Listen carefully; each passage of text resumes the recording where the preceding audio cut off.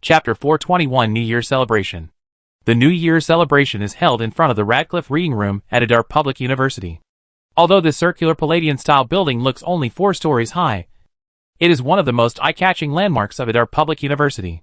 The gallery inside the building displays portraits of outstanding students of Adar Public University and outstanding talents who have made significant contributions to the Principality of Adar. At this moment, the square in front of the Radcliffe Reading Room was crowded with people. The well-trained Adar police officers, under the personal leadership of Wagner, director of the Adar Public Security Bureau, are fully focused on maintaining order on campus. This New Year celebration was ordered by His Excellency the Duke himself, and there must not be any mistakes. Similar to the director of the Central Intelligence Bureau of Adar, the director of the Adar Public Security Bureau Wagner is also a civilian origin. He knows that he has been given the power given by the Duke and the responsibility he should assume. The scale of several thousand people is not small. But fortunately, the police officers have gained a lot of experience in hosting the Adar Football Super League, so there is no sign of panic. These are just small scenes. The Football League with more than 4,000 people is not afraid at all. And the New Year celebrations with even fewer people are naturally also well organized. Not to mention, for most Adar police officers, being able to maintain order at such a grand event is a great honor in itself. Others want to come but can't. You know, although there are many Adar people who want to participate in the New Year celebrations. But, due to the limited area of the venue and safety considerations, it is impossible for everyone to come to listen to the Duke's teachings and see his face. So, in addition to representatives from various industries, the vast majority of civilians are selected through random drawing. And even in each working community, usually only a few people are qualified to participate in this event. As all the invited guests took their seats under the rostrum, the cannons that had been ready to fire suddenly rang out. And the first New Year celebration since the founding of the Principality of Adar finally officially kicked off. The Adar military song was played and the Adar flag was raised, under the order of Bruno Stewart, Duke of Adar. This has become a fixed procedure for all events and celebrations held in the Principality of Adar. The pattern on the flag of the Principality of Adar originated from the family crest of the Stewart family. The flag of the Principality is blue with a red border. The overall background color is dark blue, and a red cross pattern with a white border divides the rectangular national flag into 4 equal parts. Among them, the dark blue symbolizes the vast sea territory of the Principality of Adar, and the red cross represents the inseparable connection between Protestantism and the Principality of Adar, representing the claim of the guardian of faith. In the middle of the cross pattern is a light gold round shield logo. On the round shield is a finely drawn light golden griffin pattern, and the shield-shaped emblem is surrounded by light yellow olive branches. The meaning of this pattern is of course very obvious. It symbolizes the Stewart family, the actual rulers of the Principality of Adar, who love peace and convince people with reason. If the shield-shaped logo in the center is taken as the origin and the cross pattern as the coordinate system, the third quadrant of the national flag is the sickle and hammer, and the fourth quadrant is the gun and blade. The sickle and hammer represent the people who support and build the Principality of Adar, and represent the foundation of the Stewart family's rule. The guns and blades represent the Adar army, which is closely united around Bruno, constantly striving for self-improvement and fighting bravely. The national flag is raised and military songs are sung loudly. Old Ford, the head of Adar's government office, strode onto the podium. Yes, as the head of Adar's government office and the second in command of the entire Adar Principality, he will personally host the New Year celebration in front of you. Because in a sense, this is not just a New Year celebration, but also a summary of the past and a look into the future by the people of Adar. As for Bruno, as the supreme ruler of the Principality of Adar, Bruno's speech naturally had to come later. As for these procedures, he was already familiar with them. So, after sending New Year's greetings to all the people of the Principality of Adar, Old Ford took the lead in representing the Adar Principality's government office and public service team to review the glorious achievements and touching journey that the Adar Principality had made during this period, and praise the Adar people's hardworking, positive and hardworking qualities. Then, Old Ford read out to everyone present the Adar City Hall's policy plan and policy for the new year. The policy plan covered many aspects including people's livelihood, transportation, medical care, education, culture, economy, etc., which shocked the Adar people present, although they didn't quite understand some of the nouns and sentences. But This did not stop the Adar people from clapping hard, and even their cheeks turned red from the excessive effort. Because the Principality of Adar is the only place that truly regards the lives of civilians as lives. They may not understand the old Ford's plans and arrangements for the future, but they have realized the feeling of being taken seriously, and they have received the respect they deserve.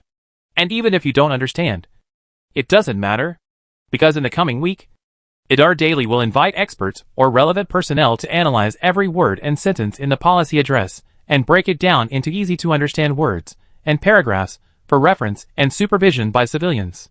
Soon, the old Ford's report was over. The applause of the entire venue was thunderous, and the cheers of high or low were endless. The response of civilians will not lie.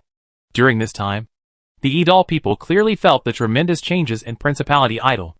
If Duke Bruno Stewart of Adar is the leader of the Principality of Adar and the unshakable supreme leader in the hearts of the people of Adar, so Idal's officials headed by Old Ford are loyal practitioners of Bruno thought and a firm supporter of the Idal regime. As a member of the Patalia mission, Grand Elder Sherman Goodberg was also invited to participate in the New Year celebrations of the Principality of Adar. Then, he was shocked again. All right.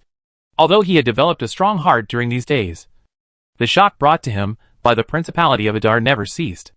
The great Elder Sherman Goodberg even silently recited this in his heart countless times. Please have mercy on the old man. Please stop shaking. Please stop shaking. If there is another earthquake, my body won't be able to bear it. But apparently, the Adar Public University, located on the banks of the Adar River, alone made the great elder's heart tremble again, and he took a deep breath. Fortunately, it was the middle of winter, and the air around him was plenty cool for him to breathe. As the cold air invaded his heart and lungs, the great Elder Sherman Goodberg's slightly trembling heart gradually calmed down. He has never imagined that schools and education can still do so mighty, shocking, and thrilling. All along, education is a huge thing. From reading aloud to spelling. If one really wants to significantly improve the cultural level of the people in a region or even a country, the time, money, manpower and material resources required will be a considerable amount. At least, in the opinion of the great Elder Sherman Goodberg, no noble would be willing to bear such a huge expense, let alone anything else. Just raising the cultural level of the common people from the average prenatal education graduate to the average primary school dropout. The manpower and material resources required in this process are not something that ordinary nobles can afford. Not to mention teaching ordinary people who didn't know even a single letter to spell and read aloud. As for the city-state of Padilla, the existence of mutants is always a sword of Damocles hanging over their heads. It is extremely difficult to survive, let alone the leisure to study any cultural subjects. But looking at the Principality of Adar, the West Campus of Adar Public University is centered on the Radcliffe Reading Room, while the East Campus is marked by the Alexandria Library. No matter which building is picked from the East and West campuses, it is enough to be regarded as a miracle that is worried. And this is just the cost that the Adar people invested in fixed assets, recruiting teachers, compiling and purchasing books, and the hidden costs involved in the teaching process. If you add up all these numbers, then no matter who you are, you will be dumbfounded. And, you know, the purpose of the Principality of Idal is not the purpose of promoting the cultural and educational cause of Principality Idal. This is just a New Year celebration. Every word that Old Ford said on the stage was heard by the great Elder Sherman Goodberg, even though he was looking at the future policy plans of the Principality of Adar from the perspective of an outsider. He could not help but admire the comprehensive, detailed, logical and practical outlook and vision of the Adar government office. At the beginning of the beginning, he even took out with a paper pen and paper in person. While listening carefully, he listed the policies and measures of Idal Principality for agricultural, industrial, commercial, and related fields. He wanted to use it as a reference. However, the great elder soon discovered, although the series of policy measures issued by the Adar government office are comprehensive and detailed, the city-state of Padilla, located on the other side of the ocean, does not have the soil and prerequisites to implement these measures. For example, agriculture. Adar City Hall plans to popularize the use of fertilizers and the cultivation of high-yield crops in the new year, encourage the construction of greenhouses, and provide diversified options for the market. But the problem is, what is fertilizer? What is a greenhouse? Regarding these, the great elder simply couldn't understand. What the H.L. is he still remembering? So, in this sustainable shock, old Ford slowly walked down the podium. And then, a young and handsome figure appeared in front of everyone. The first is a silent silence, followed by, at this moment, the elder finally realized what it means to be deafening, and what is the heart of people. Applause, cheers, and the most sincere shouts from the bottom of your heart. These sounds burst out almost in an instant, and then gathered and staggered, ranging the sky. And the name of the young man, called Bruno Stewart. This was not Bruno's first speech, but the sudden burst of cheers still surprised him a little. But at the same time, he felt more proud, and proud in his heart. That's right. Bruno's foresight from his previous life and the support of the Wonder construction system are indeed one of the reasons why he can gain a firm foothold. But apart from that, the trust and respect of the Adar people is the prerequisite for him to go further, and the guarantee that he can be fearless of other forces. After all, no matter what kind of technological breakthrough the Wonder construction system provides Bruno with, it ultimately depends on people to achieve it. And the world also depends on countless Adar people to change. At this moment, listening to the cheers around me, such as "Long live Adar" and "Long live the Duke," looking at the expressions of the people around me, who were saying greater than over equal to less than over equal to or omega, the elder Siaman Gudberg felt that his head was full of chaotic groups. The young man was the legendary Duke of Idal. The dark purple cape was noble yet not alienating, and the Order of the Griffin engraved in pure gold was worn on Bruno's chest.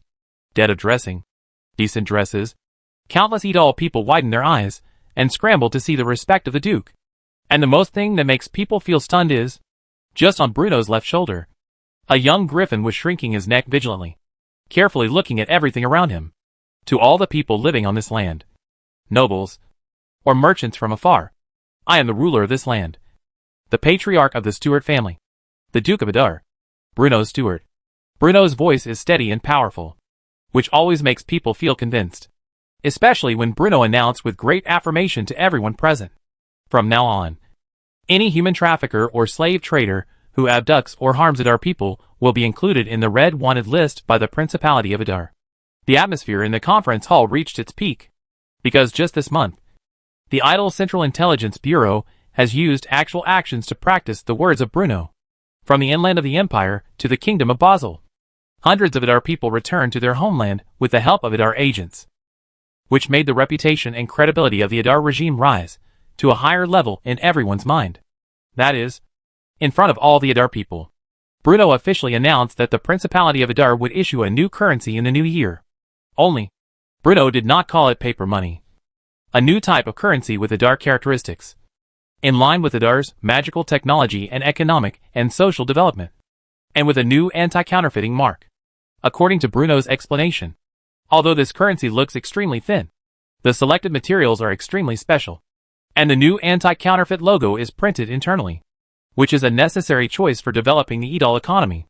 In short, because it has just been issued, only the distinguished civil servants of the Principality of Adar are eligible to use this unique new currency for the first time.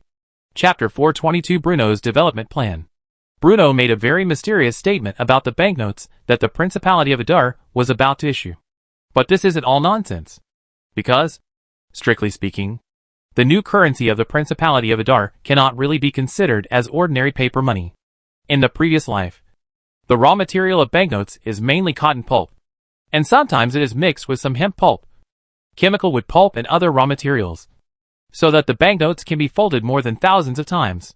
While having water resistance, it can be better adapted to gravure printing.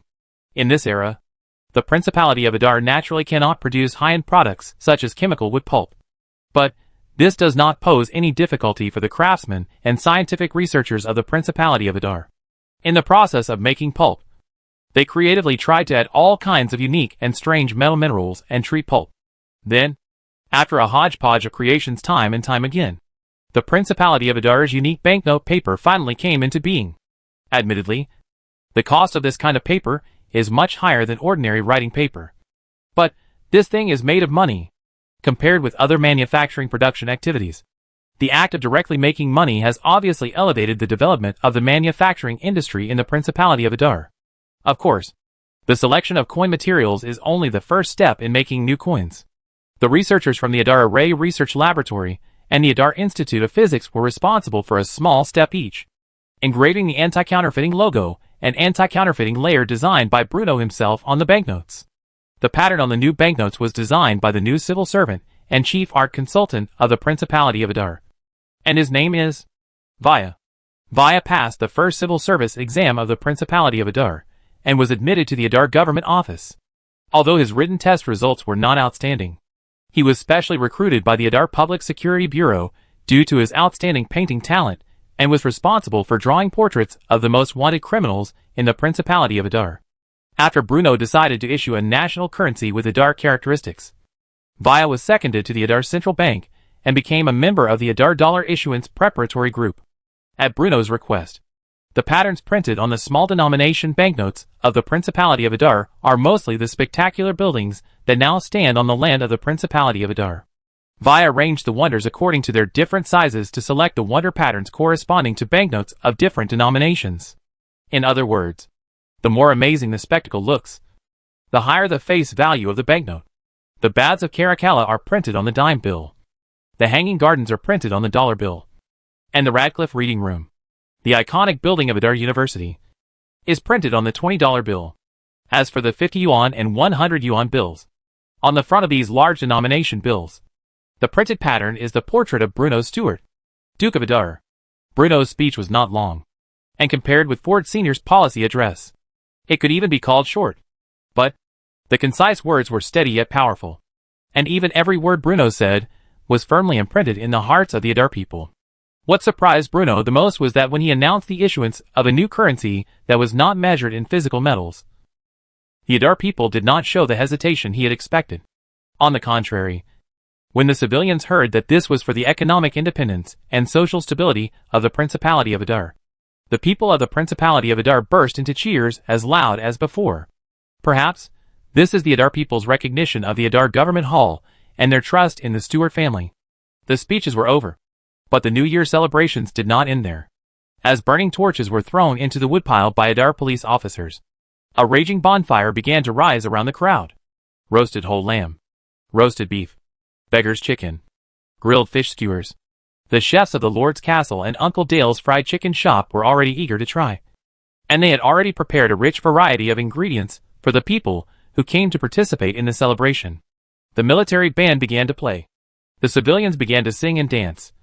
The strong flames toasted the slightly crispy crust, and the ingredients on the grill began to emit a shiny sheen. All of a sudden, the fragrance filled the air. Even though the lives of ordinary people have greatly improved, the ingredients used in the New Year celebrations are not common on weekdays, not to mention the greasy barbecues and fresh green vegetables that appear in winter. The common people celebrated, and the Duke paid the bill. Although old Ford had repeatedly advised Bruno that this would cause the Stuart family to spend an astonishing amount of money at the beginning of the new year. This was Bruno's intention. Will the act of issuing currency be seen by some people as a deliberate attempt to make money? Although such remarks have not appeared so far, Bruno is used to making plans early. He was actually taking this opportunity to establish his image. Bruno wanted to create an image of a generous and compassionate Duke in front of the people of Adar, so as to eliminate the confusion of the common people about the new type of currency that was about to be issued to the greatest extent, including Bruno. Many civil servants of Adar's government hall were walking among the people, making the Adar people present show flattered expressions and gestures. On this day, there is plenty of liquor and food. Bruno and the people of the Principality of Adar celebrated the first new year since the establishment of the Principality of Adar. Not even just the Adar people. Even the Patalia delegation from the Lost Land could not help but gradually fall in such an atmosphere. Except for the great elder Sherman Goodberg. All the members of the delegation couldn't help but dance with the Adar people to celebrate the arrival of the new year. As for the great elder, alright, at this moment, he was already dumbfounded. Even if he squeezed the juice out of the city-state of Padilla, he would never be able to piece together such an extremely rich meal. Just as the great elder was staring blankly at everything in front of him, Mondale had quietly walked behind the great elder and said in a deep voice, "Dear Mr. Sherman Goldberg, the Duke wishes to see you." The meeting place Bruno chose was on the top floor of the Radcliffe Reading Room. The major projects of the Principality of Adar made certain changes to the original building and set it up as the President's Office of Adar Public University. The office is surrounded by tall, spacious and bright floor-to-ceiling windows. Looking out, one can have a panoramic view of the entire Adar Public University. At this moment, in the square in front of the Radcliffe Reading Room, thousands of Adar people are singing, dancing and cheering. The Principality of Adar looks pretty good, right? Although Bruno's words were just a question, the answer in his heart was already clear. Of course, this is just a little bit of modesty. Yes. Hearing this, the great elder Sherman Goodberg nodded quickly. Although the Duke in front of him looked extremely young, even a little unbelievable. But he definitely could not be viewed with a casual eye. After all, during these days, even though Padalila's delegation had been to the Marin district and the city of Adar, they had already clearly realized the power of the Principality of Adar. Besides, according to the Adar people, Sorenborg, the Dale Hills, no matter which of these places you pick out, they are all top-notch giant cities, comparable to dozens of Padilla city-states. In the Merlin district, he saw merchant ships and caravans coming and going, and the magnificence and grandeur of the great lighthouse and the Venetian arsenal. Originally, he thought he had roughly figured out the strength of the Principality of Adar. But whether it was the roaring steam locomotive he was riding, or the baths of Caracalla and the ancient Roman aqueduct he had seen in Adar, these spectacular buildings are all manifestations and symbols of the comprehensive national strength of the Principality of Adar. The New Year celebration was naturally not the first destination of the Padilla delegation in Adar City. A few days before the New Year's celebration, Sherman Goodberg and the members of the delegation had witnessed the dazzling array of goods in the Adar department store with their own eyes. There, countless goods and commodities coveted by the residents of the city-state of Padilla were purchased at will by the Adar people. There, many products that he couldn't even name made him feel short of money again and again. So, when he finally met Bruno's steward, the Duke of Adar, in person, the great elder's confidence was almost zero. Dear Duke, on behalf of the city-state of Padilla, I would like to extend my most sincere greetings to you. The Principality of Adar under your rule presents. All right, Mr. Sherman Goldberg. Bruno waved his hand and interrupted the elder. I am a person who likes to speak directly. These sincere and truthful words can wait. You can get straight to the point. Although his words were interrupted by the young man in front of him, the great elder did not lose his temper at all. And he did not think that the young man in front of him was a guy without martial ethics. After all, if we consider the interests of the Principality of Adar, whether it is hostile or friendly with the Padilla City-State Church, it will not have much impact on the interests of the Principality of Adar. But Captain Housen still invited him to visit this land, and the Duke of Adar did not show any hostility towards the Padilla delegation. The great elder knew very well that in a sense, given the huge gap in strength, this was already the best attitude given by the Principality of Adar. Hearing this, the great elder Sherman Goodberg said simply and bluntly, We hope to gain your friendship and help from the Principality of Adar. Tell me why. And why should I help you? Bruno stared at the old man in front of him with interest and said frankly, To be fair, as an outstanding young man of the new era who has been baptized by exexism, the education from his elders and his personal qualities make it impossible for him to have the same barbaric and backward Western pirate mentality as the barbaric and backward pirates who do things like the triangular trade that disregard human lives. In the previous life, what China brought to overseas civilizations was civilization and friendship. But what the Western world's overseas exploration brought was killing and plunder.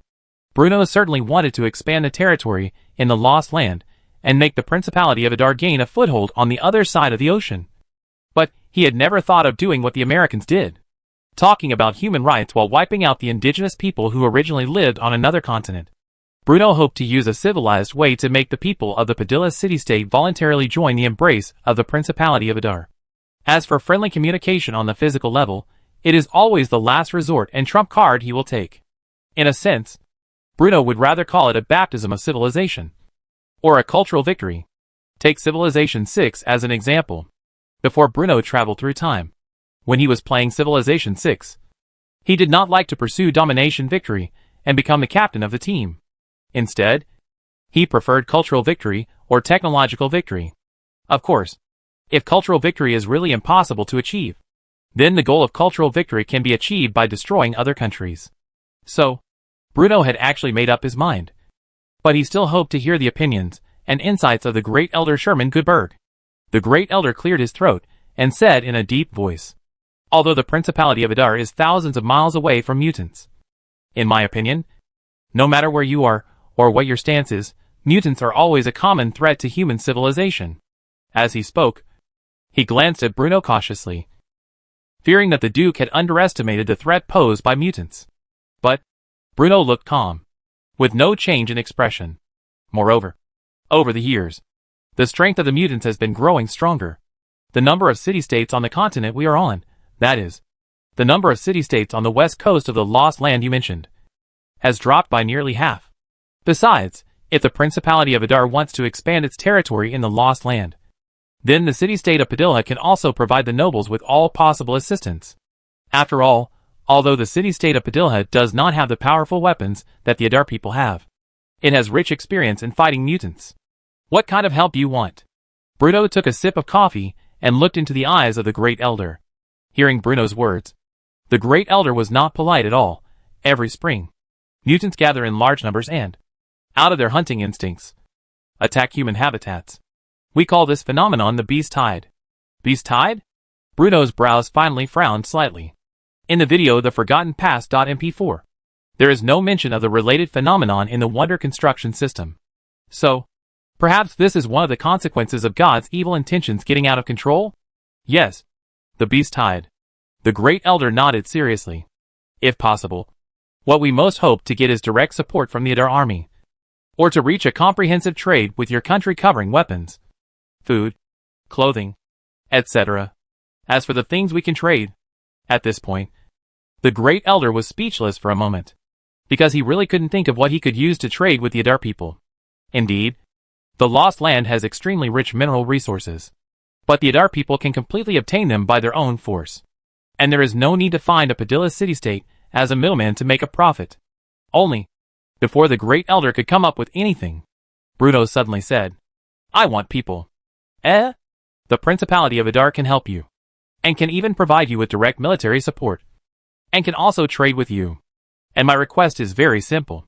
The Principality of Adar must employ the people of the city-state of Padilla to build ports and pave roads. We are going to hire the residents of the city-state of Padilla as guides to serve the Principality of Adar. Of course, I will give you money. Chapter 423, The First Wonder of the New Year, the Alhambra Palace. You are really so generous. Bruno's words. The Great Elder Sherman Goodberg suddenly felt at ease, and even felt a little surprised. He really didn't expect that the Duke, who he had thought would take a lot of effort to convince, would agree to his request so easily. Isn't it just to assist the Adar people in building a port? Isn't it just helping the Adar people? Compared with the life and death of the Padilla city-state, Bruno's demands were nothing but trivial matters. What's more, the Adar people paid. Through what he had seen and heard in the Principality of Adar in the past few days, the Great Elder had fully realized the benefits of trading with the Principality of Adar. As long as they have the currency recognized by the Adar people, the Padilla city-state can buy essential goods from the Adar Principality. Take soap and toothpaste, for example. Almost every Adarite is one. But the residents of the Padilla city-state have never even heard of them. Not to mention the crops unique to the Principality of Adar, which are not only high-yielding but also extremely easy to cultivate and promote. Almost at the moment when Bruno finished speaking, the Great Elder had already determined the Duke in front of him was not only young and promising, but also a very good man. Ding! Nice guy card. Bruno naturally didn't know that he had been awarded a good guy card by the Great Elder Sherman Goodberg. But even if he knew, he would not care. After all, what he really wanted could not be given by the Great Elder alone. In my opinion, all the residents of the city-state of Padilla are fighting for the great cause of mankind. You are all warriors standing on the front line. The Principality of Adar will always maintain a friendly attitude towards such city-state neighbors. Bruno smiled slightly. After receiving Bruno's affirmative answer, the Great Elder's anxious heart finally settled down. Just like that, with a heart full of joy and longing, the Great Elder Sherman Goodberg left reluctantly, looking back every few steps. With the support of the Adar people, he finally saw hope of defeating the mutants again and the possibility of the Padilla city-state continuing. Watching the Great Elder slowly leaving, Bruno also felt that everything was going exceptionally smoothly. In Bruno's overall plan for the future of the Principality of Adar, the development of overseas territories is undoubtedly a crucial part.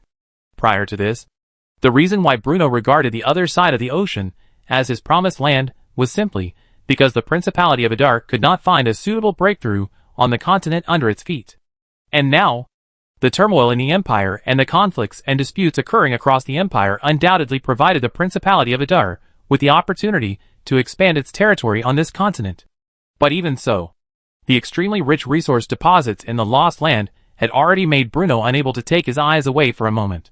To know, the Lost Land not only has a large number of magic crystals and source stones, but also has huge reserves of gold, silver, copper, iron, mithril, and other kinds of rare metals. Bruno can say responsibly, these rare mineral resources are of great significance to the development of Adar's magic industrialization. Based on this point alone, the Principality of Adar, with Bruno as its core, will definitely not miss the plan to incorporate the Lost Land into its territory. This, naturally, a very realistic problem arises. That is how to expand the overseas territories of the Principality of Adar. That's right. In order to escape the war and obtain better living conditions, a large number of refugees poured into the land of the Principality of Adar during this period, bringing a large population to this land in the eastern part of the empire. If it were in the past, such a large influx of population would undoubtedly put tremendous pressure on the rulers, and the action to provide relief to the refugees could only be a temporary whim of those in power, and would not be sustainable. But the development of magic industrialization seemed to have opened a Pandora's box for the Principality of Adar. With the increase and optimization of magic transmission lines, factories and workshops began to take root in this land. This also led to the emergence of many professional workers in the Principality of Adar who were completely separated from agricultural production, thus kicking open the door to industrialization. These people are not engaged in agricultural production and have long been away from farming and fields. They rely on the wages they earn from working to buy food and other necessary survival materials, and obtain new jobs through their own strength and experience. Textile factories, iron and steel factories, food factories. Some of these factories were family businesses run by the Stewart family, while others were private enterprises founded by wealthy businessmen. But all of them were. The existence of these factories and enterprises provided a large number of jobs for the Principality of Adar, allowing the refugees who poured into the Principality of Adar to leave relief and obtain a new source of livelihood in a very short period of time. In addition, the construction of wonders, the repair of roads, the laying of railways, these large-scale infrastructure projects also require countless manpower. So even though the population living in the Principality of Adar is increasing, human resources are still in short supply. In other words, as long as you are willing to work hard and do things steadily, even if you are a fool, you can live a stable life on this land. So, although Bruno was extremely eager for the land on the other side of the ocean, he was always troubled by the lack of sufficient manpower to explore and build it. Moreover, even if the Principality of Adar could gather a group of refugees, would they really be willing to travel thousands of miles across the ocean to go to a land threatened by mutants to engage in agricultural production or engineering construction?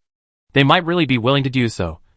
But Bruno thought there was no need, because the arrival of the great Elder Sherman Goodberg provided him with another possibility. Firstly, the Principality of Adar was unable to mobilize a large number of civilians to sail to the Lost Land. Secondly, the Lost Land had many city-states and indigenous residents. In that case, then as long as the local indigenous people are turned into citizens of the Principality of Adar, wouldn't it be equivalent to the Principality of Adar having enough manpower in the Lost Land? Think about it.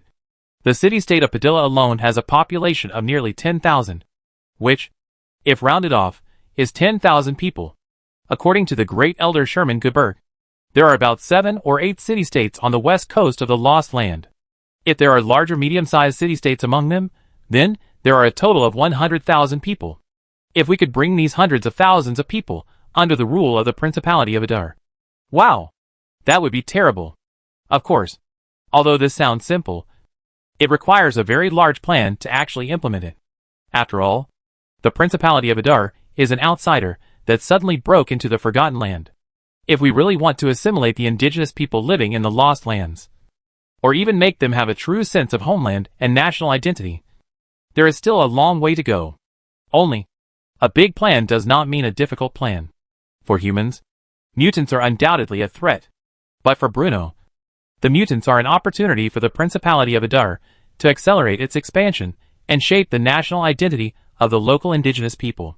Although the Great Elder did not say it explicitly, it was obvious the mutants' growing trend in recent years had caused panic among local city-states and people. Because if things continue to develop in this way, then these city-states on the west coast of the Lost Land will find it difficult to escape the fate of being overthrown one after another. But the Principality of Adar, which suddenly broke into the Lost Land, brought another possibility to the city-state of Padilla. Bruno was almost certain that if the Principality of Adar could quell the beast tide, like a divine force descending from the sky, when the Padilla city-state was in the most dangerous moment, then the Principality of Adar's favorability in the hearts of the natives of the Lost Land would surely soar. He then hired the residents of the city-state of Padilla to build ports and pave roads, and things naturally became extremely smooth. What's more, although Bruno gave money, the money he gave was all new banknotes issued by the Principality of Adar. In this way, the Principality of Adar quietly occupied an absolute dominant position in the transactions with the city-state of Padilla with almost no effort. In addition, when more and more Padilla residents depend on the Principality of Adar for survival and realize the power of the Principality of Adar, then, will they want to obtain the status of Adar citizens? Will they want to be protected by the Principality of Adar? You should know that there is no racial distinction among humans in this world.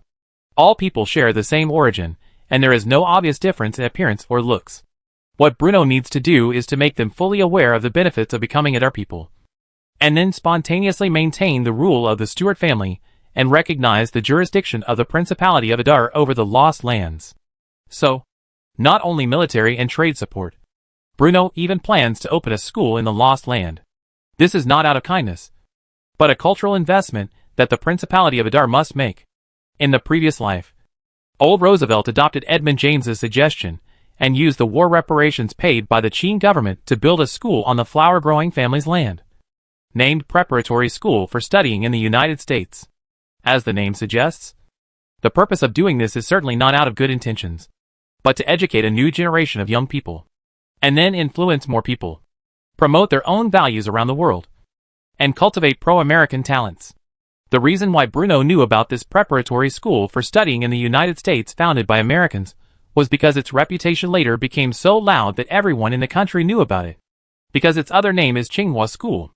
Indeed, the flower growers of the previous generation could survive the cultural invasion of the Americans by relying on their national awakening. However, in this era, Bruno did not think that Padilla, who was only 10,000 people, could adhere to the independence of Padilla city-state under the cultural baptism of the Idol, and reject the olive branches thrown by the Adar. Bruno is determined to get both the land on the other side of the ocean, and the people living on that land. The Principality of Adar's ability to act is well known. On the second day after the New Year celebrations, Duke Bruno Stewart of Adar personally issued an order, and the Adar Government Office officially issued the notice on preparations for the second ocean voyage of the Adar Navy. The release of the notice also caused a stir in the Principality of Adar. At this time, it was only half a month before the explorer returned. Not only were the fully loaded cargoes unloaded at the port still vivid in people's minds, but the generous rewards received by the Adar soldiers also made people feel extremely jealous. All soldiers going to sea not only received triple their military pay, but also received various subsidies, cash and in-kind rewards, and even brand new houses. What is even more shocking is that all soldiers of the ocean-going fleet, regardless of their original rank, will be awarded third-class merit and promoted one level. Corporal promoted to sergeant, second lieutenant promoted to lieutenant, plus the third-class merit. You know, the Adar Army is extremely strict in assessing and awarding merits, and the third-class merit is already a considerable merit. With the medal of third-class merit, they can even enjoy many privileges granted by Adar law. For example, no need to queue up when riding or shopping, extra points for children's schooling, and higher loan amounts in the future. And most importantly, these young men can gain the respect of all Adar people and become the dream lovers of countless girls overnight. So, there was hardly any publicity and mobilization. Once the notice of preparation for the second voyage was issued, it immediately caused a huge response throughout the Principality, with a large number of people responding, and the momentum was huge. Monsieur Hausen, who has just been officially promoted to Commodore of the Adar Navy, will continue to serve as the Commander-in-Chief of the Adar Navy's ocean-going fleet and will be fully responsible for this ocean-going mission. This time, the ocean voyage involves not only the explorer's ship. The second batch of Adar's ocean-going fleet will consist of 3 three-masted warships and 7 ocean-going merchant ships, in addition to carrying more than 500 naval and army officers and soldiers of the Principality of Adar. The ocean-going merchant ship also has nearly 100 craftsmen from various industries, as well as a large amount of military equipment, daily necessities, and various supplies. In short, during this ocean voyage, the Principality of Adar not only has to defend the city-state of Patalia against the threat from mutants, but also has to build a safe and stable military base for the future development of the Principality of Adar. Then, on January 7th, 539 of the new calendar, after intensive preparations, the Adar ocean-going fleet sailed out of the naval port again. The great Elder Sherman Goodberg stood on the deck of the three-masted warship, looking at Bruno's figure from afar, waving his hands vigorously. Although standing at the port and seeing the fleet's departure in person, Bruno's thoughts had long been traveled to the sky, because, just now, there has been news in the city of Adar. The Alhambra Palace, located on the Sherdong Road, has been officially built in the future of the Ministry of Defense of Edal. And this also means another SSS Grade Wonder certified by a miracle construction system stand on the land of Principality Adar. With a ding sound, 150 points of glorious points arrive. Chapter 424 Breakthrough. The strongest technological advancement. After sending away the idle naval fleet, Bruno almost rushed back to Edal City. As a senior civilized player, the Alhambra Palace, which can increase military policy slot and provide generals, is almost one of the wonders of Bruno in each game. After traveling through time, he also saw the renderings of the Alhambra Palace after its completion in the Wonders Atlas. But, as soon as the news of the smooth built by the Alhambra Palace, Bruno's heart was still excited. To know, it was a wonder. It is a genuine SSS level wonder that can provide wonder bonuses and give Bruno brilliance points. Adar City, through 10 roads. When Bruno arrived here, many senior generals of the Adar military had already gathered together. Seeing the Duke coming, Adar Defense Minister Sarah Cullen hurried over to greet him. Your Excellency the Duke. Although after the military reform in the Principality of Adar, the Minister of Defense became a civilian position, causing Sarah Cullen to lose her status as an active soldier in Adar. But, as a former Normandy Empire, he was the Minister of the Edal Defense Ministry of Defense after relying on the Stuart family, which represents Bruno's great trust in him. During the peaceful period, the Duke's jurisdiction of the Duke of Edal, Lu, and the Air Force. Such honors and positions were by no means that anyone could afford it. After all, as the population of the Principality of Adar approaches the 1 million mark, the army of the Principality of Adar is constantly recruiting and expanding. Today, without taking into account the reserve production and construction corps, the number of regular troops of the Principality of Adar has already exceeded 20,000, reaching a size of 23,000. And in the midst of this, the army accounted for the highest proportion, reaching 80% of the total number of troops. The Navy is composed of the Marine Corps, the Adar Naval Fleet, and the Adar Coast Guard, with a total number of nearly 3,000 people. As for the Air Force, Griffin Knights, Air Force reconnaissance camps, the total number of soldiers of these two troops approached the scale of 600. So, once the Principality of Adar faces war, if the reserve soldiers and recalled veterans are added, the Principality of Adar will be able to mobilize an army with a total number of more than 30,000 people. To be honest, although the Edal army still cannot occupy an advantage in terms of number, if it is 1v1, this can be regarded as the existence of walking across the entire empire. As the Minister of Defense, the Principality of Edal, Sarah Kalenically clearly understood his responsibility. Relax. Don't be nervous. Bruno smiled slightly and patted Sarah Coron's shoulders. It is true that Sarah Coron once worked for the Norman Empire, but Bruno himself is very familiar with Sarah Coron. So, Bruno is very relieved to let Sarah Coron be in charge of many matters of the Ministry of Defense. Yes. Hearing this, Sarah Coron's eyes narrowed slightly, and she saluted Bruno in a very standard Adar military salute. After greeting the Adar officer present, Bruno turned and looked at the Alhambra Palace standing before him. Well, the new Ministry of Defense looks pretty good. In fact, as early as the road, Bruno had seen the observation deck located at the highest point of the Alhambra Palace from a distance. The observation tower is located near the lion courtyard of the Alhambra Palace. It can only be reached by passing through several arches and a corridor decorated with arched stalactites. and following a spiral staircase. Its height is high enough to overlook the entire eastern area of the city of Adar. If it was not the Duke's importance to the Idal military, and asked the Old Ford to provide a lot of support, even if we wanted it, it would not be able to create such a magnificent building. Hearing Bruno's words, Sarah Coron said quickly. Seeing this, the Adar officers present, including Sam Layton, nodded in agreement. The Adar officers were not reckless men who only knew how to fight and lead troops.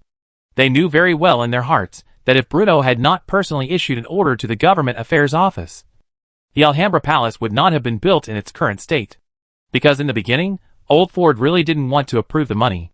If Bruno wanted to build this palace wonder for himself, there would naturally be no problem on the part of Old Ford. Air Garden, Alexander Big Lighthouse, Idle Public University. Although these spectacular buildings standing on the land of the Principality of Adar are very expensive, they will be of great benefit to the future of the Principality of Adar. Although no one could figure out why the Duke decided to build these wonders at the beginning. After they were built, they always produced unexpected effects. But the Alhambra, when Old Ford heard that such a huge wonder was built just to give the newly established Adar Ministry of Defense an address in the city of Adar, he was naturally unwilling in his heart. Even the Duke of the Duke did not live in the palace. Your newly established Adar Ministry of Defense wants to build a palace as its headquarters? It is precisely because of this. It was not until Bruno personally issued an order and claimed that it was not the time to build a palace for himself that Old Ford finally reluctantly agreed to build the Alhambra Palace for the Adar Ministry of Defense. Regardless of whether Old Ford did this intentionally to make the military aware of Bruno's importance and trust. Through this small incident in the construction of the wonder, Bruno's importance to the Adar military has been seen and remembered by everyone. To be honest, although the Alhambra Palace is a miracle that Bruno must build each game when playing the game, this is the magnificent and spectacular building of his first eyes. Then, under the support of many Idal generals, Bruno stepped into the Alhambra Palace. The Alhambra Palace is composed of four most important atriums. They are the Myrtle Courtyard, the Lion Courtyard, the Daraha Courtyard, and the Rhea Courtyard. The architectural layout is extremely delicate and symmetrical, and they correspond to the Army Department, Navy Department, Air Force Department, and Joint Staff Department under the Adar Ministry of Defense. While building the Alhambra Palace, the great engineers of the Principality of Adar removed a large part of the architectural decorations with strong religious and cultural colors, and added a large number of carved patterns in the Adar style, making it less religious and more solemn and majestic as an important power institution in Adar.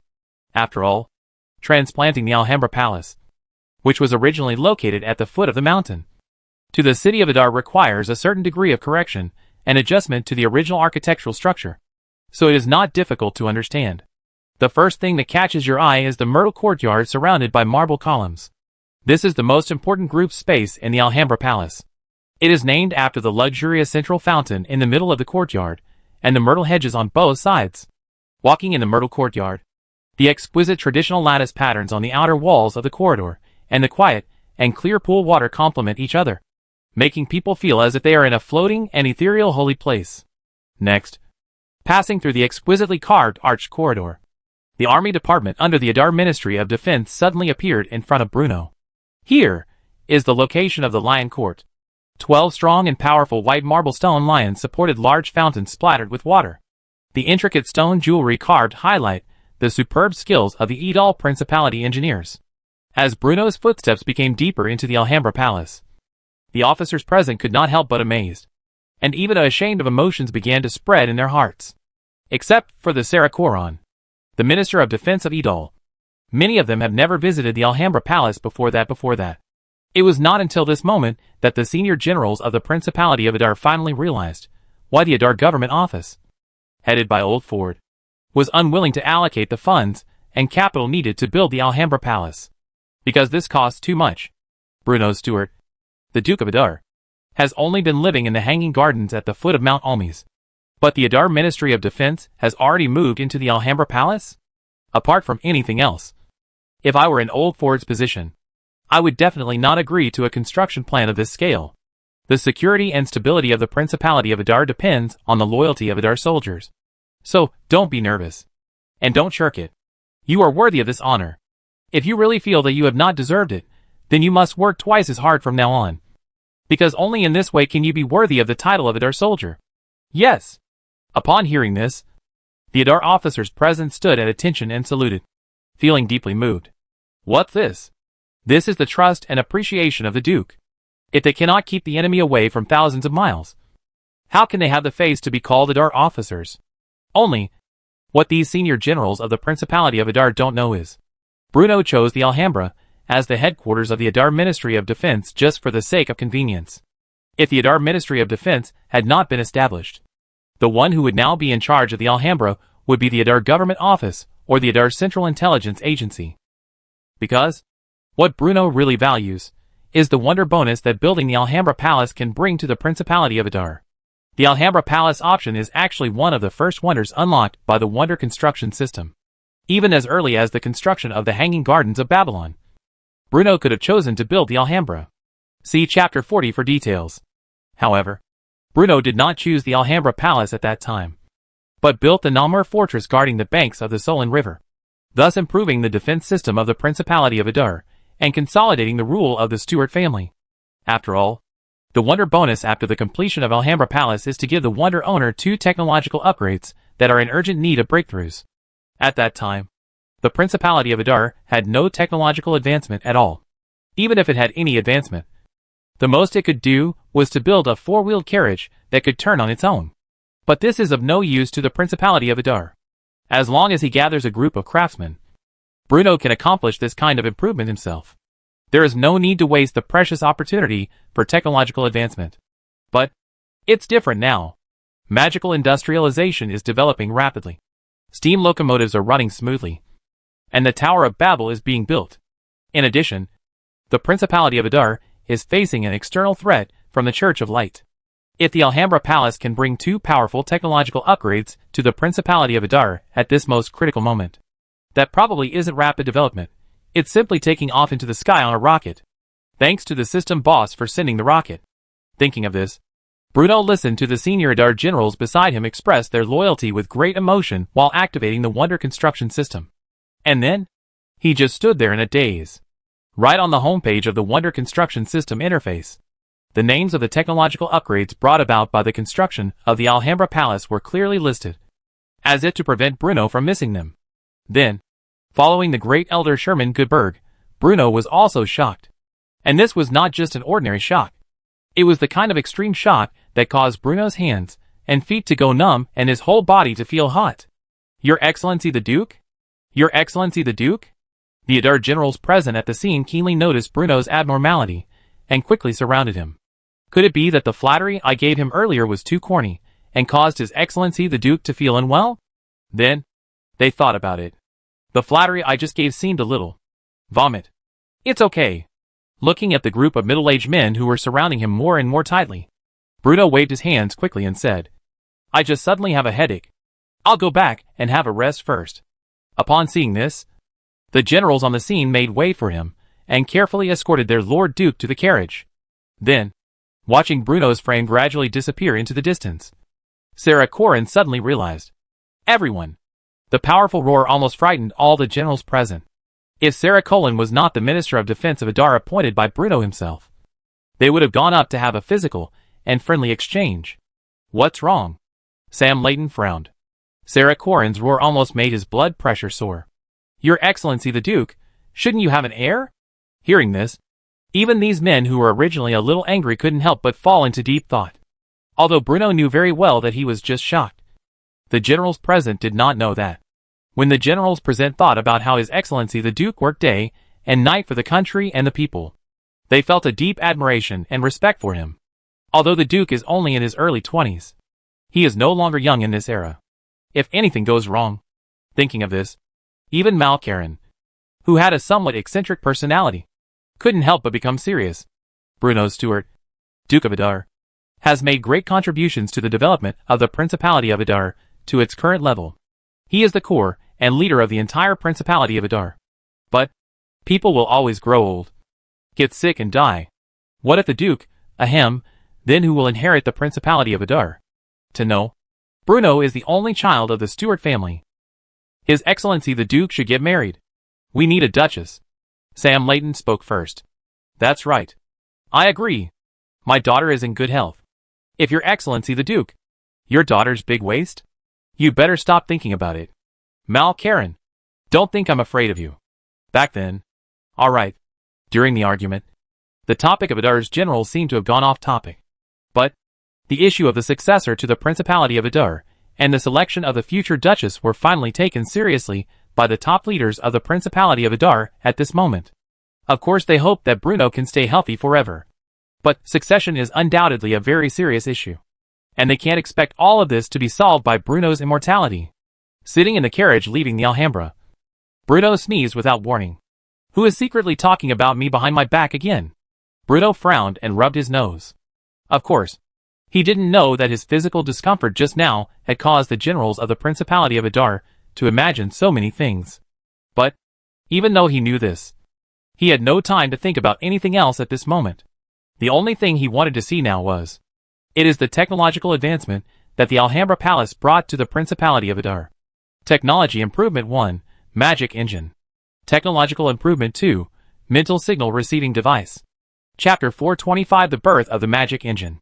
To be honest, Bruno really didn't expect that the technological advancement brought by the Alhambra Palace would be so powerful.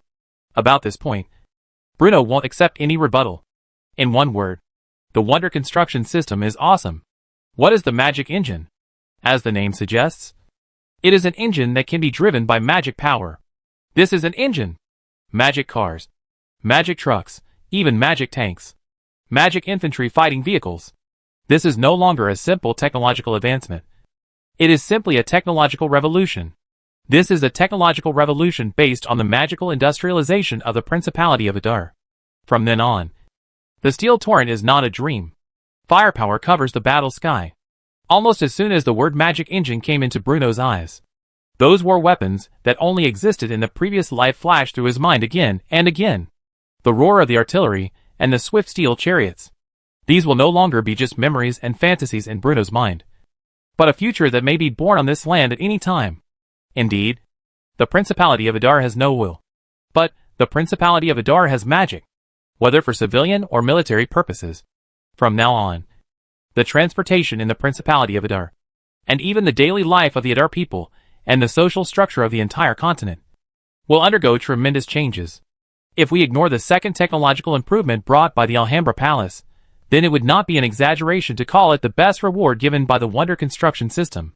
As for the second technological advancement, thinking of this, Bruno once again turned his gaze back to the strange yet familiar word psychic signal receiving device. At this moment, in the port of Dorne, not far from the Valens Plains, the construction of the Babylon's Tower of Babel is proceeding in an orderly manner under the supervision of the governor of the port of Dorne, Rack Fry. There, countless craftsmen and laborers sent from the Principality of Adar were working day and night. They had only one goal, which was to make the Tower of Babel stand tall as soon as possible. Although, they didn't know why they built this tower. Although, even the great engineers of the Principality of Adar were confused by many of the structures of the Tower of Babel. But Bruno had already issued a strict order. The Tower of Babel was different from any previous wonders. No one was allowed to make any changes to this building, and not even any opposition was allowed. Therefore, during this period, there was a constant flow of ships traveling between Port Dorne and Port Hobbs. Originium, Magic Crystal, Mithril. There are even many cryolites coming from the Arctic ice fields. These extremely precious minerals seemed to be free of charge, and were all invested in the construction of the Tower of Babel. The amount of money spent was staggering.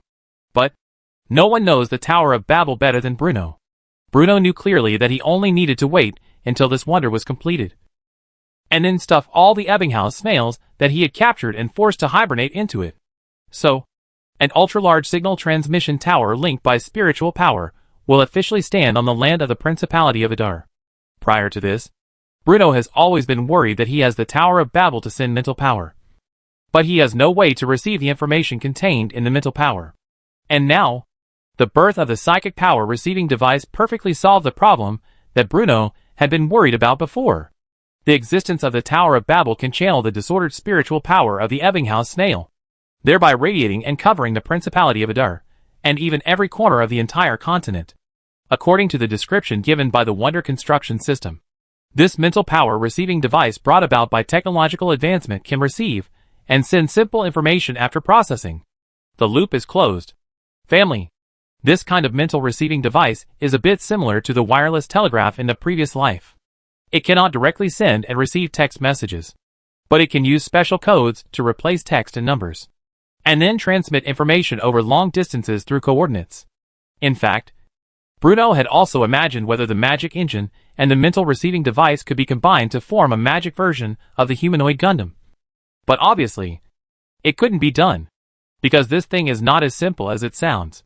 The mental power receiving device can only receive and send mental power signals sent by the Tower of Babel in a directional manner. So, the current Principality of Adar does not have the technical conditions and material basis to realize this concept. But, even so, it was enough to make Bruno's heart tremble. The existence of the psychic signal receiving device means that the Principality of Adar finally has a new, epic-making means of long-distance communication. If it is used in the field of people's livelihood, then even civilians thousands of miles apart can communicate through the mental signals sent by the Tower of Babel, making it possible. If it is used in the military field, from now on, the Principality of Adar will completely get rid of the extremely primitive and backward communication methods such as messengers and carrier pigeons, and can gather intelligence from anywhere to the desk of the Adar Central Intelligence Agency at the first time. Exchanges and communications on the battlefield, assembly and dispatch of troops, all of these will change with the birth of the mental receiving device. If on this basis, with the cooperation of Burin Tower, the Principality of Adar can even achieve ultra-long distance communication with the Lost Land, providing considerable convenience for the Principality of Adar's future jurisdiction over the Lost Land. In this way, Bruno's control over the Principality of Adar and the connections between various parts of the Principality of Adar will reach an unprecedented level at the moment when mental signal communications become increasingly popular. To know, reality is different from games. Bruno couldn't just send a military commander to a certain place for a period of time and then take control of that land like he did in games like CK3. Why did he mobilize a large amount of manpower and resources to lay railway tracks? Why build a transportation artery running through the north and south of the Principality of Adar? This is not only to enhance the comprehensive national strength of the Principality of Adar, but also to improve Bruno's control over the overall situation of the Principality of Adar. And now, in addition to laying the rails, the standing of the Alhambra Palace made Bruno see the possibility of upgrading transportation and changing communication methods. This is something that can truly enhance Bruno's control over the Principality of Adar. It is a technological revolution that can truly bring about earth-shaking changes in the entire Principality of Adar. At this moment, Bruno sat in the carriage with his eyes closed, and pictures of the future of the Principality of Adar kept flashing through his mind. His thought now can be summed up in one word: awesome. Only, suddenly, Bruno realized a very serious problem. The Alhambra Palace did bring technological advancement to the Principality of Adar. But, where are these technological advances now? And how will they be given? Before this, the system would usually explain the method of giving. But this time, Bruno did not see any related annotations. Damn! 3 days later, Adar Public University, Faculty of Technology Laboratory Building. Eric Barrow pushed open the door of lab number 7 breathlessly, and raised the lunch box in his hand towards a figure busy in the lab. Lennon Cohen. The lunch you asked me to bring. There's braised pork for lunch today. Put your things on the table outside the door. Don't forget the school rules. Food and water are not allowed to be brought into the laboratory, Lennon Cohen said without raising his head. Eric Barrow placed the lunch box in his hand on the table at the door of the laboratory, then tiptoed over. Is there anything I can help you with? Hand me the polished mithril metal on the table over there. Oh. Hearing this, Eric Barrow quickly picked up the metal parts in the small tray and placed them next to Lennon Cohen. By the way, will this thing really work? I feel like the gap is a bit too big. I have checked all possible problems. There shouldn't be any problems this time, Lennon Cohen vowed. As a freshman at the Polytechnic Institute of Adar Public University, Lennon Cohen not only ranked first in the entrance examination, but also showed outstanding talent after admission. After all, the Idle Public University has just begun enrollment and operation, and the teacher's equipment is not complete. So, in addition to daily schoolwork, self-study and practical courses with scientific researchers are the most important ways for students to learn. The Library of Alexandria has a vast amount of books and documents. These books were donated by the Wonder Construction System when it was built. As long as any student wants to learn and is willing to learn, they can gain enough through their own efforts. While learning, the application of knowledge and the ability and practical ability of students are also the aspects of Edal Public University. To know, Bruno never considered the cost when allocating educational funds to the Edal Public University. Although Old Ford felt a little distressed at the beginning, he highly agreed with it when research results such as steam locomotives and bicycles came out one after another. There is no doubt that Edal Public University is a treasure trove, although it requires continuous investment. Once there is a breakthrough, the rewards that the Principality of Edal can obtain will be extremely astonishing. Some time ago, the invention of the steam engine gave Lenin Cohen a lot of inspiration. In his opinion, since steam can drive huge trains forward, then why can't magic, which is extremely widely distributed in this world, become another source of power?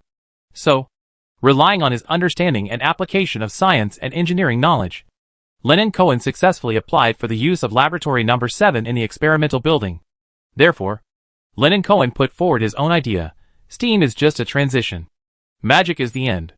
His research topic is called Further Application of Magic in the Development of Power Devices. Only, experimentation and exploration are not destined to be a smooth process. During this period, Lenin Cohen had conducted several experiments, but each experiment ended in failure for various reasons. So, whenever Eric Barrow asked a question, Lenin Cohen would only answer in an uncertain tone. But this time, Lenin Cohen was more confident than ever before. So sure? Hearing this, Eric Barrow couldn't help but be slightly surprised. Eric Barrow has already paid me a few weeks to line on Cohen. So naturally he also heard that he had mentioned the progress of the experiment. But, no matter which time he asked, Line-on Cohen has never given himself such a positive answer. I don't know what's going on. Anyway, when I was sleeping a few days ago, there was an extremely wonderful idea suddenly appeared in my head. Do you dream? I wish I could have that dream every night. Lenin Cohen said seriously. Just when Alec Barrow wants to say something. Look! Look! It's spinning! It's really spinning! Lenin Cohen suddenly shouted loudly with great excitement.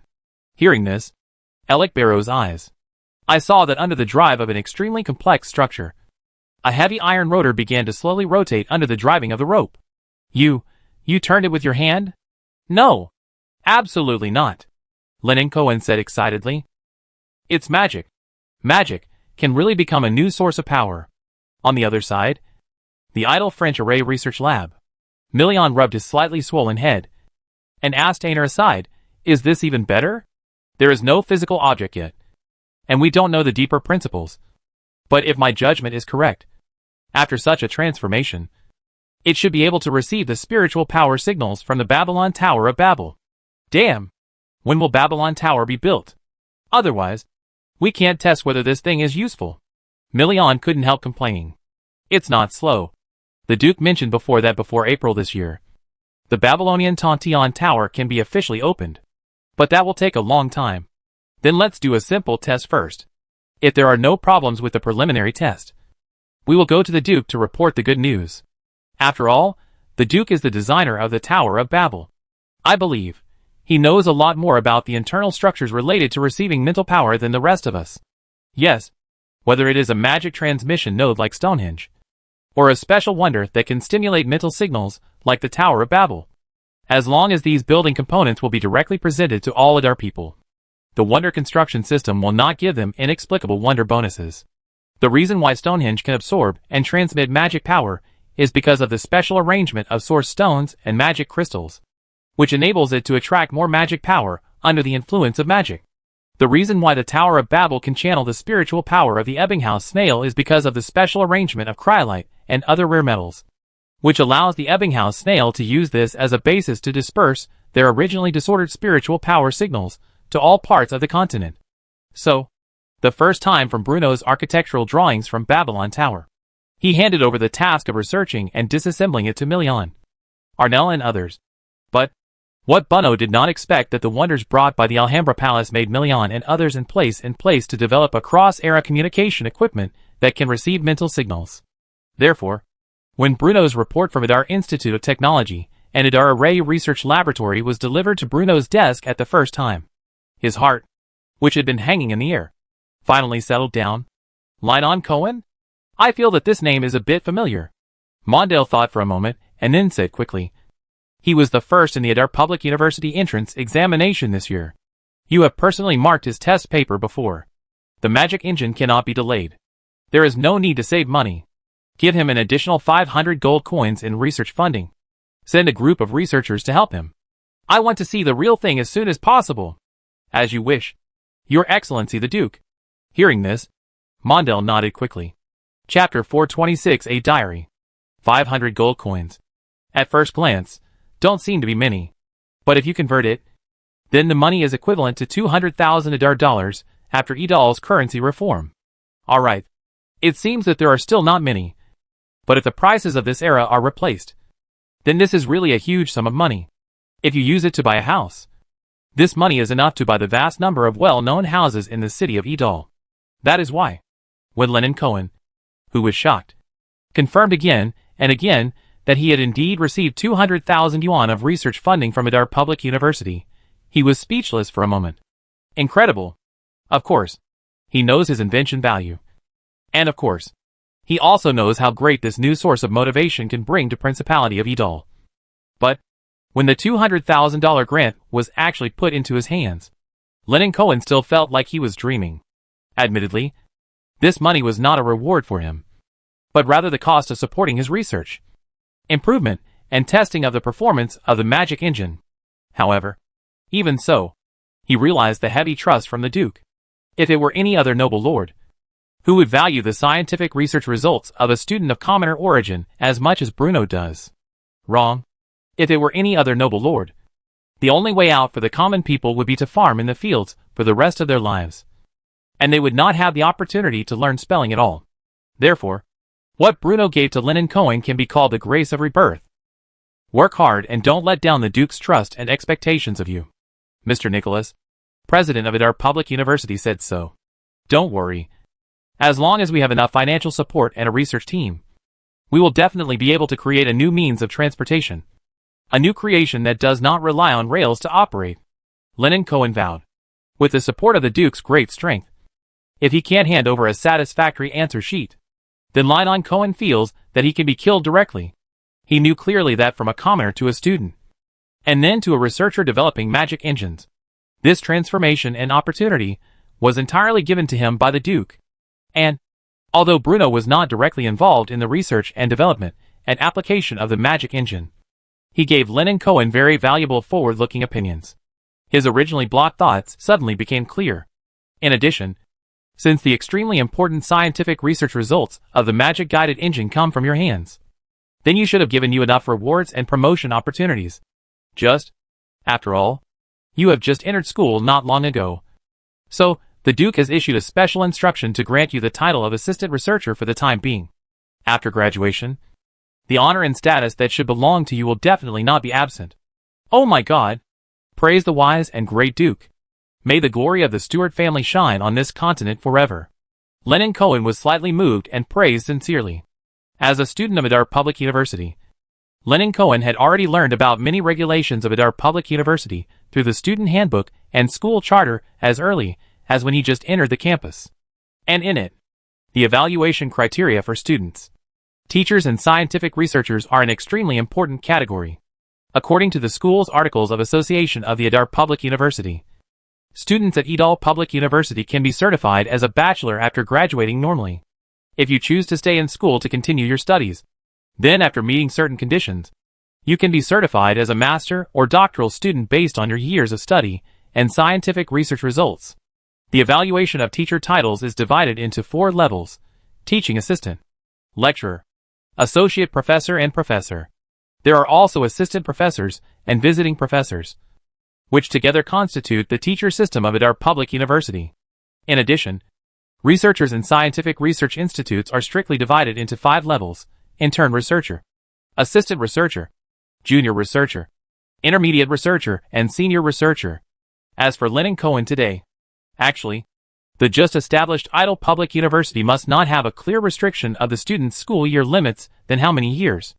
As long as you take the credits and pass the exam, you can allow graduation. But now, he has indeed not completed enough credits, nor has he fully met the requirements for the award of a bachelor's degree. After all, I have only been in school for less than a year. So, Bruno couldn't make an exception and promote him right after the rules were established. So he had to promote Lennon Cohen to the highest scientific research title that a civilian without a bachelor's degree could obtain, assistant researcher. Lennon Cohen was well aware of this. So not only did he have no complaints about his Lord the Duke, but he was extremely grateful to him. Looking around, in the scope of the entire EDAL, who else has won the award of assistant researcher in the student days? You can get a stable salary and allowance while you are in school, and you will have excellent development prospects after graduation. Even in the era before Bruno traveled through time, this was the future that countless office workers dreamed of, let alone in today's era when the lives of ordinary people are worthless. Faced with such generous treatment, Lennon Cohen was naturally grateful. How could he ask for more? To know, Mr. Nicholas, who was standing in front of him, the president, who was responsible for managing the daily affairs of Adar Public University, was just an honorary professor. As for the senior researcher, there is only one in the entire Adar Public University. That is the Duke's first student, the director of the Magic Technology Research Institute, Mage Anil, looking at the slightly distracted young man in front of him. Mr. Nicholas instructed, "You can draw a list these days. All areas and directions that you think may involve. I will use as much as possible from other scientific research institutes to regulate the hand. The university must set up a magic guidance car project to attack the group. And you, the most important member of them. Understood? Within half a year, we will make sure that the magic car appears on the land of the Principality of Adar." Lennon Cohen's face became serious, and he assured Mr. Nicholas. Actually, when Bruno heard that the magic engine was born in the laboratory of Adar Public University, he originally planned to go and see it in person. Only, an urgent report from Doornport suddenly stopped Bruno in his tracks. To be precise, this urgent message was not a letter, but a small wooden box. The urgent report was delivered by Krell himself, because the governor of Dorn Harbor, Rack Fry, had engraved the highest level of confidentiality since the establishment of the Adar CIA on this wooden box wrapped with several layers of chains. To know, for the intelligence collected from various places, the Adar CIA has a very clear confidentiality level classification, which is divided into 4 levels from high to low, S, A, B, and C. Among them, S level is the highest level of confidential information, and will only be activated when the Principality of Adar is facing the threat of war or other extremely important and urgent issues. The only ones who have the right to access S-level confidential information are Bruno himself and Adar CIA Director Krell. Since the founding of the Principality of Adar, only the test questions of the Adar Civil Service examination have been sealed as S-level top-secret information. But Bruno was extremely surprised. The wooden box sent from Doornport was marked with 2 capital S's. "What is this? Lark Fry? Have no idea." Hearing this, Claire smiled bitterly and shook his head, but before becoming the governor of Dorn Harbor, Lark Fry once served as the deputy director of the Adar CIA. He is not someone who does not know the importance of things. So, he didn't say what he was going to say next. But, a top-secret wooden box that could be marked as S-level confidentiality by the former deputy director of the CIA with an extra S is definitely not a trivial matter. Bruno naturally understood the meaning behind Claire's words. He stared at the wooden box that Agent Adar had carefully moved to his study for a long time without saying a word. The port of Dorn was the concession of the Adar people, and also the construction site of the Tower of Babel. Not only had he been there in person, he had also led a team into the Forest of Warcraft. It is neither a strategic location nor does it have coveted strategic resources without knowing that the Forest of Warcraft is passable. Logically, it is impossible for Lark Fry to encounter anything unexpected that he has to decide on his own. Unless something went wrong with the construction of the Tower of Babel, or the Ebbinghaus snail, which was supposed to be sleeping, woke up from hibernation. "You go down first." Bruno thought for a moment, then said to Claire. Hearing this, Claire nodded, turned around and walked out of the house. The wooden box is not big and is very light. It is basically a rectangular block about 30 centimeters long and 10 centimeters high. Bruno gently inserted the key in his hand into the keyhole.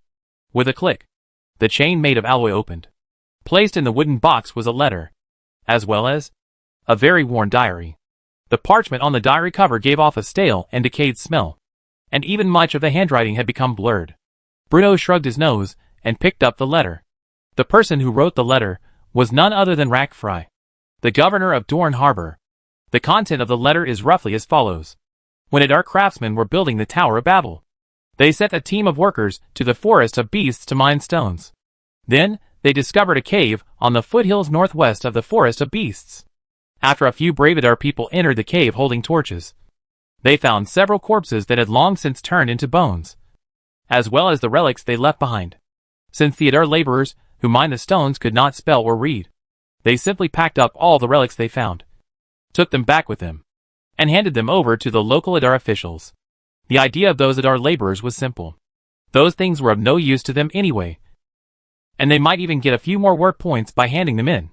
So, the relics located in the Forest of Monsters came into the hands of Rackfry, the governor of Dorne.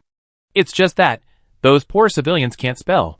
But how could Rackfry, the governor of Dorne, not be able to spell and read? After briefly scanning the first few pages, Rackfry put the diary that the workers brought back from the Forest of Monsters into a wooden box, and delivered it to Bruno in accordance with the extremely high level of top secret of the Principality of Adar. Because the contents of that diary are related to the church, and they are extremely relevant. The letter did not mention what was in the diary, but Bruno felt a headache. Damn! It's the church again! This is not the first time that the Principality of Adar has discovered something related to the church. Once at the foot of Mount Almes, and again in the depths of the monster forest. Why is this guy always haunting us? And he always likes to get into corners. Does the church belong to the wild animals? But, despite all his complaints, Bruno still carefully opened the old diary. May 3rd. The power of the explosion was far beyond expectations and control. The god is dead. Many people died. But, the surviving humans will have a bright future. We will take back the rights that belong to humans that were seized by the gods. September 17th. Our piece of land is safe. There are no mutants here. The reconstruction work has begun, and human civilization will continue. November 24th. I feel like some people are planning something secretly, and they seem to have formed some kind of small group. Maybe I'm overthinking. I hope so. Ramil said he would check. He was an upright man. April 12th. The death of gods does not mean victory for mankind. Those with ulterior motives began to show their true colors. O'Brien began to question the goals we had set earlier. I have already said, he is an ambitious guy. May 23rd. Why?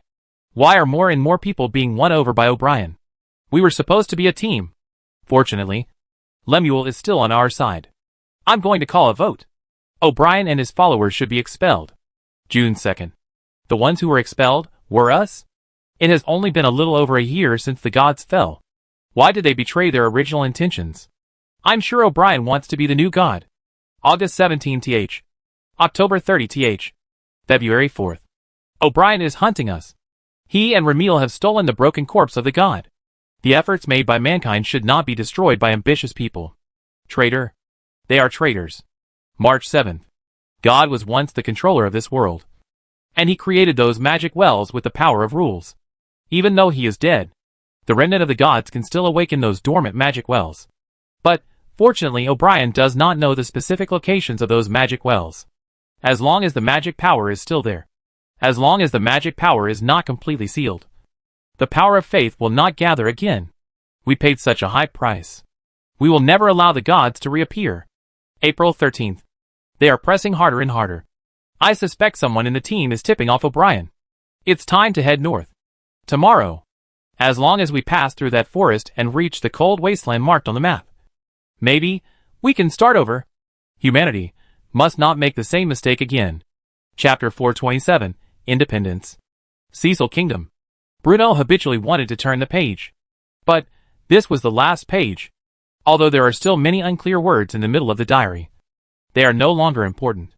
Because, with these scattered paragraphs, Bruno can already connect what he knows with the contents of this diary. This also explains why the Adar people found the corpses of the Crusaders near the Aset Basin, and why the magic concentration in the western part of the empire decreased for no reason during this period of time. There is only one reason, and that is, the church wants to create a god. Or, someone wants to become a god. O'Brien. Bruno had a deep impression of the name O'Brien because this guy who is recorded in the diary as having stolen the corpse of the god also had another identity as the first pope of the Church of Light. Bruno didn't believe that it was just a matter of having the same name. Because everything was so natural. Why does the church hate magic? Why does it go to so much trouble to find magic wells scattered across the continent? Because only by relying on the remnant of the gods to restart these magic wells and let the magic power on this continent dissipate, the power of faith can be gathered, and the gods can be born again. And obviously, what I did was absolutely right. The existence of magic industrialization and the development of magic transmission. Although it cannot be said that the entire eastern part of the empire has become full of magic again, it has at least made the magic in this land flow again, starting a new cycle. Only magic technology can compete with the church. And only the development of the magic industry can completely destroy the church's plan. Really, as a time traveler, I am the true child of destiny. As for the stolen corpse in the diary, if Bruno expected that it is right, the corpse must be somewhere in the Augustri desert. Claire. Thinking of this, Bruno shouted outside the door. Your Excellency the Duke. What do you want me to do? He had been waiting outside the door, not daring to move a single step. After all, this was the highest level of top secret since the founding of the Principality of Adar. Didn't we send someone to get information about the Ogre Desert a long time ago? Why is there still no news until now? Noticing that the Duke's expression was slightly unhappy, Claire quickly said, reporting to the Duke. The Ogre Desert is very large, and most of the land is uninhabited and desert. So, all right. Hearing this, Bruno couldn't help but wave his hand. This matter is extremely urgent. Find out what the church is hiding in the Ogre Desert. If there are not enough people, we can transfer them from other places.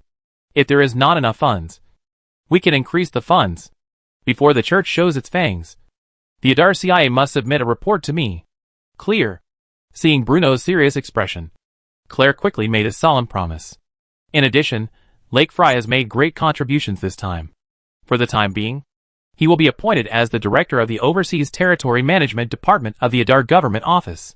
He will take up the post after the Tower of Babel is completed. After that, Bruno waved his hand, and Claire carefully left the study, leaving Bruno alone, sitting in his chair in deep thought. Only, what makes Bruno never think of? The year 539 of the new calendar is not destined to be a peaceful year. The entry of the church made the original situation even more turbulent. And the secrets about the Church of Light that Bruno learned on this day were just an appetizer before the chaos began. In the western part of the empire, on the south bank of the Chishui River, there is the city of Rune. A 3-story small building is not conspicuous, which is located in the prosperous and rich Xi district of Luan City. Most of the residents living near this are hidden in their own homes, and they are warmed through the strong burning fire. But the long, cold winter made the whole street seem somewhat empty, with only those ragged refugees huddled under the walls, struggling to spend every minute and every second. As the situation in the interior of the empire became increasingly corrupt, even the nobles in the western part of the empire gathered a number of strong and healthy refugees during this period of time. At this moment, they were already thin, wrapped in thin short clothes. Their faces were blue and purple, and they relied almost entirely on their survival instinct to survive this cold winter. Indeed, the nobles in the west were also taking in refugees. But not all lords were able to use their family's savings for generations to help the refugees through work for relief like Bruno, Duke of Adar. On the street, several soldiers in luncheon were pushing a humble traveler walking slowly. The car was filled with a pot of extremely light vegetable soup. Although the food distributed to the refugees was very little, the vegetable soup was at least hot, steaming in the cold winter day, attracting the attention of the refugees present. The refugees' eyes revealed desire, but at the same time, they also contained obvious fear. They did not dare to fight for, because if they were not careful, they would attract soldiers' punches and kicks. This damn job. The leading soldier cursed in great dissatisfaction. There is no profit at all. This is just extremely unlucky. It's almost ready. You can go back after posting this pot of soup. A young soldier groaned. It's just, this pot is not enough for them to divide. What do you do so much? These are not things that people of us should worry about. After sending up earlier and then going back, I was about to freeze to death. Squeak. Listening to the noise outside the window, Mark Merton opened the window. The slightly old window frame made a not-so-crisp sound due to the squeezing and deformation of the wood. Standing on the windowsill, he looked out at the streets and alleys of Rune City and thought of his hometown again. If I were in the Principality of Adar right now, what would I be doing? Anyway, the winter in the Principality of Adar is definitely not as deserted as that in Rune City. Under the rule of Lord Bruno, the Adalians will never allow themselves to shrink in the room. Whether it is the winter construction site or the market on the street, every corner of the Principality of Idal can see the people and business travels of exchanges. You know, the people of Adar all wear thick cotton clothes to protect themselves from the cold wind. Isn't it great to take advantage of the winter to relax and do some odd jobs to earn some money? At this moment, the Principality of Adar, located in the eastern part of the continent, is probably in full swing again. Right? Mark Merton came to the western part of the empire half a month ago. He was an envoy of the Principality of Adar. He visited the western part of the empire on behalf of Bruno Stewart, Duke of Adar, to deliver a letter from the Duke. As a native of Adar, Mark Merton witnessed the great changes in the eastern part of the empire with his own eyes, and had heard countless times about the prosperity of the western part of the empire. However, when he actually arrived at this land in the west of the empire, he felt extremely disappointed. Perhaps the nobles in this land are extremely wealthy, but the living conditions of the people in this land cannot be compared with those of the Adar people at all. Sometimes, Mark Merton even felt angry about the poor living conditions of the local people. At this moment, he clearly realized that only the Stewart family could give ordinary civilians a hopeful future. Only, angry or angry, Mark Merton knew clearly his identity and understood his responsibilities. He was the envoy of the Principality of Adar, and the mouthpiece of His Excellency the Duke. As for the living conditions of the people in this land, it is not something that can be changed by oneself. And, in just over half a month, when he came to this land, the west of the empire had undergone tremendous changes. The western part of the empire is independent. Yes, independent. This is definitely explosive news. Even when Mark Merton heard it, he was completely stunned. The assassination of the Duke of Carter seemed to make the entire empire west of the empire. And then, Duke of Lane shouted, and the nobles in the west of the empire were supported. Then, at the Carter Highland, the north to the Normandy Plain, a brand new independent kingdom officially stands on the land west of the mainland. And the name of this country is the Kingdom of Cecil. The kingdom is named after the Cecil Mountains in the central and western parts of the mainland. The meaning is that he hopes that the kingdom can be like the Cecil: perseverance, fearless, unyielding, and Lord Mark Merton. The attendant gently opened the door and said, "His Majesty the King wants to see you." "I see." Hearing this, Mark Merton nodded slightly. He had been waiting for this moment for a long time. The Lord's Castle of the Blood family has become the temporary palace of the Cecil royal family. The city of Lewin on the banks of the Chishui River became the capital of the Kingdom of Cecil. At this moment, King Moncuin Blood of Cecil, formerly the Duke of Rune, was sitting in his family castle, waiting for an audience with the envoy of Adar. Regarding the principality in the east of the empire, the King of Cecilia Mansa Brad was actually a little strange. Of course, he had heard all kinds of rumors about the Principality of Adar, but it was thousands of miles away from his own territory, and the words of merchants were not entirely trustworthy. So, until now, Moncuin Blood's impression of the Principality of Adar still remains from a long time ago. In his opinion, this is a powerful aristocratic caller who can defeat the Odin Empire with the new weapon. Then, that's all.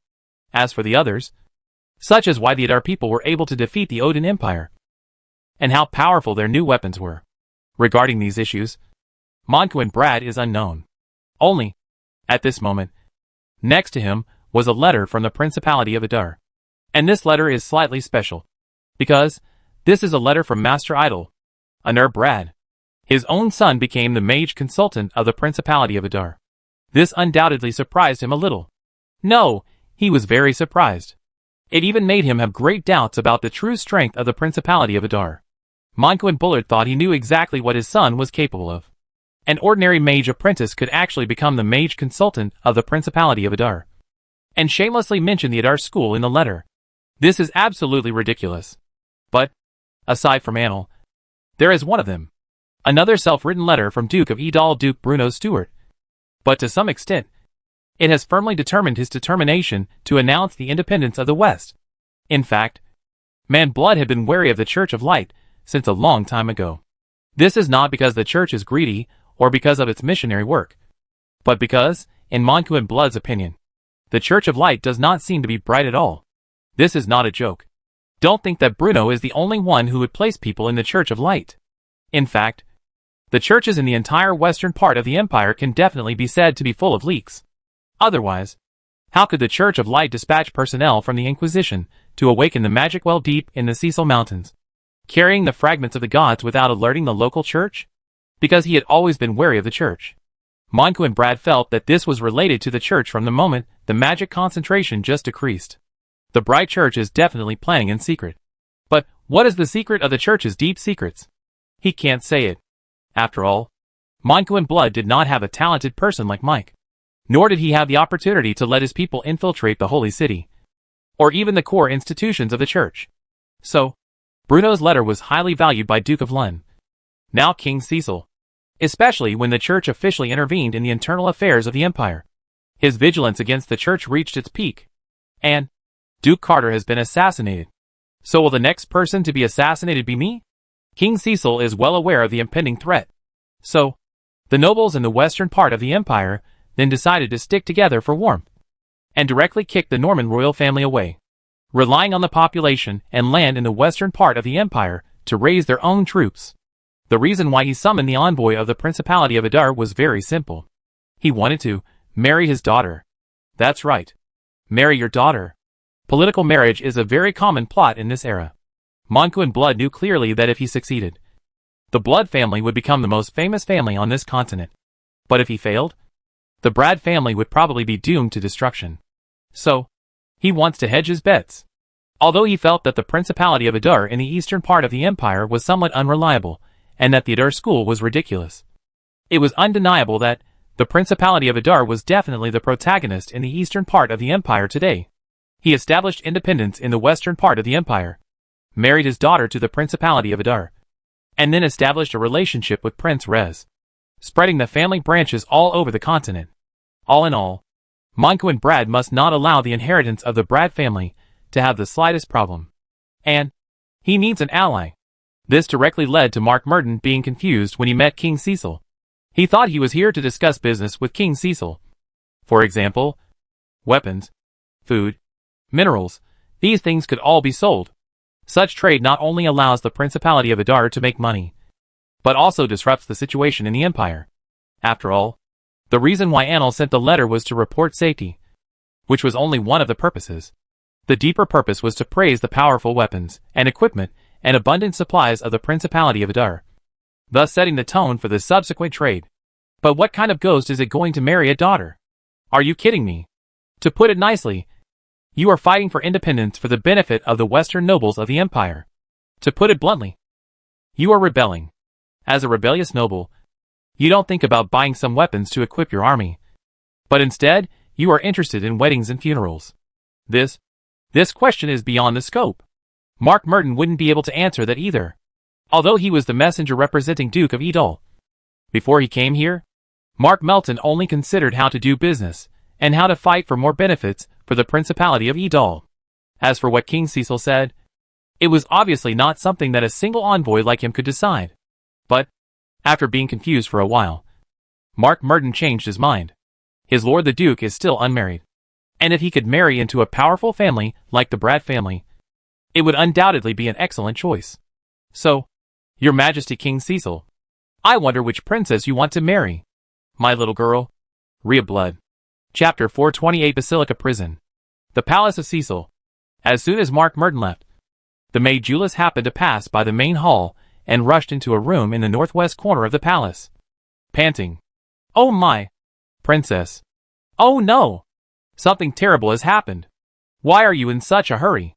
If you keep being so impatient, I'll send you to do odd jobs in the kitchen. Leah frowned slightly and closed the pages he was looking through. If it were in the past, actually, these wouldn't be a big deal, because Julius has never been a quiet person, and Leia has gotten used to it. Only, since his father, the Duke of Lewin, called the king under the cluster of the nobles, let Leah suddenly change from a noble lady to the princess of the kingdom of Cecil. She felt that she always had to look like a princess. This is not because of the change of identity, but because she doesn't want to see the newborn royal family because of her words and deeds. Only, Leia didn't interact much with other noble ladies on weekdays. so she didn't know what a princess should look like. So, she could only settle for the second best, and let her personal maid be a little more dignified, so as not to damage the reputation of the Brad family. But it is obvious, it is not possible to turn Julius, who has always been very eccentric, into a lady in a short period of time. Moreover, as Leia's personal maid, Julius had already figured out her personality. As long as she didn't do anything out of line, scolding like sending her back to the kitchen to do chores was just a casual remark. As she was thinking, Julius took a closer look and saw a thick book placed on Leia's desk. Just by looking at the thickness of the book, she knew it was another general history of the Empire, which she thought was extremely boring. That's right. His Royal Highness of his princess is so boring. Not only is he not interested in the usual aristocratic banquets, but he also likes to read books and classics that no one else wants to read. So much so that even now, whenever he received instructions from Her Royal Highness the Princess to go to the Brad family's library to get books, the guards who guarded the books would have prepared the books early. After all, in addition to his own princess, His Royal Highness, who else will stare at those dense characters all day? Your Highness, something terrible has happened. Don't read these books anymore, Julius said anxiously. Did anyone declare war on his father? Hearing Yulisa's words, Leia's face couldn't help but become dignified. She has already read countless books, so she knows clearly, whether it is independence, it will never be a smooth sailing thing. No, it's about you. My father wants me to attend a noble banquet again? His Majesty wants you to marry Duke Adar, Julius said loudly. Hearing this, Leia couldn't help but be stunned. Adar? Duke? Yulis nodded seriously. Oh! With a sound, Leia opened the pages of the desk case again. But at this time, she had no previous determination, and the back of her ears was red, and her heart was banging. What is this operation? Julius was a little confused. Your Highness, you haven't even seen the Duke of Adar, and it's so far away from here, and it's so unsafe along the way. Besides, who knows who the Duke of Adar is? Besides, there are so many in the western part of the Empire.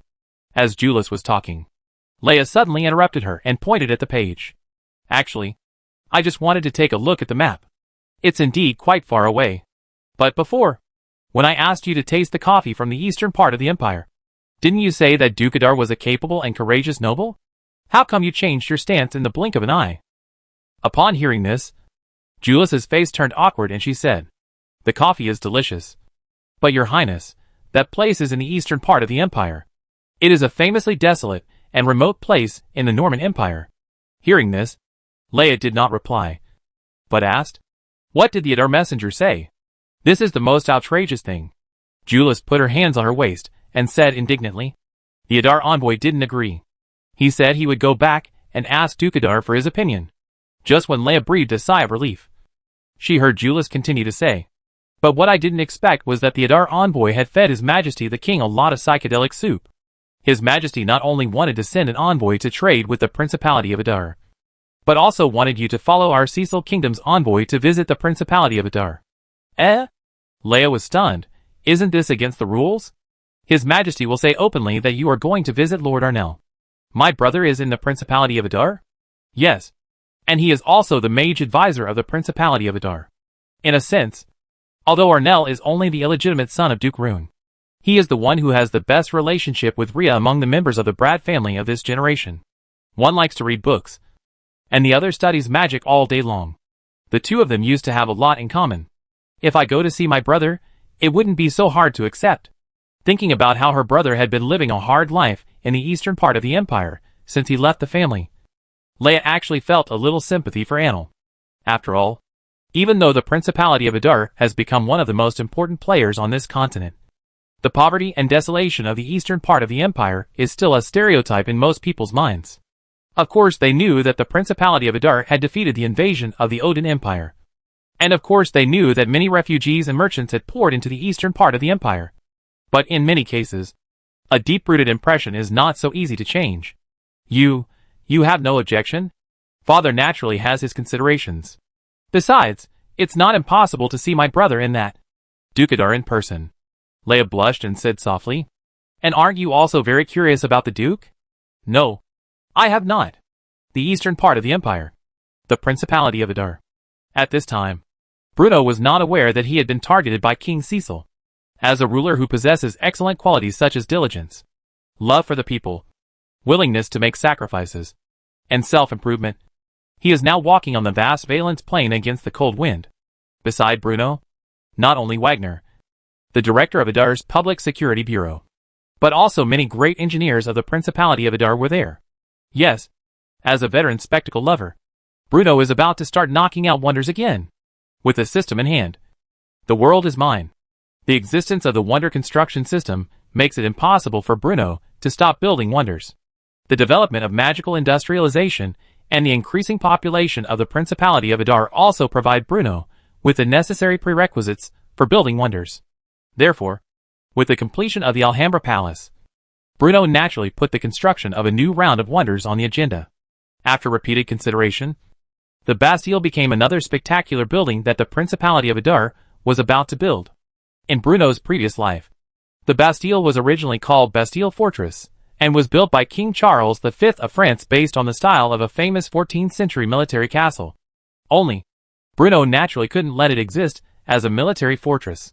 After all, Bruno didn't believe that this military building built by the nobles of the old Paris plain white banner could really play its due role.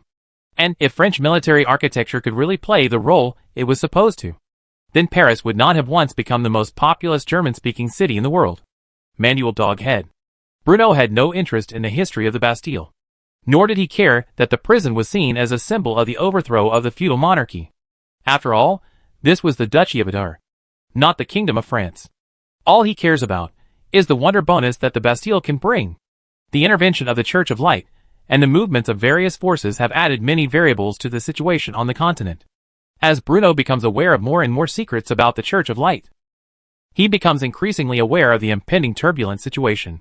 So, this spectacular building, which can greatly improve the stability of the Principality of Adar and increase the support of the people of Adar for the Stuart family, naturally stood out from many spectacular buildings and became Bruno's first choice.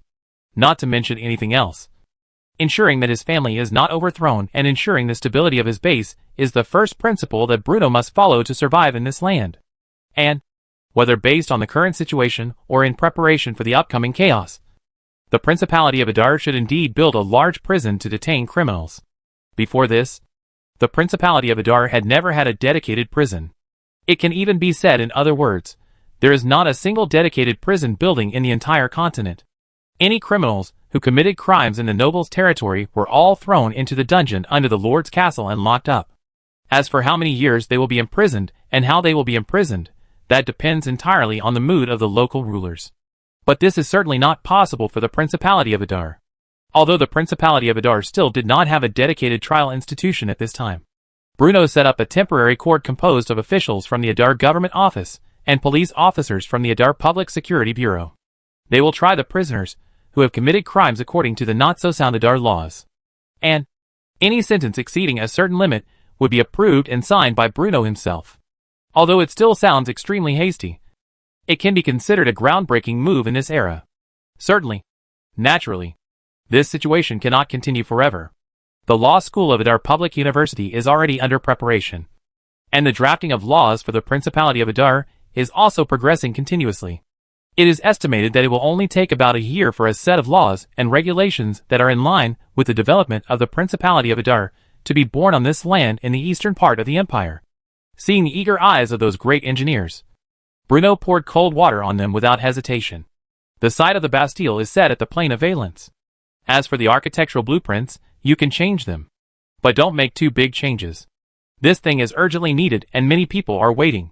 Upon hearing this, Wagner, director of the Adar Public Security Bureau, nodded in agreement. This is not to save money. After all, the Bastille is a SSS-level wonder. The manpower and material resources required are not much different from those of the Namur fortress on the Sauron River. But because the Bastille really needs to be built as soon as possible, putting aside the wonder bonus, ever since Bruno spread the word about building the Bastille, many power institutions in the Principality of Adar have heard the news and have proposed to Bruno one after another that they hope to reserve cells for their own units in the Bastille. The Adar Public Security Bureau wants to use it to detain criminals. The Adar CIA wants to use it to detain spies. and the Adar military wants to reserve enough cells to detain prisoners of war in the event of war. Even the Institute of Magical Creatures of Adar Public University has applied for reserved cells. In fact, the Institute of Magical Creatures not only hopes to have cells reserved, but also wants a dedicated area in the Bastille to conduct a comprehensive assessment and custody of mutants from the Forgotten Lands. Bruno naturally agreed to all these requests. There is no other way. These are all reasonable requests with solid foundations. Naturally, I have to try my best to meet them. The worst that can happen is to mobilize more refugees. Anyway, for the current Principality of Adar, this is not a problem. Not to mention, Bruno also didn't know what other tricks the Church of Light would come up with during this period of time. Therefore, the sooner the Bastille is built, the better. The sooner you finish building it, the sooner you can get the Wonder bonus, and the sooner you can have enough cells. It doesn't matter if it's empty for the time being. The most important thing is to reserve enough prison space in advance for the upcoming disputes. After hearing Bruno's instructions, the engineers were naturally a little disappointed. After all, the construction of Adar Public University had already opened up their horizons. If the great engineers were allowed to play freely, who knows what kind of bizarre things they could come up with, seeing that he was not far from Valen City. So after stepping on the point, wrong. After choosing the site, Bruno simply got on the carriage and drove slowly towards the city of Valence. In the past, the Valence Plain has always been called by the nobles as the only fertile and prosperous land in the eastern part of the empire. However, due to the ravages of the Odin Empire and the rise of the Principality of Adar, the Valence Plain has become the region with the lowest per capita GDP in the entire Principality of Adar. Without a doubt. But per capita GDP cannot measure the importance of the Valence Plain to the entire Principality of Adar. The vast plains and fertile soil have enabled the agriculture and planting industries in the Valence Plain to develop rapidly. With the planting of a large number of high-yield crops, it has become an important grain-producing area in the entire Adar Principality, second only to the southern part of Adar territory. So, now that he was here, Bruno naturally had to go to the city of Valence to take a look at the achievements made by the Government Affairs Office in this land. Only, just as Bruno's convoy slowly approached the city gate, along with a sudden noise and the sound of a magic rifle firing, Mondale's scream suddenly came from outside the car window. "There's an assassin! Protect the Duke." Chapter 429, Paper Money Issuance. As the saying goes, no matter how good your kung fu skills are, you are still afraid of a kitchen knife. No matter how hard a kitchen knife is, it is still afraid of a gun. Although those assassins were all strong guys, and each of them had a sharp weapon. But the Adar agent guarding Bruno was definitely not a pushover either. Each of them has undergone extremely intensive training and specialized agent training.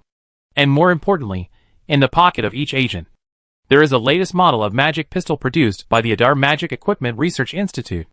These assassins were indeed strong, but Adar agents had never considered engaging them in close combat.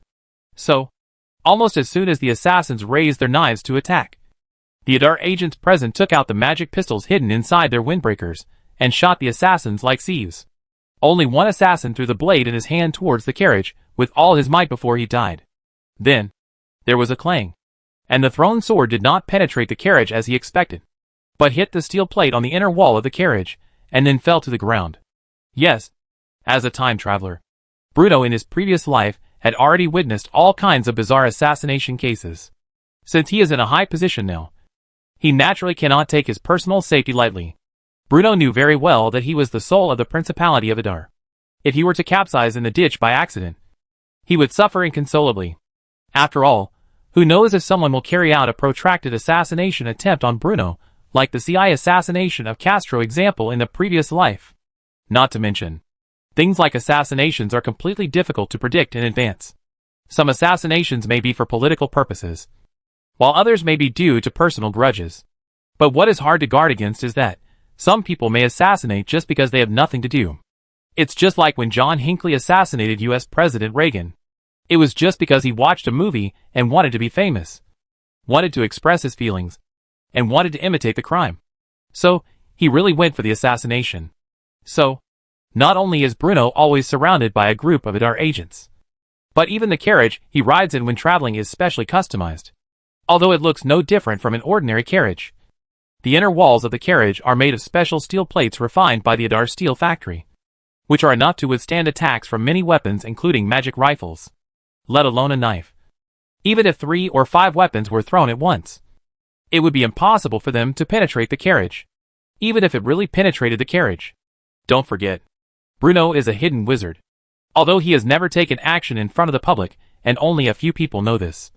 But with his extraordinary casting speed, Bruno's magical attainments can be said to be a bug-level existence in this world.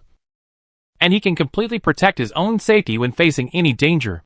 Since the assassination took place near the gate of Valens, the dense gunfire immediately attracted the Adar soldiers stationed in Valens. When the generals stationed here heard that their lord the Duke had been assassinated in the city of Valens, they immediately felt bad. This was not because he was worried about losing his position, but because he was really worried about the safety of his Lord Duke. After all, everyone knows that the reason why the Principality of Adar has developed into what it is today is definitely closely related to the Duke of Adar, Bruno Stewart. If it weren't for Bruno, the common people would probably still be wandering in hunger and cold. The serfs would still be on the verge of life and death. And it would be even more impossible for the eastern part of the empire to maintain stability and prosperity in the increasingly chaotic situation. Therefore, there was no need for the garrison general to issue any orders. Almost within a few minutes after the assassination, martial law was declared at the west gate of Valens, where the assassination took place, and the other city gates were closed one after another as the news spread. The entire city of Valens was shrouded in an atmosphere of impending storm. At the west gate, after confirming that the surroundings were safe, Bruno walked out of the carriage under the escort of Agent Adar. The assassin's body, which had been beaten to a pulp, had been moved to the side of the road by Adar's agents and lined up in a neat row.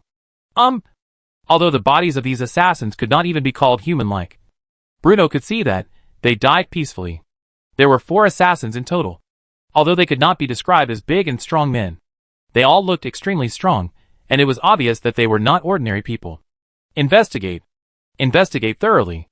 Who sent these assassins? How did they enter the Principality of Adar? Are there any accomplices in the Principality? Even if I have to dig deep into the ground, I must find out this information for me, Bruno said coldly, although he usually doesn't get angry, and today's assassination did not affect his life safety. But this time, he was really angry. Since the assassination attempt on me this time was unsuccessful, will there be a next time? Will he assassinate others?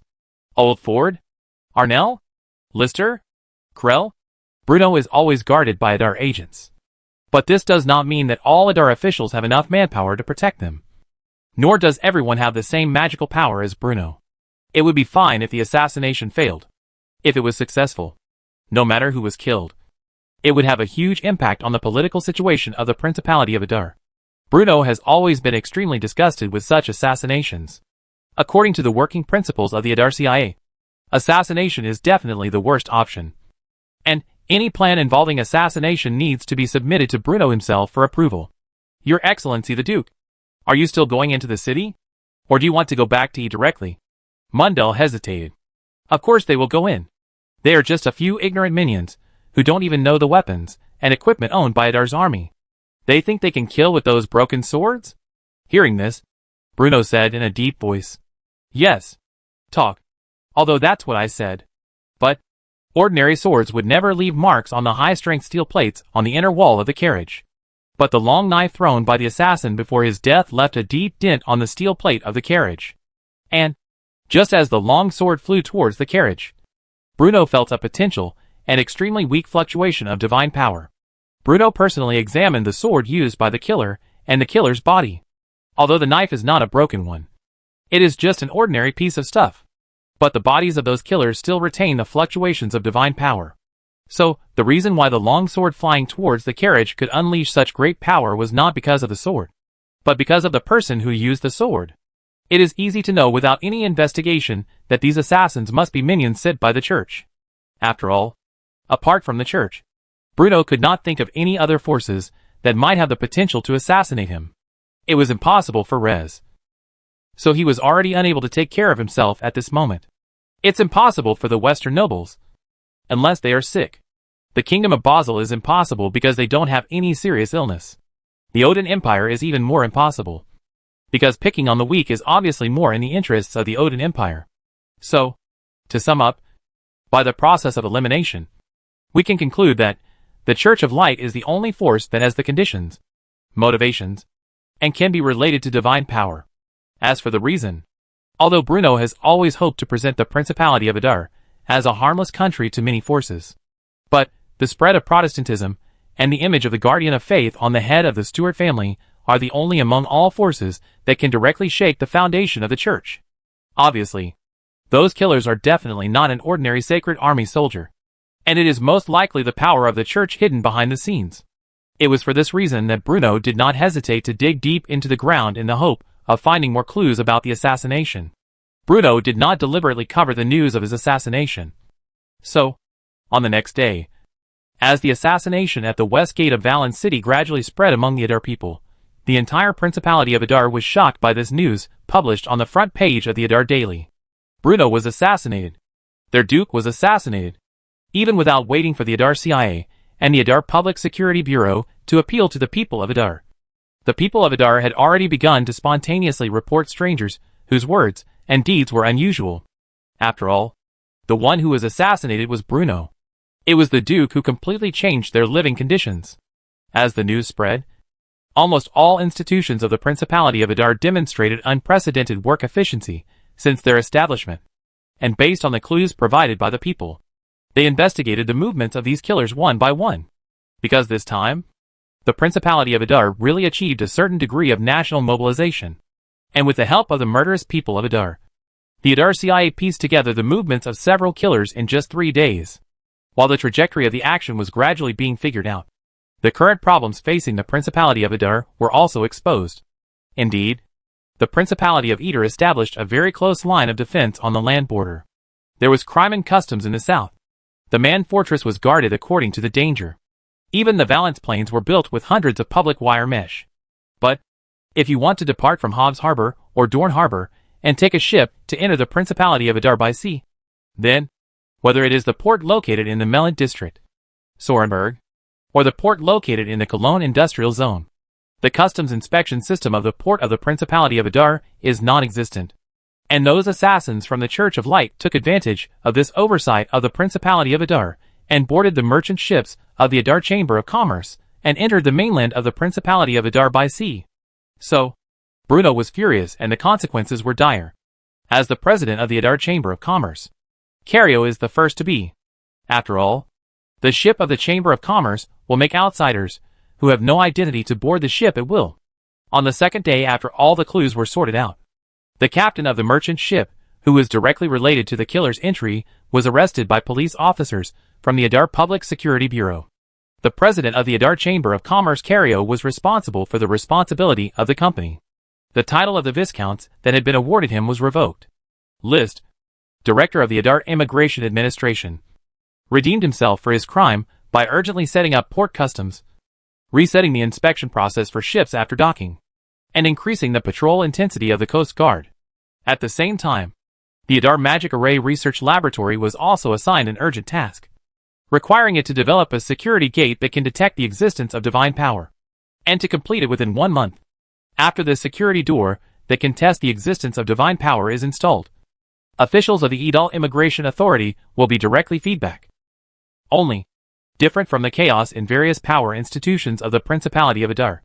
As the shadow of the assassination gradually faded, the people of the Principality of Adar finally saw with their own eyes the new version of banknotes issued by the Principality of Adar. Today, Justin Lucio has become a first-level authorized dealer of Horn brand bicycles, responsible for transporting Horn brand bicycles to the Kingdom of Basel for sale. Last appearance Chapter 379. Although the people of the Kingdom of Basel are generally more poor than the Edal. But, after all, it is a kingdom with millions of civilians living there. Although ordinary civilians can't afford it, those slightly famous craftsmen, as well as attendees served by generations, can also get such a sum of money. So, Justin Lucio posted, with the east wind of Principality of Edal, Justin Luxio made a fortune in the Kingdom of Basel. Although we have to pay a high amount of taxes to the Principality of Adar every year. But, I feel at ease and comfortable when I pay it. With the asylum of Principality Edal, Justin Luxio realized that the original business could be so smooth. However, this also made him face a very realistic problem. How should so much money be transported? How should it be stored? Compared with ordinary people, Businessmen are the most in favor of the issuance of new currency, because as early as half a year ago, they had already started to handle off-site deposit and withdrawal services through Adar United Savings Bank. The Adar United Savings Bank not only established branches in various parts of the Principality of Adar, but also opened a Basel branch in Halliburg, the Kingdom of Basel located in the Gothic Plain in the north of the Kingdom of Basel. In this way, Justin Lucio only needs to deposit the money he earns from the Kingdom of Basel into the Basel branch of the Adar United Savings Bank, and then he can withdraw the money directly from Adar. With such convenient conditions, how could the merchants of the Principality of Adar not rush to support it? So at the end of January, on the first day, when the new banknotes of the Principality of Adar were officially issued, he was the first to come to the Adar United Savings Bank, hoping to withdraw 40,000 yuan in cash equivalent to 100 gold coins in banknotes. After all, support. But Justin Lucio still has to take a look at the principle of Principality of Adar, whether it will be imitated by others. Then, his eyes were opened. Chapter 430 Divine Soldiers Descend from the Sky. How to say. Putting aside the patterns on the banknotes, and the impact that issuing banknotes can have. The material of the banknotes of the Principality of Adar is quite similar to the style of Canadian banknotes in the previous life.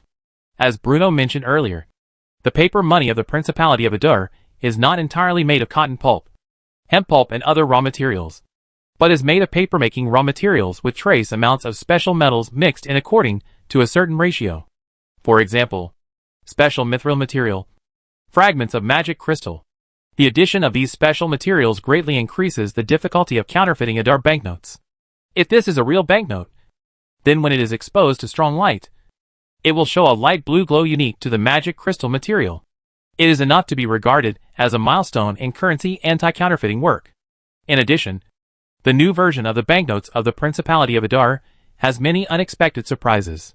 For example, the banknotes of the Principality of Adar can be washed, because Adar banknotes are made of special materials. As long as you don't add bleach or something like that to the water, which isn't done now. If you use ordinary soapy water to launder money, the banknotes will not suffer any damage and can even serve as a disinfectant. What is even more exaggerated is, if you put a few brand new 100 yuan bills together, you can even cut cucumber. That's quite amazing.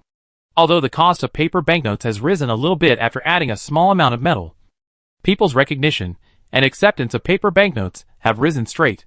You know, the paper-making technology is originally unique to the unique industries of Adar. And now, the paper money is so good. Naturally, many people are surprised. So, the focus of Adar residents on banknotes has gradually shifted from whether banknotes can maintain their value to what other highlights this special banknote has that others have not discovered. The Idle Daily also pushed the newspaper on the day of the newspaper, focusing on introducing different patterns on paper money with different face values, and the profound significance behind each pattern. On the small amount of banknotes, the wonder standing all over the Adar Principality, while 50 yuan, 100 yuan of large-scale banknotes, is the portrait of Bruno. Only, the portrait of Bruno on the banknotes is different. On the $50 bill, Bruno is shown wearing armor, riding a horse, his eyes staring forward, with a saber tightly grasped in his hand, like a heroic general who has experienced many battles and dares to be the first. Even though it's on paper, it still gives people a different kind of shock. On the $100 bill, Bruno is smiling, wearing a gorgeous aristocratic dress and holding an exquisite aristocratic scepter in his right hand. His left arm was slightly propped up, and a young griffin flapped the light golden wings on its back, as if it was looking down at the people standing in front of Bruno with a disdainful gaze. Handsome. Really handsome. Even though he is a man, Justin Lucio was shocked by the portrait of Bruno printed on the banknote. And, after the initial shock, when he arranged the latest edition banknotes of various denominations together, for some reason, a strange feeling suddenly emerged in his heart.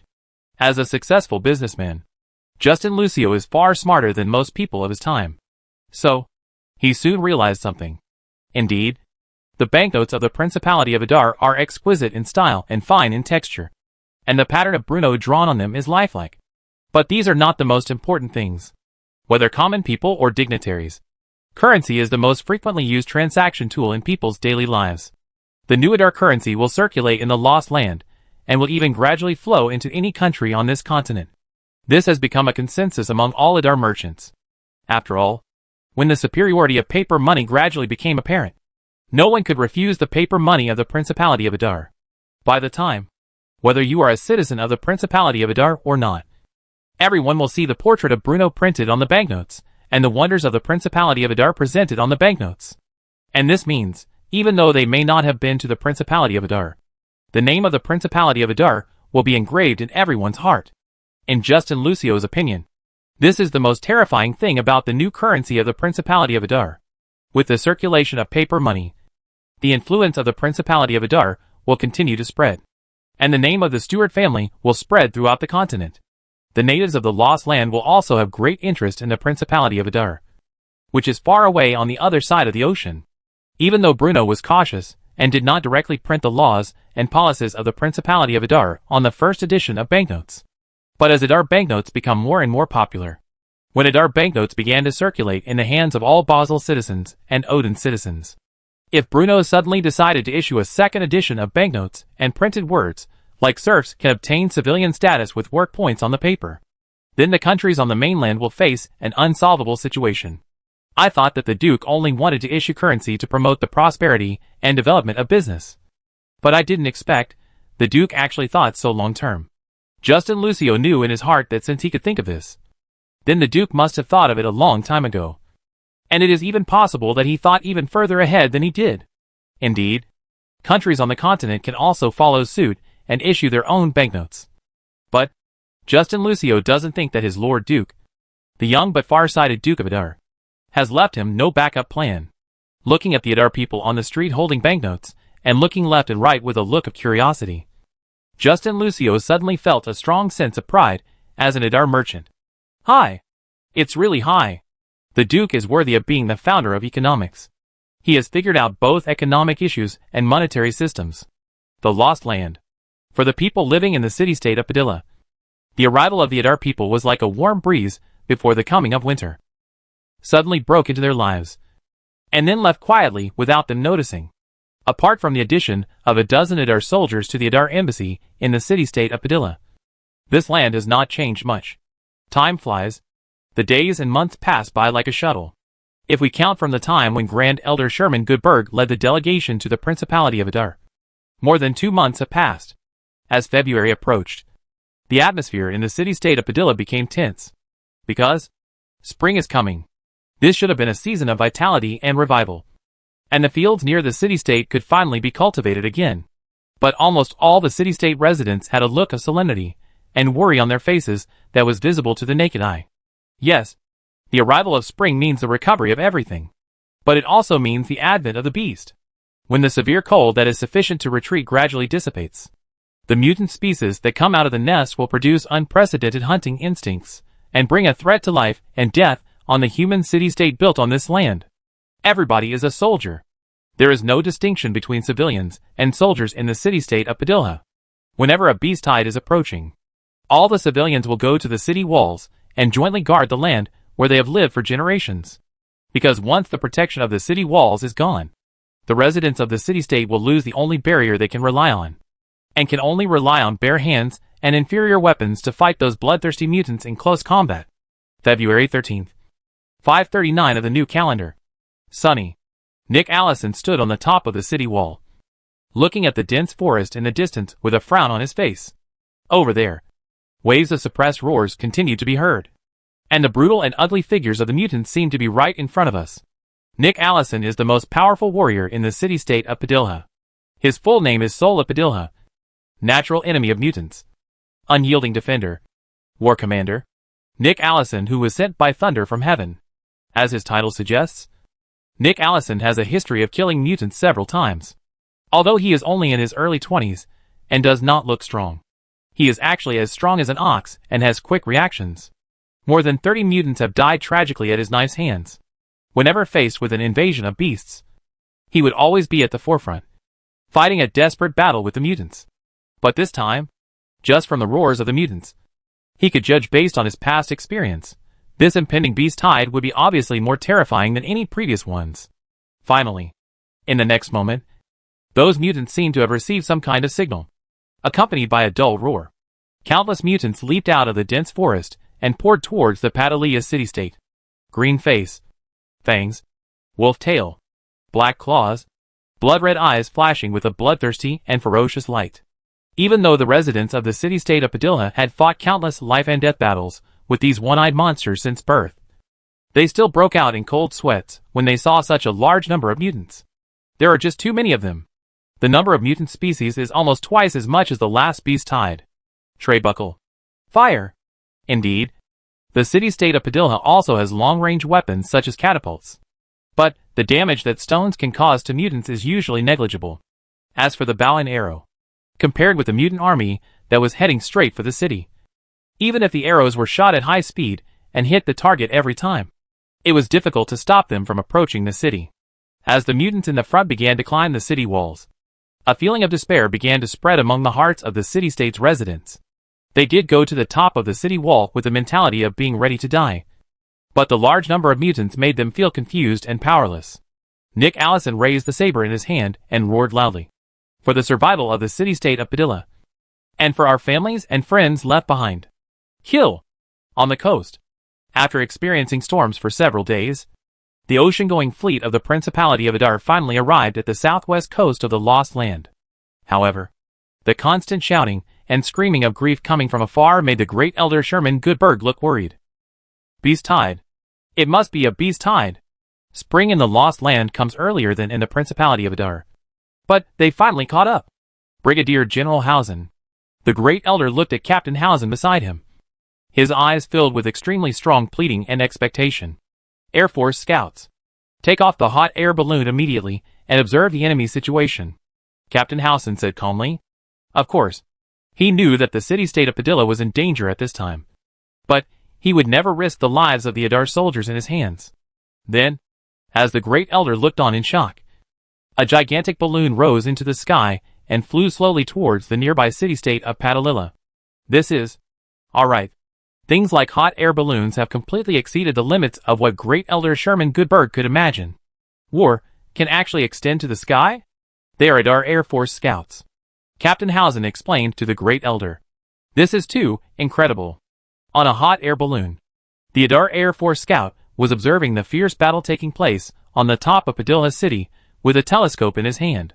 Without exception, all the men living in the city-state of Padilla went up to the city walls and fought bloody battles with countless mutants.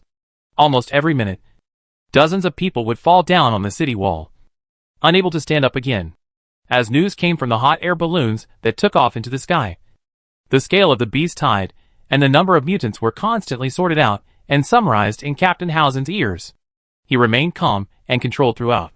But when he heard that dozens of Adar soldiers who stayed behind in the city-state of Padilla had already climbed up the city wall fully armed and were about to engage in close combat with the mutants, Captain Hausen finally couldn't bear it anymore. Yes, although it sounds cruel, the fact is that the reason why Captain Hausen has not launched an attack on the mutants is actually because he is waiting for a time that he thinks is right. Scouting the enemy is just an excuse. In his opinion, only by making the local people feel truly confused and powerless, the Adar people, who are like divine soldiers sent from heaven, can win more people's hearts. But, as an Adar soldier, Captain Hausen would never watch the Adar soldiers and residents who stayed in the city-state fight alone. So, the magic cannons began to adjust their muzzles, and the Adar army landed on the coast. With Captain Hausen's order, the magic cannon, which had been silent for a long time, once again made a sound like thunder. At this moment, the Principality of Adar, thousands of miles away, has finally officially intervened in this war across the ocean. Chapter 431 War is coming. The scale of this beast tide is indeed huge. But this does not mean that the well-trained Adar army will be as helpless as the residents of the local city-state. At least in Captain Hausen's opinion, the scale of this beast tide is still within the range that they can solve and control. The Adar soldiers operating the magic cannons were busy but not panicked. In fact, they had already conducted countless training and exercises, and were able to calibrate the magic cannons in an orderly manner at any time and any place, and carry out targeted artillery bombardments according to the coordinates given by the scouts. So, with the first sound of the magic cannon, a ball of scorching flame suddenly exploded on the plains outside the city-state of Padilla. The flames produced by the explosion spread throughout the beast tide in an instant, and chaotic, pungent smoke rose into the air at that moment. This is the latest type of incendiary bomb developed by the Adar Magical Weapons Research Institute. This type of SH.L reduces the impact force caused by the explosion, but adds a large amount of compressed magic array with fire attribute into the SH.L, so that it can explode instantly at the moment of the explosion, as long as there is grass that can help combustion around the explosion point. The fierce burning flames will continue to spread in all directions. And now at this moment, the cold winter had just faded away, and outside the city-state of Padilla were only withered weeds and dry branches. So, almost at the moment the SH.L landed, the mutants around the explosion point fell into chaos. The loud explosion naturally attracted the attention of the city-state residents on the city wall. Almost everyone heard the whistling of the SH.Ls across the sky and saw the sudden rise of smoke and dust. Nick Allison twisted his blade hard and pulled it out of the mutant's bloody face. During the interval of the fierce battle, he cast his eyes towards the plain not far away. Is that a magic cannon? Yes. He had already heard descriptions of the Adar army from the Adar soldiers, who stayed behind in the city-state of Padilla. Such a powerful weapon that can destroy the world is obviously not something that any other force in the Lost Land can possess. This is the magic cannon. Our reinforcements have arrived. When they heard the roar of the magic cannon again, the Adar soldiers present were immediately delighted. Although the natives defending the city have not seen the reinforcements with their own eyes, the artillery fire from Adar's army has already begun to wreak havoc among the beast tide. The first cannon shot seemed to be just to confirm the position, and to announce the intervention of Adar's army. Then, the rumbling sound of cannons, and the violent explosions one after another plunged the mutants, who were originally intent on attacking the city, into chaos. At this moment, even Nick Allison, who was on the city wall, could clearly feel the heat and impact coming towards him. Try harder. You must hold on, he roared desperately. He didn't even need to remind them. When the Adar people's artillery fire began to explode beside the mutants, the Padilla warriors on the city wall had already become fully alert. The confidence to survive was rekindled in their hearts, and they fought with all their might against the mutants that rushed to the top of the city. They finally got through the most difficult time, and saw a glimmer of light penetrating through the clouds. Indeed, the reinforcements from the Principality of Adar have not arrived yet. But with the continuous bombardment of magic cannons, the Adar army has built a blazing wall of fire, making it difficult for the mutants that have just emerged from the dense forest to rush up the city wall. The morale, which had been gradually declining, rose again amid the roar. Every time a Padilla warrior died tragically at the claws of the mutants, there would be fearless warriors rushing forward to fight fiercely with the mutants. Kill! Kill! Kill! Kill! On the other side, with the beginning of the fire, the Edal soldiers holding the magic rifle were also commanded to advance. They were fully dressed and armed, even though those hideous and extremely ugly mutants were disgusting to many Adar soldiers. The dense magic rays still turned those mutants that attempted to attack into corpses falling to the ground time and time again. Finally, under the continuous killing of Adar's army, the mutants retreated. They were indeed bloodthirsty and brutal, but at least they still had some wisdom left. So, when they saw the reinforcements from the Principality of Adar gradually approaching the city, their companions turned into corpses one by one. This beast tide that could have reduced the city-state of Padilla to ruins ended so abruptly. The beast tide has receded. However, the walls of the Padilla city-state became dilapidated during the war. After all, the mutants relied on their sharp claws to climb up along the cracks in the wall. In the process of climbing, it is inevitable that damage to the city wall will be caused. In addition, the number of casualties is incalculable. The population of the city-state of Padilla was less than 10,000. Even though the Adar army intervened in the war in the second half, the local people suffered heavy losses. Nearly 1,000 young and strong men were lost. After this battle, there were less than 2,000 surviving adult men. Looking at the stunned Padilla city, the elder Siaman Gudberg's eyes could not help but be wet by tears. Great Elder, you don't need to blame yourself. If you hadn't brought the reinforcements from the Principality of Adar, not to mention these nearly 1,000 young and strong men, the city-state of Padilla would have been unable to escape the fate of destruction. Nick Allison walked to the side of the Great Elder and said in a deep voice. Hearing this, the Great Elder sighed deeply, as if he had finally made up his mind. What do you think? Should we join the Principality of Adar and become a part of it? Principality of Adar? Hearing this, Nick Allison couldn't help but be stunned. Yes, the Principality of Adar. The Great Elder nodded vigorously. This beast tide caused great distress to the great elder Sherman Goodberg. If the Adar army had not acted in time, the entire Padalila city-state would have ceased to exist. The elder's heart was also very clear that the Edal army could not help Padilla city-state without paying reward again and again without paying rewards and costs. If you want the residents of the city-state to have a better life and no longer have to worry about the existence of mutants, then actively joining the Principality of Adar and becoming a subject of Duke Bruno's Steward of Adar is undoubtedly the best choice at the moment. Although this sounds a bit helpless, but compared to those neighboring city-states that can only rely on fighting to the death to exchange for a glimmer of survival in the face of the beast tide, the Padalila city-state is already extremely lucky. After a long silence, Nick Allison finally answered, "If the Great Elder thinks it is feasible, I believe everyone will have no other opinions." Nick Allison didn't know what the Great Elder saw on the other side of the ocean, nor did he know what the overall national strength of the Principality of Adar was. But, just today, he and all the residents of the Padilla city-state witnessed the strength of Adar's army with their own eyes. Whether it was the long-range bombardment launched by the magic cannon or the head-on confrontation between the Adar army and the mutants, the Adar army demonstrated superb combat proficiency. And the weapons and equipment used by the Adar soldiers were even more eye-opening. He never expected that war could be fought like this. And, after this battle, the city-state of Padalila lost too many people. If the city-state of Padalila loses the protection of the Principality of Adar when the next beast tide comes, it will inevitably be destroyed. Admittedly, it is difficult to admit that you are not as good as others. But when the gap between the two is so exaggerated that it cannot be described in words, there is no psychological burden at all. Today's Great Elder Sherman Goodberg and Nick Allison both have the same mentality. Don't worry. You will never regret the decision you made today, and the residents of Padalila city-state will benefit from it for the rest of their lives. Captain Housen walked up to the two of them at some point and spoke in a deep voice. He originally just wanted to talk to the Great Elder about hiring Padalila residents to build a port. But he didn't expect he heard a bigger surprise. If the residents of the Padilla city-state are really determined to merge into the Principality of Adar, then he would no longer have to recruit people to build a fortress, and could directly expand and repair the city in front of him. This will undoubtedly save the Principality of Adar a lot of financial and material resources.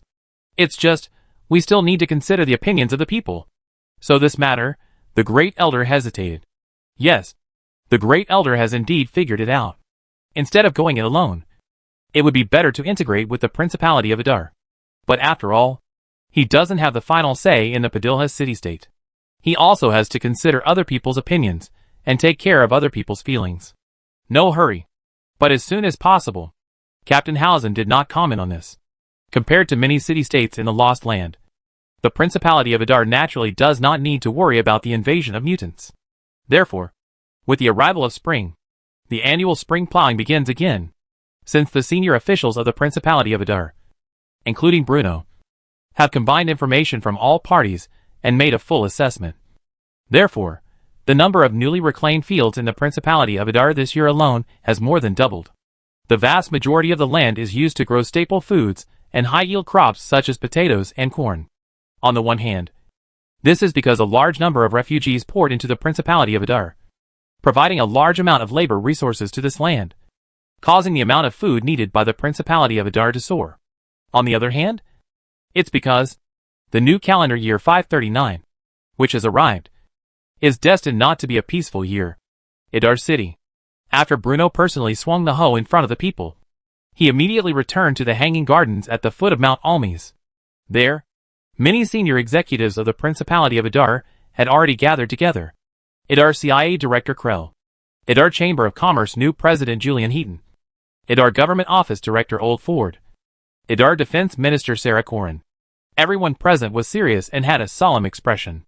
Bruno, who had just walked into the conference room, looked around, picked up the coffee on the table and took a sip, then nodded to Claire and said in a deep voice, "Now that everyone is here, we can begin." Hearing this, Claire's face became serious and he said, "Over the past few months, the Adar CIA has conducted a detailed analysis and assessment based on the intelligence gathered during this period. We believe that since the Church of Light has intervened in the continental situation and openly supports the eldest Prince Pitzman as the only legitimate heir to the Norman Empire, once the Church launches a war, The second prince, Rez, who occupies St. Lawrence, will bear the brunt and become the church's first target of attack. Hearing this, everyone present nodded in approval. In fact, everyone knows very well that the Protestantism born in the Principality of Adar is the biggest enemy of the Church of Light. But the barrier of the Almes Mountains and the glorious record of the Principality of Adar in resisting the Odin Empire will undoubtedly make the Church of Light dare not act rashly. Because now there are only two border neighbors directly bordering the Principality of Adar. One is the Kingdom of Basel in the south, and the other is the Third Norman Empire controlled by the second Prince Rez. If the Church of Light wants to attack the Principality of Adar, then they can only attack through a Dieter.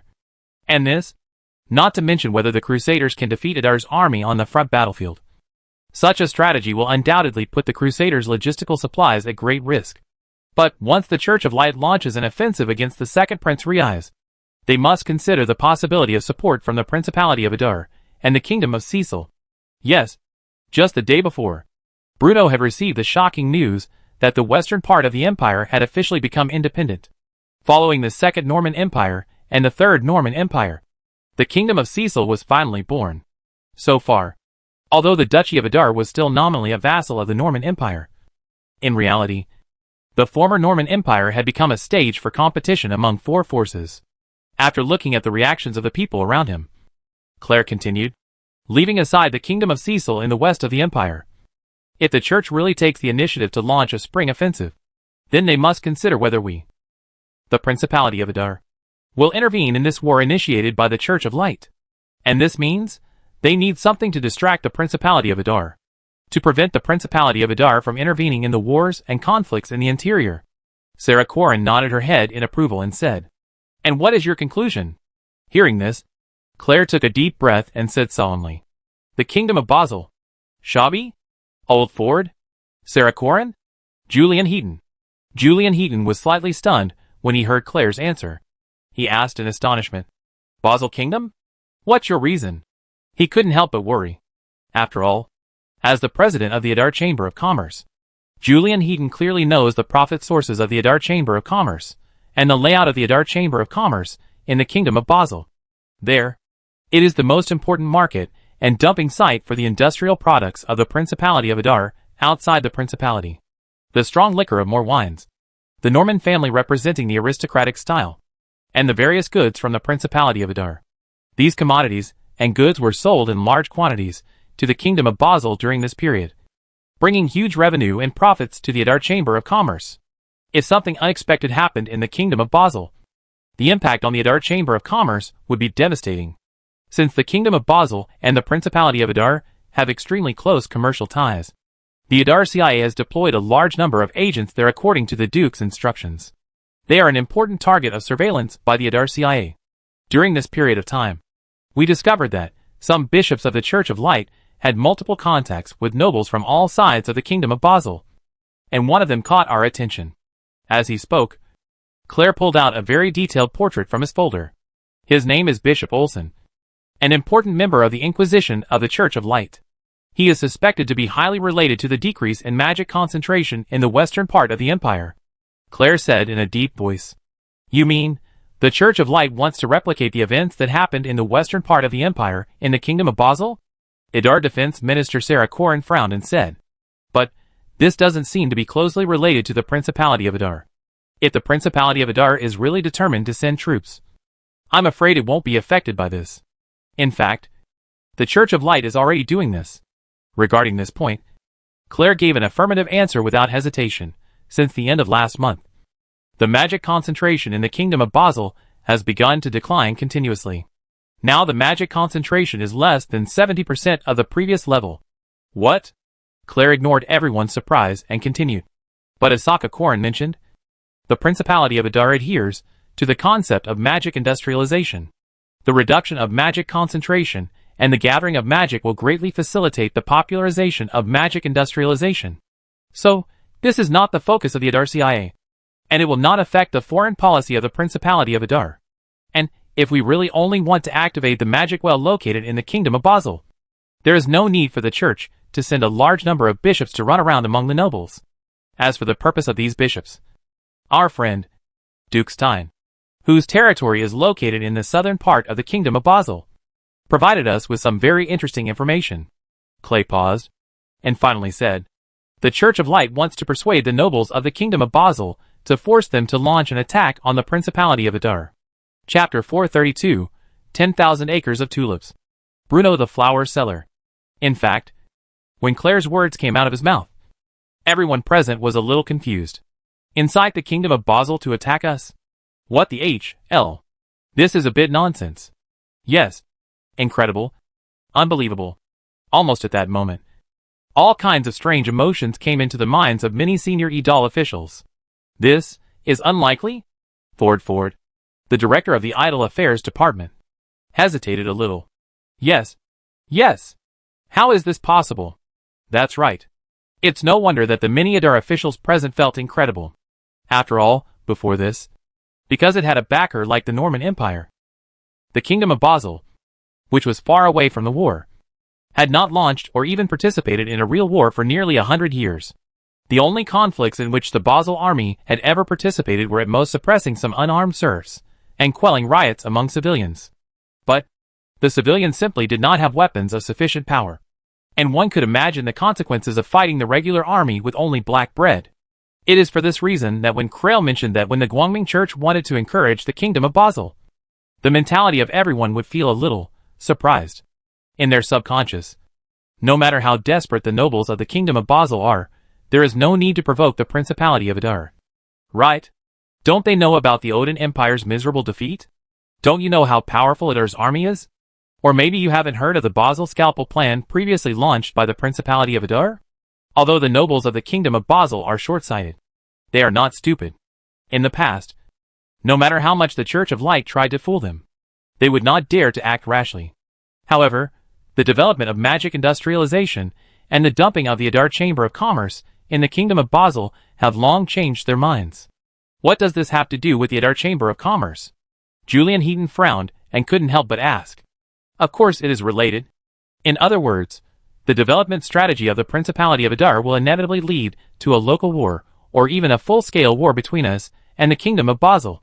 This time, without waiting for Krail to speak, Bruno said deeply, the development strategy of the Principality of Adar has always been very clear. That is to build a prosperous, civilized, and harmonious new country under the leadership of the Stuart family, with magic technology as the core and the support of the Adar people as the foundation. And what did magic technology bring? It brought magical industrialization. In these days, the industrialization of magic guidance has developed rapidly on this land. A large number of factories have been launched, and a large number of workshops have emerged. More and more people have separated from the field to rely on their generations and become professional workers working in the factory. These changes have never occurred in the past few hundred years. Therefore, in my opinion, at this moment, mankind is facing a major change that has not been seen in 100 years. And the Principality of Adar is the leader of this change. Hearing this, everyone present nodded in agreement. During this period of time, the changes in Principality Adar did involve all aspects. The convergence and rear allocation of power, the prosperity of business, the birth and development of industry, the rise of civilians, and the death of serf. The above is the changes that have taken place under Bruno. And everyone here today is also a participant in this major change that has not been seen in a century. So, they naturally have a deep understanding of this. But here's the thing. What does this have to do with the crazy Kingdom of Basel? Then, I only heard Bruno continue to say, it seems that the development of the Principality of Adar has nothing to do with the Kingdom of Basel. But, let me ask you, the large amount of cloth produced by the Adar Textile Factory, the Horn Bicycle Factory, the Adar Paper Workshop, are the goods produced in these factories and workshops only sold in the Principality of Adar? Hearing Bruno's question, Julian Heaton quickly replied, of course not. The Adar Chamber of Commerce will, wait. You mean? Yes. Bruno nodded. As I mentioned earlier, the development of the industrialization of magic guidance has greatly improved the production efficiency of Principality Adar. Take cloth for example. In the Kingdom of Basel, it would take a long time for ordinary civilians to sew a piece of cloth. But in the Principality of Adar, the birth of the Jenny machine not only doubled the production efficiency of cloth, but also reduced the cost of cloth by an unknown amount. In fact, it's not just cloth, agricultural tools, iron, bicycles, for Principality idol, which cost of producing these objects is not much lower than the rest of the forces. As these high-quality and low-priced Adar products continue to pour into the land of the Kingdom of Basel, the original social structure of the Kingdom of Basel is also suffering a crazy impact. The nobles of this era are mostly self-sufficient small farmers' economies. Most civilians and serfs live in the aristocracy, and they can only rely on the output of the field to support the lord. But the sudden influx of Adar goods is like opening a blood drain for the Kingdom of Basel. Large amounts of gold coins and cheap raw materials continue to flow into the Principality of Adar, while the local goods of the Kingdom of Basel are unable to move forward. Although the Adar Chamber of Commerce has been expanding, it has distributed part of its profits to the Duke of Stein, the MacLean family and other wealthy nobles in the Kingdom of Basel. But it is impossible to take care of the interests of every noble. Speaking of which, everything is self-evident. The dumping of the commodity of the Principality of Idal has led to great losses of the original interests of the local aristocrats of Basel. Therefore, this allowed the Guangming Church to seize the opportunity to take advantage of it, hoping that by paying a certain price, the Kingdom of Basel can drag the pace of Principality Idal as much as possible. After all, since the conflict between the Principality of Adar and the Church of Light is inevitable, it would be an excellent choice to let the Kingdom of Basel test the strength of the Principality of Adar first. And now, the question I want to know most is, if the Kingdom of Basel really wants to tear its face off with us, how long will we have to react? As he spoke, Bruno turned his gaze to the Adar CIA Director Krell, who was standing beside him. Your Excellency the Duke, you should be aware of the nature of those conservative and old-fashioned traditional nobles. Even if the Church of Light tries to move around, I'm afraid it will take at least half a year for them to send out troops. Kreel's words are justified.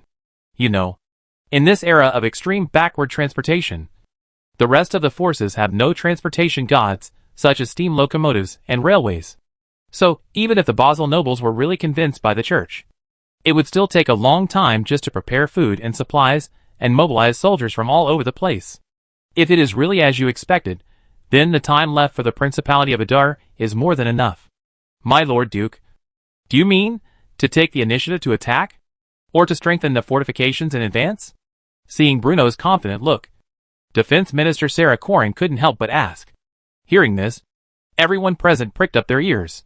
Although the Adar people, are more accustomed to convincing people with reason and like peace and stability. But the Adar people, who are full of martial virtues, have never been afraid of war. What's more, this is at a time when Adar's army is constantly expanding, and its weapons and equipment are constantly being upgraded. Everyone present looked at Bruno, who was sitting first, because, in their hearts, they were already eager to try.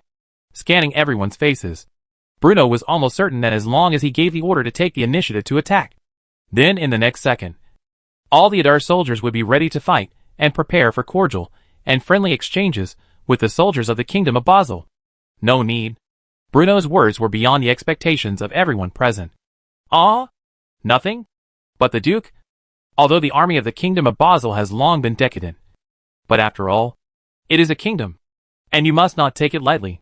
Oldford persuaded. The Adar army now has garrisons in various important cities. Right now, there are more than 3,000 Adar troops stationed in Fortress Man. There is no need to start a war. And, then, can the Kingdom of Basel still have the strength to launch an attack? Or it is still unknown? Bruno said deeply. What do you mean? Isn't it good to fight and kill? Although the Adar people are full of martial virtues, this Duke is kind and loves the people, has a broad mind, and always upholds the concept of peace. So, maybe if we give a few flowers to the nobles of the Kingdom of Basel, they will change their minds? Send flowers? As if the expression of everyone was wrong. Bruno continued to say with great interest. Yes. Sending flowers is great. Not only do I want to send flowers, I also want to sell flowers. You should know that different bouquets symbolize different meanings and represent different flower languages. Clusters of flowers can also make people happy physically and mentally. Oldford, Crayer. The Adar officials present knew that their Lord Duke was indeed a far-sighted genius. But, selling flowers? Almost at this moment, Oldford suddenly felt that he had returned to the past. Back to the time when the Duke never took care of things and spent all day having fun. Selling flowers can prevent the coming war? Is it true that there is nothing seriously wrong with the Duke's brain? You don't understand. What I want to give to the Kingdom of Basel is not an ordinary bouquet, Bruno said in a deep voice. Could it be the shrapnel SH? LS from the Adar artillery unit? Sarah Colin was vaguely excited. No! It's tulips. As soon as the words fell, the conference room fell into silence. I'm a little confused. I need to slow down. My Lord Duke, please forgive me for being blunt. Do you mean that by selling these tulips to the Kingdom of Basel, the Kingdom of Basel will be able to give up its attack on the Principality of Adar? I don't know whether they will give up or not. But what I do know is that a tiny tulip is enough to make the Kingdom of Basel collapse. Looking at the extremely affirmative expression of his Lord the Duke, old Ford was speechless for a moment. When it comes time to make decisions, Bruno won't hesitate. So, in short, this matter is extremely important. The specific operation will be jointly handled by the Adar CIA and the Adar Chamber of Commerce. Except for Claire and Julian Heaton. The rest of the people can leave. As for the details of this meeting, they must not be disclosed. Yes. Although everyone's hearts were already filled with doubts and confusion. Except for the two people Bruno specifically asked to stay. The rest of the people retreated one after another. Alright. Even if Bruno didn't mention it, they would not reveal anything about what happened today. After all, this not only involves the core secrets of the Principality of Adar, but also involves the Duke's outrageous plan to sell flowers. No matter how hard they thought, they couldn't figure it out. It's just selling flowers. And it's not certain whether people will buy them or not. How can it cause the Kingdom of Basel to collapse without any attack? Watching everyone leave, Bruno looked towards Claire and Julian Heaton. Come on. I'll take you to a place. A set basin. Wally Harlan, his body covered in mud, wiped the sweat from his forehead while panting, and looked at the endless tulip fields at the foot of the mountain, and couldn't help but smile with satisfaction. Back then, Bruno, who was only the Count of Adar, made a solemn promise in front of him that if he could grow 10,000 acres of tulips, he would be made a Viscount. See Chapter 132 for details. At that time, Wally Harlan only held on to a tiny bit of hope and agreed to Bruno's conditions. And now, although it was a little different from what Harlan had imagined at first, but Bruno, who had become the Duke of Adar, had really fulfilled the promise he had made. He is now Viscount Harlan. Viscount Harlan of the Principality of Adar. Growing tulips is a very laborious process. Because, not only does he need to plant tulips on a large scale, he also needs to breed and improve them repeatedly based on the original tulips. To this end, he hid his identity and traveled tirelessly between the Friend Islands and the Aset Basin, relying on the repeated watering of liquid magic and the influence of source power on tulips. He created this sea of tens of thousands of acres of tulips in the Aset Basin. Yes. At this time, the Aset Basin had already changed its appearance, with tulips of various colors blooming with beautiful petals. In the process of continuous breeding, Wally Harlan even found the joy of farming and cultivation, and began to become addicted to the job assigned to him by Bruno. In his opinion, this is far more meaningful than his previous luxurious, boring and dull aristocratic life. Just as he was immersed in the beautiful scenery before him, Wally Herring. Suddenly, a familiar yet unfamiliar voice came from not far away. He turned his head. I saw a familiar figure walking towards me along the winding path through the sea of tulips. Wally Harlan couldn't help but murmur, Your Excellency the Duke. Chapter 433 Tulip Bubble. The moment he saw Bruno, Wally Harlan felt somewhat complicated. There is awe, gratitude, and an indescribable emotion floating in my heart. He didn't know why Bruno asked him to plant 10,000 acres of tulips. But as he got to know Bruno better and better, Wally Harlan had long been aware of it. This young duke must have some deeper intentions. But who cares? Let him be. In the process of planting tulips, Wally Herring's state of mind had already changed. If he were asked to choose between the Principality of Adar and the Kingdom of Basel, then, at this moment, he would choose the Principality of Adar without hesitation. Because in Wally Harlan's view, the Harlan family's status in the Kingdom of Basel was earned by the ancestors of the family.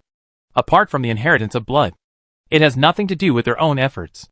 What's more, he himself was at the bottom of the sequence of heirs, and could not get any benefit from it at all. But, here, everything I have gained in the Principality of Adar was earned through my own efforts. Perhaps it is due to the ruling system of my vassal's vassal is not my vassal. The common people and serfs depended on their lords for survival.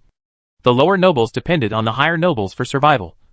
And the power and majesty of the supreme lords never took root in the hearts of the people. So, except for the Principality of Adar, whether it was the nobles or the common people of this era, none of them had developed a strong sense of patriotism and national identity. Not to mention that at this time, Wally Herring had no idea what tulips were used for. Even if he knew, he would choose to support the Principality of Adar's layout without hesitation and safeguard the interests of the Principality of Adar. The flowers are well planted. Looking at the thousands of acres of flower garden that came into view, Bruno's brows were overjoyed, and he patted Harlan's shoulder happily. This is all thanks to the Duke's instructions and advice. If the Duke hadn't asked me to try to use energy and magic to change the appearance and color of tulips, no matter how hard I tried, I would never be able to grow dark purple tulips. Wait! Are you saying the Night Queen I mentioned earlier was planted by you? Hearing this, Bruno couldn't help but feel very different. I had been planning to send someone to deliver a letter to you in the next few days, but I didn't expect that the Duke would be able to foresee the future and come here already. Harlan wiped the back of his head and said carefully, "Come on, take me there now." It's no wonder that Bruno was so excited. You know, even in the era when Bruno lived before he traveled through time, tulip varieties, like the Queen of the Night, were extremely rare. The Queen of the Night, the Black Queen, the Peerless Beauty. The above are the names given to deep purple tulips, which shows how precious and rare they are. Bruno and Wally Harlan were walking in front, while Julian Heaton and Claire on the other side were already dumbfounded. Especially Krell, after the Adar expedition discovered the Aset Basin.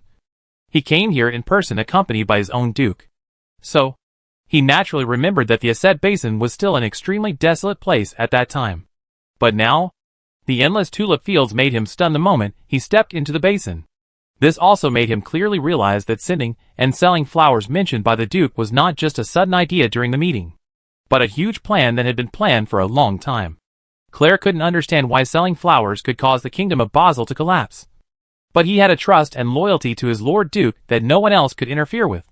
So, while listening to the conversation between Bruno and Harlan, Claire secretly made up his mind that no matter what the Duke's plan was, he would do his best to complete the task assigned by the Duke. The tulips in this flower bed are called Kaufmann's Imperial Blood. They are a brand new variety cultivated by a tulip researcher named Kaufmann. The color of their petals is deep red like blood. The flowers are wide and goblet-shaped without a single color. They look sacred and solemn. This tulip is called Blue Parrot, a rare variety second only to the Night Queen. The flower is extremely large and peculiarly beautiful, with petals slightly curled and twisted, stretching outwards, resembling a flying bird or a parrot. The yellow tulips in the distance are called Golden Melody, and their hearts are amber in color. As they walked, Wally Herring introduced to Bruno the varieties of tulips they saw along the way. The various exotic petals were colorful and dazzling. The further he went inside, the more active Bruno's mind became. Even though he had decided to use tulips to harvest the gold coins of the Kingdom of Basel, Bruno did not want this plan to be branded by the Adar Chamber of Commerce. In Bruno's opinion, all the Adar Chamber of Commerce has to do is to make a beginning, and the implementation of subsequent plans is the responsibility of the Adar Central Intelligence Agency. After all, the business of the Adar Chamber of Commerce is not only distributed in the Kingdom of Basel. If someone associates the tulip bubble of the Adar Chamber of Commerce and the tulip bubble that is about to occur in the Kingdom of Basel, it will undoubtedly wear a shackle for the idle Chamber of Commerce. And obviously, the more special varieties of tulips there are in the Principality of Adar, the smoother Bruno's operation will be, and the higher the probability of success will be. Finally, under the guidance of Wally Harlan, Bruno came to a greenhouse in the northwest corner of the Aset Basin. Just walked in, several queens of the night with extremely distinctive features came into Bruno's sight. French writer Alexandre Dumas once described it in The Black Tulip. It is so gorgeous that one cannot open his eyes, and so perfect that one cannot breathe. The pistil of Queen of the Night is slightly dark black, and is surrounded by exotic purple and red petals. It looks charming from a distance, and appears particularly elegant and noble when viewed up close.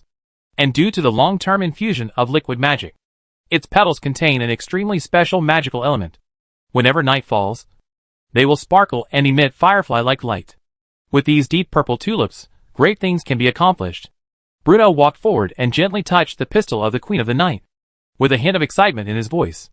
Then, in this greenhouse where tulips were grown, Bruno finally opened his heart to Claire and Julian Heaton, who had always been skeptical, and told them about the huge plan he wanted to build. Then, they were confused. Yes, they are completely aggressive, because the huge plan Bruno described to them was so unheard of that it even overturned their cognition. My lord, will this really work? Through what he saw today, Claire has seen the value of tulips. But for everyone in the kingdom of Basel to praise tulips, and even for the country's currency to flow into the hands of the Adar Chamber of Commerce, this is really too incredible. In theory, Your Excellency, the Duke's plan should be feasible. On the side, Julian Heaton, who had been silent for a long time, took the initiative to answer. After all, he had already read through the economics books written by his own Duke, so he had heard of the word bubble before. So, he could understand what the Duke meant, and could also see the meticulousness and logicality of the plan. But Julian Heaton also knew that it was not an easy task to make what was written in the book come true in reality. Since it is feasible in theory, it should also be feasible in reality.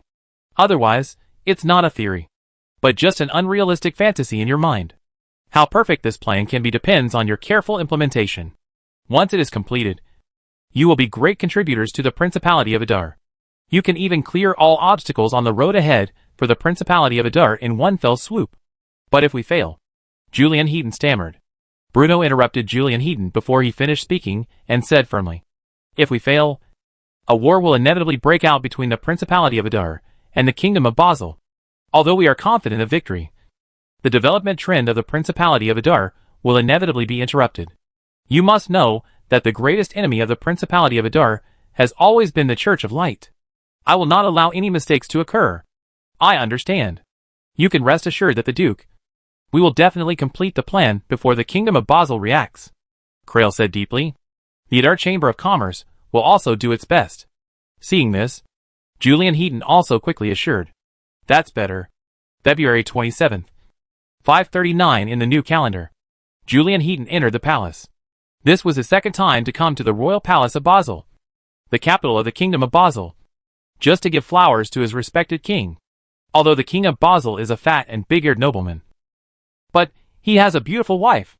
Queen Alana can be said to be the fashion trend of the entire Kingdom of Basel, and the beauty of the Basel royal family. As a qualified businessman, Julian Heaton understood that as long as Queen Alana could wear this tulip named Queen of the Night to her noble dinner, then the name of tulip will definitely ring the aristocratic circle of the entire city of Basel. This is the breakthrough that the Adar Chamber of Commerce is looking for.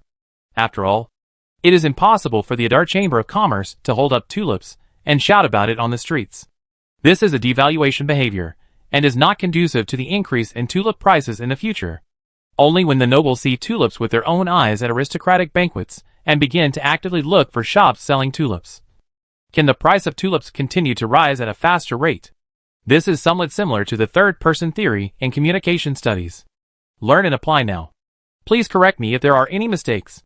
When the Adar Chamber of Commerce, as the first party, promoted the nobility of tulips to the nobles, the second party, the nobles would often have a skeptical attitude towards this, and a sense of uncertainty would arise in their subconscious. At this time, when Queen Alana, wearing tulips, appeared in front of the nobles, she was undoubtedly confirming the message that tulips are noble, and invisibly guided the nobles' consciousness. So, the royal house of Basel is an important breakthrough. It was also a prerequisite for separating the Adar Chamber of Commerce from the tulip bubble when the bubble was burst. According to Bruno's plan, in this tulip bubble, whether it is the Norman family or the branch of the Adar Chamber of Commerce in this land, they will only sell rare tulip varieties such as Night Queen and Blue Parrot, which are valuable in themselves. There are not many of them, and they have value in themselves. So, even when the bubble bursts, the Adar Chamber of Commerce can buy them back at the original price or a higher price. However, those ordinary tulip bulbs that were used to stimulate volume and disrupt the market and create the upcoming tulip bubble would be sold throughout the Kingdom of Basel through other secret channels. And when the Kingdom of Basel's hype about tulips reached a certain level, there was no need for the Adar Chamber of Commerce to take direct action. With the help of the nobles of the Kingdom of Adar, the price of tulips was raised to a terrifying level. After all, with the massive influx of Adar's industrial products, the interests of most of the Basel nobles suffered huge losses. If at this time, a new product tulip bulbs with considerable profits, broad prospects, and everyone's optimism entered the market of the Principality of Adar. Then the irrational Basel nobles were able to create a predictable tulip bubble with their own hands. And most importantly, if this bubble is burst, when the Kingdom of Basel goes to war with the Principality of Adar, then the consequences can naturally be imagined. It was with this purpose in mind that Julian Heaton entered the royal palace of the Kingdom of Basel and presented his gift, precious tulip flowers called Queen of the Night, to the noble King of Basel and Queen Alana, making the King of Basel, who was already accustomed to seeing jewelry and gold and silver, laugh out loud. Then, just as expected, the Queen of the Night presented by Julian Heaton appeared at the aristocratic dinner of the Kingdom of Basel without any surprise. And when those Basel ladies, when I saw the purple tulip on Queen Alana's chest, this was a long-planned plan. This classic case, which will be included in the economics books of the Principality of Adar, has finally officially begun on the land of the Kingdom of Basel. Chapter 434. Tulips are skyrocketing. Crazy Basel. A luxurious aristocratic dinner. For the first time, a flower called tulip was deeply imprinted in the hearts of all the nobles who participated in the dinner. Queen Alana has a good temperament and natural beauty. So, when she appeared in front of everyone wearing the purple and red, sparkling Queen of the Night, Queen Alana was undoubtedly the focus of the entire dinner. Then, on the next day, the entire city of Basel was filled with noble servants looking to buy tulip plants. They traveled back and forth across the land of the Kingdom of Basel, just to find the tulip flowers with unique beauty. However, can't find it at all. In fact, when the nobles saw the tulip worn by Queen Alana on her chest, the first thing they thought of was the Norman family. But even though the noble servants broke down the doors of the Norman family one by one, they all received the same reply.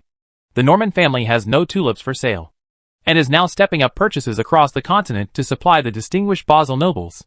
Alright, even the Norman family, which focuses on nobility and fashion, does not have tulips for sale. If it were someone else, they would probably stop selling them.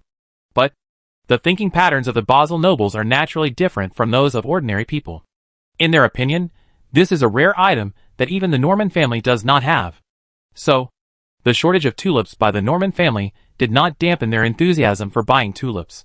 Instead, it made the nobles' desire even stronger, and they began to buy them at high prices. Southern Kingdom of Basel.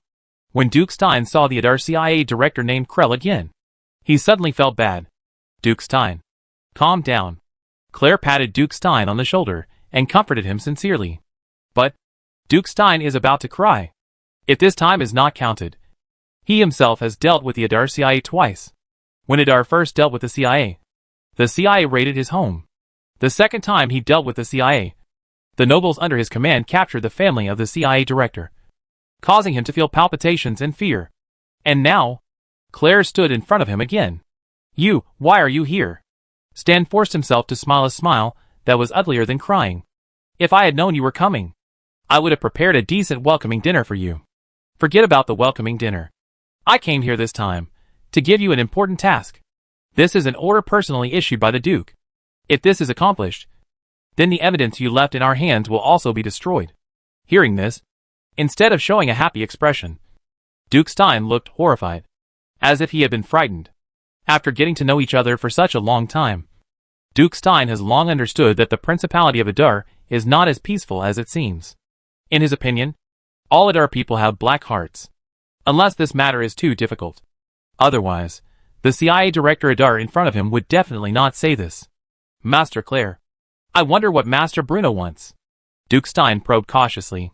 This matter is neither difficult nor easy, but it should be a good thing for you. Good thing? Duke Stein was a little confused. Are the Adar people really so kind? Let me put it this way. The information you provided to the Principality before was very important. So, my Lord Duke decided to help you make a fortune. So what do I need to do? Hearing this, Duke Stein's anxious heart finally settled down a little. He is familiar with this. Like the horned bicycles from the Adar Chamber of Commerce. And those cheap cloths. In the Kingdom of Basel, the Adar Chamber of Commerce is, after all, an outsider. So, many sales channels for Adar's industrial and commercial products were established with the help of Duke Stein's name. Although the Adar people made the most money and Duke Stein took a smaller share, he still made a lot of money during this period. All you have to do is sell tulips. Looking into Duke Stein's eyes, Claire spoke slowly. Tulip? Upon hearing Claire's words, Duke Stein almost jumped up from his seat. At this time, 3 or 4 days had passed since the aristocratic dinner in Basel City. With the promotion of some people with ulterior motives, the news of purchasing tulips spread throughout the kingdom of Basel, as if it had wings. But, apart from the Adar Chamber of Commerce, who else could come up with such a large number of tulips at once? Nobody. After all, before this, tulips were just a small number of flowers, except for the Principality of Adar, which had planted a sea of tulips in the Aset Basin in advance. No one could have predicted the skyrocketing price of tulips. Therefore, due to the continued shortage of supply, the price of a tulip bulb had risen to more than 2 gold coins in just a few days. It was for this reason that when Duke Stein heard from Claire that the Adar people wanted to entrust him to sell tulips, he was so excited that he could hardly contain himself. This thing is extremely profitable. Master Krell, I would like to know how many tulip bulbs you have. And how do you plan to sell them? How many plants? This stuff is everywhere in the Aset Basin. Of course, Claire could only repeat these words silently in his heart.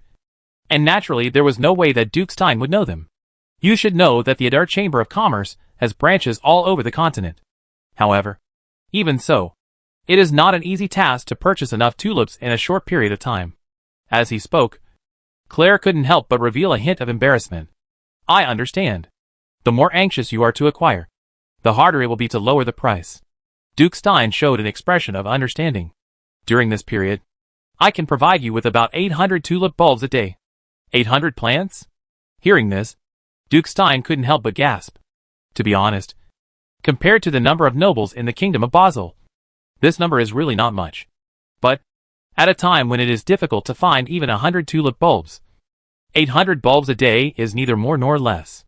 Not only can it maintain the situation of supply exceeding demand, but it can also drive up prices, giving the nobles and merchants of the kingdom of Basel time to stock up on goods. Besides, the Adar people do not only have Duke Stein as their secret sales channel. If we take a little from each channel, the total amount will be quite large. 2 gold coins are just the beginning. Duke Stein, I believe that with your ability, it should not be difficult to double the price of tulips. Right? Claire said calmly. Double it? Lord Krell, given enough time, I can sell it for 10 gold coins. Duke Stein patted his chest and said confidently, to know, every noble and businessman of this era can be called an expert at hoarding goods and making a profit at a high price. Whenever there are natural disasters or man-made calamities, and food prices skyrocket, that's when they make a fortune. And now, in a subtle way, for the first time, the target of those who hoarded goods changed from common people to nobles. As long as the Adar people can provide him with a stable supply, Duke Stein believes that with his own means and the support of the Adar people, it will not be an impossible task to make the price of tulips skyrocket. In early March, the price of a tulip bulb reached 2 gold coins. Mid-March, it climbed to 3 gold coins. When it comes to mid-April, the price of tulip bulbs has reached 5 gold coins and 7 shillings. Even on this continent, this is the first time that such a huge price surge has occurred. This caused countless Basel nobles and merchants to travel around to the Duchy of Sidon and even to the now chaotic inland of the Norman Empire, trying every possible way to purchase tulip bulbs. After all, this is a very profitable business. Of course, there were countless episodes during this process. For example, the Norman family issued a notice, hoping that the Basel nobles would consume rationally and not overinflate the prices of tulip bulbs. Then, the Norman family was badly scolded. A Viscount of Basel even stood in front of the Norman family's shop and gave a speech to the crowd passing by, claiming that this was just a rumor made up because the Norman family had no tulip bulbs to sell. In addition, he cited various reasons for the surge in tulip bulb prices. For example, the area for tulip cultivation is limited, and there is also the saying that rare things are valuable. He even claimed that tulips could be used as medicine. If they were dried and boiled in water, they could not only remove bad breath, but also cure diseases. And his wife miraculously recovered after taking tulip bulbs after being seriously ill. If only one person said it, then everyone might be skeptical. But sometimes people are only willing to believe what they want to believe. At this moment, many nobles and merchants had hoarded a lot of tulip bulbs. So, naturally they flattered and fanned the flames of such words. Then, The reputation of the Norman family plummeted. The price of tulips skyrocketed to 6 gold coins in just 1 week. But, at this time, Kriel, who was led by the Duke of Stein, knew that the price soared was just beginning. Early May. East of Basel. Boris of Javier was holding the news from the city of Basel, saying a long time. He is a very outstanding one among the Basel nobles. He doesn't like luxury on weekdays. Therefore, when the price of tulips just started to rise, he just watched everything happening in the kingdom of Basel as a spectator. But, he really can't sit now. Whenever the aristocratic banquet, the contents of the nobles present were related to the tulips. The price of what tulips has risen again. Who thinks how much the price of tulips can increase? And what tulips are the first big buying and selling since the kingdom of Basel? From March to April, and then to May. As these words echoed in his ears day after day, even the originally sober nobles would gradually sink. Not to mention, along with a large number of industrial and commercial products of Edol, the income of almost all Basel nobles is decreasing. At this time, the appearance of tulip has undoubtedly brought new hope to the Basel nobles. Therefore, after holding on for several months, Viscount Javier finally succumbed. At the very beginning, he just tried to buy some. And then, up. Almost on the second day, the tulips that they purchased by their own have brought the profit. Then, it was out of control. Even many nobles not only buy them by themselves, they also let the serf breed. As the price of tulip rises, more and more fields that were originally used to plant grain were planted. And it was planted with tulips that are now increasingly rising. Not just nobles, but even the bold civilians, buying money together to buy a tulip stem, and then wait for the price to soar. Certainly, after all, they did not dare to accumulate a lot as the nobles. The market fluctuated slightly, and the civilians would be impatient to sell them to avoid losses. But, it turns out that this fluctuation is only a temporary price adjustment. With almost a day, the price of tulip will return to the original place, and then continue to rise. The morbid fanaticism of tulip is evident, continuously soaring the price of tulip, which made countless Basel nobles intoxicated, and became the promoter of this foam. However, the nobles who had already been deeply involved in it never realized it. And, this huge bubble is far from over. In mid-May, the long-silent Norman family finally announced that it would hold a special auction of tulips. The items for this auction are all rare tulip bulbs such as Queen of the Night, Blue Parrot, Golden Melody, and so on. As soon as the announcement came out, Basel was shocked. In the eyes of others, this meant that the Norman family, who represented the trends and fashions of the kingdom of Basel, had finally acknowledged the value of tulips, which indirectly confirmed the reasonableness of the price of tulips. And so many rare varieties have made the nobles of the kingdom of Basel open their eyes. Then, when the Basel royal family, at the price of 800 gold coins, after taking a tulip stem named Night Queen in this auction, the tulip boom that swept the entire Basel kingdom reached its top peak. As for the nobles and commoners in many remote areas, they did not know that the tulip named Night Queen was indeed rare, and they only saw the price, that number, a full 800 gold coins. And this also means that the price of tulip glorious stem still has not reached its peak. Crazy. Everybody is crazy. When more and more people gradually believed in the value of tulips, when everyone around them firmly believed that the price of tulip will continue to rise, few people can be alone, because this has almost become an irrefutable public opinion. All Basel nobles deeply believe that tulips would continue to rise in price. It will continue to rise. Chapter 435 Communication 2.0 Era. From early February to the end of May, almost the first half of the new calendar in the new calendar, driven by the Edol Chamber of Commerce and the Idle Central Intelligence Agency, the price of tulip was like sitting rockets and continued to rise. Every other day, even every half a day, the price of tulips would reach a new high. Therefore, during this time, almost all the Basel nobles seemed to be crazy, showing a pathological obsession and enthusiasm for tulips. No way. The dumping of Edar's industrial and commercial products dealt a severe blow to the manor economy of the kingdom of Basel, and the income of the nobles was greatly reduced. It was also at this time that tulips appeared. The appearance of tulips made the nobles of the kingdom of Basel's eyes light up, and they couldn't help but applaud. Perhaps some Basel nobles also realized that the price of tulips could not rise forever. But the fanatical social atmosphere caused the nobles' desire for money to be expanded again and again. This may be a very typical herd mentality. Or it may be the third-person theory in the field of communication.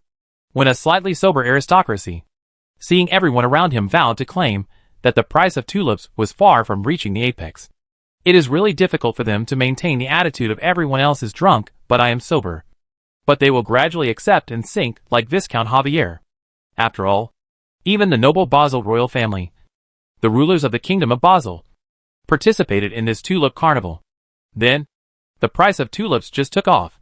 This flower, which was rare but not expensive in the past, was eventually driven up to a sky-high price due to the deliberate promotion of the Adar people. And then, the only thing the Adar people have to do is to keep this bubble continued, and then choose a suitable when choosing one of the most favorable to Principality Edol, and suddenly break it. At this moment, in the north of the kingdom of Basel, Bruno, who was in the Principality of Adar, was looking down at pieces of intelligence from the kingdom of Basel. For the nobles of the kingdom of Basel, these months are a tulip carnival. But Bruno was so nervous. I can't eat happily, and I can't sleep well. You know, this thing is the tulip bubble of the previous world. Bruno knew better than anyone what a huge and complicated plan he wanted to create through the Adar Chamber of Commerce and the Adar CIA. Once this plan is planned, then the kingdom of Basel will lose all the combat effectiveness and become the things in the pocket of Principality Adar. After all, the purpose of this tulip feast is not just to put money in the pockets of the Basel nobles. The skyrocketing price of tulips gave the nobles hope of making huge profits. So, although many nobles did not open their mouths and shouted loudly, but they have also begun to order those serfs that are attached to them and use the fields that originally owned grain to grow tulip flowers. In the eyes of the nobles, how much money can you sell? With tulip bulbs, how much food can you buy? Everyone knows how precious tulips are, so they naturally won't publicize the fact that they grow tulips. However, the Adar CIA has already conducted a thorough investigation into this. Except for the common people who can't afford tulip seeds, the nobles planted more than half of their fields with tulips, which they pinned their dreams on to get rich. Food crisis and financial bubble. When these two, after being brought together artificially by Bruno, woohoo! The day when the bubble was pierced, it was enough to make the kingdom of Basel. From the beginning of February to the end of May, the kingdom of Basel was busy blowing bubbles, while Principality Adar was busy with development and opening the conference. For example, the Babylonian Tontian Tower is completed, and the Merlin Special Economic Zone Jingbi Valley Railway has also been connected. Only, although these things are important, the Duke's flower selling plan is also very important. But, in the eyes of the senior officials of the Principality of Adar, these matters were far less urgent than the issue of the Stuart family's successor. Actually, this was not the first time that Ford Sr. and others had mentioned the issue of offspring and successors to Bruno. Since Bruno's father's generation, the Stuart family has been a single-line family.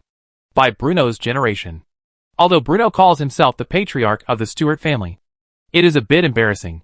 He has always been the patriarch of himself. Before this, although old Ford and others had mentioned it, they were only hinting at it. But, after Bruno's previous assassination attempt, the issue of the succession of the Stuart family and the Duchy of Adar was put on the table again and again, almost at the end of every meeting. Either old Ford, Lapo, or other Adar officials who were close to Bruno, such as Liszt, would repeatedly mention this matter. Not to mention, as the western part of the empire gradually became unified, news of the emergence of the kingdom of Cecil came along with the olive branch extended by the blood family to the Principality of Adar. Rhea Bullard, not only is she the youngest daughter of King Cecil, born into the most powerful noble family in the western part of the empire, but she is also the younger sister of Arnel Blood, Adar's mage advisor. In the eyes of many high-ranking officials of the Principality of Adar, Leah Blood is the perfect choice for the Duchess. The only thing to consider, it's the somewhat lame Principality of Cecil located in the western part of the continent. Yes, even though the Brad family is a long-standing aristocratic family, but in the eyes of the high-ranking officials of the Principality of Adar, it can only be described as mediocre.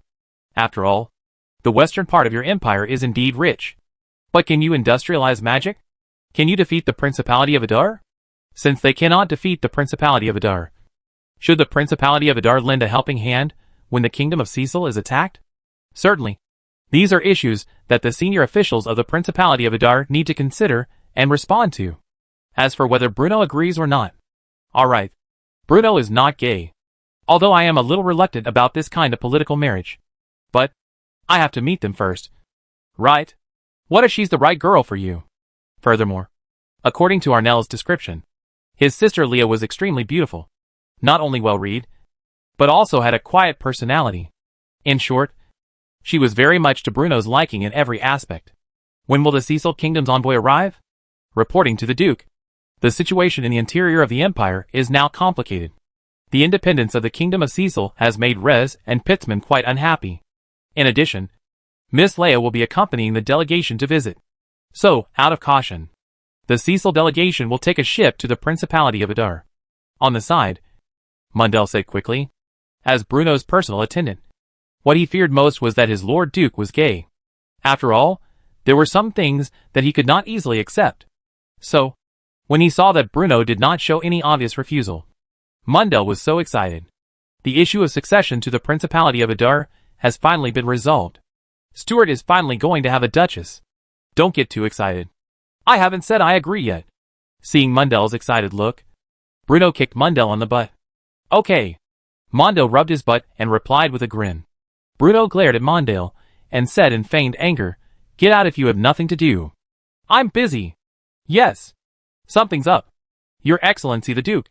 You've been busy reading the intelligence from the Kingdom of Basel these days. And you haven't had time to go to Adar Public University. Just now, Arnell and Miriam came over and said they wanted to invite you over. Idle Public University." Just as Mundell's voice fell, Bruno was suddenly startled and stood up from behind the desk. "What are you talking about?" Bruno said. "Right. It's Lord Arnell and Miss Millian. They said their research has yielded results." Mundell replied solemnly.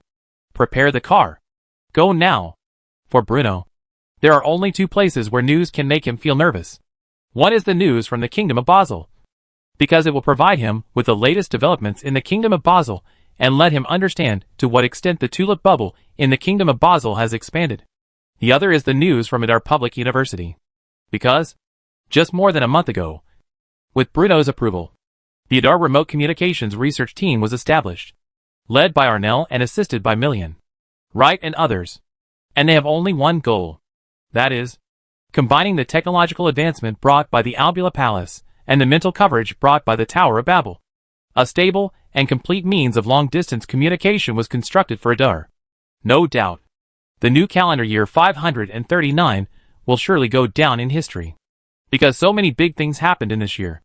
Among them, the completion of the Tower of Babel can definitely be regarded as one of them. The Tower of Babel is also known as the Tower of Babel, although it is listed as a SSS level wonder in the Wonder Construction System. It actually only comes from Western mythology. In the story of the Bible, the original intention of mankind to build the Tower of Babel was to build a tall tower to communicate with heaven. And here, in this world that Bruno is now, the only wonder bonus that the Tower of Babel can bring is to channel the huge spiritual power carried by the Ebbinghaus snail, transform it into orderly spiritual power, and cover all parts of the continent. From the outside, each floor of the Tower of Babel is made up of semicircular arches. The arches and walls are inlaid with a large number of magic crystals, ice crystals, and source stones to stabilize the round tower and channel spiritual power. Yes, the interior of the tower is not a human habitat, but is inhabited by Ebbinghaus snails that have been awakened from hibernation. The construction of the Tower of Babel also transformed them from ordinary snails that had not yet gotten rid of their vulgar interests and mental disorders into tool cows that made great contributions to the development of the Principality of Adar.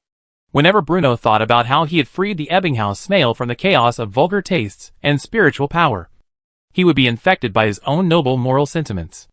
The remote communication research team in which Arnell, Millian and others participated was established on this basis. Indeed, the wonders brought by the Alhambra Palace allowed Millie to develop the psychic power receiving device by chance. However, the specific use and debugging of this psychic power receiving device can only be carried out after the Babel Tower is completed and the psychic power of the Ebbinghaus snail covers all parts of the continent. Therefore, during this period of time, the members of the remote communication research team stayed in the magic laboratory of Adar Public University almost all day and all night to debug the specific sending and receiving modes of this device. And now, since Arnell and Miriam had invited me to Adar Public University, then there is only one answer. Either difficulties were encountered during the research and development process, or breakthrough progress was made. And obviously, the spectacle bonus brought by the Alhambra Palace allowed Bruno to easily eliminate the first possibility. Then, when Bruno's carriage just arrived in front of the gate of Adar Public University, he heard Miriam's voice coming from outside the carriage. "Your Excellency the Duke! It's done! That thing has been developed." Really? When he lifted the curtain of the car window, he saw that the members of Adar's remote communication scientific research team had already gathered in front of the school gate, waiting for his arrival. As soon as Bruno stepped off the carriage, but he saw Arnel walking towards him with a heartless pace, and he couldn't help shouting, "Your Excellency the Duke! It actually works! This is definitely a breakthrough that transcends time." Yes, even Bruno, a time traveler, was extremely amazed at this long-distance communication method based on mental power. Not to mention Arnel, Millie, and other natives of the other world who had never seen the convenient communication methods on Earth. In this era, the development of remote communication methods based on mental power is definitely a revolutionary change, and an achievement beyond everyone's imagination, whether it's Arnel or Miriam, or other members of the remote communication research team, even though they have personally participated in this research. At this moment, an expression of disbelief still appeared on their faces. "Since it's done, take me to see it in person." The voice fell. Bruno looked past the figures of Arnel and others, and gazed at the Adar Public University standing in front of him. The Radcliffe Reading Room is magnificent and elegant, with students coming and going all the time. They are holding the books they have just borrowed in their arms, and are hurrying towards the study room not far away. Bruno is convinced that the future of the Principality of Adar depends not only on itself and its own wonder construction system, but also on the countless students who come one after another. Today, he will welcome the arrival of the Communication 2.0 era here. In the future, Adar Public University will surely give me more satisfactory answers. Chapter 436 West India Exchange. The exclusive laboratory of the Adar Telecommunications Research and Development Group is located in the Glasgow College building in the southwest corner of Adar Public University. The appearance of this architecture shows the Gothic style, and it looks extraordinarily spectacular. But at this time Bruno did not care about these fine branches at all. What he cares about is the results that are about to appear in front of him. I care about Aner and others. And in this countless day and night, the great achievements have been achieved. The establishment of the Babylonian Tower has spread the huge spiritual power of the Ebbinghaus snail, which provides us with the possibility of remote communication with spiritual power. As they walked, Anil told the Duke beside him about the research process of the scientific research team. But this is far from enough.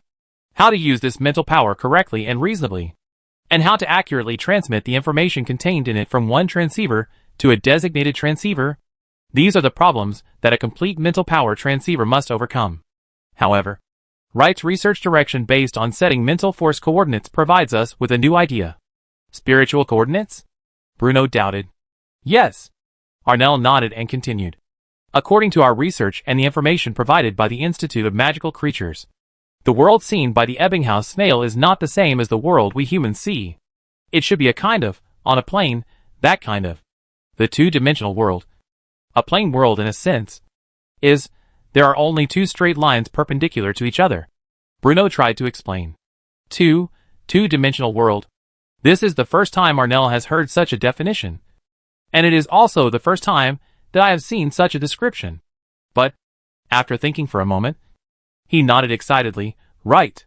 That's what I mean. Really. His Excellency the Duke is worthy of being the Duke, even though he put forward such an incredible hypothesis. Lord Bruno was able to find a more reasonable way of explanation in a moment. Go on. Since it is a two-dimensional plane, we can simply use the Tower of Babel as the center, and use the spiritual power of the Ebbinghaus snail to set different coordinates for different parts of the continent. We can also set different spiritual power imprints for different spiritual power transceiver devices. In this way, information carried by simple codes can be transmitted through mental power, and reach thousands of miles away in the blink of an eye. Anil explained enthusiastically. The voice fell. The group also came to the door of the exclusive laboratory of the Remote Communication Research Group. Arnel pushed open the door of the laboratory, and a large iron box that looked quite heavy immediately came into Bruno's sight. This is the remote communication tool we developed as the core of the spiritual receiving device we developed. Aner shed it. Then the outer layer of iron. Oh! This is just to prevent others from peeping. While Arnell was speaking, Wright stepped forward and carefully opened the chain hanging on the iron box. The moment when the iron box was opened, the mechanical device was carefully placed in the iron box, and suddenly made Bruno a dream-like feeling. This remote communication tool based on mental power is exquisite and dexterous. In ice crystals and magic crystals that sparkle with light blue light are arranged alternately, and countless magic array patterns are densely engraved on the base forged with mithril. The contained-capable magic device inside the device exudes a pale golden light pattern, which reflects the lower lines to reflect the extremely magnificent mottled color. Even in Bruno's previous life, this kind of mechanical device full of technology is equally colorful.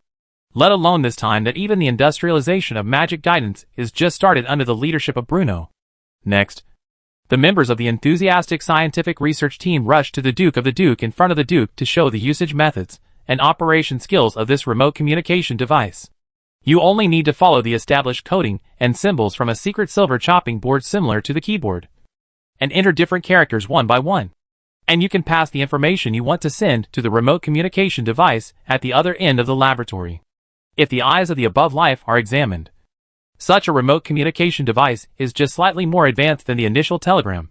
But the development of Principality Adar in the field of remote communication is just the beginning.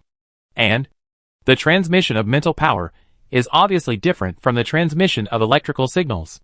As long as it is improved, not only mentioning can gradually reduce it, but it can also gradually apply more aspects, in addition to in the laboratory.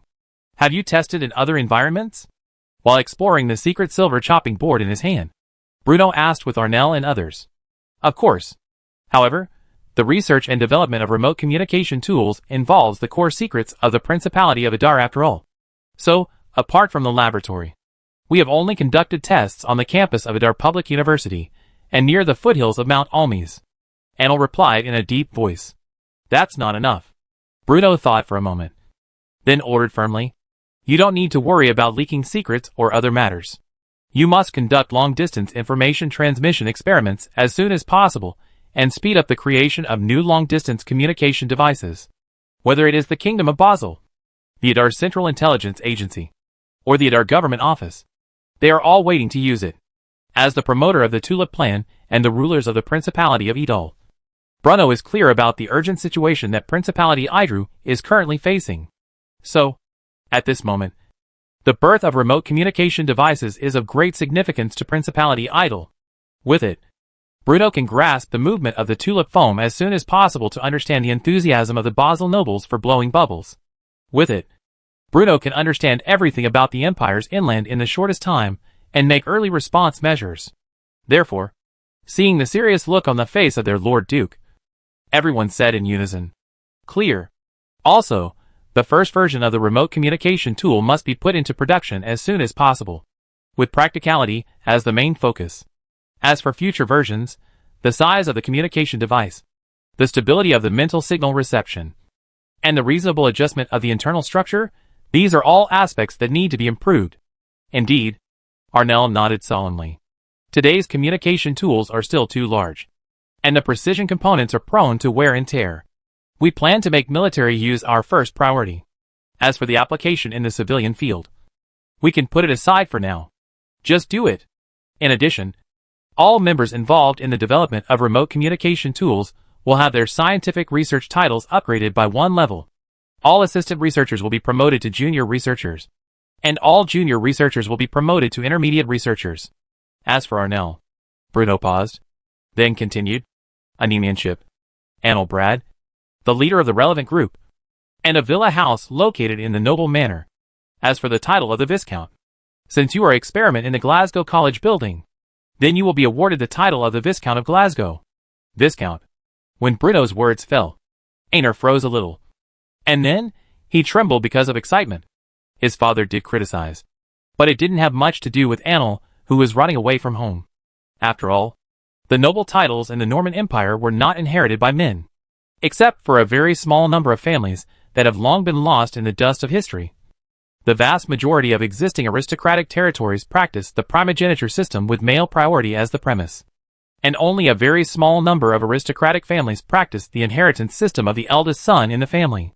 Therefore, although Arnel is also a member of the blood family, as an illegitimate child, he has never had any possibility of inheriting the title.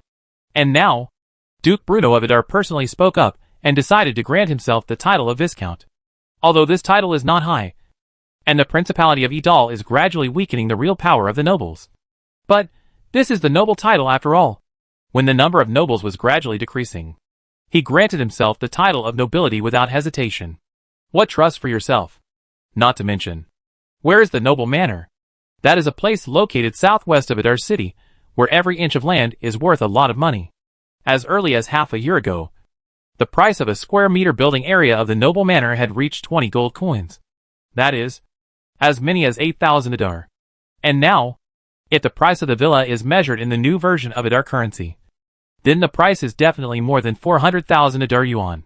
What's more, with the completion of the first phase of the Noble Manor project, a large number of supporting facilities have been built near the Noble Manor. Convenience stores, farmers markets, food stores, the successive construction of several working people's communities, and the establishment of the Idar River Park on the south side of the Noble Manor have made the properties of the Noble Manor a treasure trove that wealthy businessmen and nobles are actively purchasing. Not to mention that the properties in the first phase have already been completed and delivered. Even the properties in the second and third phases have been sold out. So, the reward given by Bruno is quite generous. Your Excellency the Duke. Hearing the reward Bruno gave him, Arnel carefully moved closer to Bruno. What's wrong? Is this considered a bribe to me? Arnel asked with a sly smile. Me? Bribe you? Bruno's voice couldn't help but lengthen. Yes. Yes. My sister is coming over in a few days. If you ask me, Leia is. Before he finished speaking, Bruno patted Arnel on the shoulder and interrupted him. In half a year, I will see a new model of remote communication tools. Ah? Hearing this, Arnel, who was still smiling and fantasizing about his own big house, he suddenly felt the gazes of his colleagues around him, as if they wanted to hack him to death. And his face immediately drooped. Although half a year is still plenty of time. But the pressure on your shoulders is completely different when you have time limits, and when you have no time limits. As for Bruno, the birth of the remote communication device naturally made Bruno in a good mood. So, after going out, he went directly to the Idar School of Engineering, which was located on the side of the Glasgow College building. Idar Engineering Faculty is a subsidiary of Idar Public University. The teaching position is mainly held by the great engineers of the Principality of Idar, who are responsible for training the construction engineering talents that the Principality of Idar urgently needs. Then, as soon as I arrived at the edge of the School of Engineering, Bruno was surrounded by a group of men who suddenly rushed over.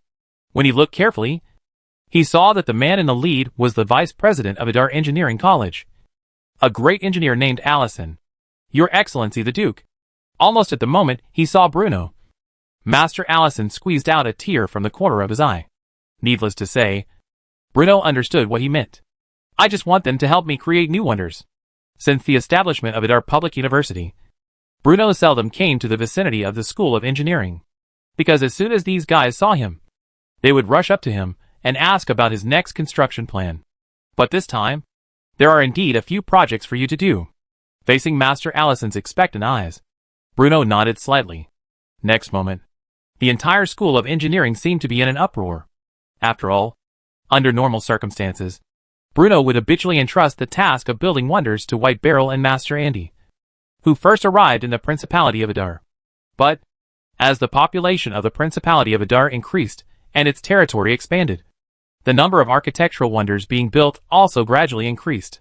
For example, now, although the Idar Central Station, which was supervised by Master Andy, has entered the final stage, the construction of the Bastille was also proceeding in an orderly manner under the arrangement of White Barrel. But we can't let the other top engineers sit idle. Right? So, deep down in Bruno's heart he had long planned to build a new wonder. This is not only to fully mobilize the human resources of the Principality of Idar, but also to pave the way for the future of the Principality of Idar in advance. I wonder what you want to build this time. Your Excellency the Duke? Allison quickly came closer with great interest. This time, the building will still be constructed in the Merlin Special District. Bruno paused. pondered for a moment, and then continued. One is Big Ben, and the other building is called the West India Exchange. Chapter 437 Economic Hegemony. In the previous life, the original site of the West India Exchange is located in Sevilla in southern Spain. It is also the only wonder building located in Spain that is included in the Wonder Construction Atlas, apart from the Alhambra Palace. Although Tonio Khan once said, everyone has a glorious history, so don't take a moment as if it lasts forever. But this building, built in 1503, is definitely a microcosm and mark left behind by the once vast Spanish colonial empire before it fell apart. During those hundreds of years, countless Spanish colonists set out from Seville and expanded the population that used Spanish as their national language from the Iberian Peninsula to most of the globe. It was once the royal institution responsible for dealing with economic and trade matters and legal disputes in the West Indies. At the height of its power, any ship sailing on the ocean needed permission from the West India Exchange. As for the other wonder Bruno was going to build, Big Ben, its full name is actually Elizabeth Tower, which is an annex of the Palace of Westminster, the Parliament of the United Kingdom of Great Britain and Northern Ireland. Yes, this wonder, famous throughout the Western world and regarded as a symbol of London and the United Kingdom, is actually just an annex of the Palace of Westminster, West India Exchange and Elizabeth Tower. One of them is a wonder located in Spain, and the other is a wonder located in the British Isles. No matter from which perspective, the West India Exchange and Big Ben should both be independent wonders. But, in the wonder construction system, they are one of the few wonder buildings that can be bound to each other and modified. Just like the Adar Public University, which was built with the University of Oxford in the UK and the Library of Alexandria in Egypt as its core, and incorporates a large number of famous buildings. The West India Exchange and Elizabeth Tower can also be combined into a new custom wonder. Speak the truth? After all, the West India Exchange was built too long ago. The reason why it was rated as a wonder by the Wonder Construction System is, to a large extent, because of the historical significance it contains. So, in order to better fit the style of the Wonder Construction System, this custom-made building, made up of two wonders, draws on the artistic style and architectural form of the Palace of Westminster and other famous buildings to a certain extent. This brings the building rating to SSS level, although this new custom spectacle building is less than the SSS level of the SSS class. It has one less S. But the construction time and manpower and material resources it needed are as fewer times less. And this building that is recombined and stitched in the running also has a brand new and loud name of the Royal Exchange of Eder. Yes, that's right. Adar Royal Exchange. This impressive sounding title had actually been in Bruno's heart for countless days and nights. Even as early as when he founded the Adar Central Bank and the Adar United Savings Bank, Bruno had intended to name it the Adar Royal Bank. But Bruno always felt that this name sounded a little too loud, and even had a very obvious sense of usurpation. This is inconsistent with the strategy of living in peace and seeking development that the Principality of Adar has always followed. And now, it's time for the Principality of Adar, the independence of the nobles in the western part of the empire, and the establishment of the Kingdom of Cecil are undoubtedly a perfect test, since the Normandy royal family is not even the establishment of the Kingdom of Sicilia. Then he goes forward slightly to test the response of external forces, and it is naturally reasonable. After all, the overall strength of the Principality of Adar is much stronger than that of the Kingdom of Cecil located in the west of the empire, although other forces may not necessarily think so. And Adar Royal Exchange, although the word royal is included in the name, the royal here does not specifically refer to the Stuart family, which leaves Bruno room for maneuver, as long as one is thick-skinned enough. The Alexander family, as the Norman royal family, can completely cover up the truth and take it for granted. Not to mention, in the Principality of Adar, the call for Adar's independence has long been growing, and the senior officials of the Principality of Adar have no good feelings towards the Norman Empire, which is already in name only. As for the people, alright, no matter they were the native Adar people or the refugees from all over the country who immigrated to the Principality of Adar, they all wished that the Principality of Adar would become independent sooner, and that the brutal and cruel Norman royal family would all die. Especially after experiencing the ravages of war, and the comparison with the Principality of Adar, the people finally realized how huge the gap is between the rest of the forces and the Principality of Adar. Bruno's name for this new wonder was in line with public opinion. According to his prediction, as the Orthodox Norman prince rights only controlled the central and northern parts of the Norman Empire, and was sandwiched between several forces, so he certainly did not dare to act rashly.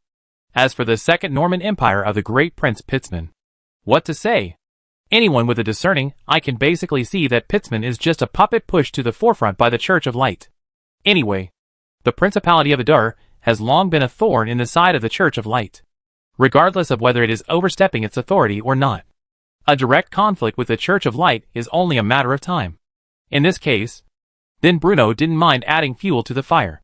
Not only would it make him feel good, but it would also make the people of the Principality of Adar gradually develop a stronger national identity. Adar people are Adar people.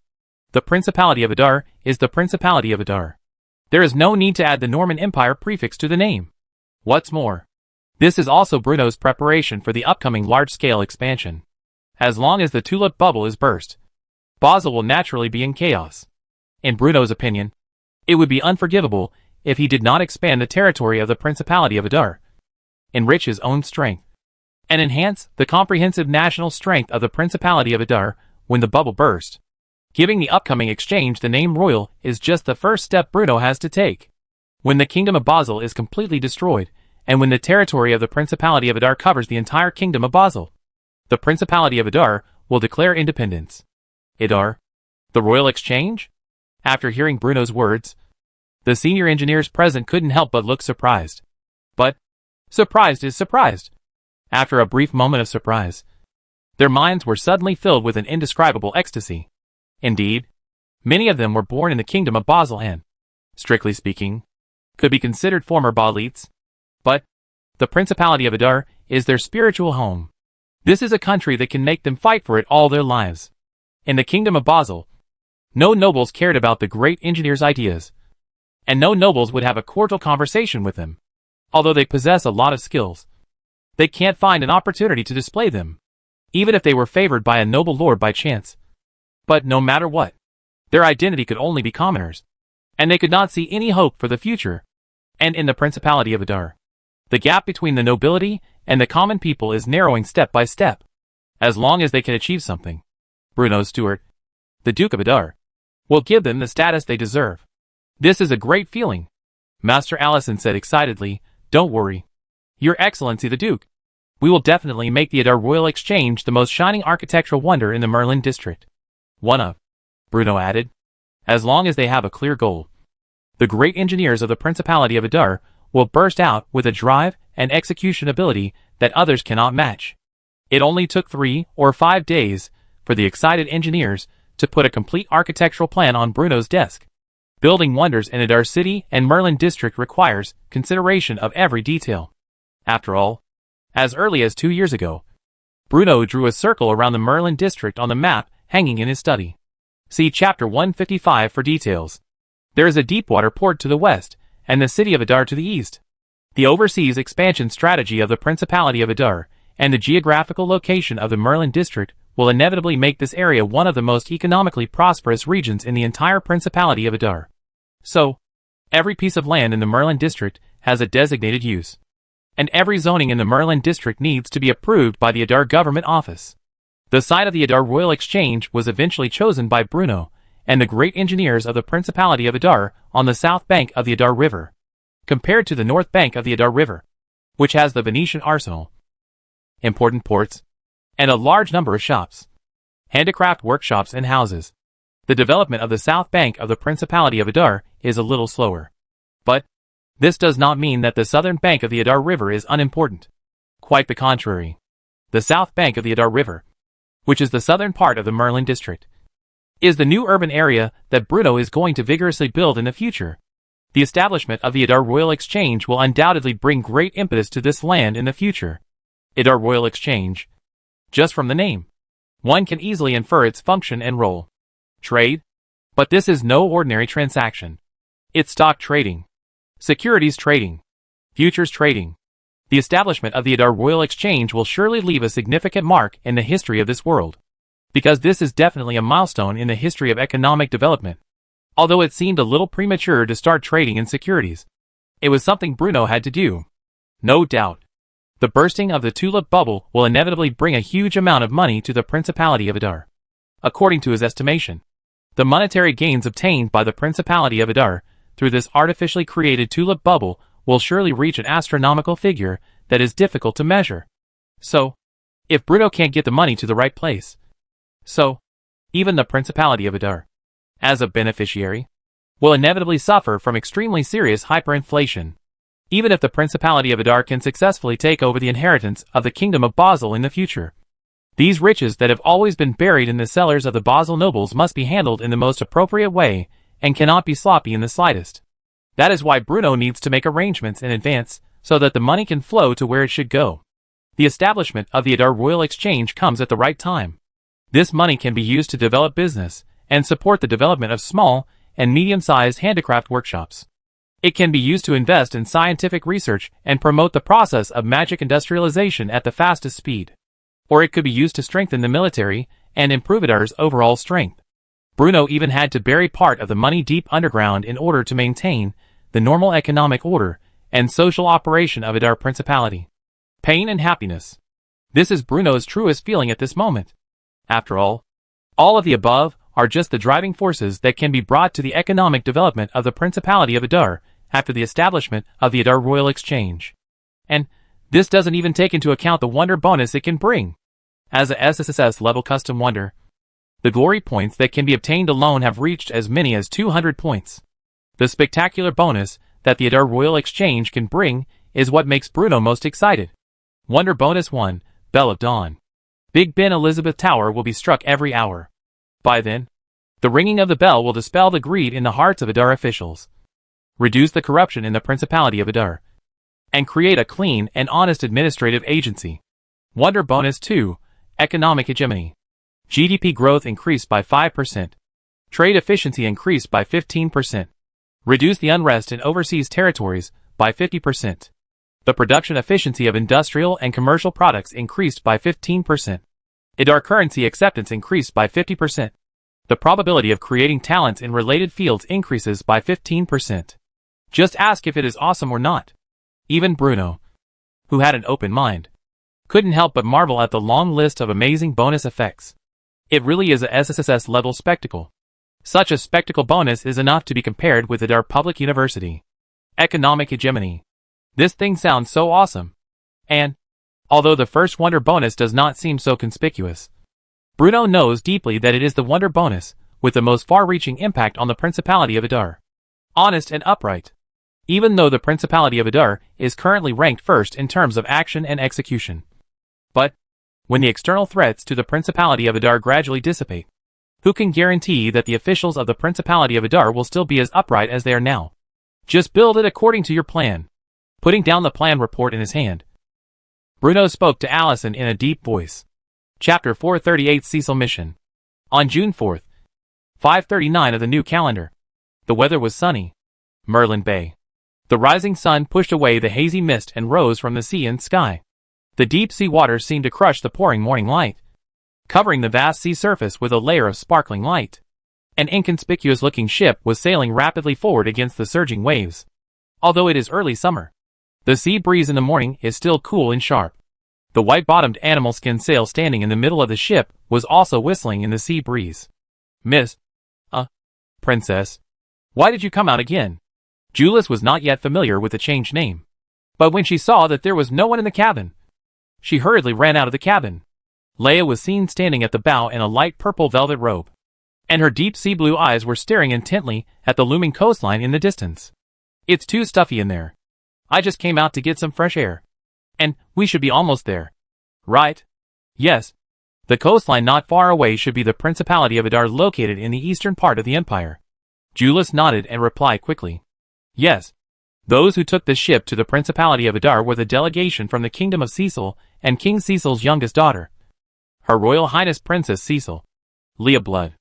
Although the Norman royal family turned a deaf ear to the independence of the nobles in the western part of the empire, one thing was obvious. That is, whether it is Rez, who dominates the imperial capital of St. Lawrence, or the eldest Prince Pitzman, who has become a puppet of the church. The two of them must have considerable hostility towards the new Cecil regime and hate the Blood family with a vengeance. After all, at least on the surface, the Duchy of Adar is still a vassal of the Norman Empire. However, the establishment of the Kingdom of Cecil was equivalent to removing the last fig leaf covering the face of the Norman royal family.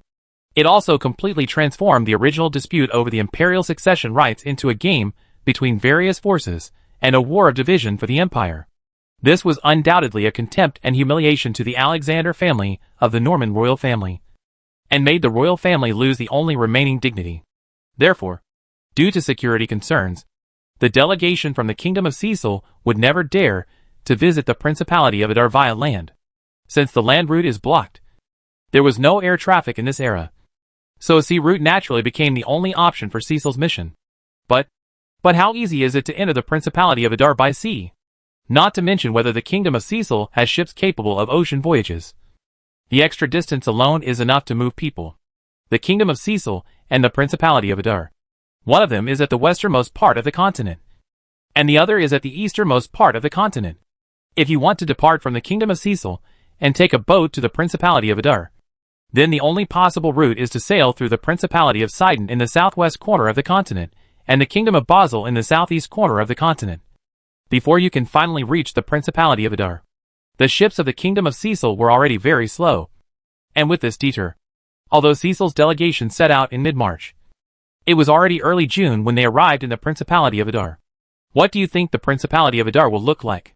The Adar coast in the distance was still a little blurry, but Leia couldn't help but ask Julius. From the Kingdom of Cecil to the Principality of Adar, during the more than 2 months, the ship carrying the Cecil delegation naturally needed to stop at the seaside ports for supplies again and again. This also allowed Leia, who had never set foot outside the western part of the empire, to witness for the first time the poverty and decline of various parts of the continent.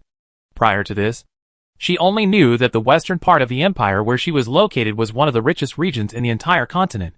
But she could only speculate and imagine what other places were like based on what others said. Of course, she had heard of the naked civilian serfs, and the words such as broken families and separated wives and children. But to her, these were just words from books. Although this is also the common situation of civilians in the western part of the empire. But as a noble, it is naturally impossible for her to easily witness such a situation. After all, she is a member of the Brad family. No matter where they go, which noble would not try his best to present the best side of his territory to Leia? But after she left the Kingdom of Cecil, some things and some events could be easily seen, whether it is the Principality of Sidon or the Kingdom of Basel. The sallow-faced civilians and the devastated serfs are the most true portrayal of the people of this era. For the first time, she truly saw this era and witnessed everything recorded in the books with her own eyes. And this also deeply touched Leia's heart. That is why she expressed her doubts at this moment. Even in those prosperous and wealthy places praised by the nobles, the real living conditions of the common people make people feel pity. In this case, then the Principality of Adar, in the eastern part of the empire. In this remote and desolate place that the nobles unanimously believed to be poor and remote. How hard and embarrassing must the lives of the common people be? Thinking of this, Leia couldn't help but feel a little bit of pity in her heart. I am afraid, in this corner of the eastern part of the empire, even having the simplest meal every day is a luxury that ordinary civilians dream of. Right? As for the hunger and cold in winter, and the decline of people's livelihood under the heavy tax burden, all these things have made Leia dare not think about it. But, after all, Julius did not give her own opinion on this issue. Because, not far away, the oncoming giant ship interrupted her thoughts as expected. Your Majesty, look over there. Leia looked in the direction of Julius's finger, and saw an extremely huge warship speeding towards her ship. Compared to the huge oncoming battleship, the largest ship in the Cecil Kingdom that the Cecil delegation was on board seemed as small as a solitary boat that could capsize at any time. The oncoming giant ship was naturally a 3-masted warship belonging to the Adar Navy. The broad ship broke through the raging waves. Huge sails are hung on several tall masts, and on the tallest mast, the flag of the Principality of Adar was flying high at the top of the mast. No matter which force it is, the naval fleet of the Principality of Adar is undoubtedly a huge blow. But Leia was thinking about more. If the eastern part of the empire is really as barren as the nobles say, then how much manpower and resources would it take to build such a huge warship? After all, in this era, The necessity of the Navy has not yet emerged. So, in Leia's opinion, the warship in front of her looked majestic. But how much unnecessary expense would it cost? And how heavy a burden would the civilians have to bear? Could it be that the Duke of Adar is another aristocrat who is fond of showing off?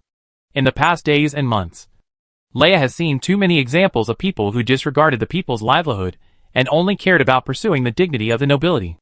Only, this thought did not last long in her mind, because the three-masted warship that sped past the side of Cecil's mission ship was just the beginning. As the coast of the Principality of Adar got closer, more and more ships appeared in the sight of Cecil's delegation. Then, Leia felt that her three views collapsed. Although they traveled to the Principality of Adar by sea and had a stereotype about the poverty of the eastern part of the empire that could not be easily eliminated, there was no doubt that Cecil's delegation attached great importance to this meeting. Therefore, the ship they were on was the newest ship in the kingdom of Cecil. But, here, near the coast of the Principality of Adar, even an ocean-going fishing boat flying the Adar flag seemed not much smaller than the ship he was on. As they got closer to the port of the Principality of Adar, almost all members of Cecil's delegation walked out of the cabins, with a look of astonishment on their faces, and stood on the deck to watch the ships going back and forth in all directions. Especially when near a port, the lighthouse of Alexandria, towering above the coastal rocks, left everyone present speechless with astonishment. Here, is it the Principality of Adar? Is it the eastern part of the empire, which is known for its remoteness and desolation? Alright, it's not just Leia. The world views of almost all members of Cecil's delegation have collapsed. The nobles of this era never paid much attention to the ocean. So even in the kingdom of Cecil, the coastal ports were extremely simple, and even ordinary fishing boats could not be seen.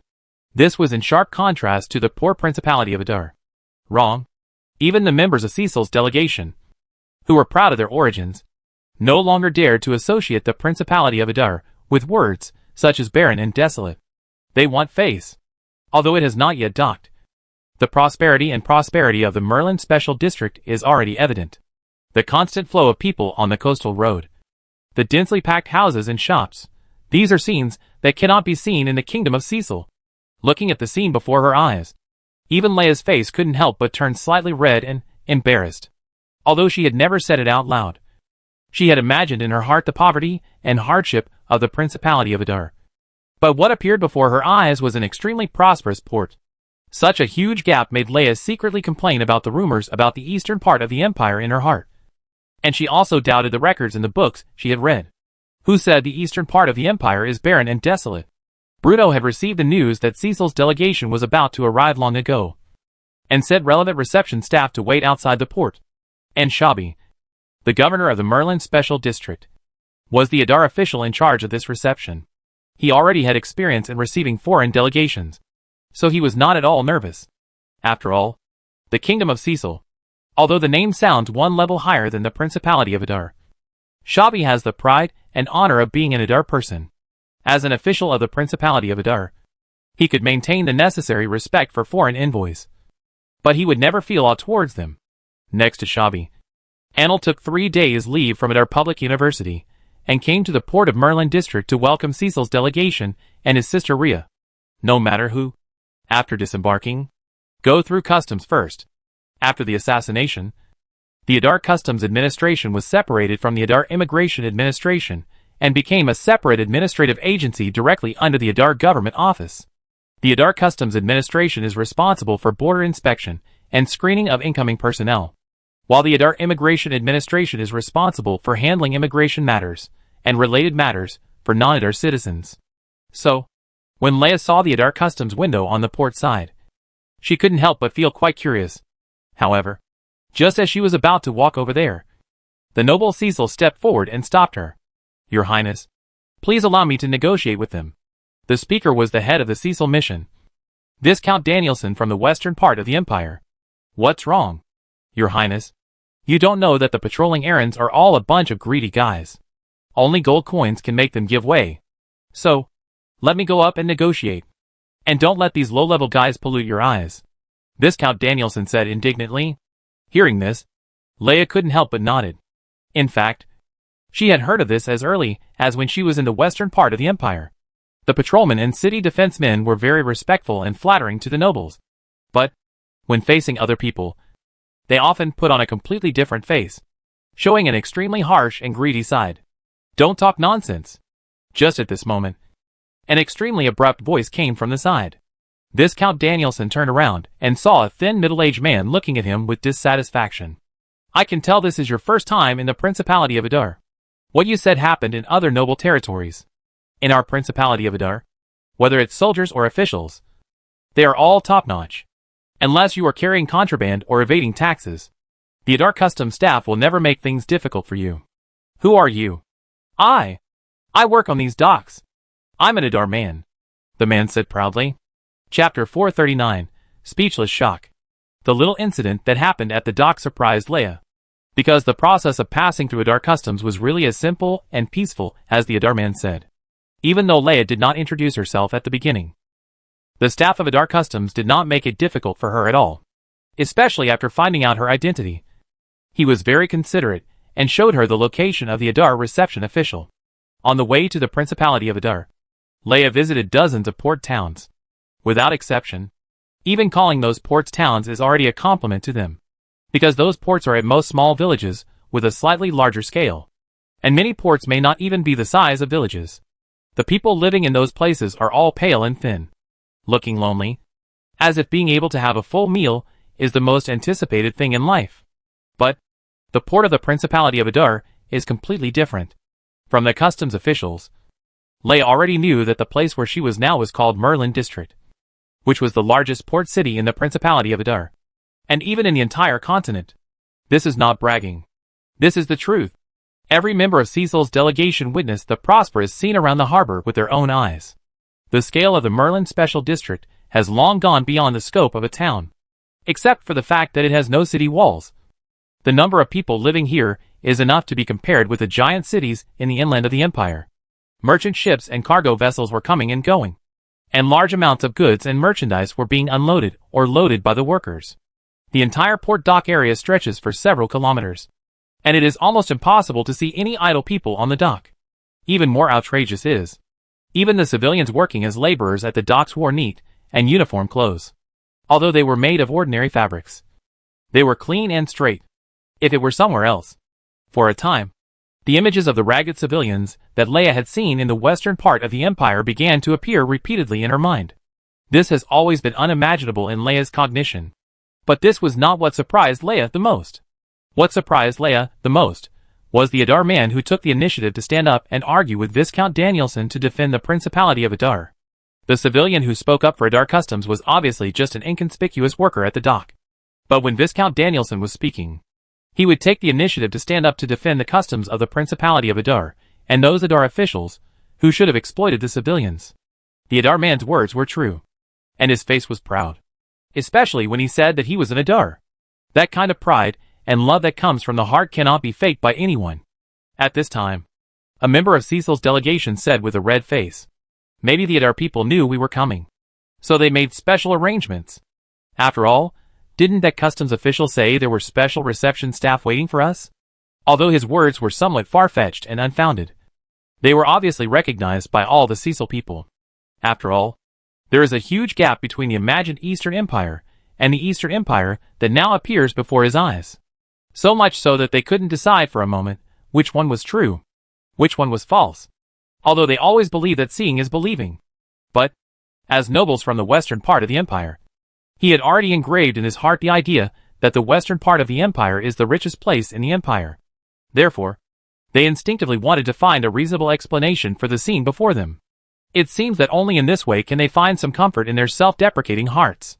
So, the principle they uphold has smoothly changed from seeing is believing to what you see is not necessarily true. "My lord, please stay for now." Just as Leia was thinking about it in her mind, Viscount Danielson, who was about to pass through the Adar Customs, was stopped by Adar officials. "What's wrong?" Viscount Danielson frowned and asked with some displeasure, "Are you a wizard?" The abrupt words of the Adar official made Viscount Danielson look surprised at this moment. Yes, he is indeed a mage. As a confidant of Cecil King Monquin blood, although Viscount Danielson's title is not low, he possesses extremely profound knowledge and relatively outstanding magical skills. But how could this Adar official in front of him know all this? Yes, as if he could see the doubts in Viscount Danielson's heart. The Adar official raised his hand and pointed at the rectangular gate that Viscount Danielson had just passed through. Seeing this, Viscount Danielson turned around and saw that the top of the door frame, which had been dull and dim, was now flashing a light yellow. The security equipment will not cheat. So, please put your right hand here and report to me the magic power you possess truthfully. An official from Adar Customs had taken out a very sophisticated-looking device from somewhere and signaled Viscount Danielson to place his right hand on a mithril panel. I'm not a wizard, but a wizard's apprentice, Viscount Danielson said as he stretched out his hand, just as Viscount Danielson sent it to. Respected Lord Viscount Danielson, as I said before, the security equipment will not lie. The Adar official looked at him deeply and said in a deep voice, if you were not a member of the Cecil mission, you would have been expelled for deceiving the customs officials. Mr. Mage. Viscount Danielson? At this moment, Viscount Danielson was completely confused. What the hell is this? Can this thing also detect one's own magical power? Originally, it was enough to surprise him that the Adar Customs officials could immediately tell that he could use magic, but he never imagined that he could rely on such a device to judge his specific strength. So, Viscount Danielson couldn't bear it anymore. Why? How do you know my magical abilities? These are all magical technologies from our Principality of Adar. All I heard was that Adar official speaking with great pride without hiding anything. Magic technology. This was the second time Viscount Danielson had heard this term. As for the first time, he heard the term magic technology. It was in the letter that Anil sent to the Principality of Cecil. Magic technology. Adar School. King Cecil Monquin Blood has many confidants. But why did he send Viscount Danielson to the Principality of Adar? The reason is simple. Because he is a mage.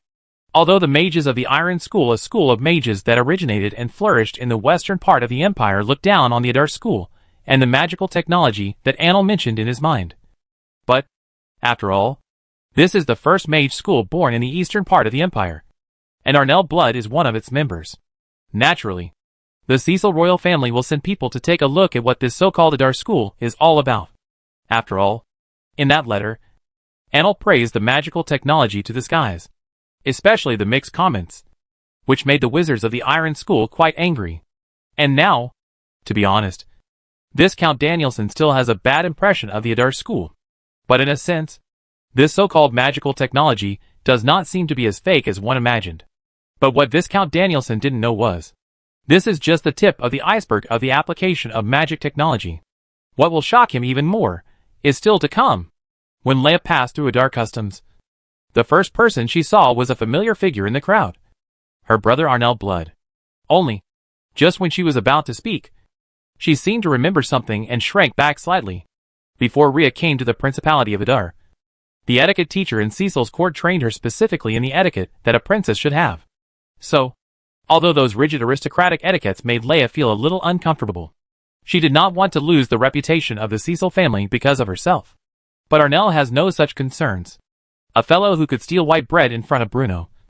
A guy who could ignore the dignity of his noble father and run away from home. How could I possibly take those cumbersome aristocratic etiquette to heart? Not to mention, nowadays, Arnell has long been immersed in the research of magic and cannot extricate himself. He usually dresses like a researcher in the laboratory. So naturally he doesn't care about these so-called etiquette. Therefore, the moment he saw Leia's figure, Anil put his hands behind his waist and walked over with a step that showed no regard for anyone. Hey! Rhea! Arnell laughed slyly. No matter what Arnell's impression of his family is, the mark of the Brad family will always accompany him throughout his life. So, when seeing this sister who was very close to him in the past, Anil almost immediately completed the seamless transition between the two roles of serious researcher and shameless bastard brother. Hearing this, Leia, who had originally shown a hint of a smile, suddenly changed her expression and looked at Anil unhappily. You ran out without making a sound. Do you know how worried your father is about you? Him? At most, he's worried that I'll die outside and bring shame to the Brad family. When mentioning his father the Duke, oh no, now his father the King. Arnell's expression became a little unnatural. He is aware of his identity. An illegitimate child. Although other nobles would show him respect because of his father, Arnell knew clearly his position. Otherwise, he would not have run away from home in anger and eventually started a new life in the Principality of Adar. Hearing this, Leia was speechless for a moment. But I would like to thank him. Leia was a little confused. Thank you? Today, I am still a member of the Brat family, but I am also the Viscount of the Principality of Adar. Viscount Glasgow, Arnell said seriously. Then I would like to congratulate the Viscount. As he spoke, Viscount Danielson slowly walked to Annel's side. Only, Arnell did not greet Viscount Danielson with the etiquette of the imperial nobility, but greeted Viscount Danielson with the handshake etiquette popular in the Principality of Adar. At the moment their hands touched, Viscount Danielson's eyes suddenly widened, and the shock in his heart was beyond words. Yes, it was a shock. It was a speechless shock, because, the moment his hand touched Annel, he felt a magical power coming from the most advanced wizard level, the former apprentice. He had actually become a mage, and he was a top-level mage, who had 1 foot on the threshold of becoming a great mage. Viscount Danielson, I haven't seen you for many years. I didn't expect that you are still at the level of a mage, Annel said with a smile. Annel, you... Although Annel praised the Adar school and magical technology in his letters, he did not mention his own attainments in magic in his heart. That is why only a small number of mages from the School of Iron would look down upon the School of Adar. A mere wizard apprentice actually talked so much in the letter? But the Annel in front of him has clearly become the top wizard. How did he get to this point in just 3 years? I have already mentioned in the letter that the development path of the Adar school is the only way for the development of magic. Hearing this, Viscount Danielson wanted to refute, but he couldn't say it. He had nothing to say. The Adar school. Is it really as magical as described in the letter? Okay everyone. The train prepared for Cecil's delegation is already ready. You can move on, and we can talk again when we get on the train. I am Shabi, Deputy Director of Adar Government Affairs Office and Governor of Merlin Special District, Shabi added. At this moment, although the people in Cecil's delegation did not know why Viscount Danielson was so horrified, they could all realize that the Principality of Adar would certainly have a different reaction. As the host wishes, Mr. Shabi. Viscount Danielson, who had come to his senses a little, finally nodded.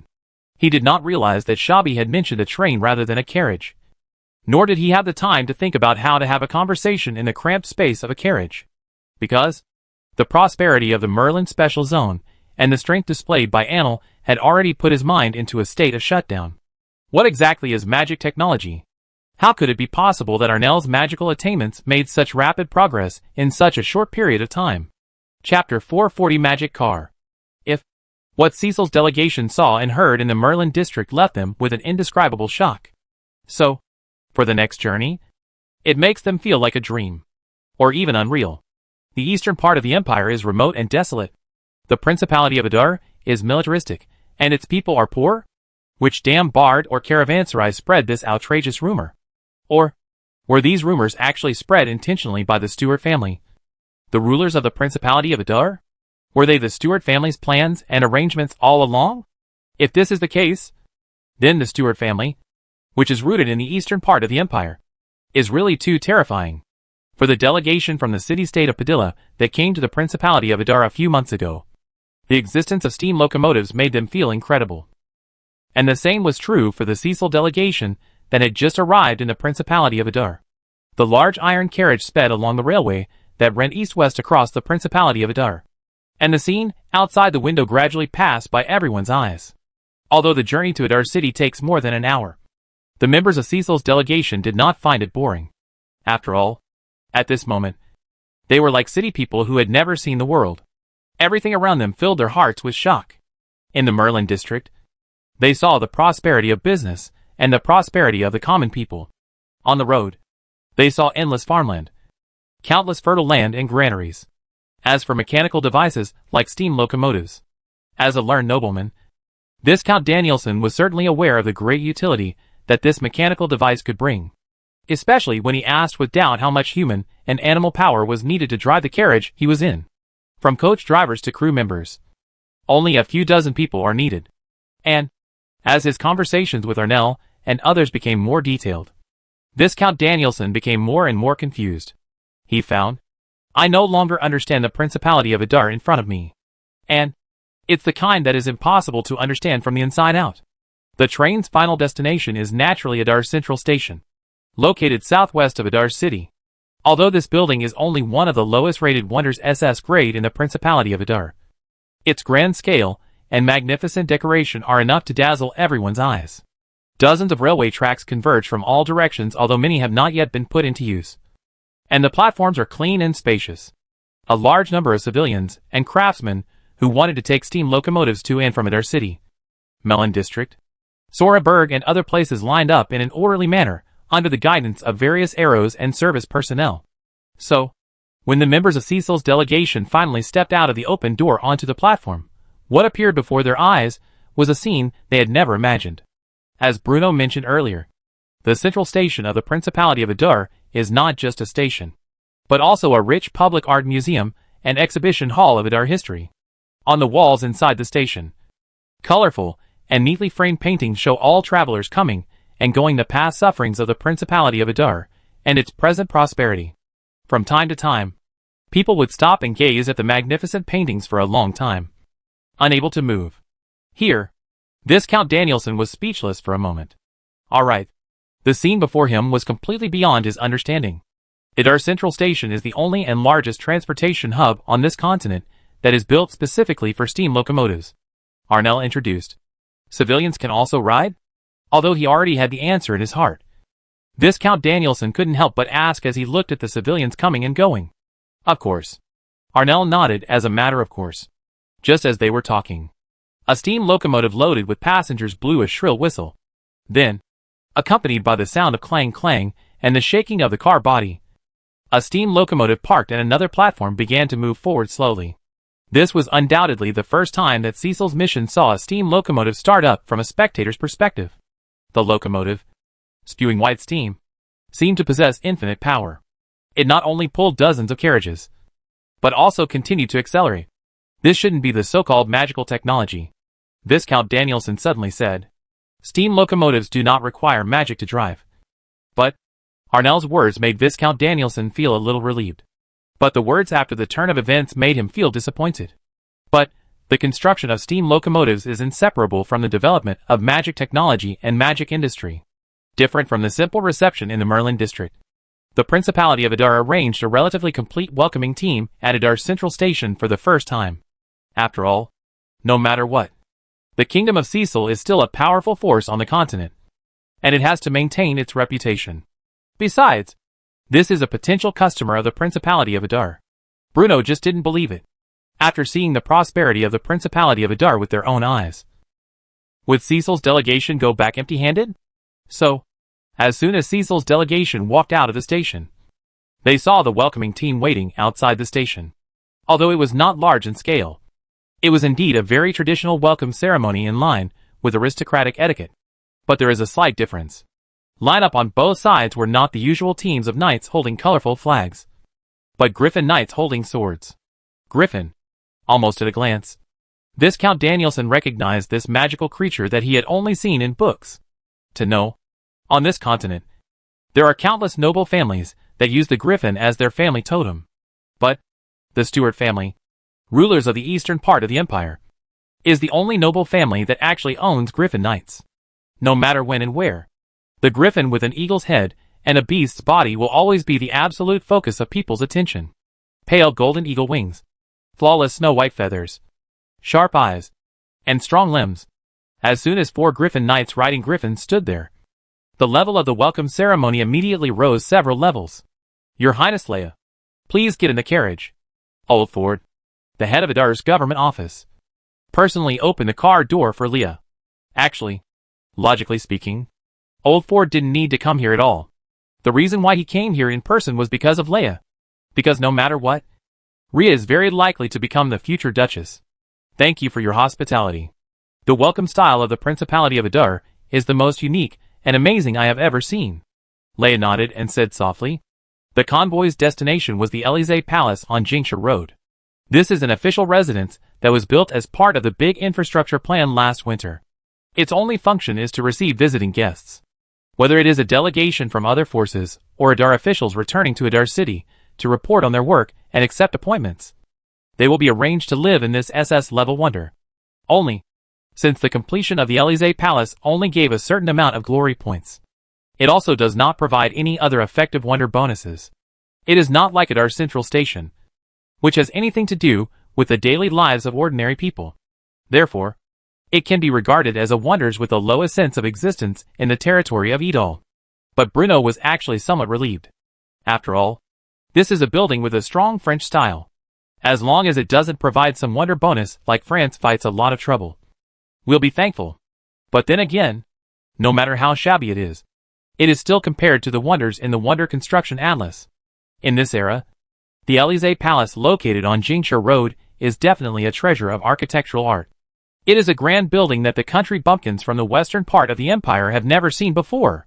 The Élysée Palace, located on Jingsha Road, is a two-story building built with marble blocks.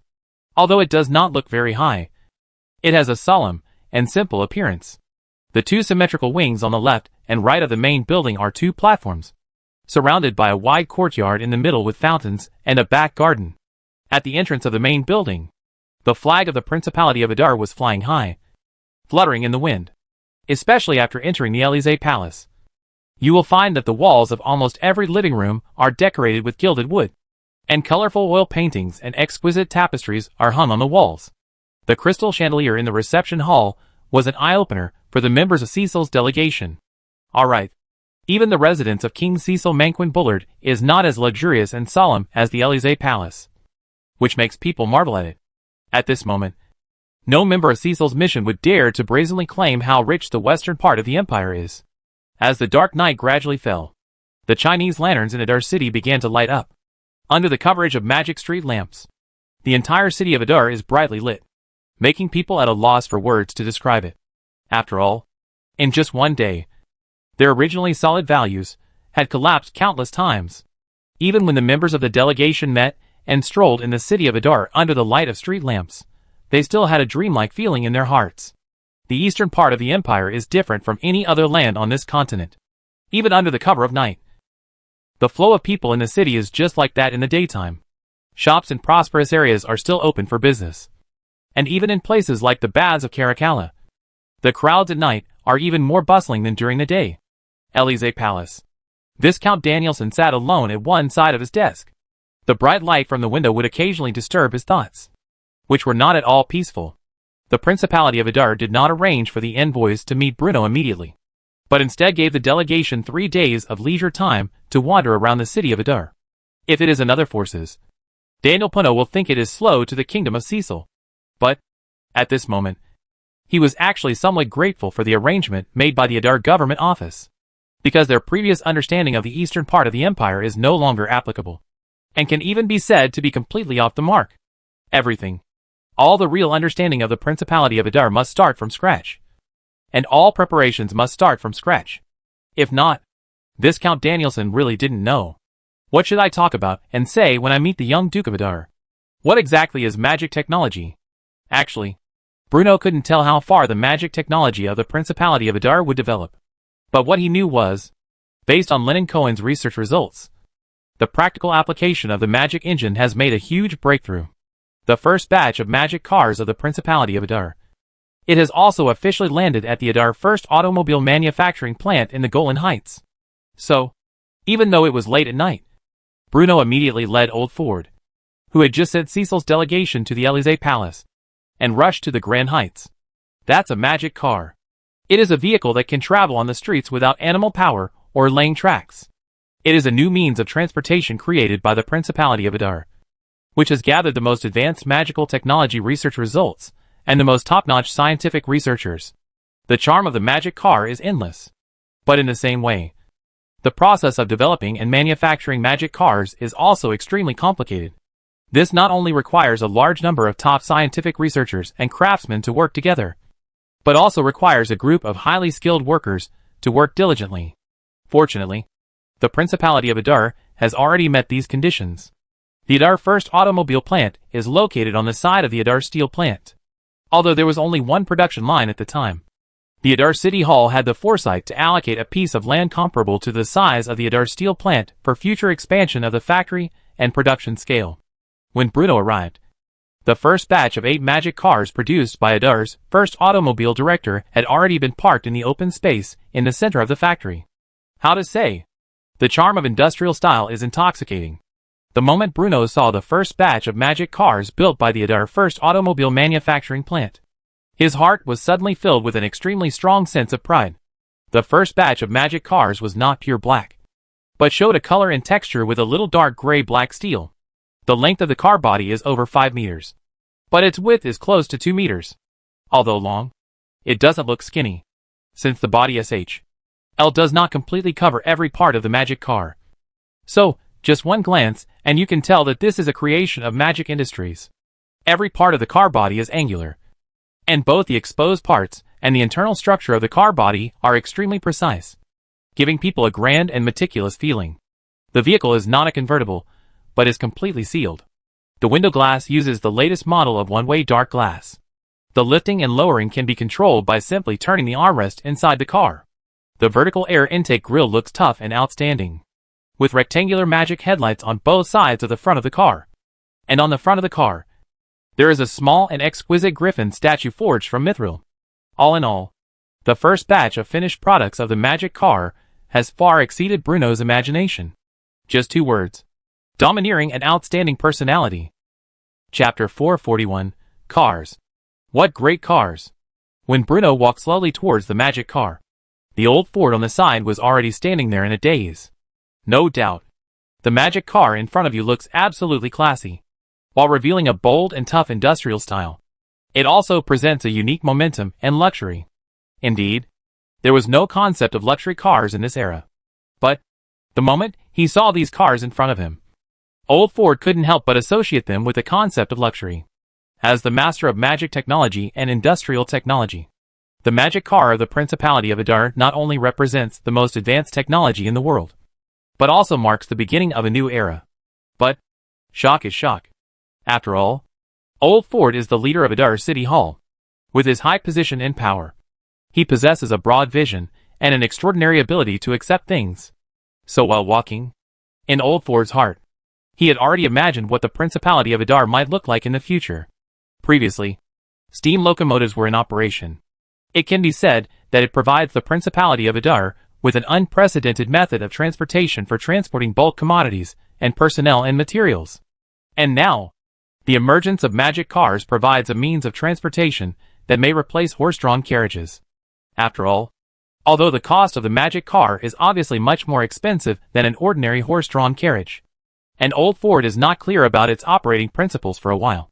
One thing is certain, that is, the magic car, like a steam locomotive, will never get tired. Human and animal power are finite, but mechanical power cannot be viewed in the same light. Therefore, in addition to being shocked, old Ford was also full of expectations. Your Excellency the Duke, Lennon Cohen, who heard the news, trotted to Bruno's side. Although he had had the news of the completion of the first batch of magic cars passed on to Adar City, he never expected that the Duke would come with old Ford at night. What does that mean? This means that the Duke attaches great importance to the magic car. This heavy trust and favor also filled Lennon Cohen's heart with gratitude. It looks like it is pretty good. Just don't know what will happen. What will happen? Reporting to Your Excellency the Duke, these magic cars have undergone nearly 100 tests and field verifications, and their applicability and reliability have been verified. Lennon Cohen quickly replied, "Oh, the magic car is a key support project of Adar Public University and Adar Government Office at this stage. Both the Duke and other officials have provided great convenience for our research and development and production. So, I naturally dare not be careless in the slightest. Moreover, in order to ensure the smooth completion of the magic car, not only did the 37 mages and researchers work day and night to find more suitable improvement measures, but even the 183 workers of Adar's first car division also worked diligently, fearing that they would disappoint the Duke's trust." Bruno naturally heard that Lennon Cohen was praising all the people involved in the research and development and production of the magic car. Then, he nodded expectantly. As long as the magic car is well made, both ordinary workers and R&D personnel like you will naturally receive rewards. If you want the horse to run, you have to feed it well. Bruno was well aware of the importance of the development of magic technology and the implementation of magic cars to the Principality of Adar. Therefore, even if Lenin Cohen didn't say it, he would not treat the scientific researchers and ordinary workers involved in this project unfairly. The magic engine is the core of the magic car. But it is definitely not enough to just have a magic engine. On the one hand, the motivation provided by the magic guide engine is passed on to the wheels on both sides of the body.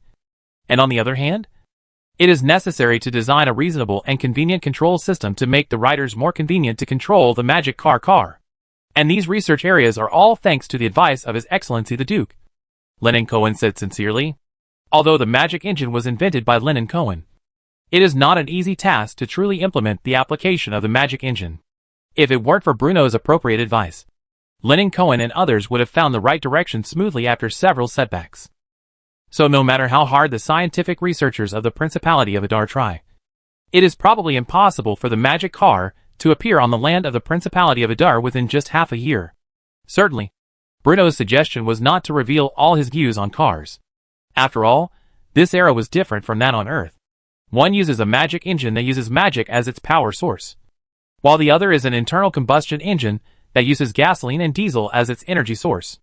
It is naturally impossible to create exactly the same four-wheel drive vehicle using two completely different forms of energy.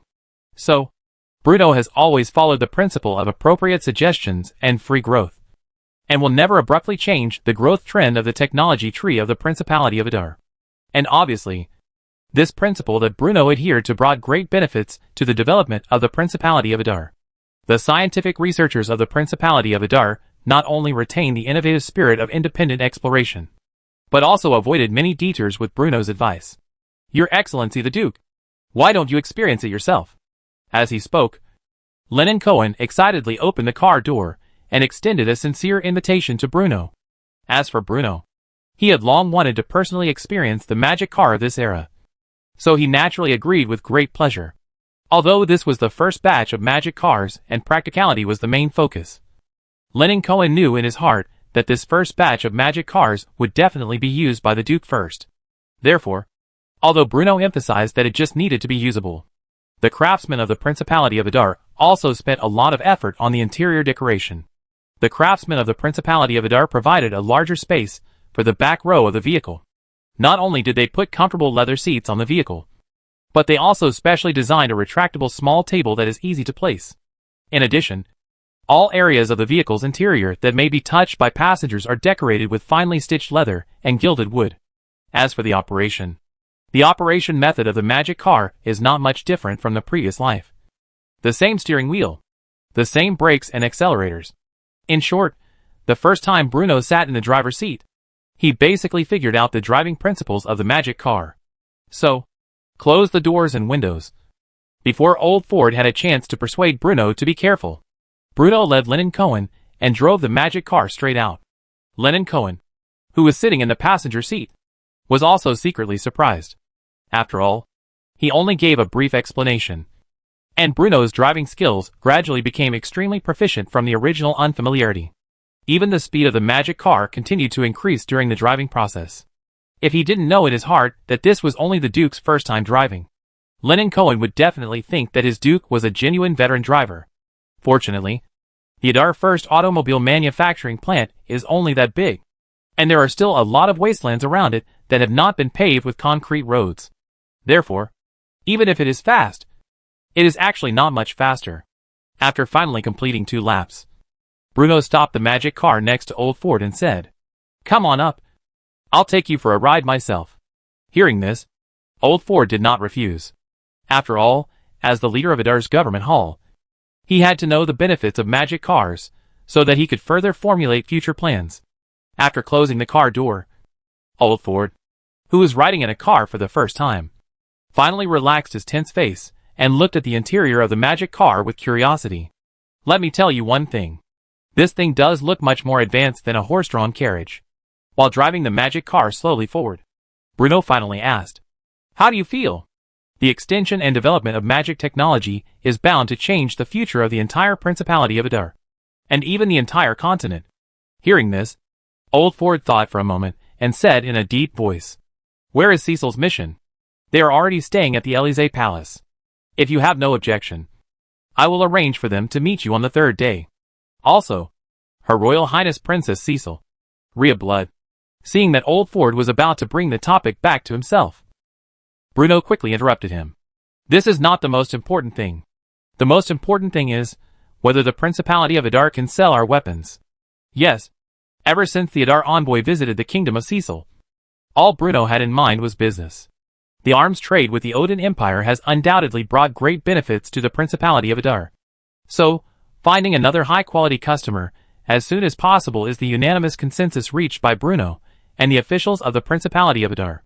However, except for the Odin Empire, there are only a few potential big customers of the Principality of Adar, including the Kingdom of Cecil in the west of the Empire, the Odin Empire in the middle of the continent, the Principality of Sidon in the southwest of the continent, or the Kingdom of Basel adjacent to Adar.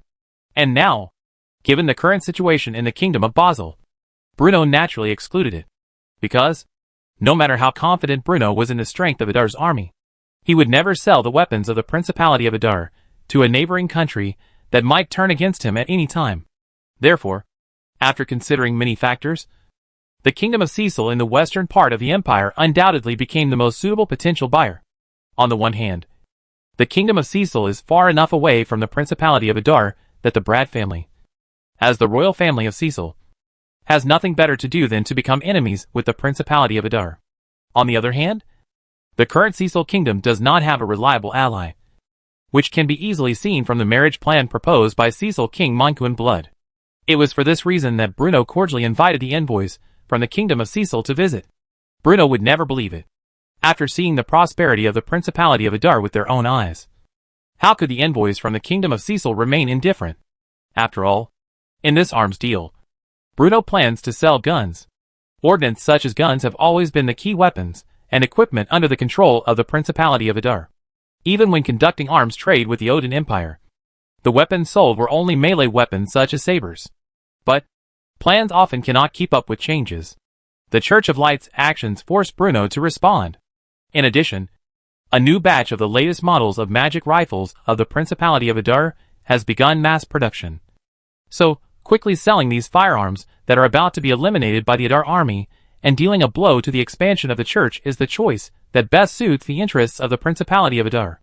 As for why I chose the Kingdom of Cecil, because when the Kingdom of Cecil declared independence and began to gradually expel the bishops and priests of the Church of Light from its territory, the Principality of Adar and the Kingdom of Cecil, these two countries, thousands of miles apart, have already crossed the distance between mountains and seas and are standing in the same camp, a united front against the Church of Light. Therefore, selling the weapons that have been eliminated by the Adar army to the Kingdom of Cecil can be said to be beneficial without any harm. Besides, it was impossible for Bruno to sell the magic rifle intact. The firearm sold to the Cecil Kingdom will certainly be a combination of the shortcomings of the magic rifle and the magic submachine gun. For example, the range is limited, the accuracy is poor, and the ammunition used has to be live ammunition provided by the Principality of Adar. But even so, the sale of magic firearms is enough to raise the combat effectiveness of the Cecil Kingdom's army to a higher level. Don't worry, Your Majesty. No noble can resist the temptation of magic firearms. Old Ford replied. That's good. Although whether the deal can be done depends on the will of the Kingdom of Cecil and Bruno's final decision. But the negotiation process and results require the joint efforts of many Adar officials. As for Rhea, it won't be too late then. When the magic car stopped in front of everyone again, Bruno, the Duke of Adar, had already reached an agreement with Old Ford on many matters regarding the reception of Cecil's delegation. This car is great.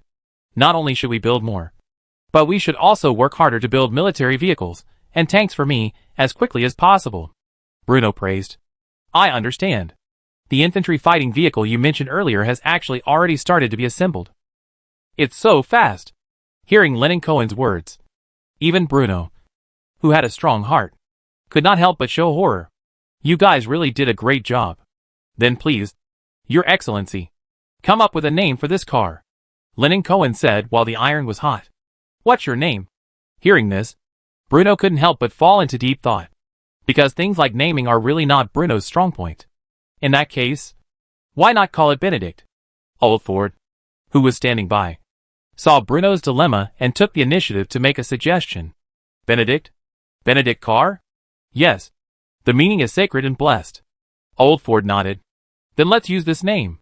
But Benedict can only be regarded as a brand name. As for future models, let the consultants of the Adar Chamber of Commerce think about it carefully and come up with something like a Lenin Cohen Memorial Edition or an Anniversary Celebration Edition. By then, won't the price of the magic car skyrocket? To know, the magic cars in front of us are completely different from the Horn brand bicycles before.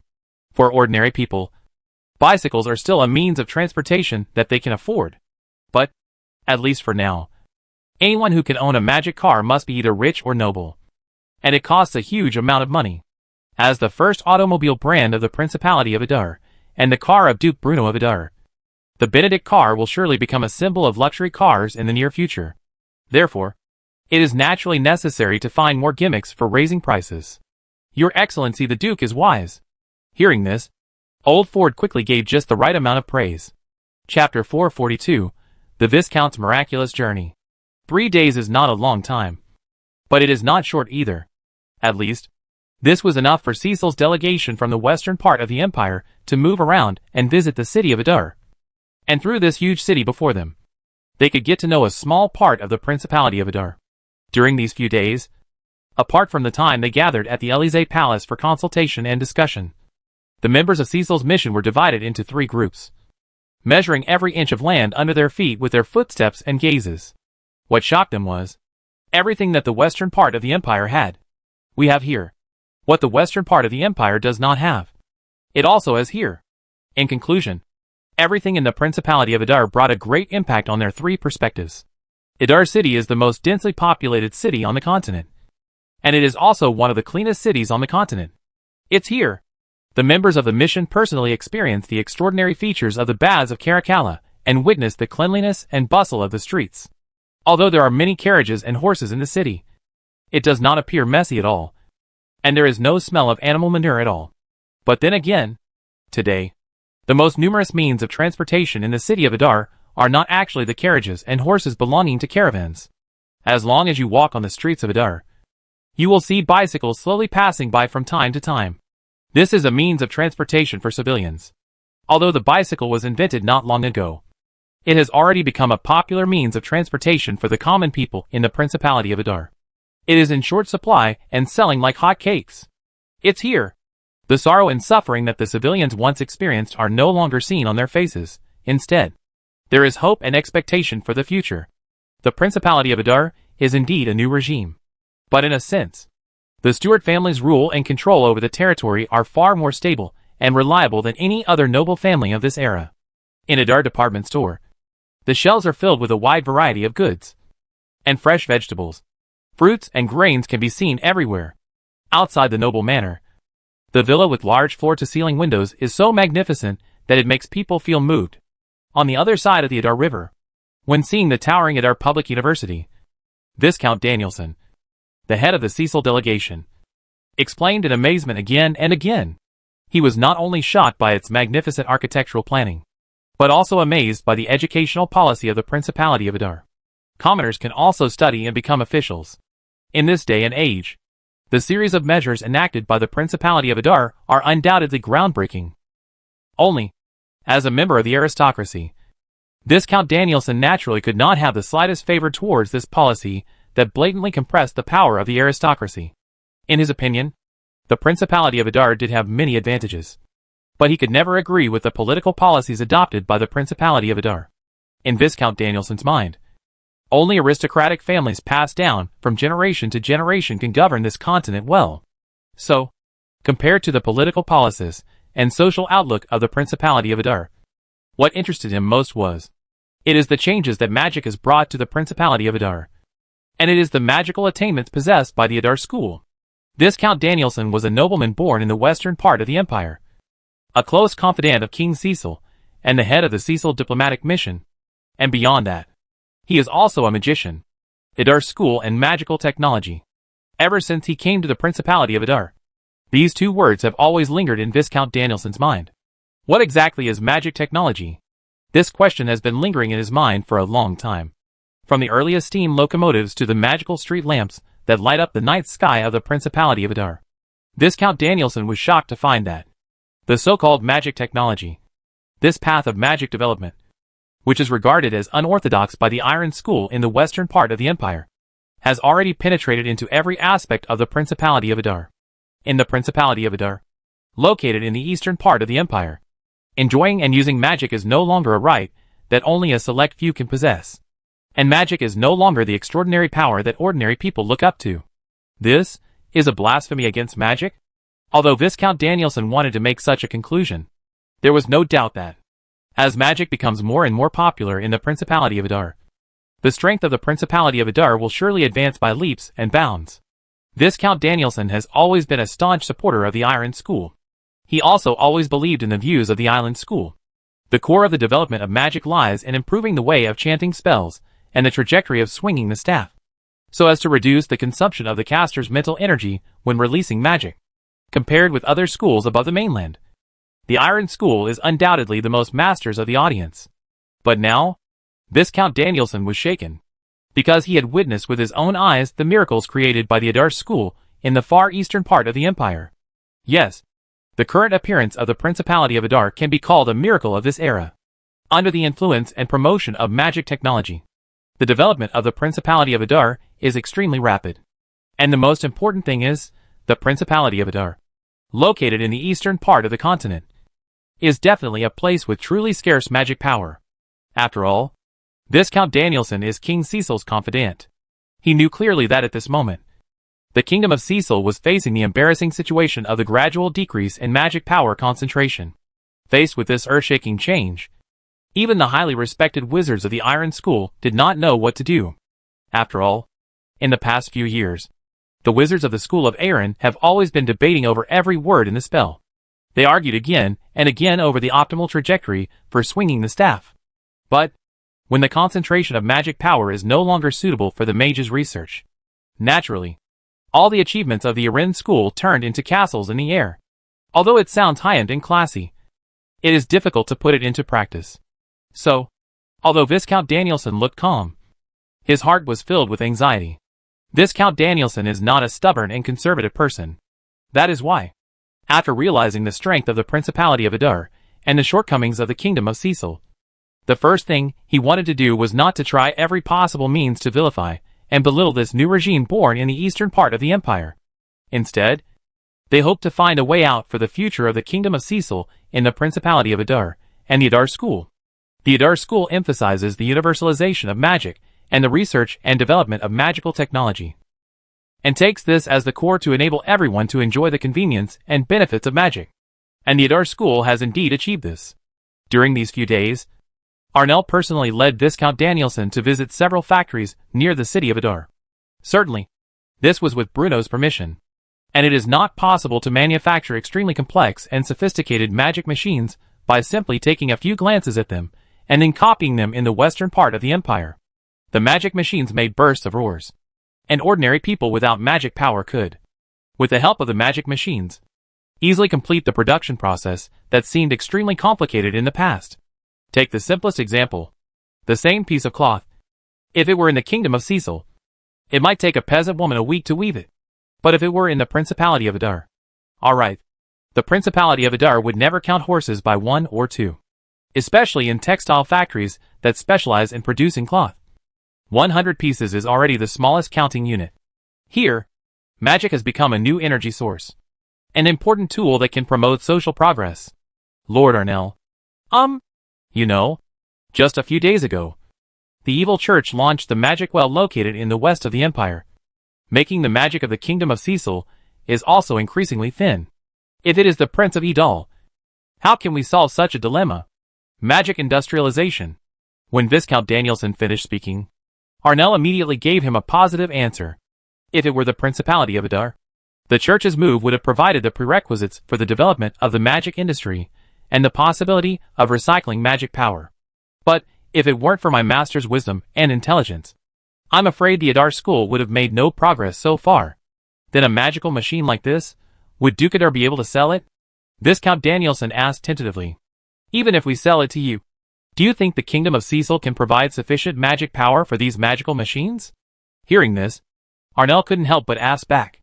This, to know, the reason why the magic industrialization of the Principality of Adar was able to be successfully rolled out in a short period of time was not only due to the stone circles that crossed the mountains and the magic transmission lines that stretched for thousands of miles. The support of Adar people, the progress of Adar society. All these factors play an indispensable role in the development of magic technology and the popularization of the magic industry. Even if Bruno really decided to transfer some of the magic machinery to the Cecil Kingdom, he would have to start from the most basic magic transmission lines. But the problem is, does the Kingdom of Cecil really have the same mobility and execution capabilities as the Principality of Adar? Does the Kingdom of Cecil have enough time? Although Arnell himself is a member of the Brad family, he is pessimistic about this, because he knew too well the moral character of the vast majority of nobles of this era.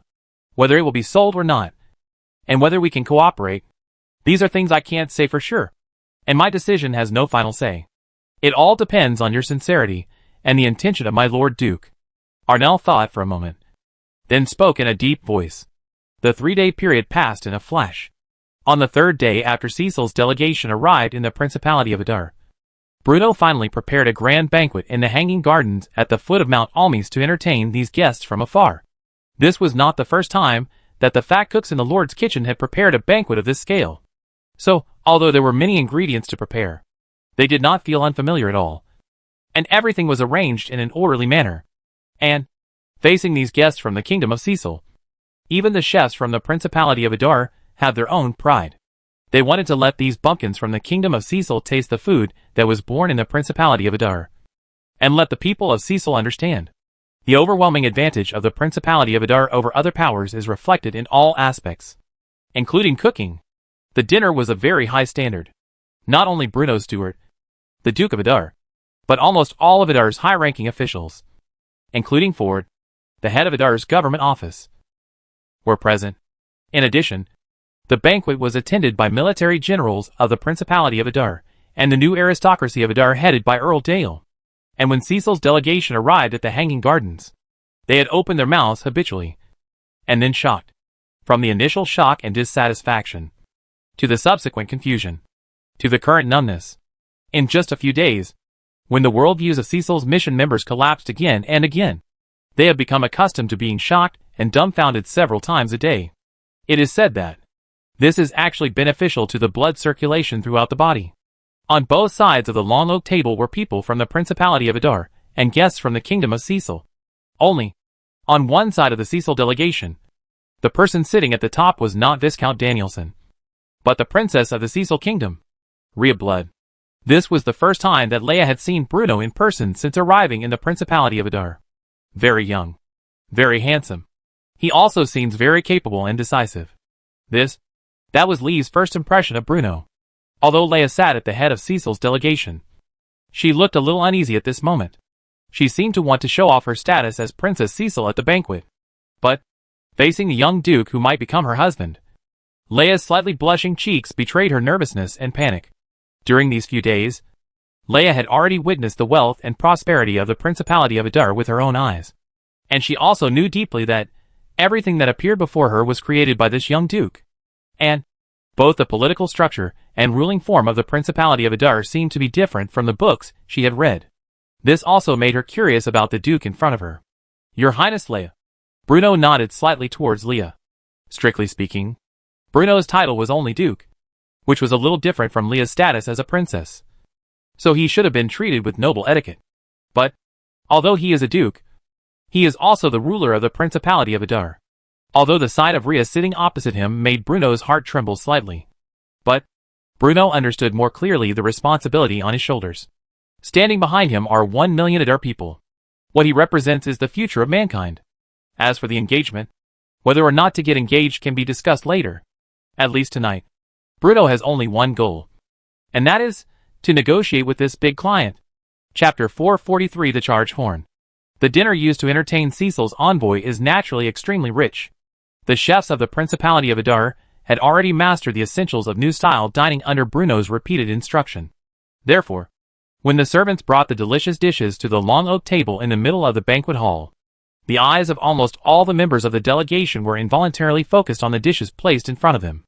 After all, Today's era is an extremely backward era. Even as a nobleman, most of the food on weekdays is also simple meals such as white bread, smoked meat. Not only is there a lack of a wide variety of seasonings, but even the cooking methods are extremely simple, consisting of steaming, boiling, and baking. However, this dinner prepared by the Adar people was an eye-opener for these envoys, who came from afar. How to say? The recipes of the Principality of Edir can be described as the Chinese meals, Western dishes, Japanese cuisine, and other foods of the last life. Equipment and court dishes are recorded, and folk snacks are collected under the down. In Chinese dishes require rigorous knife skills and delicate seasoning. There is the boiled cabbage with green leaves and thick flesh, which is light and delicious, and the sour soup fish soup, which is sour, spicy, sweet, delicate, and tender. The Western dishes at the banquet were of various types and varied. The Mexican tacos with corn as the base and beef and vegetables as the filling are very appetizing. And the French lobster seasoned with cheese and sea salt is mouth-watering. In addition, there are foie gras sushi, mushroom egg rolls, squirrel mandarin fish. For a moment, the members of Cecil's delegation present were slightly dazed. Can't read. Not to mention the social style and industrial construction of the Principality of Idol, and even the recipes of the Dada Principality's dishes. They can't understand it, even though they were nobles. It was the first time for them to taste so many wonderful ingredients and experience such new flavors. Looking at the food placed in front of her, Leia used the knife and fork in her hand to gently pick up a piece of squirrel fish covered with orange-red juice and put it into her mouth. In an instant, the sweet and sour rich aroma suddenly bloomed in her mouth. The fish meat was crispy on the outside and tender on the inside, with a sweet and sour taste. The mellow and rich flavor made Leia's heart flash with surprise again. The negotiations between the Kingdom of Cecil and the Principality of Idol naturally couldn't talk.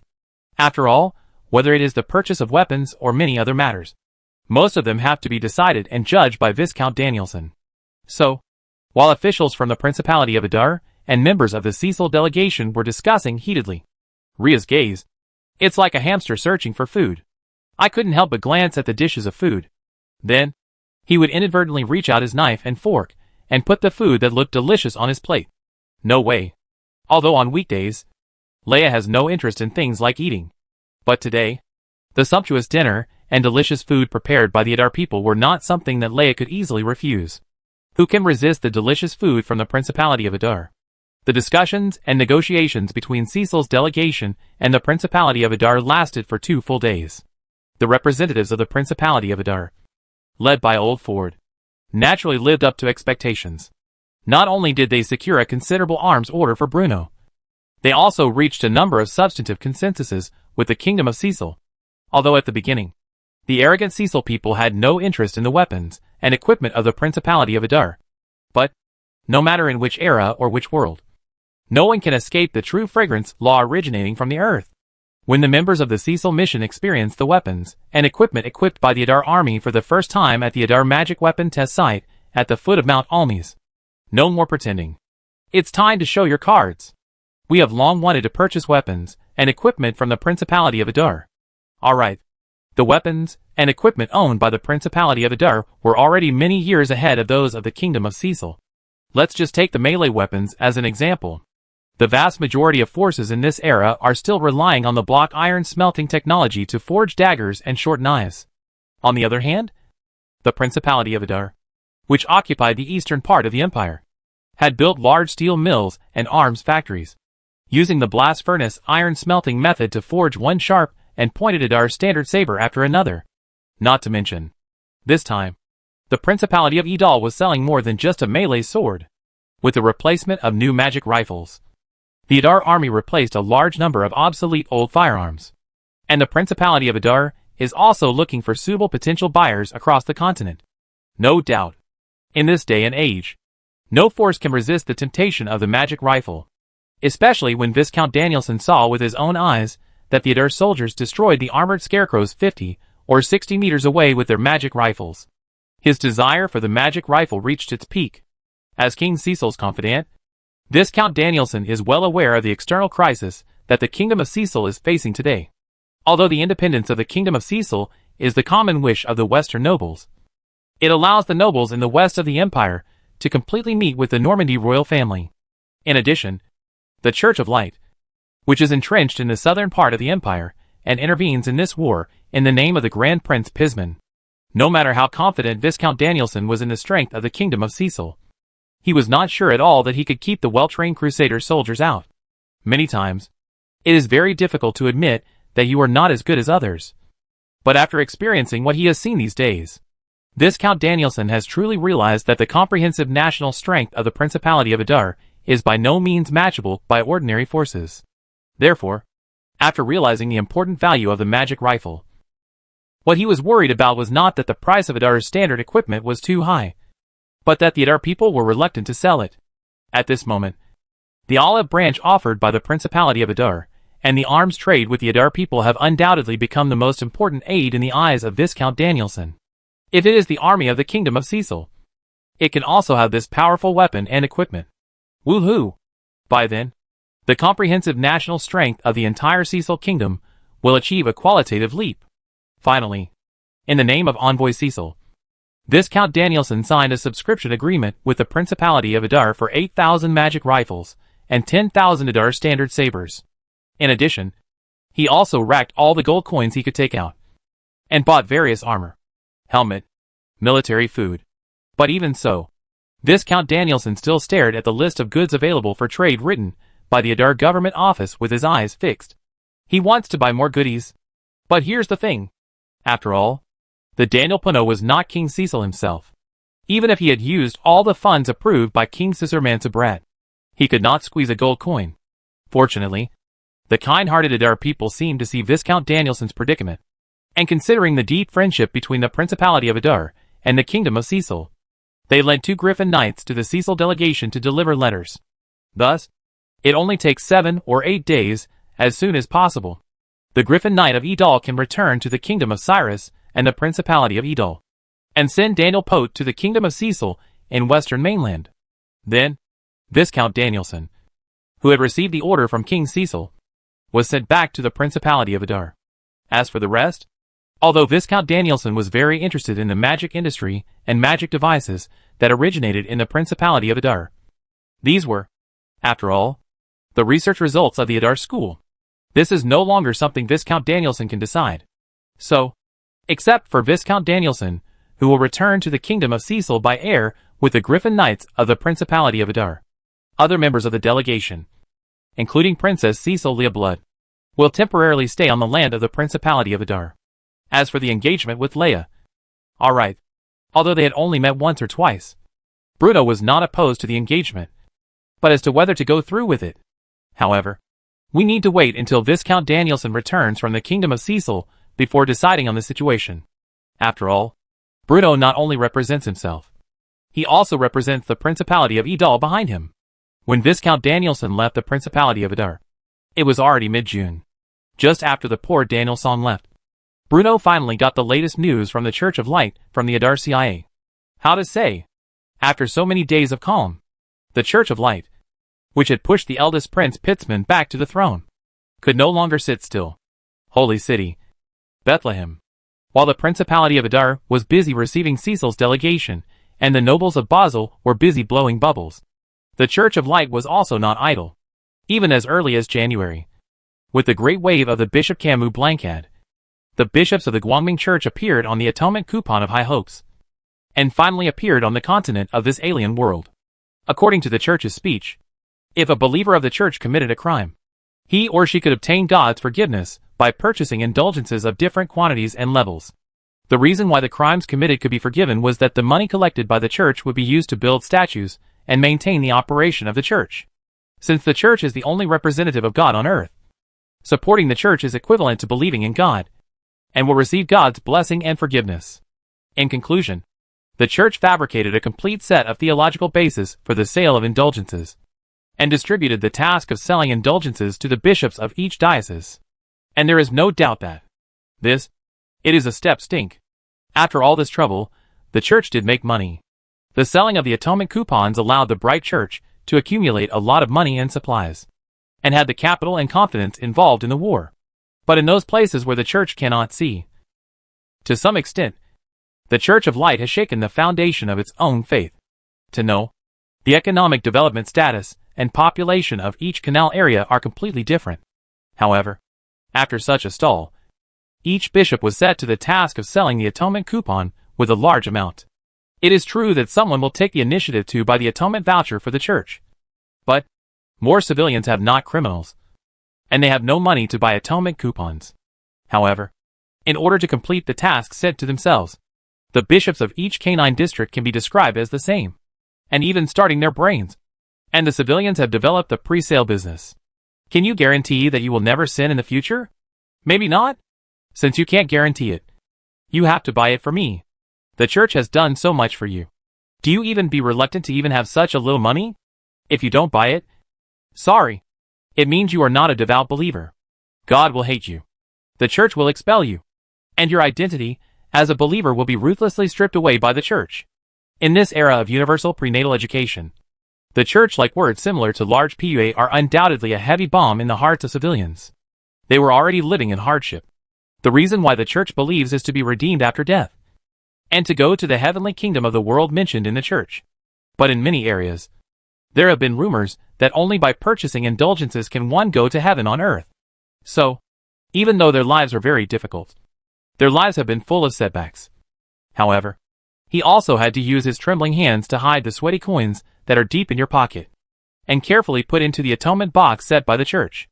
Then, the bishops of the church would give them a piece of parchment that was extremely scribbled on, and looked like a ghost drawing, but was soaked in holy water. But we cannot ask the church to write anything more on it.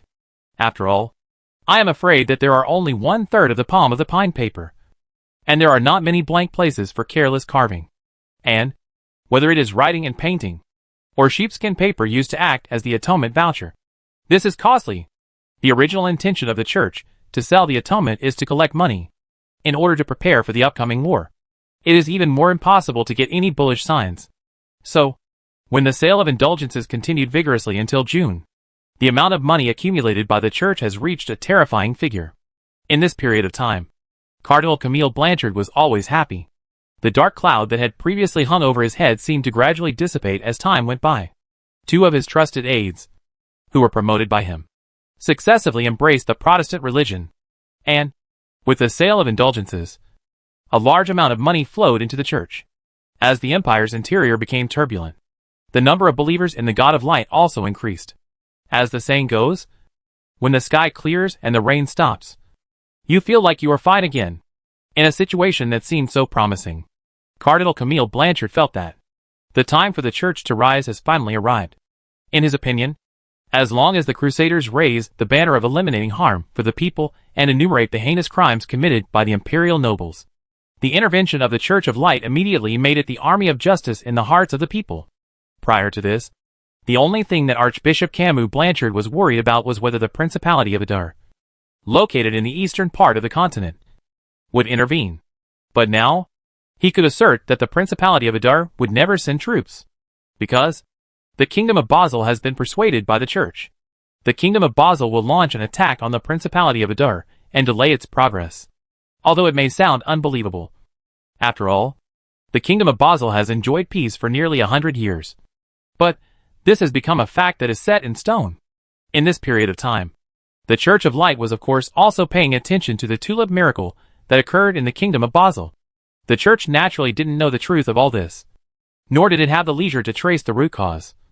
But what the church knew was that the skyrocketing price of tulips made the nobles of the Kingdom of Basel arrogant. To know, the dumping of goods by the Principality of Adar caused many Basel nobles to suffer serious consequences, and caused huge losses to their interests.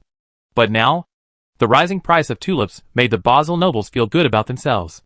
As the saying goes, if you have money in your hands, you will not be worried. So, with the help of the church, more and more Basel nobles have gained an inexplicable confidence. In their view, it's time to strike back. It's time for Basel to rise. The nobles of the Kingdom of Basel also plan to take advantage of the money in their hands to give their northern neighbor, the Principality of Adar, a good blow. After all, although the army of the Kingdom of Basel is not very good, it can still attract people, only if there is enough money. What kind of desperado can't be recruited? What kind of mercenary group can't be hired? in the eyes of the Basel nobility. As long as you spend a lot of money, the Kingdom of Basel is capable of supporting a decent army and fighting what they think is a local war. The charge horn has been sounded. The Church of Light will create a brand new era. Looking at the map hanging in his room, the Cardinal said in a deep voice. Chapter 444: The Attack of the Kingdom of Basel. Preface. In this chapter, from a rigorous academic perspective, some of the definitions of terms may seem a bit far-fetched. But it can be said that I was inspired by this, and suddenly I wanted to write. So, if there is anything wrong in my writing, I hope you can correct me. It was only in these few days that I suddenly realized that some things can be explained from another perspective. June in the Kingdom of Basel can already be described as a hot summer. But, no matter how hot the weather and environment are, they are far less than the heat in the hearts of the Basel nobles. As the price of tulips soared, by the end of June, the price of a tulip bulb had reached 9 gold coins. Half a year. In just half a year, many Basel nobles earned more money than they could have accumulated over the past decade or even decades through the skyrocketing prices of tulip bulbs. Although these fortunes only exist on paper, however, it also made them feel as if there was a bonfire burning in their hearts, causing the hearts of the entire Kingdom of Basel to become restless. The nobles of the Kingdom of Basel were no longer willing to let their serfs grow food. So, precious tulip bulbs were planted in the land that was originally used to grow wheat. The merchants of the Kingdom of Basel no longer had to travel back and forth to sell their goods. After all, compared to traveling hard on the road, the tulip business is obviously much easier to do. They don't need to worry about the risks on the road or the price fluctuations. All you need to do is store the tulips you purchased in a warehouse, and your net worth will increase. Everyone, from nobles to merchants, to the slightly more affluent commoners, most of them were already immersed in the atmosphere of the tulip boom and had lost their own judgment. Of course, some people have raised doubts. Of course, some people have strongly criticized this. But, in communication studies, there is a phenomenon called the spiral of silence.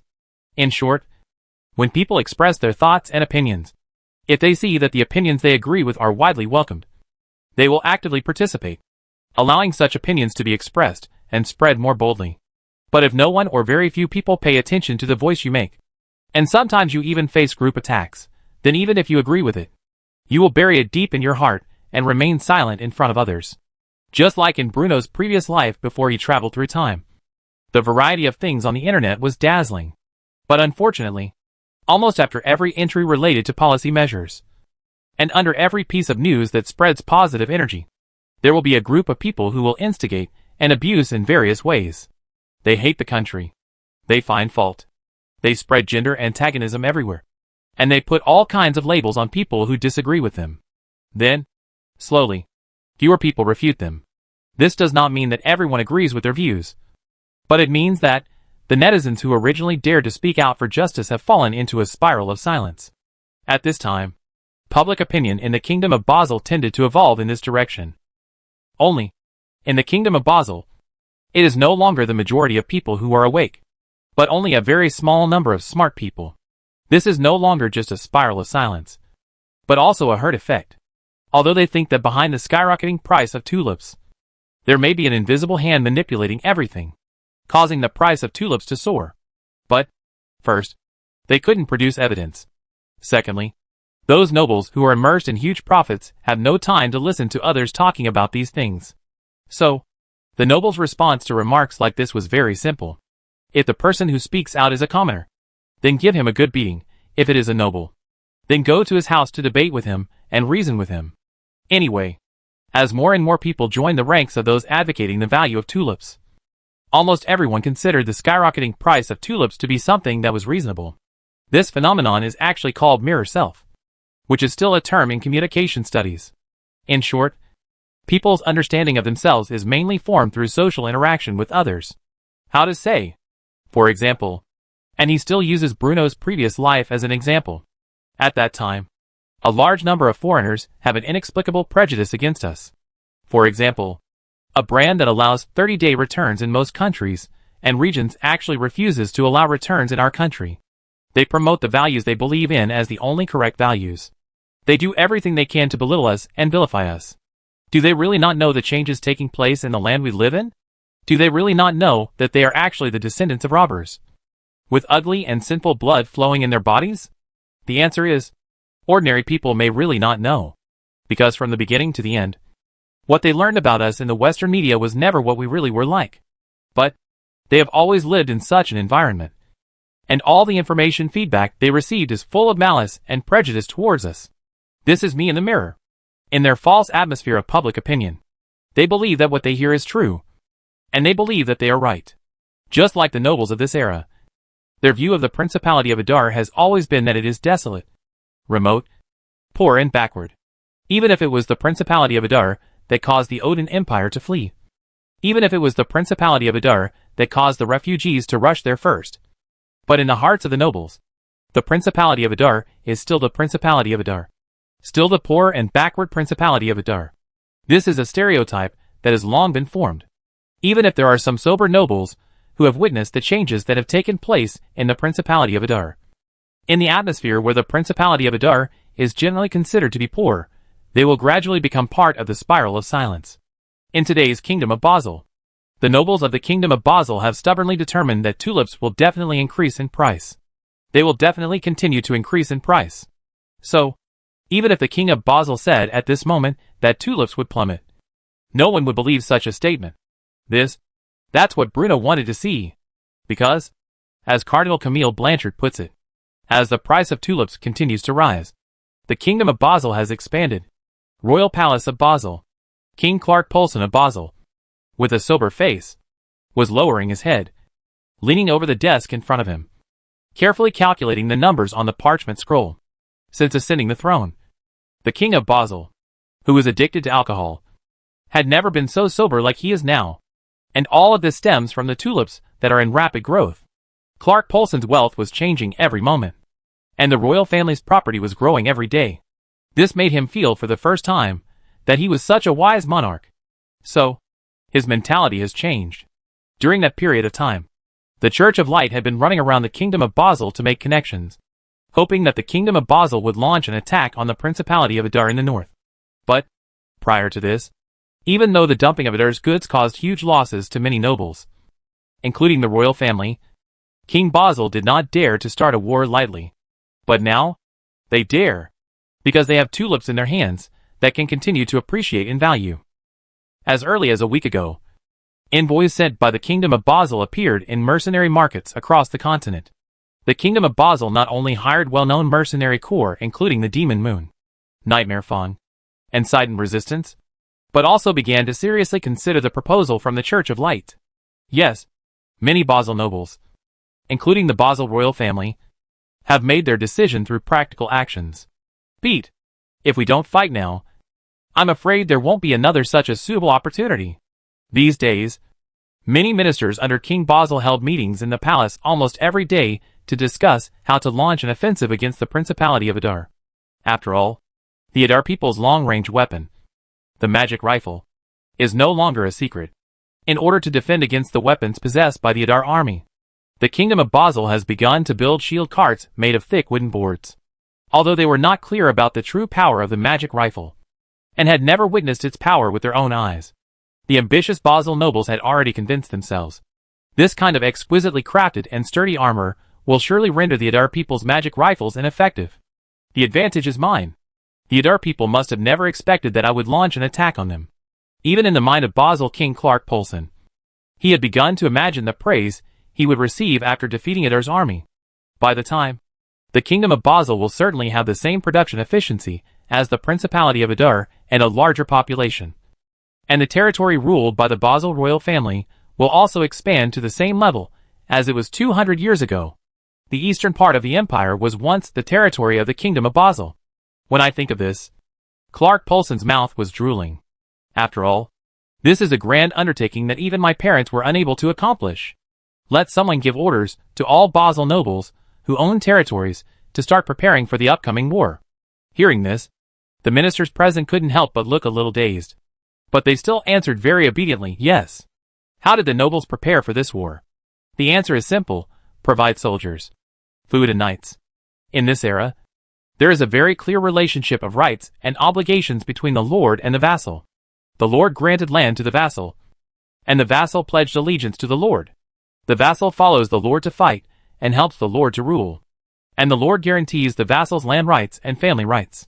During wars, providing soldiers and food to the lord was an obligation that vassals of this era had to fulfill, depending on the level of their titles, the size of their territories, and their population. Soldiers have never been a problem. After all, if there are not enough private soldiers, there is no problem in tying up a bunch of serfs to make up the number. So, the biggest problem is food. When King Basil proposed to recruit nobles to join the war, why did the ministers in the palace change their expression slightly? Because of the skyrocketing price of tulips. A large number of nobles used their extra fields to grow flowers, including the noble ministers in the palace. And this means the grain that the nobles will have during the harvest will at most be enough to meet the needs within their own territories. They will not be able to provide enough extra food to support this war. This meant that they had to buy food and fodder out of their own pockets. And at least half of the nobles invested almost all of their money in tulips. Therefore, they could only sell the few tulips they had to buy food and fodder. Although these tulips make up a small proportion of their inventory. But the price of tulips is rising every day. If they are sold at this time, they will naturally feel extremely heartbroken. No way. Even though it hurts, they have to pay. After all, it is their obligation. But what all the nobles don't know is, don't say it's them. There is no extra food available for sale in the entire kingdom of Basil now. A few years later, whenever I think back to the time when the kingdom of Basil attacked the Principality of Adar, Bruno would have been horrified by the Basil nobility's strict sense of confidentiality. Because, almost immediately after King Basil decided to accept the proposal of the Church of Light, the news of launching a surprise attack on the Principality of Adar reached the ears of the nobles. The news that the kingdom of Basil had decided to send troops began to spread widely in this land in the southeast of the continent. From serfs to commoners, from taverns to farmlands, everyone heard the news of the coming war. So, tulips are starting to appreciate in value again. After all, at this time, is there any currency that is more valuable than tulips, which appreciate in value every day? No. War is full of uncertainty. But tulips will always maintain their value. Therefore, even though some nobles sell a small amount of tulips, the market only produces a little slight fluctuations and a little bit of insignificant. The nobles of the kingdom of Basil have long been accustomed to such market fluctuations. Fluctuations are temporary, but appreciation is truly eternal. Only, here comes the problem. Since it has been mentioned before that the kingdom of Basil has no extra food to wage war, where should the nobles buy food from? The answer is still simple. In fact, even though the kingdom of Basil no longer has enough food to wage war, the price of food in the market is still extremely stable, and warehouses of food can still be seen everywhere, because these grains are not produced in the kingdom of Basil at all. They come from merchants traveling around the country, and standing behind these merchants is the Principality of Adar. Yes, when the news of the impending war spread wildly across the kingdom of Basil, the Principality of Adar, which had a vast intelligence system, naturally learned the relevant detailed information at the first opportunity. So, as the Duke of Adar, Bruno's steward naturally acted as aiding the enemy. What a business is not shameful! If there is a shortage of food in the market, then the wise little heads of the Basil nobles might actually realize the fact that everyone is growing tulips. This will undoubtedly have a very bad impact on the rise in tulip prices. So, in order to allow the nobles of the kingdom of Basil to continue blowing bubbles, and to prevent the kingdom of Basil from easily giving up its decision to attack the Principality of Adar, shiploads of grain were transported by sea to the Duke of Stein's territory, and then sold to various Basil nobles through the hands of the Duke of Stein and numerous caravans. After all, Bruno is an outstanding young man of the new era who has a sense of morality and justice, and is willing to make selfless contributions to help others realize their dreams. How could he bear to see the Basil nobles' dream of conquering the Principality of Adar being shattered so easily? At least we should let the kingdom of Basil fight for a while, and then have some minor friction with us, so as to provide us with an excuse to capture the kingdom of Basil. Right? Anyway, the kingdom of Basil has entrusted its economic lifeline tulips to the Principality of Adar without hesitation. Presumably, they would not mind handing over their lifeline of food to the hands of the Principality of Adar openly. What is this? This is the true spirit of chivalry that sacrifices oneself for others. At a time when chivalry was gradually becoming a mere name, the nobles of the kingdom of Basil actually did it. Chapter 445. The day war comes. The kingdom of Basil's war preparations are in full swing.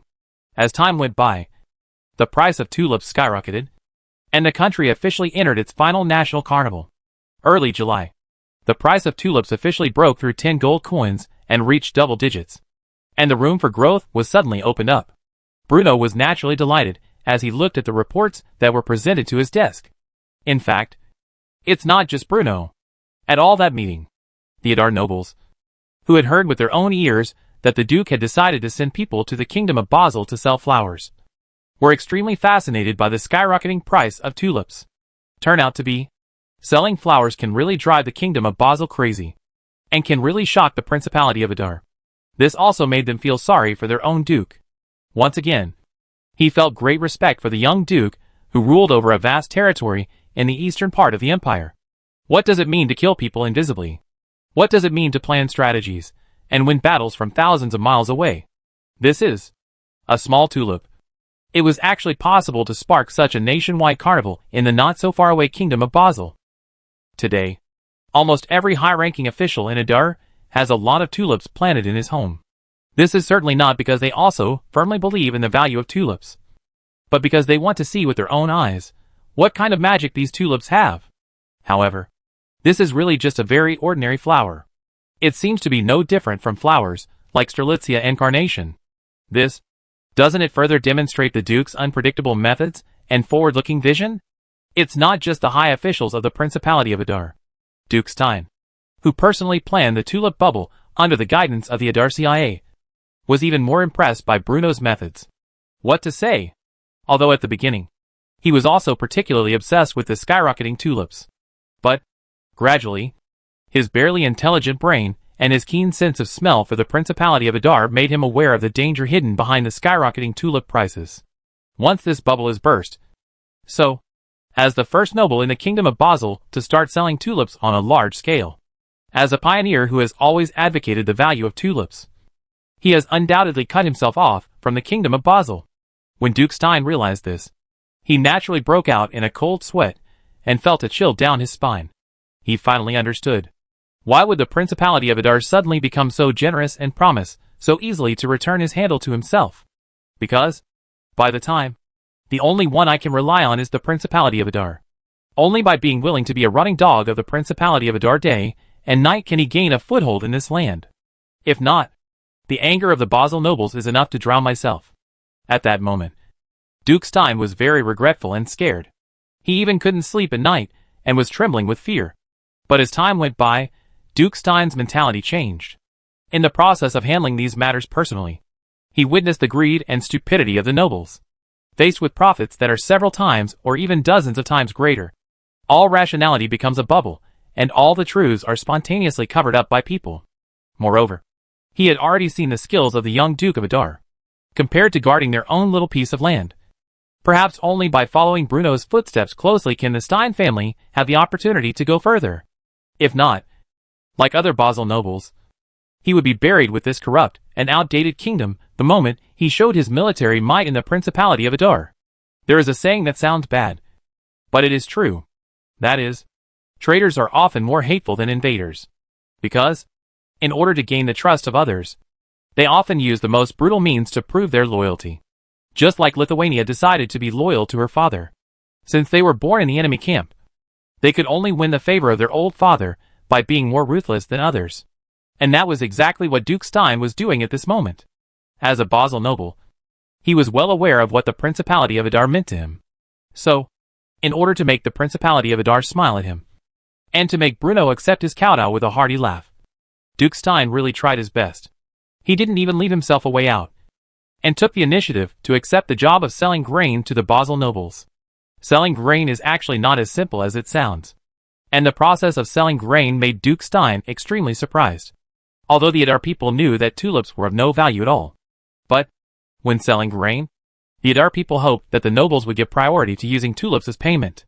At the beginning, Duke Stein did have many doubts about this, because he and the people of Adar knew very well that the price of tulips was completely inflated.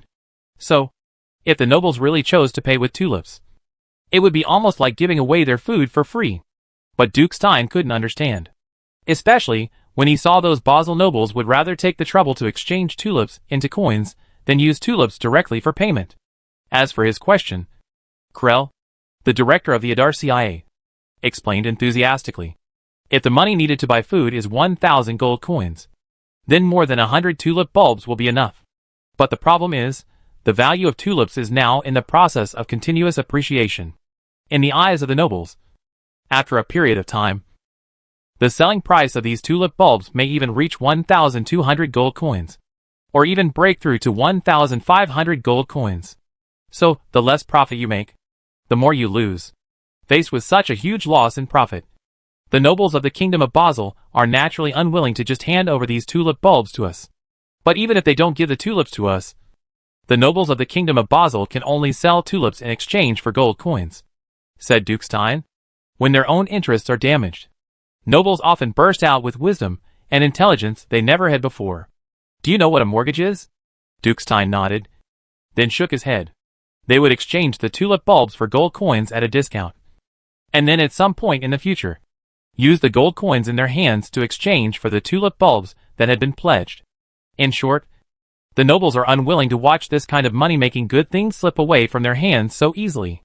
In fact, more than just a mortgage guarantee.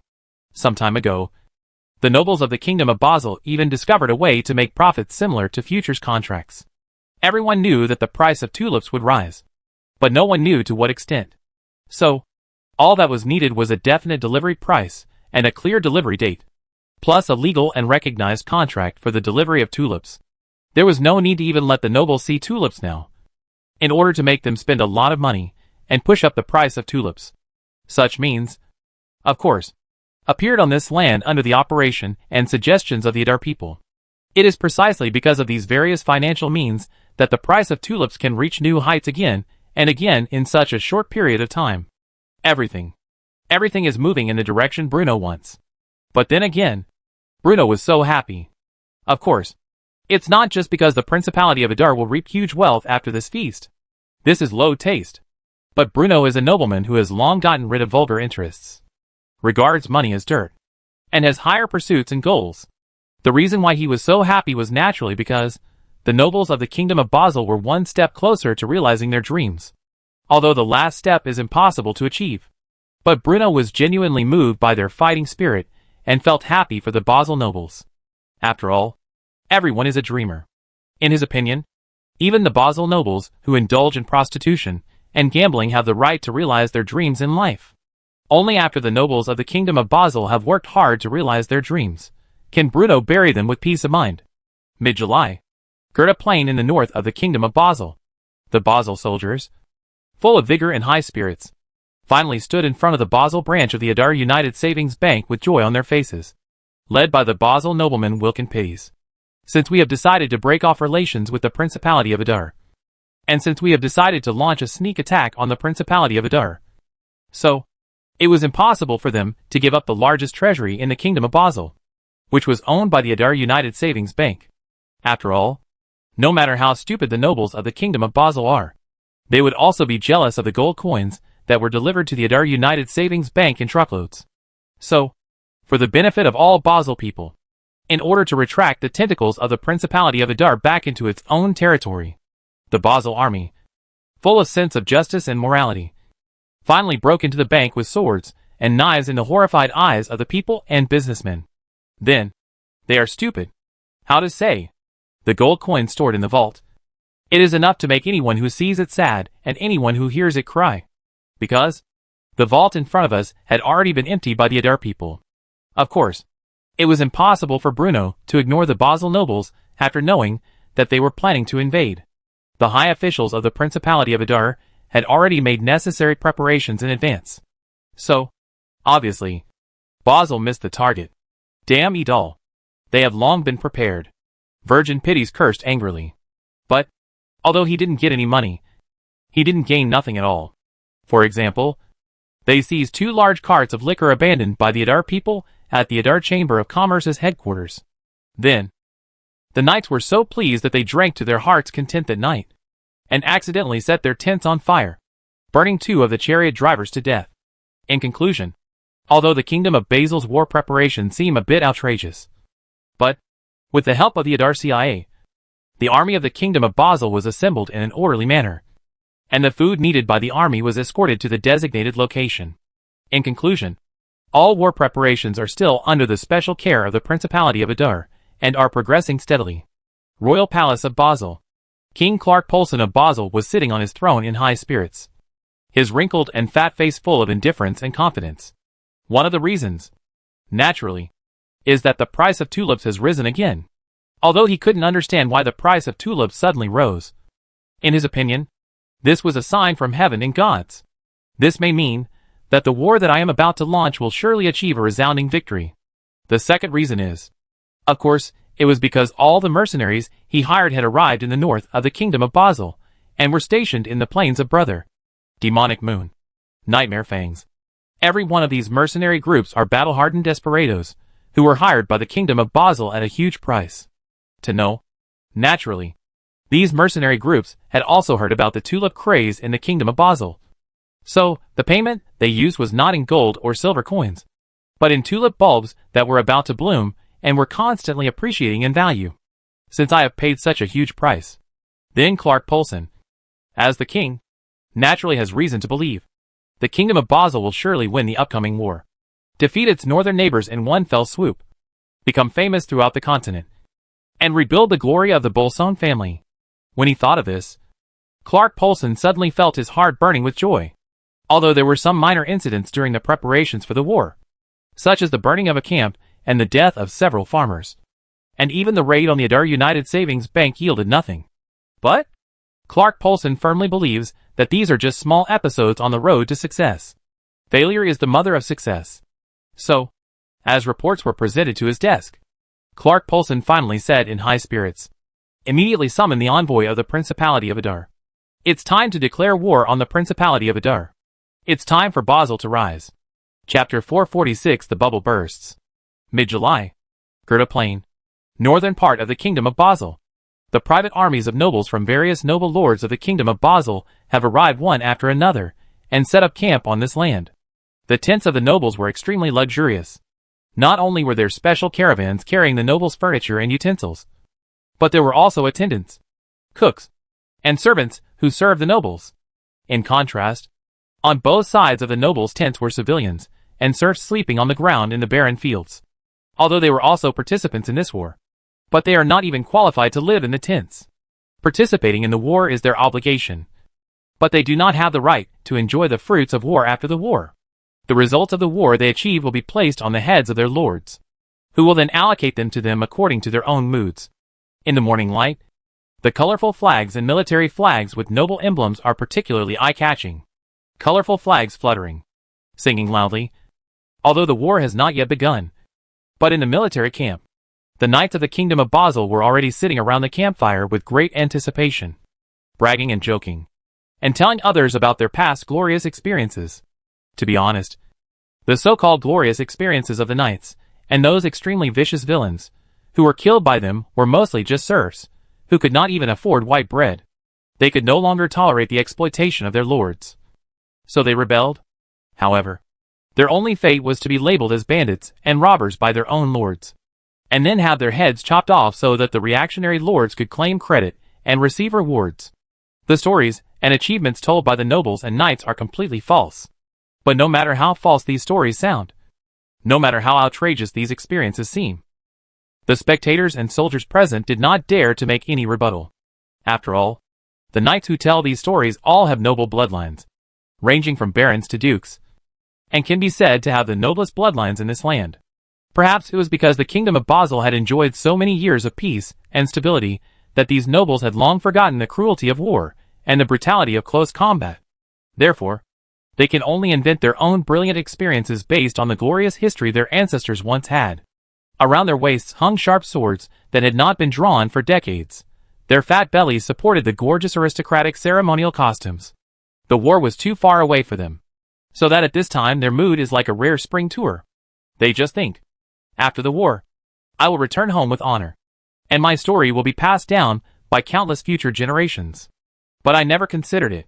How many people can actually walk through the entire battlefield alive? Oh, wrong. They really don't have to think about it. Because, although they were called Basel nobles, they were not the protagonists of either side in the war. To kill them, they had to rely on the serfs whom they didn't even want to look at. And to fight in close combat, they had to rely on the mercenary legions that they had hired at great expense. All they had to do was stand behind the battlefield and wait for the end of the war. On the hillside to one side of the tent, a middle-aged man with a ferocious face, riding a tall warhorse, looked from afar at the tents of the Basel nobles located not far away. He is the leader of the famous mercenary group Sidon Rebellion, Sir Bradley's. Under his guidance, the Sidon resistance army gradually went from being an unknown group to a mercenary group that was famous throughout the continent, but received mixed reviews. The reason for the reputation: because they are often able to complete the tasks assigned by their employers well, and the destruction among them. This is because in the process of completing their tasks, they often bring unprovoked killings and sufferings to civilians in many villages and towns. He just looked at the nobles' tents from a distance. Then, pooh! I saw Sir Bradley smiled suddenly, and in the direction of the camp, he spit a sip of sputum disdain. Sir Bradley's was undoubtedly a violent and straightforward man. So, he had never concealed his contempt for the Basel nobility. He was indeed employed by the King of Basel, but he could never stand the hypocritical attitude of the nobles of the Kingdom of Basel. Sir Bradley knew very well. Those Basel nobles were incapable of fighting, and they did not understand what fighting was. The only what the nobles can do is to shout the flag after the war, and then fictional the important role in the war. Of course they don't know what war is. Otherwise, why would King Basel ask us to fight them? As if he had seen what Sir Bradley's was thinking. The deputy beside him echoed, and as long as the money is in place, it will be enough. Hearing this, a hint of greed flashed across Sir Bradley's face. The price of tulips has risen again. This means, after the employment relationship ended, he and his brothers were able to get a larger amount of money. The Principality of Adar. Sir Bradley muttered silently. The Principality of Adar will probably be a tough nut to crack. After all, they have a record of defeating the Odin Empire, the deputy reminded. The words of the nobles are deceiving. Do you think those corrupt nobles can really compete with Odin's cavalry? Sir Bradley's asked back. They are just using the lives of serfs and civilians to fill the void. And, no matter how hard it is to chew, we have chewed it. Say. Sir Bradley turned around and looked at the team behind him. The Sidon rebels probably numbered around 400 to 500 people, which didn't sound like a lot. But each of them has several hideous scars on their bodies and faces, which are the marks they have earned after going through hundreds of battles. This era is still an era that values personal bravery. So, Sir Bradley was full of ambition, and after breaking through the Man Fortress, he galloped on the land of the Principality of Edal. After all, at this moment, the mercenary group gathered in this land is not just the Sidon resistance. In order to increase his chances of winning as much as possible, King Basel spent a huge amount of money. The number of mercenaries alone is no less than 4,000. This means that almost all the mercenaries in the southern part of the continent have been hired, and all payments were made with tulips. While thinking, a well-dressed royal knight rode up on horseback. King Basel has an order. The entire army attacked, targeting the Principality of Edal. Man Fortress. After a long wait, with the sound of trumpets and the arrival of the king's order, the Basel army gathered on this land finally moved. More than 4,000 mercenaries, 10,000 royal guards directly under the royal family of Basel, 24,000 noble private soldiers from various noble territories, plus cannon fodder, coachmen, serfs. For this war, the Kingdom of Basel actually gathered an army of nearly 100,000 people and marched towards Fortress Man in the north of the Kingdom of Basel. In this era, to go to war without declaration is extremely damaging to the dignity of the nobility. So, before launching the war, King Basel summoned Adar's ambassador, Joey Hicks, and told him in detail the time and location of the attack. In his opinion, by the time the messenger named Joey Hicks brought the news back to the Principality of Adar, it is likely that Fortress Man had already been captured by the Basel army. It does not damage one's own dignity, and can also achieve the effect of a sneak attack. However, King Basil's vision was quite beautiful, but reality is often not as good as expected. As soon as Joey Hicks returned to the Adar embassy in Basel, he transmitted the King of Basil's war intentions back to Adar through the Adar Principality's long-distance communication system. Therefore, while the Basel army was busy marching, planning to launch a surprise attack on the Principality of Adar, Bruno had already received the news from the city of Basel and declared a state of emergency in the Principality of Adar. This may sound a little funny, except for the Basel army itself, who thought they were launching a sneak attack. Everyone already knew the strategic intentions of the Kingdom of Basel. But this is indeed a living reality. So, the Adar army began to mobilize, and Adar soldiers began to prepare for war. In just half a day, the garrison of Fort Man grew from 2,500 to more than 10,000 men. At the same time, under the expectant gaze of many Adar officials, Bruno finally gave the order, and the tulip bubble in the Kingdom of Basel was finally about to burst. In his opinion, the key to the victory and defeat of this war is never in the Man Fortress, but in the Kingdom of Basel. This will be a war without the smoke of gunpowder, but even more brutal. Southern Kingdom of Basel. The Adar fleet, which had been anchored offshore for a long time, finally docked at the port in the Dukedom of Stein. And when the delighted Duke Stein finally entered the cabin at the cordial invitation of Krell, the director of the Adar CIA, he was shocked, because there was only one thing in the cabin: tulip bulbs. Duke Stein had no way of determining the number of tulips because they had been piled up like a small hill. And it's not just one boat. Prior to this, Duke Stein once made a bold guess that the Adar people should have a large number of tulip bulbs. But no matter how much he imagined it, he never realized that the Adar people had so many tulip bulbs. This is no longer as simple as making a profit from it.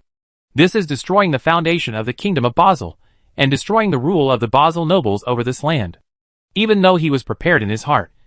But when that day really comes, the Duke of Stein was still trembling, and could not help himself. What I am participating in is a major event that can change the pattern of this era. Duke Stein. Claire looked calmly at the trembling Duke Stein, and said in a deep voice, "I'm okay." Finally, Duke Stein took a deep breath and spoke firmly. Now that things have come to this, there is no way he can back down. Otherwise, all the previous efforts made by Duke Stein will be in vain and become nothing. It's better this way. Then the Adar CIA will tell you what to do. Clear. Hearing the words, the Duke of Stein nodded seriously. The people of Adar are finally starting to sell off their tulip bulbs.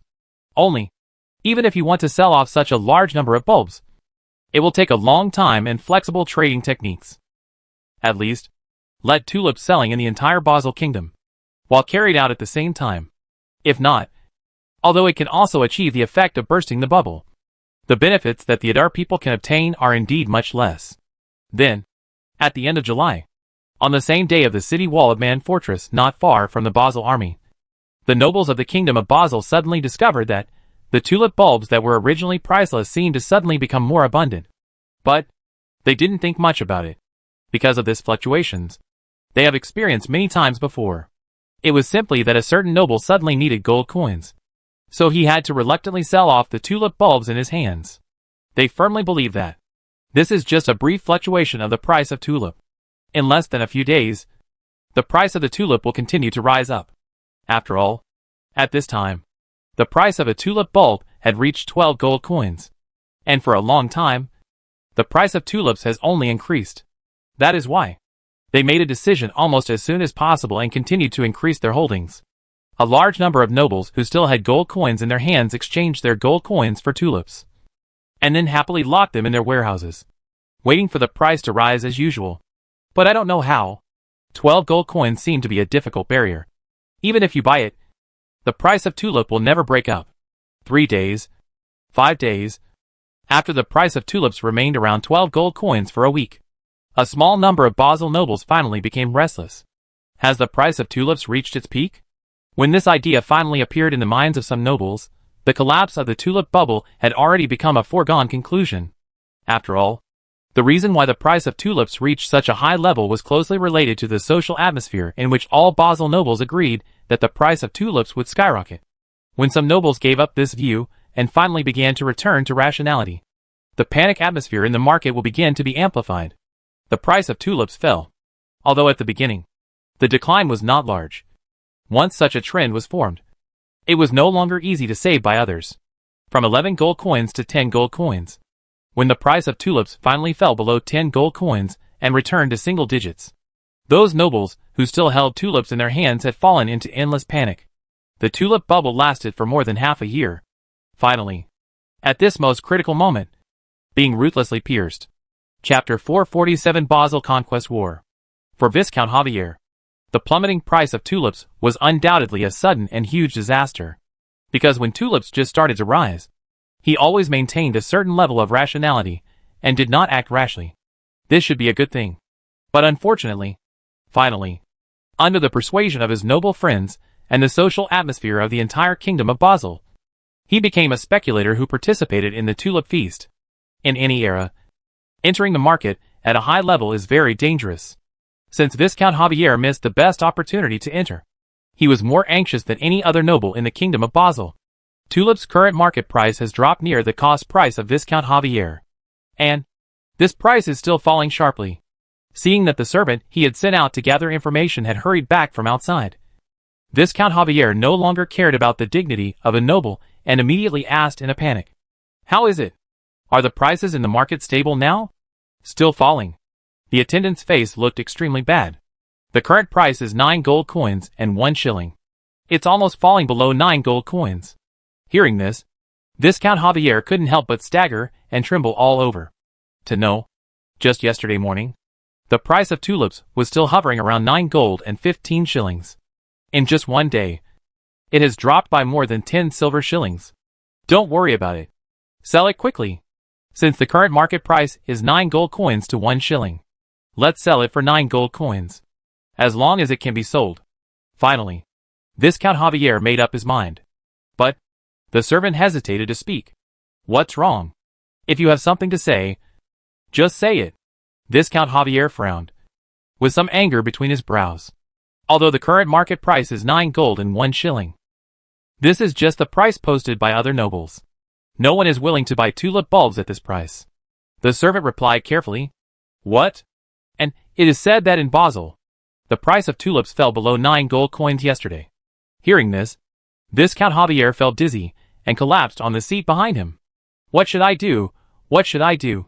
Angel Javier is very anxious. But actually, King Basel was more anxious than him.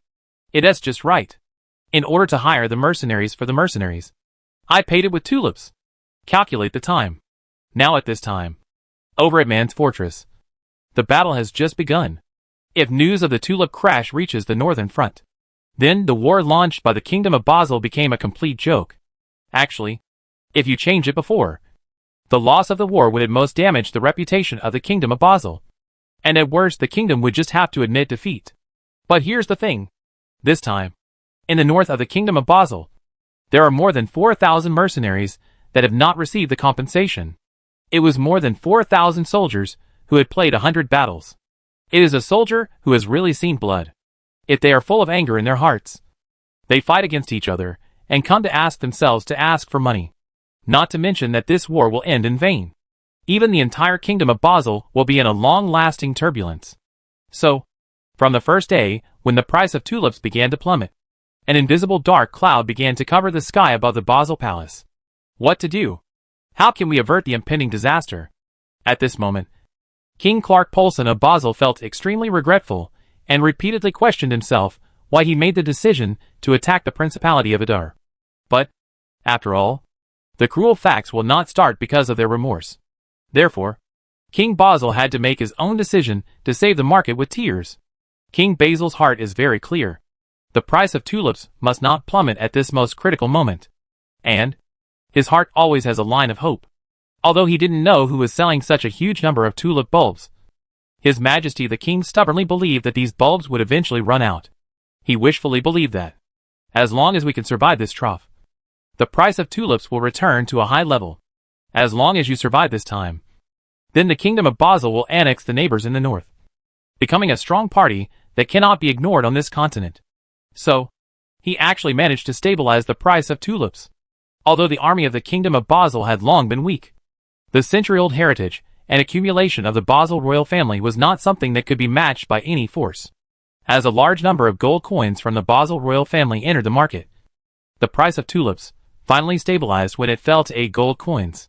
However, just as all the Basel nobles thought the price had stopped, and they began to eat a large number of tulip glutinous stems with the royal family, causing the price of tulips to re-show the trend, the Adar finally abandoned the plan to sell tulips. It's almost overnight. The countless tulip stems are like a tsunami, sweeping the market of the entire kingdom of Basel. No matter how much the Basel royal family and the nobles close to the royal family purchased, the supply of tulips on the market still showed a slight downward trend. Then, poach all the way, under the sweeping of so many tulips, Even if it is rich as the Basel royal family, it is completely unbearable to sell such crazy selling. 7 gold coins. 6 gold coins. 3 more gold coins. The price of tulip stems is completely avalanche. Everyone was selling their tulip bulbs. But, no matter how the price given by the nobles, no matter how the price given, it has always been able to keep up with the speed of tulip prices plummeted. Finished. It's all over. Looking at the tulip prices plummeting like a waterfall, the king of Basel felt as if he was falling into an icy cave. The gold coins that were thrown out earlier were like a splash of water in the ocean, and were of no use at all. In the craziness of the tulip bubble, the coins in their hands have been replaced by the tulips that are not worthy. And now, looking at the tulips that filled the warehouses, King Basel finally uttered the same wail as the other nobles. At this moment, no one cares about the war in the north of the kingdom of Basel anymore. Because anyone can see that just a week ago, the kingdom of Basel, which had the ambition to conquer the world, was completely destroyed. Man Fortress. Lieutenant Adar's army gently stroked the city's stack of Man Fortress with his hands, looking at the Basel army station not far away. Over there, the flag of the kingdom of Basel still flutters in the wind, flying high. But in contrast, the Basel army's camp had already become dilapidated, and no longer had the arrogance and complacency it had when it first arrived. The army from the kingdom of Basel arrived in Man's Fortress 3 days ago. Then, they were slapped hard in the face by reality. In terms of sheer numbers, the Basel army was indeed much larger than the garrison at Fortress Main. But here's the thing. According to the idle army, Hushaman Fortress, he never ran away from the fortress and made melee fight with the Basel army. The only thing the Basel army could do was to use the makeshift siege ladders to launch a strong attack on Fortress Man regardless of casualties. Let me tell you one thing. The mercenary corps from all over the continent are indeed extremely brave. Those warriors, who have been tempered by the flames of war, are very good at even the difficult task of siege. However, after all, the Adar army was not the army they had encountered before. This is not only a strong army forged with an unyielding spirit, but also the only professional army with weapons and equipment that transcend the times. The melee weapons equipped by the Adar army are not daggers, but the well-polished Adar standard sabers. The long-range weapons equipped by the Adar army are not javelins and bows and arrows, but the magic whale hunting harpoons and magic turrets specially used for defense. So, the siege troops are of course miserable. In this era of extreme backward cultural beliefs, the scene where the Tianlai has fallen into the world is enough to double the deterrent power of the magic cannon. And the bombardment of the magic gun will never distinguish between nobles and serfs, and will not distinguish mercenaries and private soldiers. Regarding this, Bruno, the Duke of Edal, has already made an interpretation of the artillery, and all beings have been equal. As the magic LS symbolizing justice and peace fell into the Basel army, although the aggressive Basel army did not scatter in a hurry, its offensive momentum could be easily thwarted. Therefore, except on the first day of the war, major mercenaries, nobles and private soldiers, and royal guards directly under the Basel royal family are coaxing. In the next few days, all the siege soldiers who went to the battlefield were all civilians and serfs who were strong.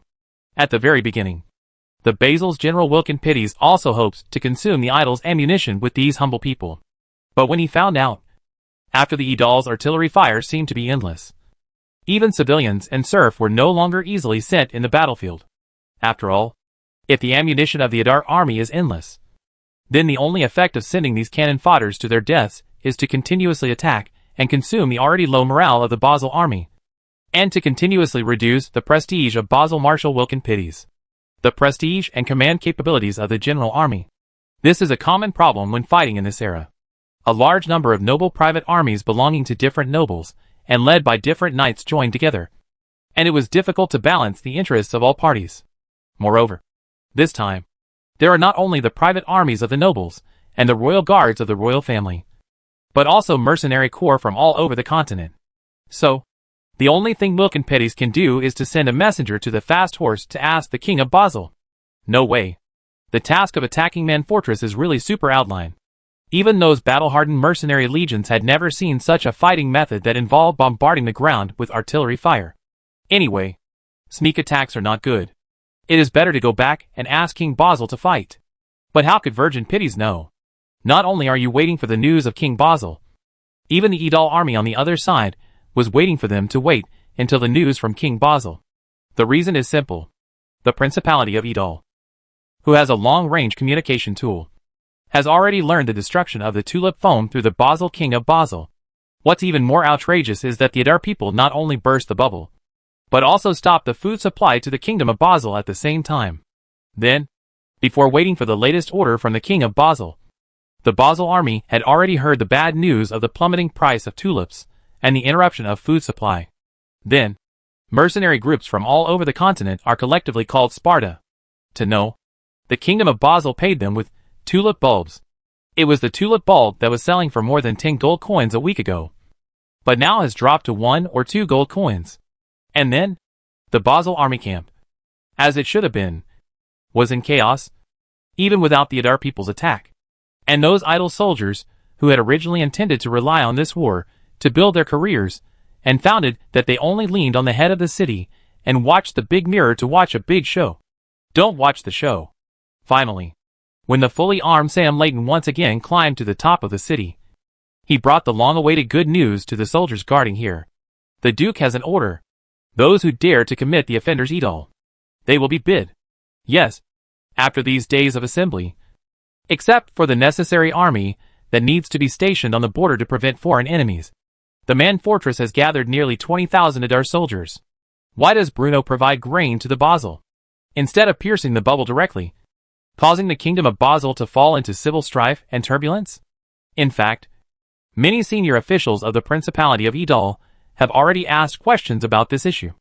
The reason why Bruno wants to do this is, of course, not just to make the Principality of Idal have a more reasonable reason to declare war. After all, as a crossing person, Bruno is not serious about the decentness of the so-called nobles.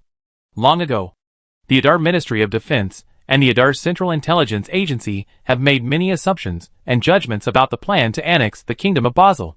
It would be nice to burst the bubble directly, but in this way, those Basils scattered throughout the Kingdom of Basil will inevitably need to break or surrender one by one. If you change it before, such plans are not bad. However, it is not the best option when the external threat from the Church of Light still exists. So, Bruno eventually adopted a suggestion made by the Minister of Defense Sarah Coron. After waiting for the Basil army to gather, he would be fought. Thus, it is undoubtedly much simpler whether these troops are reorganized or closed in prisons, and they are more in line with the long-term interests of the Principality of Idal. And as Sam Layton's words echoed across Man's Fortress, the idle soldiers who had been waiting for, and eager to try, finally showed excitement. Indeed, war kills people. But, in the Principality of Idar, where the standards for noble promotion are becoming increasingly strict, military merit is the most convenient way to obtain a title. Looking at these elite Idar soldiers in front of him, Sam Layton was also excited. This is not entirely due to the fighting spirit shown by the soldiers, but because, Bruno once said to him, Basil's War of Conquest will be the last traditional war of the Principality of Idar. After that, the idle army will enter the era of chariot and artillery. Chapter 448 Heading South. Go south. If it were someone else, they might not understand what Bruno was trying to say. But, as a general Idra army, Sam Layton, he could not be clear about the meaning of this sentence. As early as a week ago, he went to Idal First Auto Manufacturing Factory at the Grand Highlands with Bruno himself. There, he first saw the iron monster created by the craftsmen of the Principality of Idal. There is no doubt that the future will no longer belong to cavalry. The future way of warfare will no longer be confined to bloody fighting on the battlefield. Because, the war machine that was born in the Principality of Idal will definitely rewrite the future of Principality of Idal. Certainly, that's all in the past. At this moment, Sam Layton's goal is very clear. That is, to lead the indestructible Idar army and wipe out the invading enemies. Then, after being closed for a week, the gates of Man's Fortress were finally opened again. Under the leadership of Sam Layton, the most elite cavaliers and Principality Idal took the lead in getting out of the fortress. Then, the magic cannons on the city wall opened fire. Until now, the magic cannon used for defending the city has only been used when defending the city, and its true range has never been discovered by the Basil army. It was precisely because of this that the Basil army happened to make a wrong judgment that made them regret it forever. They built their camp at the edge of the artillery range. Under the fire, all beings are equal. The roar of artillery fire was deafening, and the morale of Adar's army was unmatched. Taking advantage of the precious opportunity of the Basel army into the internal rush, nearly 20,000 Adar soldiers finally dispatched together, under the leadership of the army's generals. According to the established strategy, they rushed towards the Basil's military camps, no matter whether they are mercenaries from other regions or soldiers from the Kingdom of Basel. All those who participated in the attack and defense of Fortress Man are enemies of the Adar army and invaders from the enemy. From a macro perspective, the tactics used by Adar's army are actually very simple. First, wave after wave of artillery fire washed the ground, and then the Adar army swarmed in. As for the cavalry, although the Skeleton Cavalry Regiment was the first to step out of the fortress, their mission was not on the front battlefield. These cavalry with powerful mobilities is not only a common melee blade with weapons. They also have the magic guide rifle designed and produced for the cavalry. They will cut off the retreat of the Basel army in the shortest time, and intersperse round trips behind the Basel army, and keep more enemies on this battlefield as much as possible. After all, although the Adar people have an overall advantage in strength, their numerical disadvantage makes it difficult for the Adar army to annihilate all enemies on this land. Therefore, if you want to keep as many enemies as possible on this land, you need appropriate and flexible coordination. Obviously, the Idle army has such advantages. As we all know, the exercise of the Adar army is very different from the army of other forces. When other forces stayed at the stage of recruiting serfs and civilians as soldiers, Principality Idal had already taken the lead in the construction of a professional army, while other forces were still telling their soldiers how to distinguish orders from their generals. The Adar army had already begun trying different tactical combinations. The Adar Army Officer Academy trains qualified officers, who then train soldiers.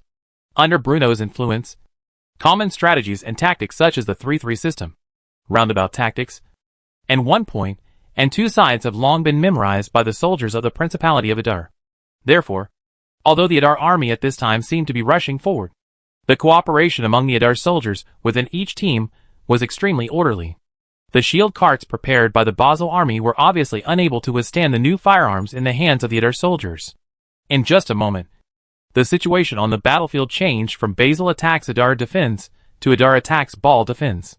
This was certainly a one-sided war, and the final results were even greater than expected. After all, the bursting of the tulip bubble made almost all Basel residents lose the will to fight. Not only could they not get their military pay, they also had no food, and they might even lose their lives. Not to mention that the mercenaries had no intention of fighting. Even the Basel local army surrendered very quickly. They can still settle this account. Looking at the large group of Basel prisoners of war, Sam Layton couldn't help but smile bitterly in his heart. There were too many prisoners of war, and he felt like he was too full. The large number of prisoners of war in front of us is enough to fill several bastilles. Fortunately, the Adar Ministry of Defense was well prepared, and the connection of the railway tracks greatly improved the operational efficiency of the Principality of Adar. The materials used to build the prisoner of war camp were all delivered to Fortress Man 3 days ago. So, all the prisoners of war were handed over to the reserve soldiers for guarding. Following Sam Layton's order, the Adar army, which had just finished counting the results of the battle, had no time to rest. Nor did they need to rest. They continued to move south in a mighty manner, and broke into the territory of the Kingdom of Basel like a tiger out of a cage. The war at Manfort was only the beginning.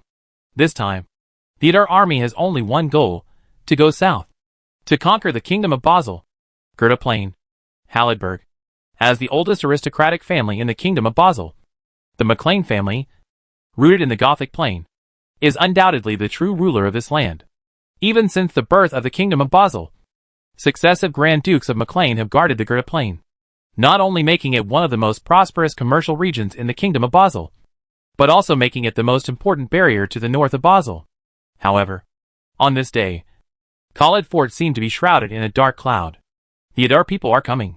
When the servants staggered into Grand Duke MacLean's study, the direct relatives of the MacLean family had already gathered around Grand Duke MacLean with anxious looks on their faces.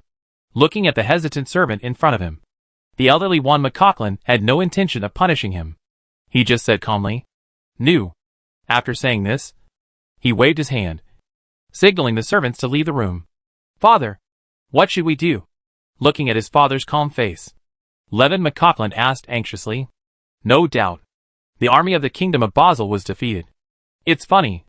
This offensive against the Principality of Adar took less than half a month, from start to end. And half a month later, the situation changed suddenly. The army of the Principality of Adar seemed to have planned for a long time. From the moment they stepped out of the main fortress and marched south, the Adar people's fierce offensive was invincible. The cavalry charged. The infantry captured the city.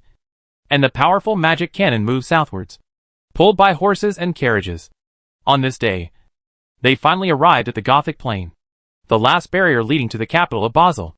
Grand Duke Maclean did not answer his son's question, but suddenly stood up, supported himself with a scepter in his hand, pulled out a dusty records of Basel monarchs from the bookshelf, and then quietly flipped through it. Finally, after an unknown amount of time, he finally raised his head and scanned his children and grandchildren standing beside him with his blurry eyes. Then he said something that made Levin McCaughlin's heart tremble. The Kingdom of Basel may end here. Father, we still have thousands of private soldiers in our hands. They are the most elite soldiers of the Maclean family. If the Adar people dare to. As he spoke, Levin McCaughlin's voice gradually became lower. Resist? But how can I resist? The bursting of the tulip bubble affected almost all the nobles in the entire Kingdom of Basel. The only difference is the amount of loss. At the beginning, even though the Goethe Chamber of Commerce under the Maclean family had a certain degree of trade with the Principality of Adar. But such a major plan involving Adar's future strategy cannot be revealed easily. So, the McCall family also became participants and victims of the tulip bubble. Not to mention that the Maclean family's current strength has suffered a severe blow. Even in the past, they were simply unable to resist the invasion of Adar's army. Stop making these fearless struggles. Finally, the words of Grand Duke Maclean echoed in the study. The goal of the Adar people is very clear. What they want is not the slightest gain or loss, but the entire Kingdom of Basel. Even if the McCaughlin family fights to the last drop of their blood, it will only be a few more meaningless sacrifices. He actually had another sentence to say, but he couldn't say it. That is, as time went by and the Adar army became more and more powerful, Grand Duke Maclean became more and more suspicious. The skyrocketing price of tulips in the Kingdom of Basel was probably manipulated by the Adar people behind the scenes. Perhaps in the eyes of others, such speculation is simply a fantasy. But what kind of storms has the Archduke Maclean, who is over 60 years old, not seen? What kind of methods has he not used? As more and more seemingly unrelated lines and threads were connected by him, even the powerful Archduke Maclean developed a deep awe for this neighbor to the north of the Kingdom of Basel. Such means, such vision, are absolutely beyond the reach of ordinary people. Then, August 1st, 539 AD, on the day that Adar's army entered the Gothic Plain, the Maclean family declared its surrender. So far, except for the capital of Basel, all areas north of the Basel River fell.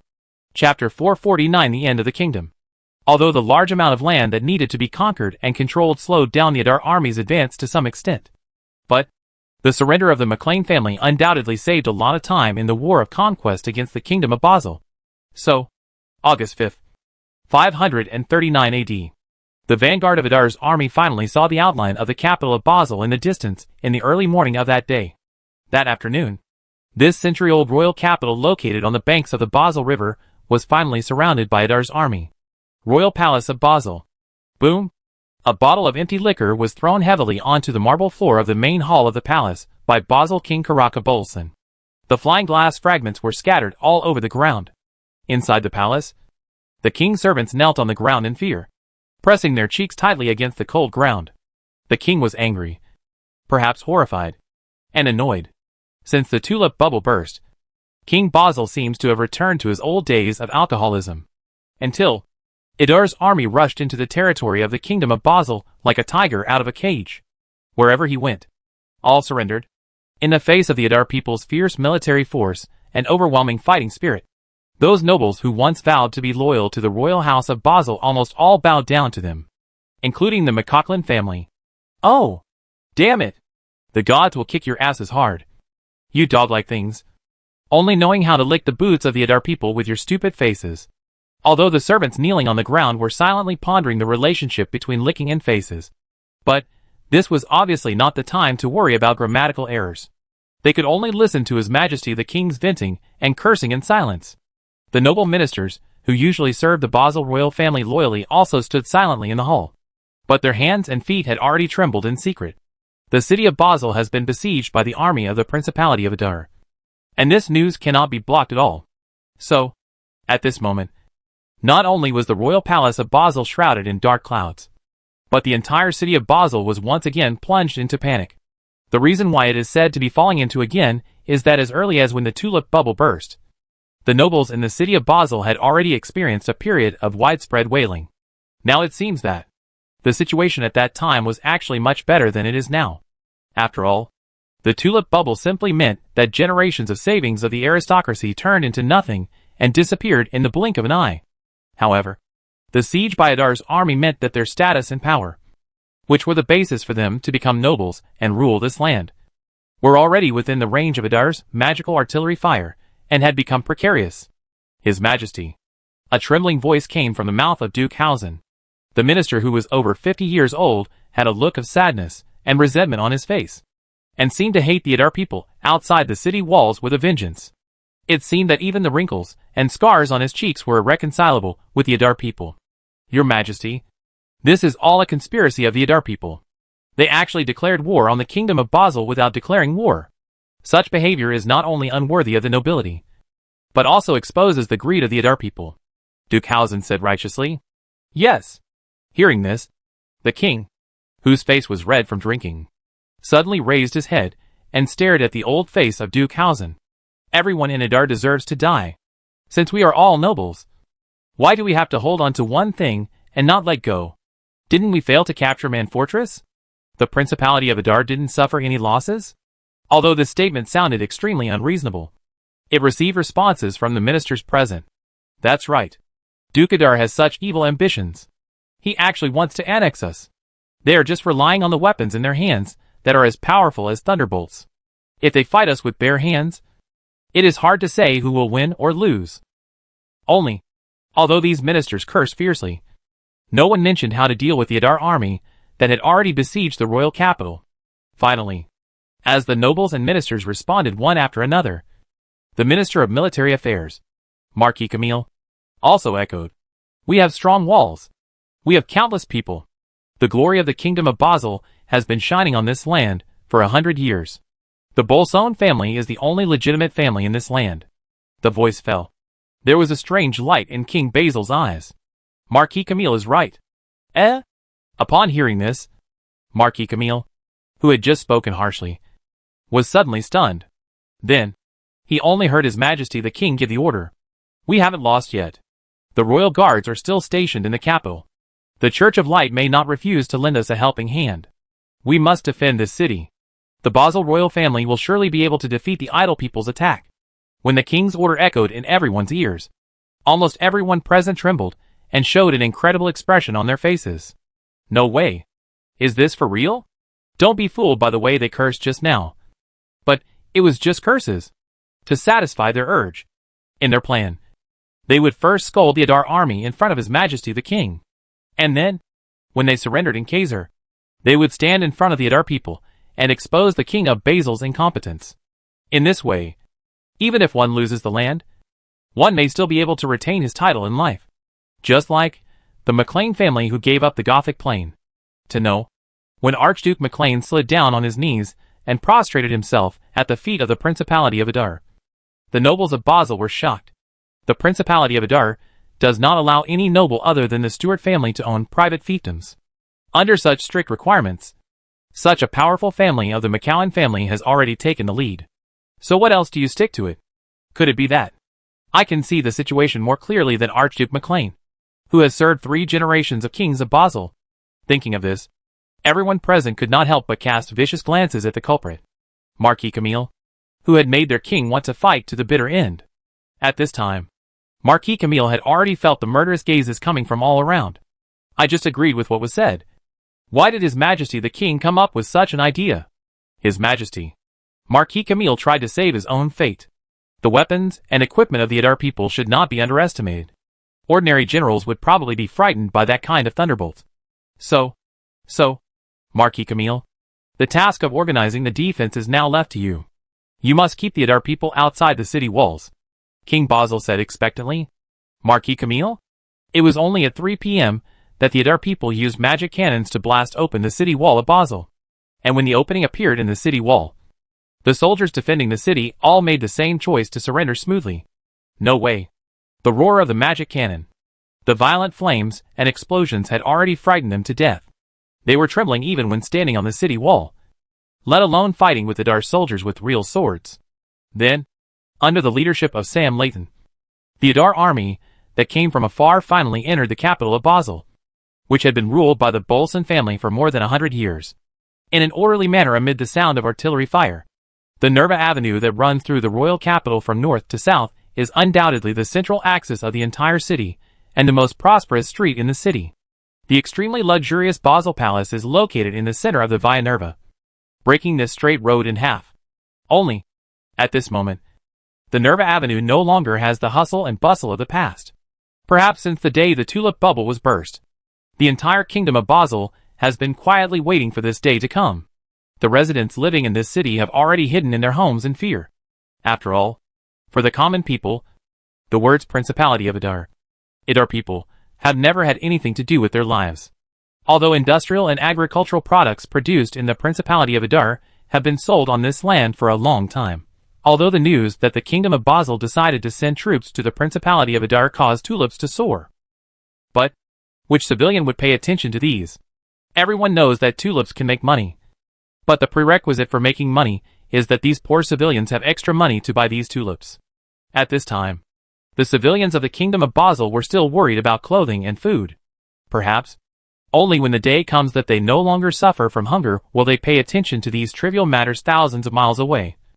And will they care about the big and small events happening on this land? That is why, until recently, they had heard rumors in the streets of Basel that Adar's army was approaching. And now, as Adar's army entered the city, civilians were already filled with panic, because they know nothing about the Adar army. The only thing they care about now is whether the Adar people will wantonly plunder their already tight money, and whether they will release their murderous intent after the war in this city. After all, this is a common way to make money after this war. But the Adar people certainly don't.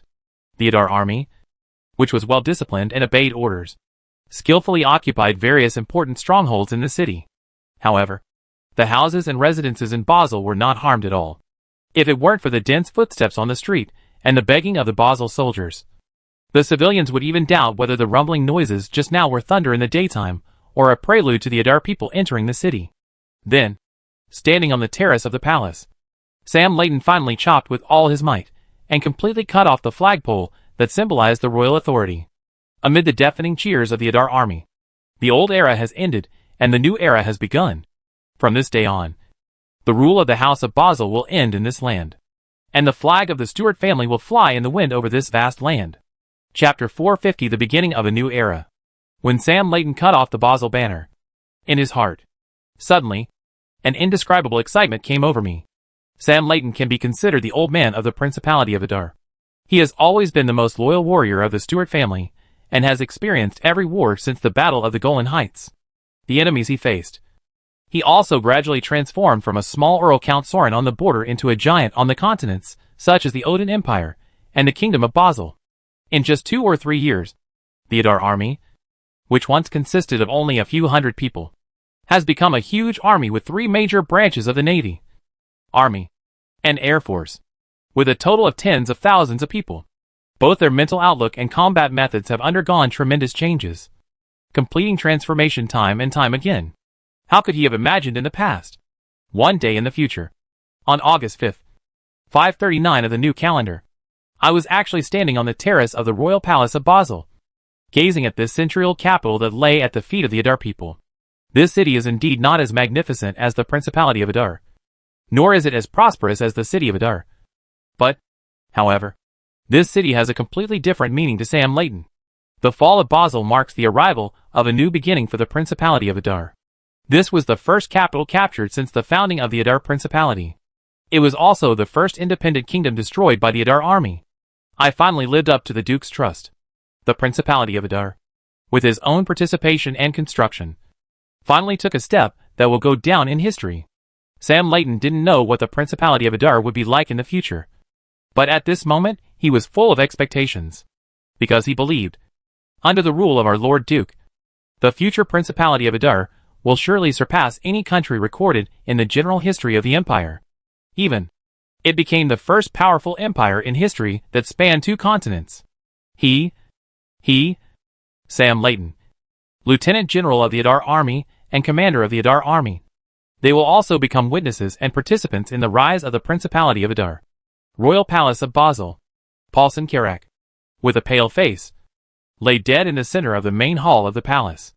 The mottled bloodstains on the ground and the light yellow stains under his body seemed to tell people of his fear before his death. The last king of Basel, who was addicted to alcohol and ordered the attack on the Principality of Adar, has completed the mission entrusted to him by history and passed away peacefully amid the gunfire of the Adar people. Get rid of these dirty things. This place will soon become the government office of the province of Basel. Don't leave room for the civil servants in the government office to complain.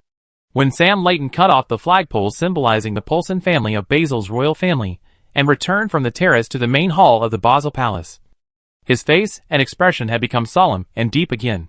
Yes, for the Basel civilians living in this city, the arrival of the Adar people, it didn't seem to bring them the killing and disaster they had imagined.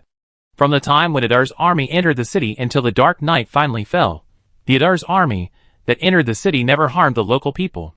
There were still no civilians who dared to walk on the streets. But the uneasiness in the hearts of the civilians was gradually reduced as time went by. Clive Vinci is an ordinary person living in Basel.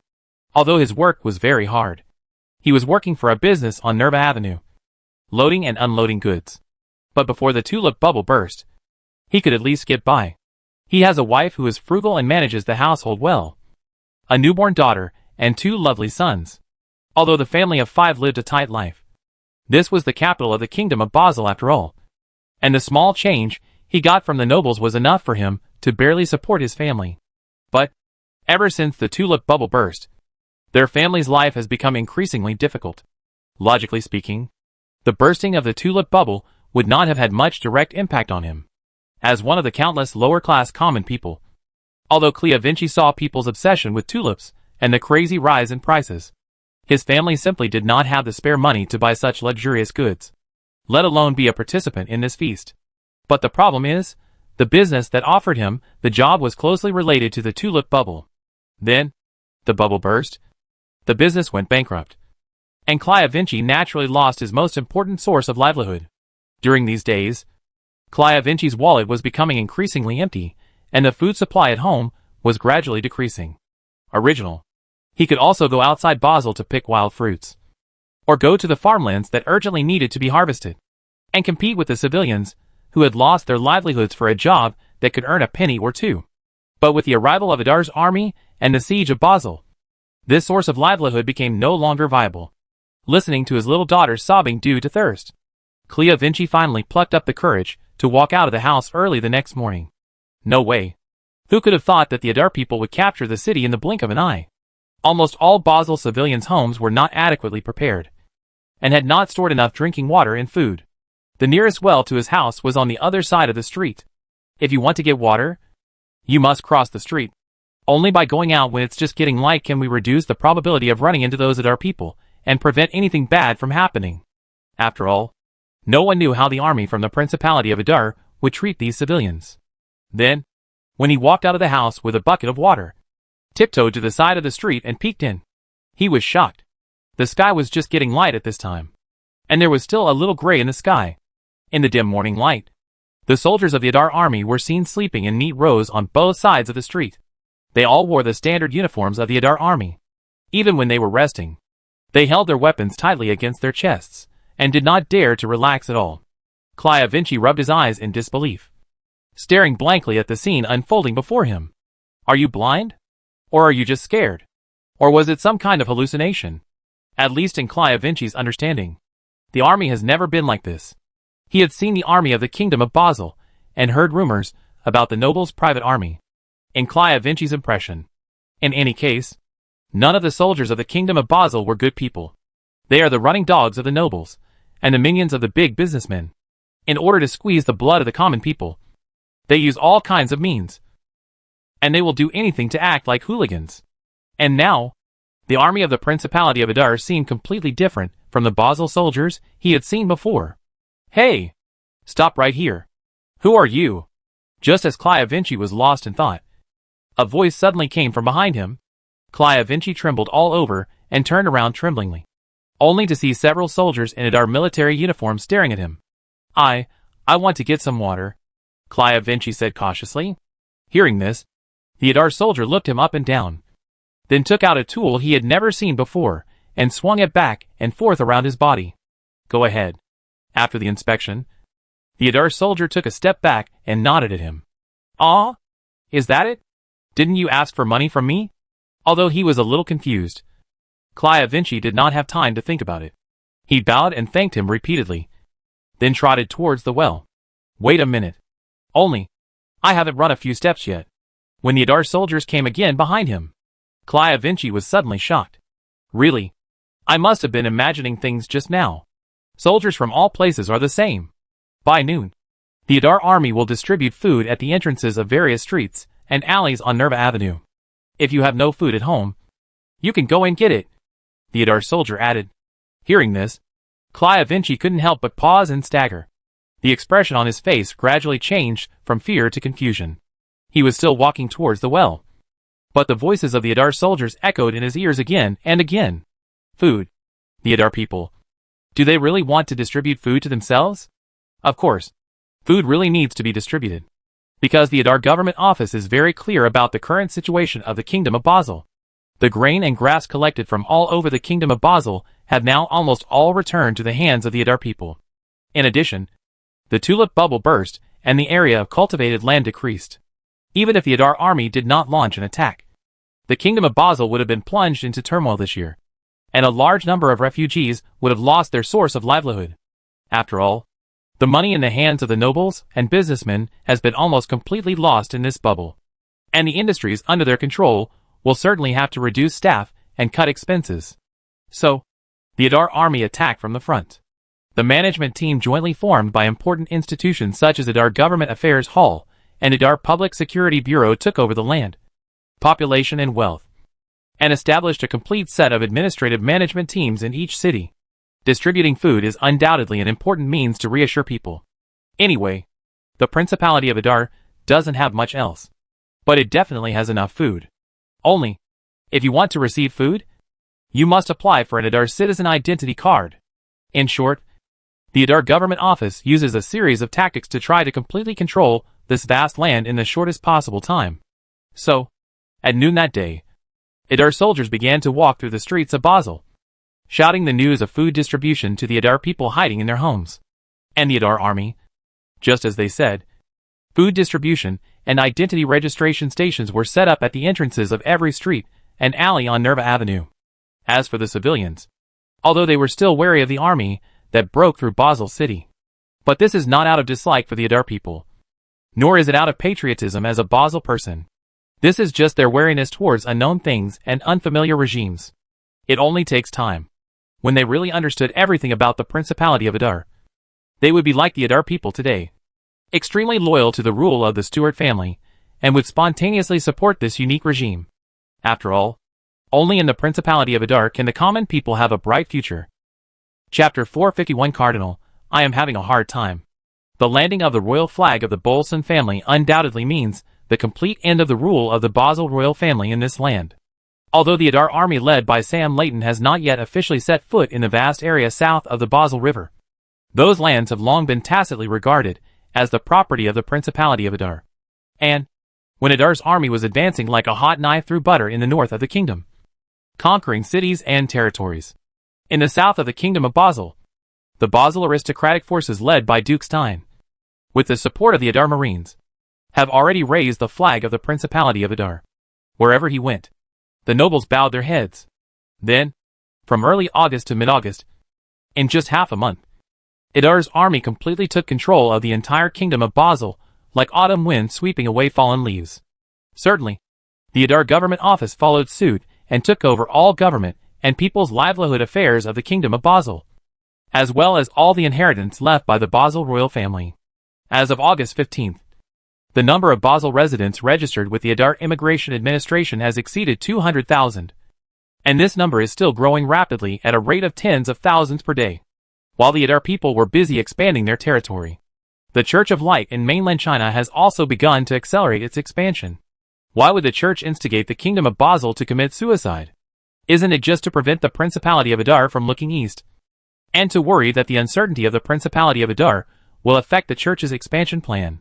So, at the same time as the Kingdom of Basel launched an offensive against the Principality of Adar, the Crusader Legion affiliated with the Church of Light also launched an attack on the Second Norman Empire ruled by the second Prince Rez.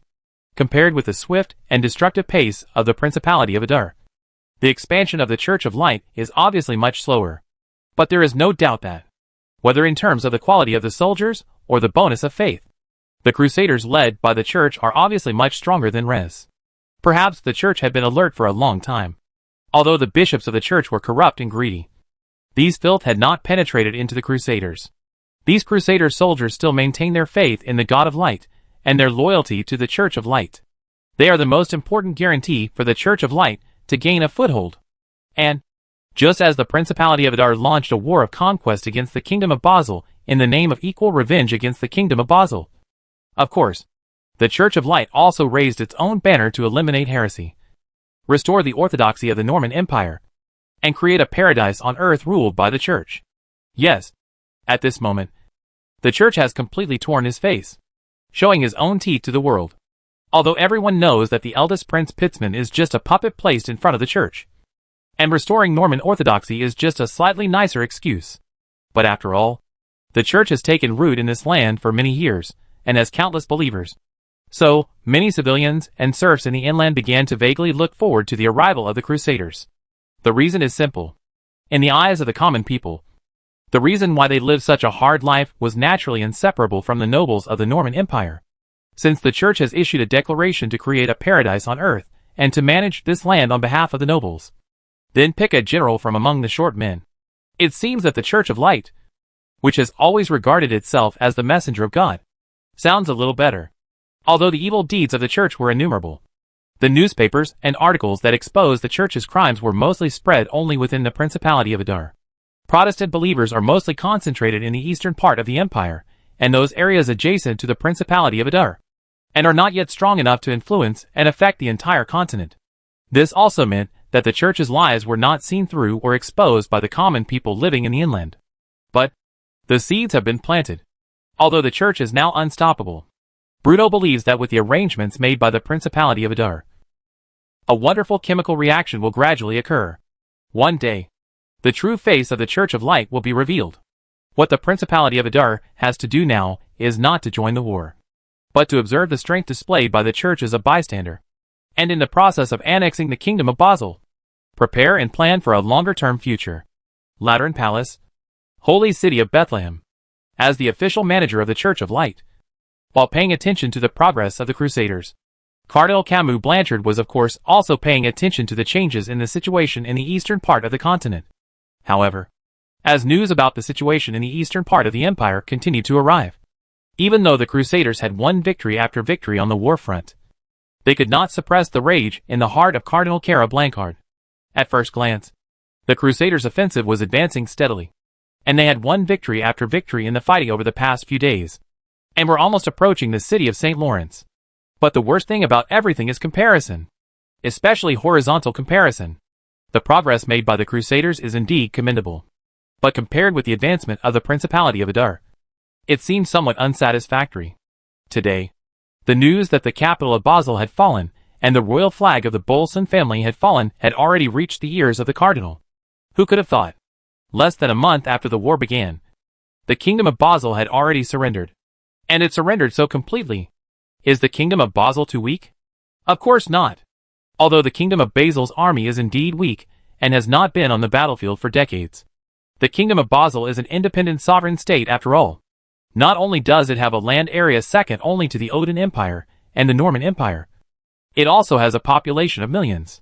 Not to mention, with the help of the Church of Light, the Kingdom of Basel also hired more than 4,000 mercenaries. This is almost a gathering of all the mercenary forces in the southern part of the continent. Therefore, this is definitely not because the Kingdom of Basel is too weak. It was the Church of Light, who had misjudged the military strength of the Principality of Adar. In fact, from the very beginning, the Church of Light did not believe that the Kingdom of Basel could achieve any remarkable results. The reason why the church cheered for the Basel nobles was, on the one hand, to distract the attention of the Principality of Adar, and on the other hand, it wanted to use the Kingdom of Basel to test the military strength of the Principality of Adar. And now, the result of the test came out. But this result was completely beyond the expectations of the Church of Light. This also raised the threat posed by the Principality of Adar to the Church of Light to a higher level. No, if the Principality of Adar is the biggest threat to the Church of Light. No doubt about it. Just as I was thinking about it, I saw Bishop Snisahani push open the door and walk in. A year ago, he was exiled and almost lost his life because he revealed everything that happened in the eastern part of the empire to the cardinal. And now, with the rise of the Principality of Adar, Snisahani, as the first clergyman to reveal the truth about the Principality of Adar, was once again reused by the church and shouldered the important mission of passing on information. But this is obviously not the time to enter. Cardinal Camus Blanchard asked angrily. When will the Crusaders led by Caraway be able to capture St. Lawrence? Hearing such a difficult question as soon as he entered the door, Bishop Snisahani had to think for a moment, and then said very conservatively, probably, maybe, it will take another month. A month? Hearing this, the cardinal snorted coldly and said in a deep voice, at most half a month. After half a month, the glory of the God of Light must spread to every corner of St. Lawrence. No buts. Tell Captain Karabi of the Crusaders that if he can't do it, someone will do it for him. Yes. Hearing this, Snisahani could only nod cautiously. He knew very well in his heart. During this period, as bad news from the eastern part of the empire came one after another, the cardinal must have been very unhappy.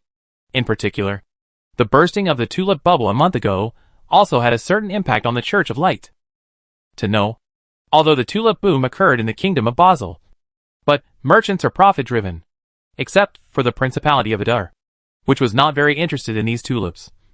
Merchants from all over the continent were involved to some extent.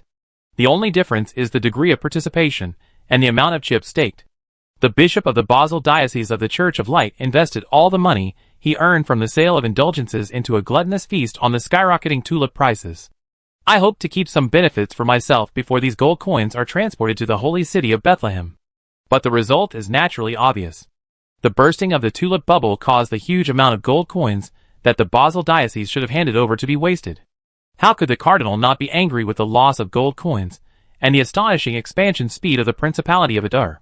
None of the news coming from the eastern part of the empire is good. Also, if there is still time, let's evacuate the bishop and priests of the Basel Diocese. Just as Bishop Snisahani was about to report the news, the cardinal continued. Hearing this, Hani was stunned for a moment, then answered carefully, Your Excellency, Cardinal, I am here to report to you the news of the Diocese of Basel. Explain. The rooted our army broke into the church and arrested our members, who were still in the Basel Diocese. Before he finished speaking, Camus Blanchard stood up suddenly, and even the water glass on the table was knocked over.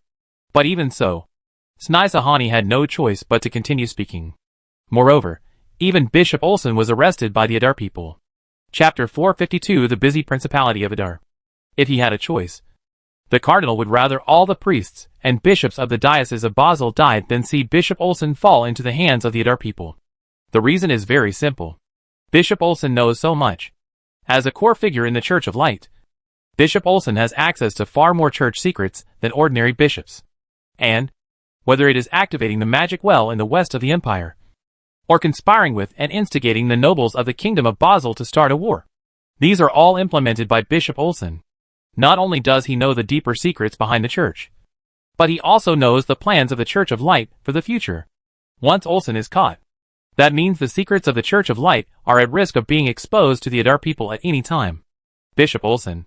Hearing this, the archbishop clenched his fists tightly. Even the cardinal's fingernails had pierced into his skin, leaving a trail of bright red blood. At this moment, he was also unaware. For the church, this is far worse news than the Basel church being wiped out. Is the news reliable? The cardinal's voice sounded somewhat gloomy. It was said by a bishop who escaped from the Kingdom of Basel. Snisahani thought for a moment and then added, It was Bishop Behrens of the Basel Diocese. According to him, Bishop Olsen has been staying in the church in Basel City in order to more quickly understand the offensive situation of the Kingdom of Basel. What was unexpected was that the Adar people's speed of advance was completely beyond our expectations. Before we could leave, the Adar army set up a heavy blockade outside Basel. Hearing this, the cardinal could no longer suppress his anger and let out an angry roar. Then how did he escape? Damn him! Let him die. Even if all the people in the entire diocese of Basel were added together, they still cannot compare to Bishop Olsen. Then we should now. Snai Sahani probed cautiously. The cardinal managed to suppress the anger in his heart with great difficulty. After pondering for a moment, he said something that shocked Snai Sahani. I need to consult His Holiness the Pope. Your Holiness? Even though Snai Sahani had already made a lot of guesses in his mind, he never thought that the capture of Bishop Olsen would actually alarm the Pope. To know, ever since Pope Clement V personally attended the coronation ceremony of the previous emperor of the Norman Empire, Raphael Alexander, he has never appeared in public again. From then on, all affairs of the Church of Light were handled by Cardinal Camus Blanchard. And 20 years have passed since today. So, what exactly is the reason why Bishop Olsen is so highly regarded by the Church, even to the point of alarming the Pope? Although Snit Sahani had served Cardinal Camille Blanchard for a long time, he had never realized that Bishop Olsen, who was usually unknown, was actually such an important person. Don't worry about this matter. The cardinal glanced at him indifferently and said calmly, As you wish. I will keep my mouth shut. Snai Sahani hastened to assure. It would be better if this were the case. The Principality of Adar did not know what Bishop Olsen meant to the Church. But according to the intelligence collected by the Adar CIA from the western part of the empire, and the information provided by the Kingdom of Cecil, Bruno knew that, ever since Bishop Olsen left the western part of the empire, the concentration of magic power in the Kingdom of Cecil has begun to gradually decline. No doubt, Bishop Olsen is definitely a big fish. Definitely an important figure in the Church of Light.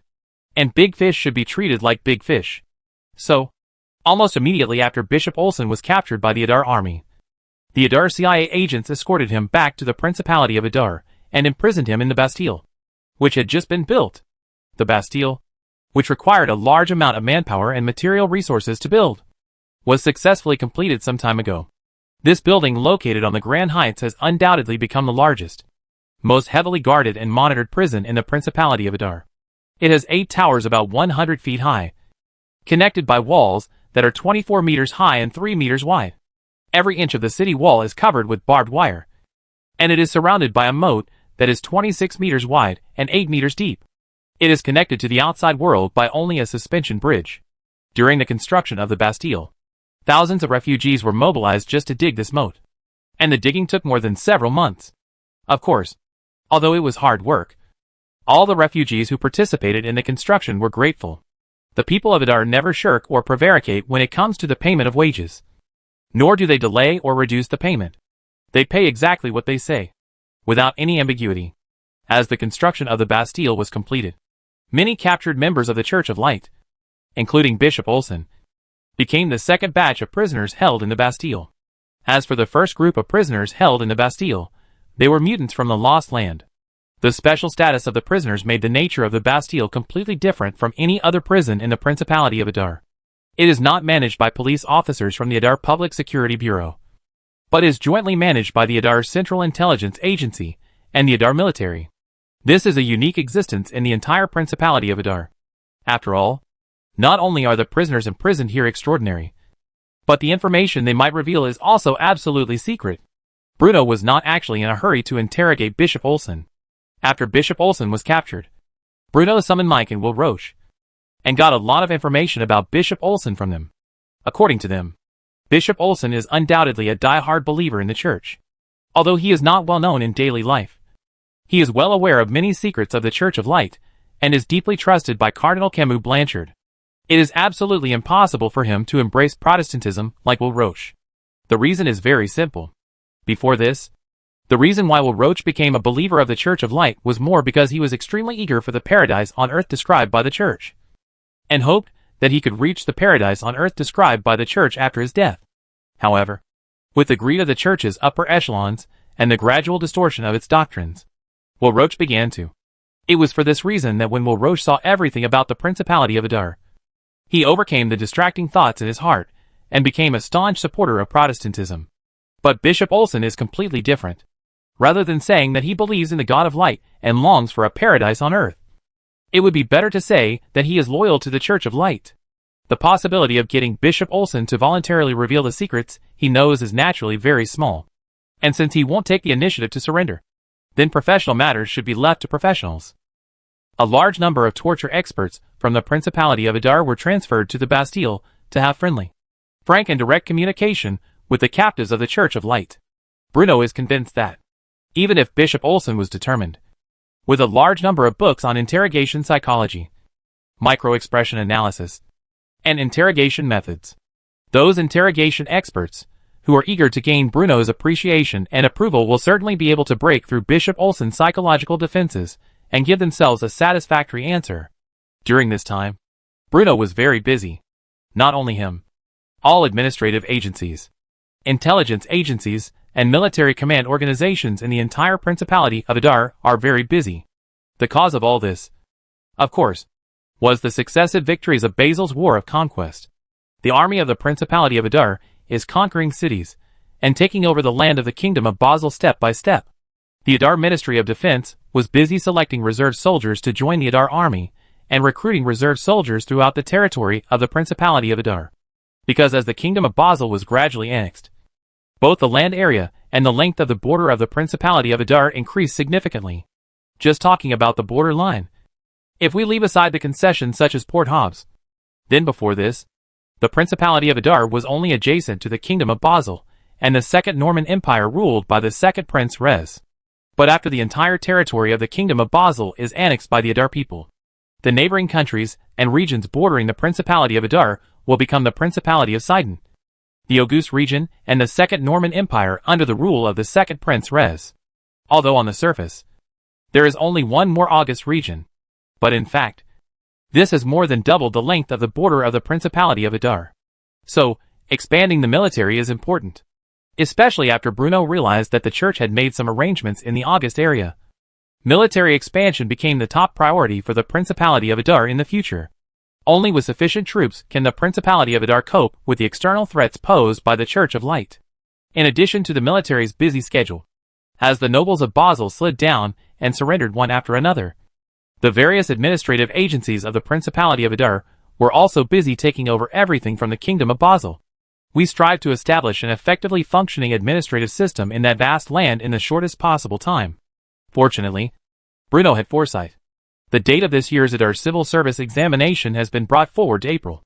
It was only then that enough people were gathered to barely fill the large number of vacancies needed to set up an administrative body after conquering the Kingdom of Basil. Perhaps in the eyes of others, a large number of civil servants and administrative agencies in charge of different matters would lead to a sharp increase in administrative expenses of the Principality of Adar. However, the system that prohibited ordinary nobles from owning private fiefdoms allowed the Principality of Adar to levy taxes directly on civilians. This not only prevented civilians from being exploited by local nobles, but also led to a significant increase in the Principality of Adar's tax revenue. Only, here comes the problem.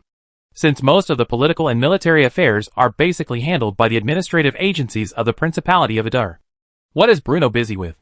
The answer is simple. He's busy spending money. Chapter 453 A large wave of wonders is approaching. 2 years ago, Bruno's idea is that it's hard to make money.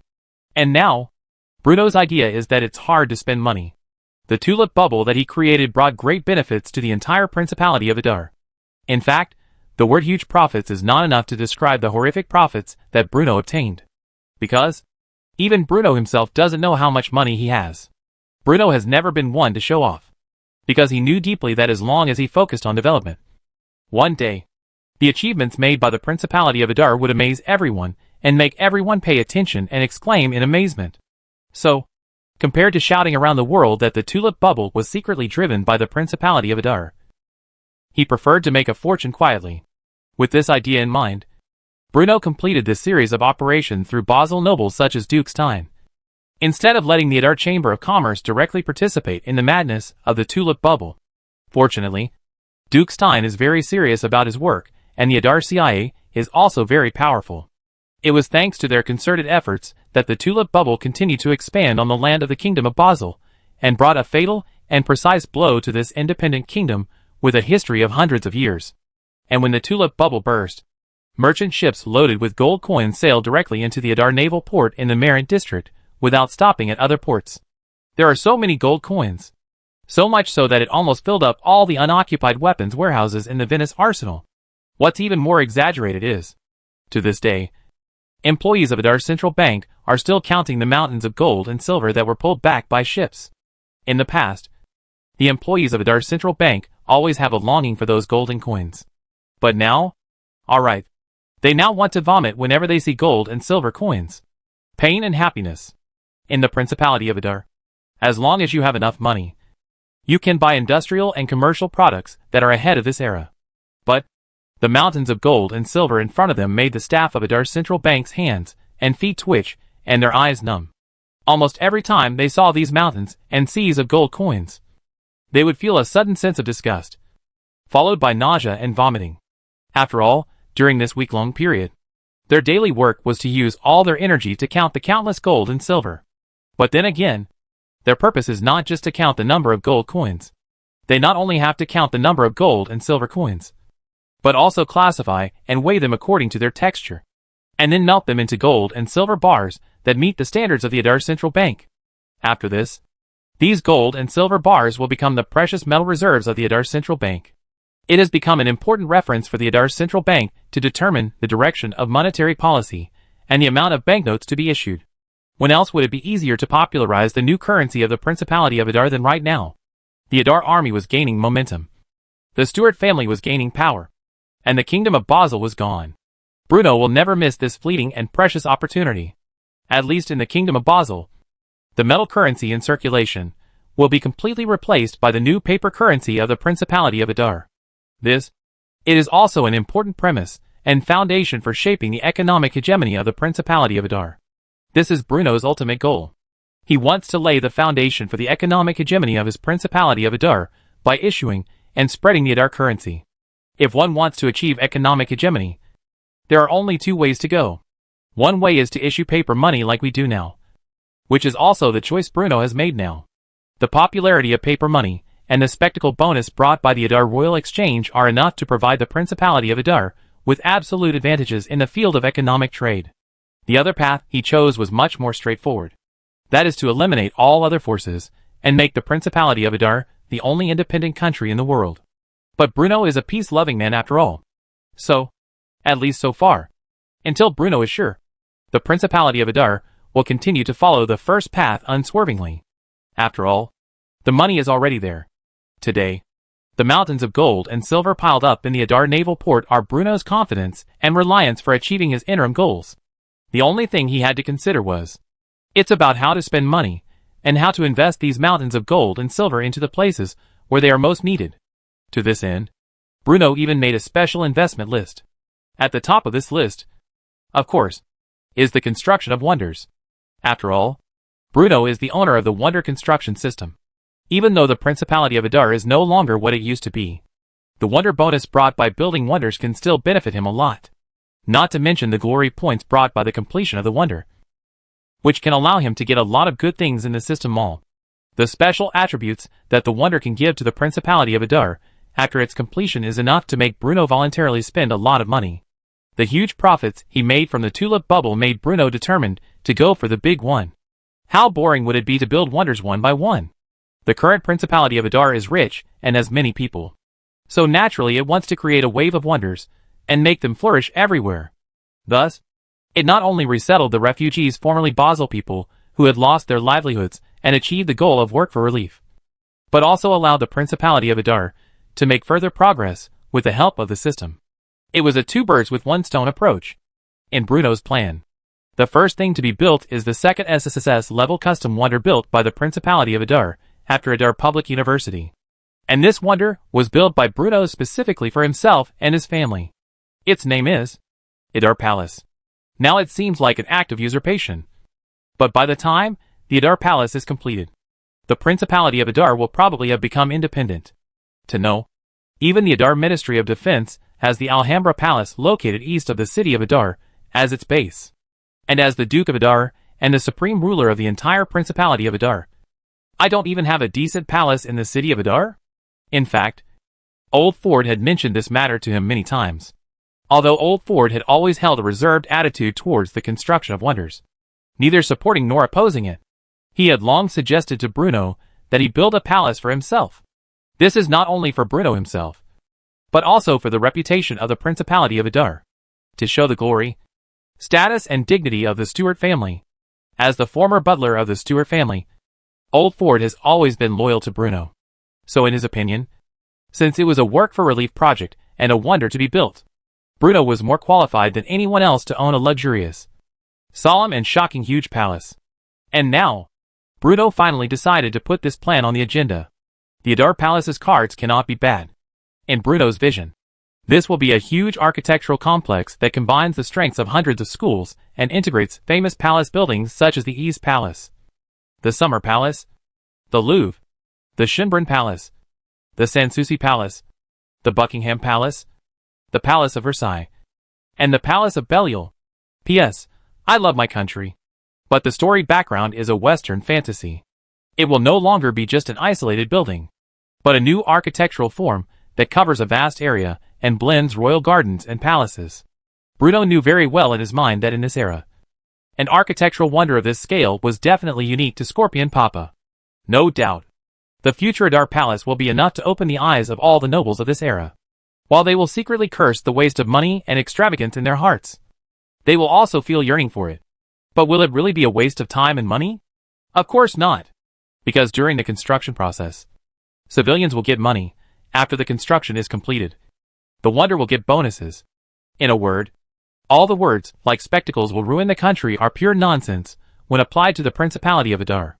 With the support of the wonder construction system, there is only the possibility of building a country through wonders, and only the path of becoming a strong country through wonders. So this time, not only the Adar Palace belongs to the Stuart family, Bruno also plans to replicate the former Hungarian Parliament building on the west side of Jinksha Road, which will serve as the office space for the future Adar Senate and House of Representatives. Bruno also wanted to build a triumphal arch in Basel to commemorate the victory of the Basel Conquest War and remember the historical moment when the royal flag of the Paulson family landed.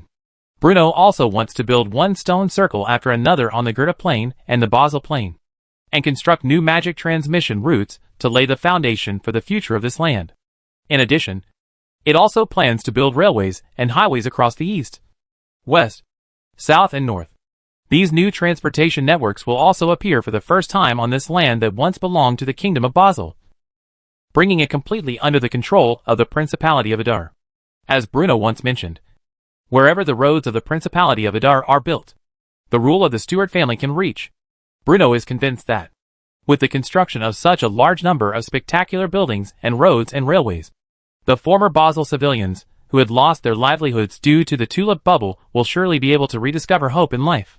And in their work, they gradually discovered the difference between the Principality of Adar and truly regarded themselves as a member of the Principality of Adar. Only, before the construction of these wonders could begin, there was one more thing Bruno needed to do personally. That is, the House of Lords and the House of Commons, which have been delayed for a long time, have reached the time to appear on this land.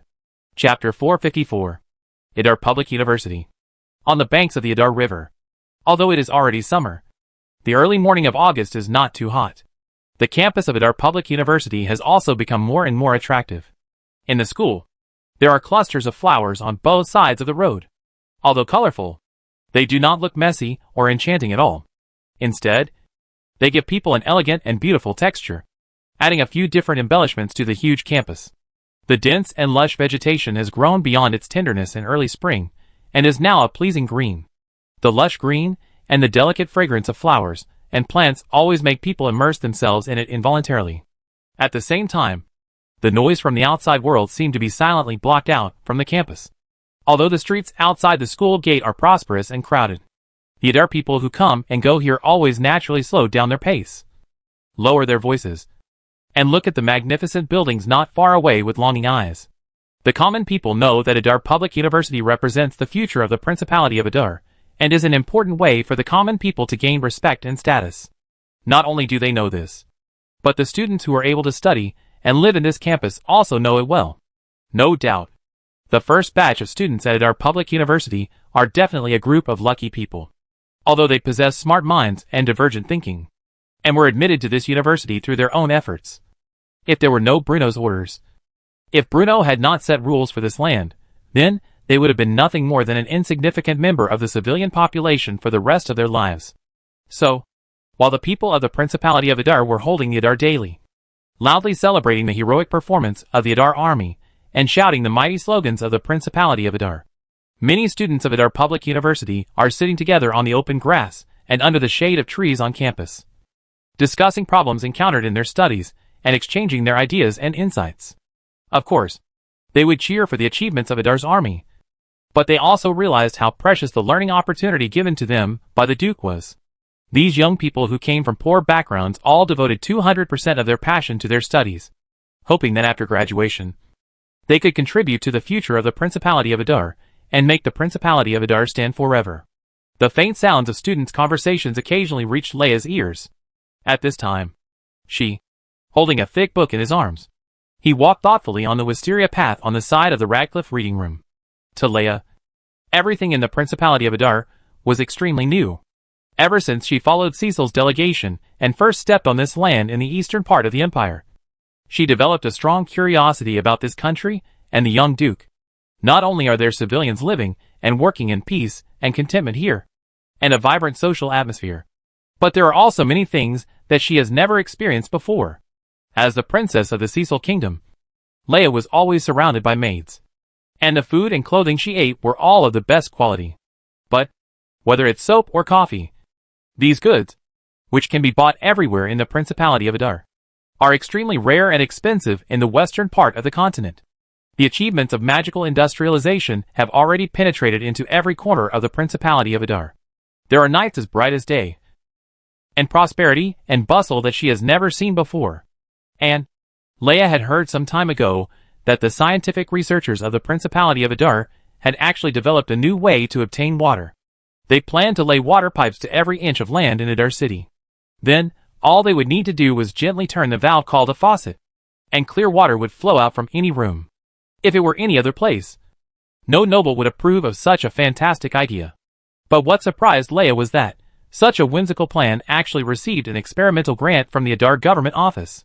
The researchers who came up with this plan and the wizards who created the miracle of magical industrialization in the Principality of Adar came from the same place, Adar Public University on the banks of the Adar River. It was with curiosity in her heart that Leia came to the gate of Adar Public University for the first time a few months ago and saw the magnificent and spectacular college buildings. This is a shock that cannot be described in words, especially when she realized in this campus, mages and civilians have the same identity, researcher. To be fair, if this happened in the western part of the empire, it would be almost impossible. Even Leia, who had read the entire history of the empire, had never thought of this. One day, in the Principality of Adar, mages and civilians were able to get along so harmoniously, and the magical magic was able to penetrate into the lives of ordinary people. This history and reality are completely incomparable. This terror that exists in the kingdom of Cecil and the Principality of Edal is full of complicated moods in Leia's heart, especially in recent times. Although Leia knew nothing about war and military affairs, she at least understood the speed of Adar's army's advancement was absolutely extraordinary. No one could have imagined that. How could the kingdom of Basel, which had a history of hundreds of years, be crushed by the wheels of history in just 1 month? If she were outside the Principality of Adar, she might simply be shocked by the military strength of the Principality of Adar. But as a member of the Principality of Adar, Leia can see more. What surprised her was not only the mighty momentum and ironclad morale of Adar's army. In a sense, what made her feel even more incredible was the Adar people's attention and calls for this war. In this era, noble wars occurred frequently, and conflicts between noble lords were countless. But never before had the common people of either side been so concerned about and supportive of the war. Perhaps it was due to the propaganda of the Adar Daily. Or was it the changes that the Stuart family and the young Duke brought to this land? The Principality of Adar is changing almost every day. And just a few days ago, Bruno even mentioned the parliamentary system to her once by chance. This time, Leia really couldn't figure it out. So, she simply turned her head blinked, and looked at the young face walking beside her. Why? Ah? Bruno felt a little confused when Leia suddenly asked him this question. Leia has been in the Principality of Adar for quite some time. As time went by, I spent more time with Bruno. The image of the young Duke in front of her was constantly changing in Leia's mind. Before arriving in the Principality of Adar, Rhea was nervous and timid. After all, the marriage proposal and the possibility of a political marriage proposed by the Kingdom of Cecil made Leia feel extremely nervous when she first met the ruler of the Principality of Adar. As everything about the Principality of Adar gradually appeared before her eyes, curiosity gradually replaced nervousness. How did such a young man repair this once barren land and shape it into what it is today? Although Leia didn't know the specific process, she could see that the people of the Principality of Adar respected and admired the Duke. This kind of true emotion from the heart cannot be concealed by ordinary people. From nervousness to curiosity, and then from curiosity to admiration, Leia's impression of Bruno is constantly changing. And the time she spends with Bruno is also increasing. Since last week, Bruno and Leia have been walking frequently on the campus of Adar Public University. Sometimes we just walk quietly. Sometimes we just chat casually. After all, as the territory ruled by the Principality of Adar gradually expanded, and its population continued to increase, the burden on Bruno's shoulders became heavier and heavier. Bruno also cherishes this free time that he can use at his own will. Why? After hearing Leia's incoherent words, Bruno couldn't help but ask in confusion. Leia thought for a moment before she expressed her doubts. House? What you mentioned earlier. Is this really necessary? No more. No more. It's a bit small. Please forgive me. Chapter 455. The House. The House. Actually, it's not just Leia who's standing next to Bruno. Throughout the Principality of Adar, many people have doubts about the formation of the upper and lower houses. In their opinion, the Principality of Adar is now thriving in all industries, and the Adar government office is running efficiently. It seems that there is no urgent need to form the House of Lords and the House of Commons. Moreover, if the sole purpose was to fulfill the promises once made to the nobles, why was there a House of Commons composed of commoners? Leia couldn't figure out what Bruno was thinking, so she took this opportunity to ask about the doubts in her heart. In the Kingdom of Cecil, the common people were more afraid of the nobles. They depended on them for survival, and could only get by with the grace of the nobles. And here, in the Principality of Adar, since the nobles' fiefs had been taken away by the Stuart family, everything that happened on this land was mostly managed by the Adar government office. If you want to farm, you only need to deal with the Adar Ministry of Agriculture, and the excess food will be handed over according to the established market price. If you want to work, there are job openings everywhere in the Principality of Adar recruiting workers. As long as you are willing to work, you will not starve to death. The Public Security Bureau is responsible for handling disputes within the Principality, while the Adar Army is responsible for dealing with conflicts outside the Principality. The existence of the government office provides civilians with a path to advancement, and the birth of Adar Public University provides civilians with the possibility to pursue their dreams. The gradually improved Adar law made it impossible for the nobles to decide the fate of the common people according to their own likes and dislikes. The serfs' Emancipation Declaration that had been issued long ago also allowed the serfs to regain their civilian status based on their own performance. Although Leia always had sympathy for the common people, but the lives of the common people in Adar are much better than those of the common people in the Kingdom of Cecil. Leia is a noble after all. Although she has a good impression of common people, what she doesn't understand is, since things have come to this point, why should common people be allowed to participate in the politics of the Principality of Adar? Can they really bear this burden? Of course it is necessary. Seeing this, Bruno nodded very seriously. He actually knew very well what Leia was thinking. Rather than being skeptical about the establishment of the House of Lords and the House of Commons, it is more about being puzzled about the establishment of the House of Commons. This is also the idea of the vast majority of people in the Principality of Adar. Not only the nobles, but even the common people, who were the beneficiaries, were deeply shocked by Bruno's move. Because even the civilians themselves don't know whether they can shoulder such a responsibility. Perhaps it seems that everything is fine in the Principality of Adar now. But what about the future? What about the future? Who can guarantee that the Stuart family's rule can continue forever in this land? The future.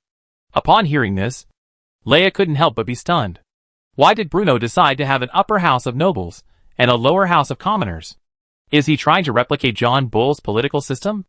Of course not. Although after traveling through time, I have a different face than before.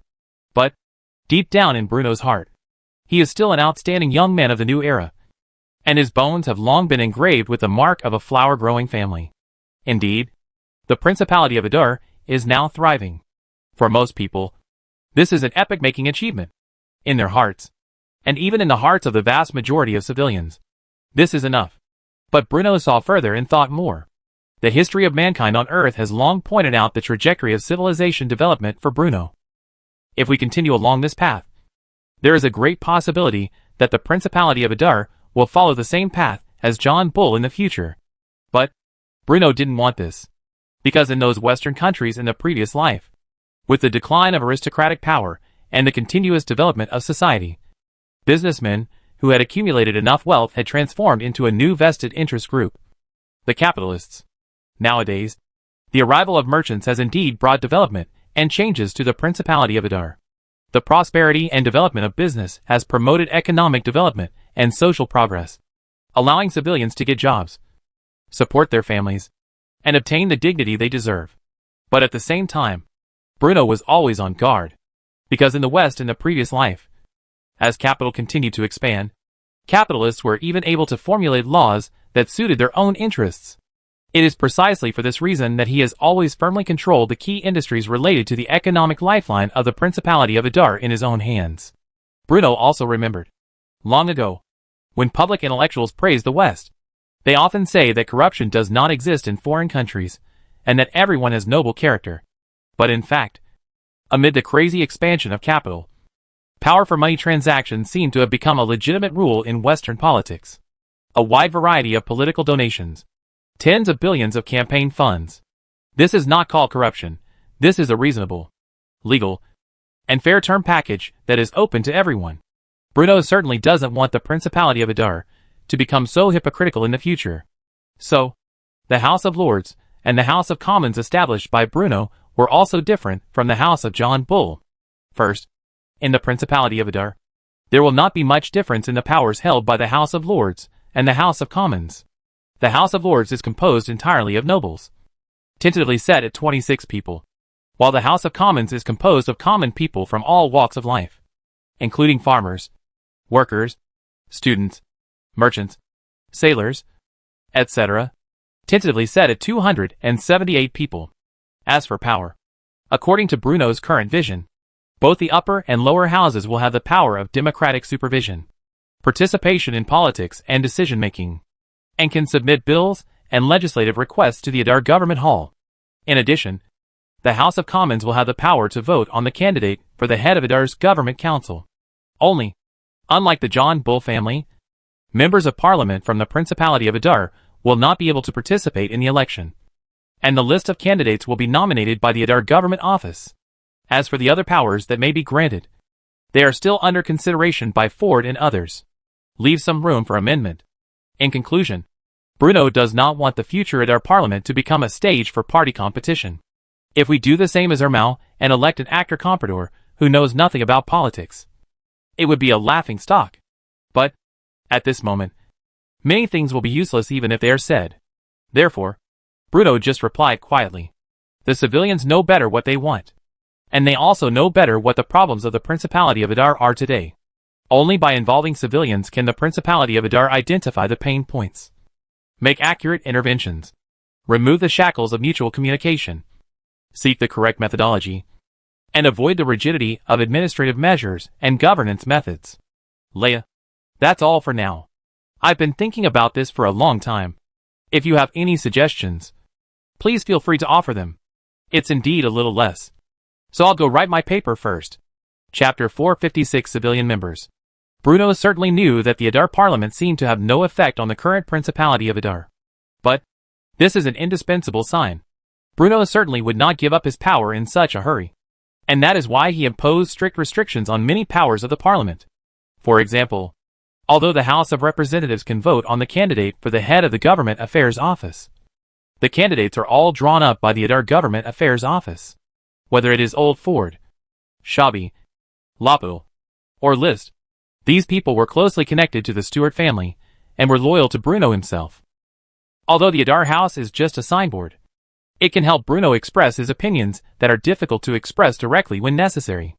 So, while Bruno and Leah were chatting, the first batch of members of the Senate had actually been drafted by the Adar government office. Compared to Bruno, Old Ford is obviously more adept at these things, such as Earl Dale, Marquis Soto, Countess Morris. These people were either the earliest nobles to join the Principality of Adar, or the old nobles who had conducted PY transactions with Bruno. Naturally, they were all included in the first list of members of the Adar Senate. In addition to this, Grand Duke MacLean, Duke Stein, a small number of former Basel nobles were also included in the list and became the first members of the Adar Senate. After all, today, the Kingdom of Basel has become history. The Principality of Adar and the Stuart family are the only owners of this vast land. As for the civilians, the selection of civilian councillors had actually sparked many debates within the Adar government office. Because according to Bruno's request, the number of seats in the Adar House of Representatives will be drawn up based on two criteria. First, among the Adar people engaged in various industries, they are screened according to the established proportions. Secondly, the number of councillors for different administrative divisions of the Principality of Adar will be determined based on the total population of different regions. But what worries Old Ford and others is, they did not think that these civilian councillors, who came from poor backgrounds and had different occupations, could offer any constructive opinions and suggestions to the Principality of Adar. Nor did they think that they could truly understand the weight of the title Adar Councillor. He had specifically reminded his Lord Duke of this. But Bruno seemed unfazed by this. Bruno certainly knew that the first batch of parliamentarians probably did not know the powers and obligations they would bear. But this was irrelevant. He just wanted to make a start. Just to leave another possibility for the future of the Principality of Adar. As the recipient of the Adar Labor Medal, Shiro Godwin can be regarded as the best worker in the Adar first automobile plant. Shiro Godwin's father and grandson were both well-known craftsmen in the local area, and it was precisely because of his superb skills and hard-working attitude that he was able to enter the first automobile manufacturing plant in Adar. Here, the extensive use of magical machinery has brought about earth-shaking changes in his original working mode. He no longer had to stay by the stove all the time, swinging the hammer tirelessly. Most of the parts will be delivered to Shiro Godwin after being forged, and all he is responsible for is to combine and splice these parts together, and then work with other craftsmen to build it into a magic car that can run on the ground. For Shiro Godwin, the happiest thing is to be able to watch this magic device being created by his own hands in this land full of future and hope. And on this day, when Hero Goldwyn wiped the sweat on his forehead and instructed his apprentices to assemble the parts and components, he saw several idle civil servants in fit and uniforms, and stepped into the factory where he was responsible, Mr. Shiloh Godwin. The moment he saw Hero Godwin, the leading Adar official walked over and said, "According to the order of the Duke, you are appointed as a member of the Adar House of Commons." As he spoke, he handed a letter of commission signed by Bruno himself to Hero Godwin. "This is, you must have heard about the news that the Duke ordered the establishment of the House of Lords and the House of Commons. Right? It's natural." Hearing this, Shiloh Godwin nodded seriously. The news about the establishment of the Adar Parliament had already been published in the Adar Daily. It is said that the first batch of civilian parliamentarians were personally appointed by Lord Bruno Stuart, Duke of Adar, and those selected were all talented people from all walks of life. No one knows what kind of creature a congressman is, but they do know this is definitely a great honor. After all, in the Principality of Adar, which has a population of millions, there are only about 200 civilian councillors. But what should a congressman do? You should have seen that I only know how to work in this factory. Hearing what Hero Godwin said, the leading Adar official aide couldn't help but reveal a hint of envy. "You know these. It's enough. Basel City." Although only a little over a month had passed since the royal flag of the Bolson family landed, the vast majority of civilians living in this city had gradually forgotten the former royal family of Basel. From the initial nervousness and fear to the subsequent acceptance and respect, the civilians' impression of Adar's army seemed to be changing subtly every day. "It's here." Adar's army did not slaughter people indiscriminately, nor did they allow their soldiers to plunder. It seems that in the eyes of the Adar people, the Kingdom of Basel should have been a vassal of the Principality of Adar, and the people living on this land should have been one of the Adar people. For the vast majority of ordinary people, The Adar army that came from heaven brought tremendous changes to their lives. Original. The bursting of the tulip bubble caused countless Basel people to lose their livelihoods. But the Adar people who came from afar helped the people living on this land find a way to make a living again. Build roads and bridges. Under the leadership of the Adar people, they laid heavy steel rails on the ground. They used mud that had never been seen before to transform the muddy dirt road into a smooth and hard road. While completing all this, a large amount of money also flowed back into the pockets of the common people. Although these coins became paper money that had never been seen before. But, however, civilians were able to use this light currency to buy the food and fodder they depended on for survival. Who is Clive Vinci? On a construction site outside Basel, an Adar official waved a letter in his hand and shouted loudly to the group of Basel people who were working hard. Hearing someone calling his name, Clive Vinci was stunned for a moment. Then he stood up and raised his dark palm. Clive Vinci. The Duke appoints you as a member of the Adar House of Commons. When the time comes, please be on time for the first plenary session of the Adar House. Chapter 457. Duke Adar enters the city. September 17th, 539 in the new calendar. This will undoubtedly be a day of great historical significance for the future Principality of Adar. Only, it seems that many people have not yet realized this. That morning, almost all the civilians working near the city of Basel saw that astonishing convoy. This is not because the horses in the caravan are so handsome, nor because the guards in the caravan are so ostentatious, but because, compared with these, what really shocked them were the carriages with 4 wheels underneath that could speed along smooth roads at extraordinary speeds. What is that? Almost all civilians who saw that kind of carriage had this question in their minds. The magic car, as a new thing that had just been born in the Principality of Adar, was completely beyond their cognition. Not to mention the original Basel residents, who had only heard of magical industrialization. Even if it was in Adar City or the Merlin district, the passing of magical cars would definitely blind everyone's eyes. 7 magic cars were arranged vertically, with Adar light cavalry guards running on both sides. In this day and age, the impact that such a scene can bring is definitely much stronger than any Hollywood movie special effects in the previous life. The 7 magic cars all present an extremely strong industrial style.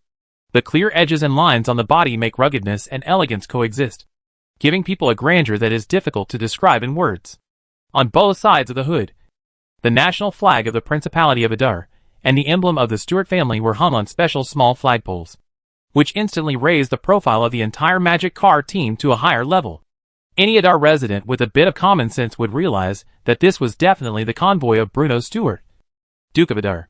Bruno, Oldford, List, L'Hôpital. There was not only Bruno in the convoy, but also many high-ranking officials of the Principality of Adar. The reason why they arrived in Basel at this time was only one purpose, which was to preside over the first plenary session of the Adar upper and lower houses.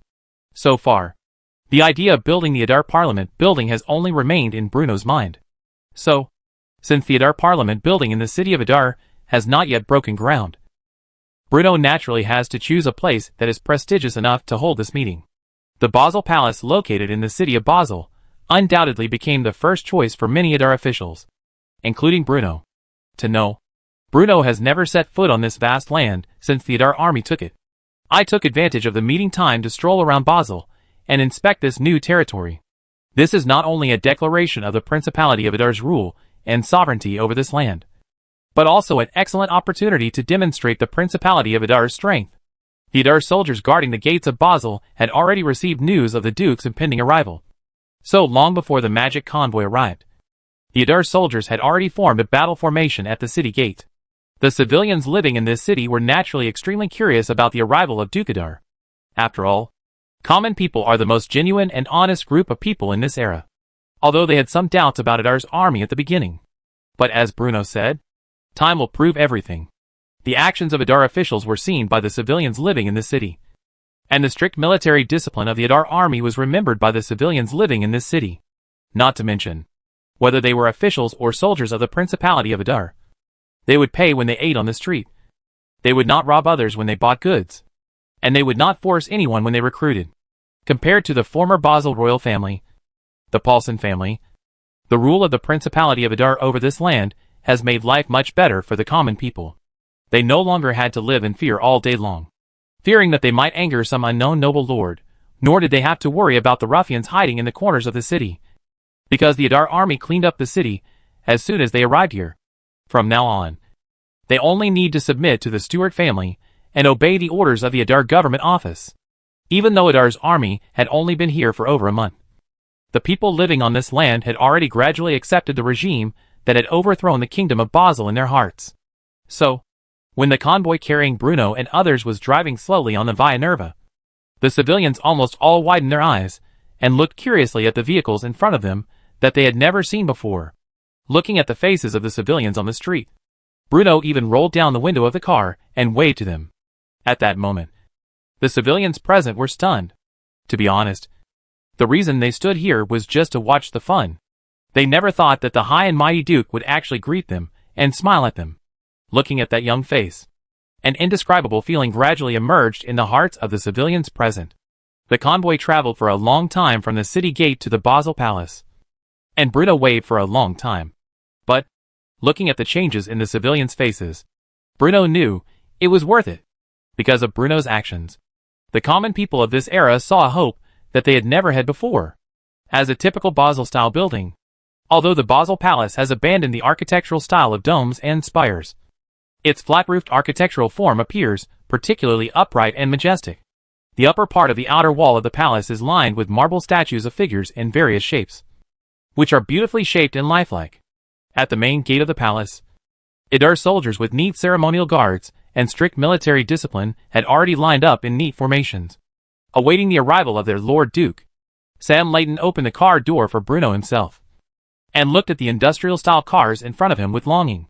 He had heard of the Benedict car produced by the Adar First Automobile Factory a long time ago, but because he had always been leading troops outside, this was the first time that Sam Layton witnessed this new creation brought by the magic industry. "Don't worry." Facing Sam Layton's envious gaze, Bruno patted him on the shoulder and said, "When you return, the first batch of military vehicles of the Principality of Adar will probably be officially put into service." "Real?" Hearing this, Sam Layton's face suddenly became extremely surprised. As the commander-in-chief of the Adar army, Bruno had already described to him many times the changes that magic vehicles could bring to the Adar army. And Sam Layton always remembers the grand scene that Bruno once told him. That will be the starting point of a new era. "Of course it's true." Bruno nodded, then changed the subject. "But this is not our topic today." He turned around and looked at the crowd not far away, and said silently, "History will remember this day. The future Principality of Adar may also undergo a transformation because of what happened today." Chapter 458. The purpose of the meeting is to make progress. For Clive Vinci, during these days, his experiences and encounters seemed like a dream. As for the reason for all this, it all starts with the letter of authorization he received. Before this, Clive Vinci's life experience was no different from that of the vast majority of civilians living in this city. His life was a microcosm of the lives of most Basel civilians, hard and difficult. Although he still had to endure hunger in the winter, he could still barely fill his stomach at other times. And now, he was no longer just an ordinary civilian, but a member of Adar's lower house. An official from Adar's government office explained to him in detail the powers that the members of parliament had and the responsibilities they had to bear. According to the Adar official, the lower house is a platform for the common people to make their voices heard. There, civilian deputies can also tell their own stories, speak frankly about the injustices they have suffered, and explain the problems and shortcomings in the management of Adar City Hall. There, once the proposal of the civilian councillors is supported by a certain number of civilian councillors, it will be presented to the desk of Bruno Stewart, Duke of Adar, and become a powerful tool to spur the Adar Government Hall. As Clive Vinci learned more about the Adar Commons, he became more and more shocked. This is definitely the first time in thousands of years that civilians have a channel to make their voices heard.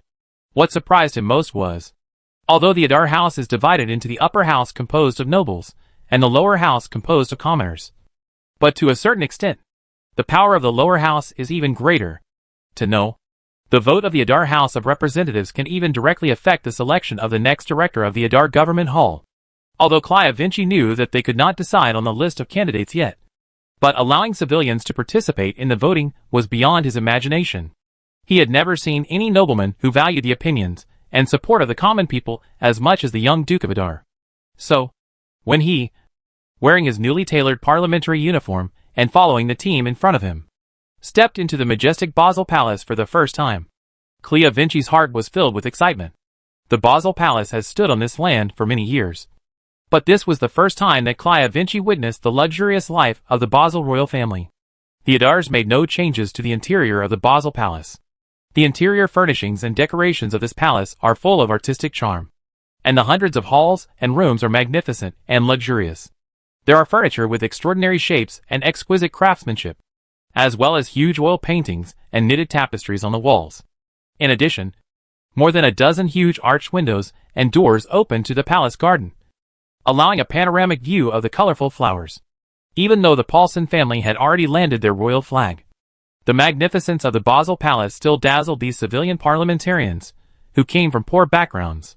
Finally, when the 26 noble councillors and 278 civilian councillors took their seats in the palace, accompanied by the roar of cannon salutes outside the palace, Bruno Stuart, Duke of Adar, finally walked up to the high platform at the front of the hall under the eager gaze of the crowd. That was originally where the throne was located. And now, the Adar officials in charge of preparing this meeting have replaced the throne there with a row of elegant and simple solid wood tables and chairs, which look grand and decent. Bruno naturally sat in the most central position, and on both sides below him, Oldford, Lister and other officials of Adar government office followed closely behind and sat down one after another. Bruno raised his head and looked around with his own eyes. Whether they were commoners or nobles, they were all wearing robes at this moment that symbolized their status as parliamentarians. The only difference is, the robes of the members of the House of Lords are dark purple, and they sit closer to the front. Behind them, hundreds of members of the House of Commons in grey robes carefully looked at the young duke with respect, admiration and nervousness. Finally, Bruno said slowly, "This is the first meeting of the Adar House. But it is also a meeting that will go down in history. Don't be nervous or afraid. No matter who you were before you came here, you are all the first members of the Adar House. Please remember that the purpose of this meeting is for progress, for the Principality of Adar, and for our common future. There is actually not much to discuss in the first meeting, because most of the decisions have already been made, and it is just a matter of going through the process here. But even so, the mood of the civilians present was completely different from the past. In the past, they only survived by relying on the nobles.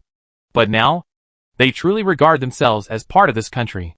So, although the work reports of Oldford, Lister and others were lengthy and boring, however, they still listened to the policy report read out by Adar officials from beginning to end with unprecedented enthusiasm as supervisors, and tried to understand as detailed as possible the major and minor events happening on this land. After a series of work reports, the next topics will be the construction of the Adar Parliament building, the groundbreaking of the Arc de Triomphe, and how to set up a new administrative division on this land. As for the expensive Adar Palace, that was the Stuart family's internal affairs, and did not require a vote or approval from the Adar Parliament.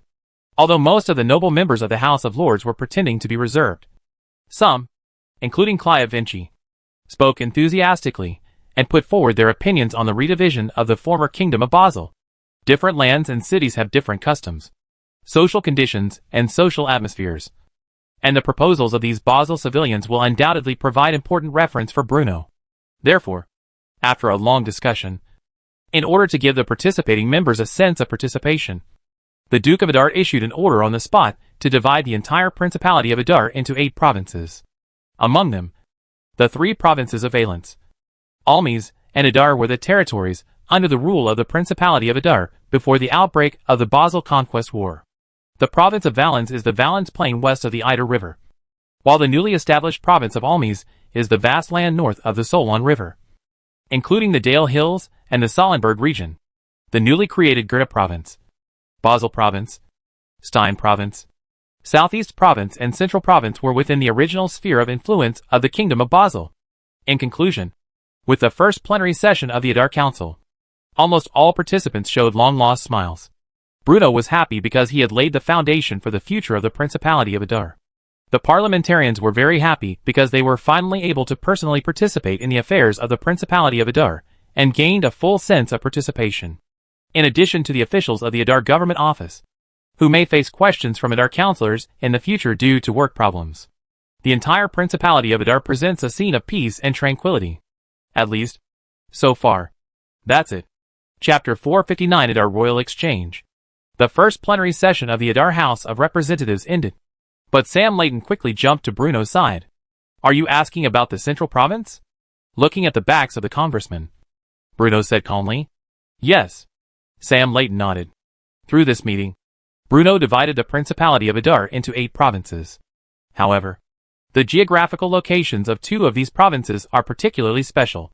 One is naturally the province of Valence, which borders the Second Norman Empire ruled by the second Prince Reyes.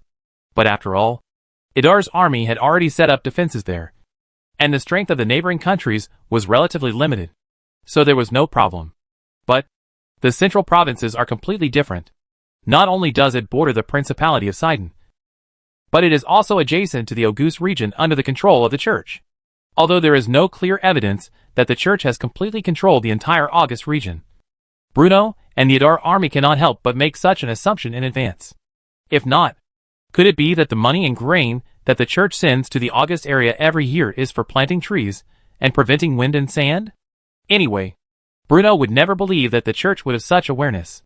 So, the Adar army will inevitably be stationed in large numbers in the central provinces to consolidate the Adar Principality's rule over this land. In fact, I have already discussed this matter with Old Ford and others. Bruno pondered and said, we still don't know how powerful the hidden power of the Church of Light is. So, the civilians living in the central provinces should migrate to the east as much as possible to leave enough buffer space for possible wars and conflicts. Because it is adjacent to the Ogre Desert, the northwest area of the Basel Palace has a small population and is not suitable for farming. So in Bruno's opinion, it would be better to arrange for them to move to the east for the time being. After all, the development of magical industrialization has led to a growing demand for the labor force in the Principality of Adar. Even if the civilians are relocated eastward, they will not lose their livelihoods. If the land remains but the people are lost, both the people and the land will be lost. If the people remain but the land is lost, both the people and the land will remain. Since Bruno cannot build a steel wall that stretches 1,000 miles across the central plains, Adar's army currently does not have enough soldiers. Then Bruno could only settle for the second best and leave enough buffer space so that Adar's army would have sufficient mobility when facing conflicts and crises. I'm a little full after eating this. As the commander-in-chief of the Adar army, Lieutenant General Sam Layton naturally understood the meaning of Bruno's words. I understand. Although the establishment of the Adar House attracted the attention of the vast majority of people in the Principality of Adar. But, in the Merlin district, in the eyes of merchants of all sizes in the Principality of Adar, the establishment of the Adar Royal Exchange is also explosive news. No doubt. Even in the Principality of Adar, which is full of wonders, the combination of Big Ben and the West India Exchange is definitely eye-catching. Just on the 3rd day after the first plenary session of the Adar House ended, the melodious bells of Big Ben finally echoed over the Merlin district for the first time. To be honest, at the beginning, merchants did not know what the Adar Royal Exchange was. Exchange? Trading? But where is it not a deal? Whether it is the commercial street near the Karakara Bath, or the store shops near the Idal department store, or the commercial banks that are continuously extended along Idal Avenue. Businessmen can trade everywhere. But, as notice after notice regarding the Adar Royal Exchange was issued by the Adar Government Office, the merchants in the entire Principality of Adar were completely excited. The reason is simple. Their lovely and lovable Duke has come up with a new gadget. And the name of this gadget is stocks. Of course, the businessmen of this era did not know what stocks were. But anyone who can become a businessman in this day and age must be a cunning guy. Each of them was as excited as if they had been injected with chicken blood. And they carefully read through a booklet approved by the Adar Government Office and compiled by the Adar Royal Exchange. In the process of careful reading, the mentality of businessmen is constantly changing. The most excited people were naturally the small businessmen of the Principality of Adar, because the emergence of stocks undoubtedly provides them with a new business idea and business model. The shares issued by the corporate organization jointly funded and operated by shareholders can also be freely traded in the secondary market at our Royal Exchange. Not only does it provide them with liquidity, it also gives them the confidence and possibility to expand their business. This is exactly what Bruno wanted to see. The tulip bubble did make Bruno a fortune. But the money he held in his hands would only be valuable if he spent it. They can not only be used to build wonders, build roads and bridges, and construct infrastructure. It can also be used to support the economic development of the Principality of Adar and promote the commercial prosperity of the Principality of Adar. Indeed, Adar United Savings Bank has already issued a lot of loans during this period. But after all, it is just the Stewart family's business. And after all, it is just Bruno's own work. And now, Bruno plans to make the currency of the entire Principality of Adar circulate through the stock market and the Adar Royal Exchange, so that they can bring greater benefits to this land. Eric Barrios can be considered as one of the countless ordinary businessmen in the Principality of Adar. Before following the army of refugees to the Principality of Adar, he was just an inconspicuous civilian craftsman. And when he gained the recognition of the Principality of Adar and obtained his own identity document, the business talent that had always been hidden in his mind seemed to be aroused unintentionally. Then, taking advantage of the precious opportunity of Ginny's textile machine, with his own efforts, he really worked in a small textile workshop in Cologne, Almes. Compared with other textile workshops, the clothes produced by Eric have more styles and patterns, and the prices are not high, so they are quite popular among ordinary people. Every batch of clothing produced would be snapped up in a flash by the civilians who flocked in. Therefore, Eric Barrios naturally came up with the idea of expanding the scale. But he is just a commoner after all. Where would he get the money to expand the scale? The Adar United Savings Bank did provide him with a considerable loan. But the production capacity of his textile workshop could not keep up with the growing demand. Then, when he finally closed the books on stock trading tips and listing rules from the Adar Royal Stock Exchange, a bold idea gradually emerged in Eric Barrios' mind. The development history of the Principality of Adar has repeatedly proved the truth that follow the Duke, and you will have meat to eat. So, he, Eric Barrios, be one of the first merchants to enter the Adar Royal Exchange. Chapter 460, Skyrocketing. However, although the Adar Royal Exchange has just opened, not everyone can enter. In order to build a complete and reasonable market system and trading rules from the very beginning, every workshop, factory or chamber of commerce that applies for listing on the Adar Royal Exchange must go through an extremely strict review process. Take Eric Barrios' textile workshop, for example. First, he needs to come up with a definite reform plan. For example, the division of shares, the assessment of assets, the materials required for application. Through this series of operations, he turned his private workshop into a joint stock workshop. Then we hired specialized auditors from the Adar Royal Exchange to conduct a comprehensive review and inspection of the textile workshops. This is not only responsible for the workshops applying for listing, but also for potential investors after listing. Then we need to determine the issuance structure, issuance scale, valuation and prospectus. All in all, although Bruno has simplified the process of listing financing a lot compared to the Earth in his previous life, it still takes a long time to complete this series of preparations. During the review period, Eric Barrios' main task is to arrive at the large lecture hall of the School of Economics of Adar Public University on time every night to learn about company listings and the stock market. Only after he obtains the part-time completion certificate issued by the Faculty of Economics of Adar Public University, Eric Barrios and his workshop will be qualified to enter the Adar Royal Exchange. To be fair, although this series of processes sounds complicated and tedious, but in order to allow their business dreams to take off, almost on the first day that the Adar Royal Exchange officially accepted listing applications, Adar merchants gathered in front of the Adar Royal Exchange. These businessmen, including Eric Barrios, all know a simple truth. Although on the surface it seemed that he had lost a lot of shares, but these shares were exchanged for countless money. This money can not only expand the scale of production several times, but also open up a wider market and make more profits. You know, after annexing the Kingdom of Basel, the territory of the Principality of Adar has more than doubled. And in these conquered lands, there live millions of civilians. As you can imagine, what a vast market this is. And, although the Adar Royal Exchange also required itself to attend a securities investment course at Adar Public University for several months, but this can hardly be called a requirement. This should be called welfare. Where is that place? That's Adar Public University. Although Eric Barrios is just a businessman, he knows clearly the status of the name of Adar Public University in the hearts of all Adar people. How many people want to listen to class and have no chance yet? especially after the tulip bubble burst. In the eyes of most Adar businessmen, the School of Economics of Adar Public University has become a holy place in their hearts. Why? Because Adar's School of Economics is the first place in the entire continent to propose the bubble theory. More than a month ago, when the tulip bubble had not yet been completely burst, researchers at Edal Institute of Economics, based on the tulip bubble of the Kingdom of Basel, as examples, and Edal Daily as the mouthpiece, let the concept of behavioral finance marked in the hearts of everyone for the first time. From following the crowd to following the crowd. From the herd effect to overconfidence.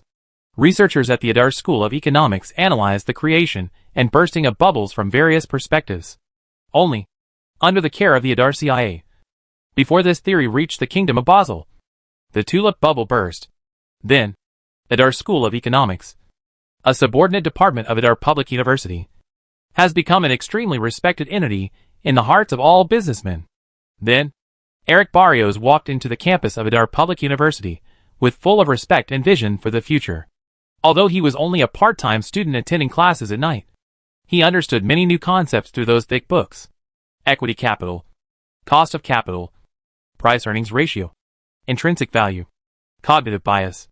This was the first time that Eric Barrios realized that there were so many twists and turns and so many internal connections in business and economics. It wasn't just him. All 27 Adar businessmen who passed the approval of the Adar Royal Exchange and were allowed to go public for financing benefited greatly from it. Although they may be operating in different industries and their current scales are also different, there is no doubt that, as the first batch of merchants to enter the Adar Royal Exchange, including Eric Barrios, they became the first ones to try it out. On October 15th, the Adar Royal Exchange was officially opened. Then, 27 new stocks from various industries were listed on the Adar Royal Exchange. Although there were no high-definition screens in this era, and it was impossible to trade through the internet, even a series of simple operations such as buying and selling had to be completed through traders at the Adar Royal Exchange. But, investors from all over Adar still showed great enthusiasm. Almost as soon as the market opened, the prices of these stocks began to rise. The stock price of Eric's clothing under the name of Eric Barrios has continued to rise for several consecutive days, directly rising from 3 yuan per share to 7 yuan per share. So much so that in just a few days, Eric Barrios' net worth has more than doubled. Certainly, compared with these smaller stocks, the Benedict car owned by the Stewart family has the most exaggerated increase. When it was officially listed on October 15th, the stock price was 66 yuan per share. Now, only a week has passed, and the stock price has risen to 106 yuan. What is the concept? 5 consecutive daily limit increases. And it's still rising. As for the reason, it is also very simple. Benedict Automobile is the first civilian automobile manufacturer in the Principality of Adar, approved by the Adar Government Office. The cars used by Duke Bruno Stewart of Adar and many high-ranking officials of Adar are also produced by it. So, although Benedict cars have not yet officially started selling, businessmen have a special trust in this new creation. The concept of magic car alone is enough to make them invest huge amounts of money in it. Not to mention that the Benedict car is now a physical object. In the eyes of businessmen, even if Benedict's stock price doubled again, it would definitely be a profitable deal. Chapter 461, Fall. The surge in the price of Benedict Motors was something that almost all businessmen expected. So, although I was amazed at the towering trading volume, it was just amazement. For Eric Barrios, the stock price of Eric's clothing is enough to make him feel satisfied. With this money, he suddenly felt that he had great potential in the future, and that his future was bright. Eric Barrios was very sure that one day, the clothes produced by his workshop, oh no, his own clothing company, would be able to enter the counters of a Adar department store, and even countless directly operated stores would be established throughout the Principality of Adar. It's not just him. The surge in the stock market was seen by almost everyone, and those businessmen who had been struggling before were even more furious. For the first time, they realized that business could actually be operated this way. Perhaps it was at this moment that the name of Adar Royal Exchange had quietly left a deep imprint in the hearts of Adar merchants. The word going public has become the dream of countless Adar businessmen. Only, this carnival and feast in the business field belongs only to the merchants of the Principality of Adar. The long-lost prosperity and peace also belong only to the people living on this land. because on the other side of the Almes Mountains, in that vast land, brutal war was ravaging and destroying the unarmed civilians all the time. Whether it is the Edal Principality in the east, or the Kingdom of Cecil in the west, these two most important variables have no intention to intervene in the inland war. After all, the Principality of Adar had just conquered the Kingdom of Basel, and was now struggling. As for the Kingdom of Cecil, well, ever since seeing the magical weapons from the Principality of Adar, even though it didn't say it, the Kingdom of Cecil has been secretly keeping an eye on the movements of the Principality of Adar, since even the young duke who dominated the east had no intention of intervening. King Cecil Moncuin Blood would not even think of intervening in the war. Then, since the war began, the Crusaders' offensive has been unstoppable. Even though Second Prince Riaz controlled a vast tract of land, his army had been fighting continuously for a long time, and the soldiers had lost their will to fight and were exhausted. In addition, the slogans raised by the Crusaders were quite tempting, and even the civilians gradually became tired of Rez's rule. Although this will not directly affect the war on the front line. As the war continues, it has become increasingly difficult for Rez to replenish troops and collect food and fodder. Rez and his troops officially withdrew from the city of St. Lawrence at the end of September in the new calendar year 539. As a direct descendant of the Alexander family of the Norman royal family and the emperor of the Third Norman Empire. For Rez, the fall of St. Lawrence was definitely an extremely heavy blow, because this city has a very special status and significance. Not only is it a transportation hub located in the center of the continent, but it has also been the capital of the Norman Empire for thousands of years. Whoever possesses St. Lawrence possesses the legitimacy of the Norman Empire. A year ago, Rez drove his brother, the Crown Prince Pitzman, out of the city, and now, in less than a year, the Crusaders of the Church of Light have become the new masters of this city. As the sun sets, its afterglow is spreading across the land.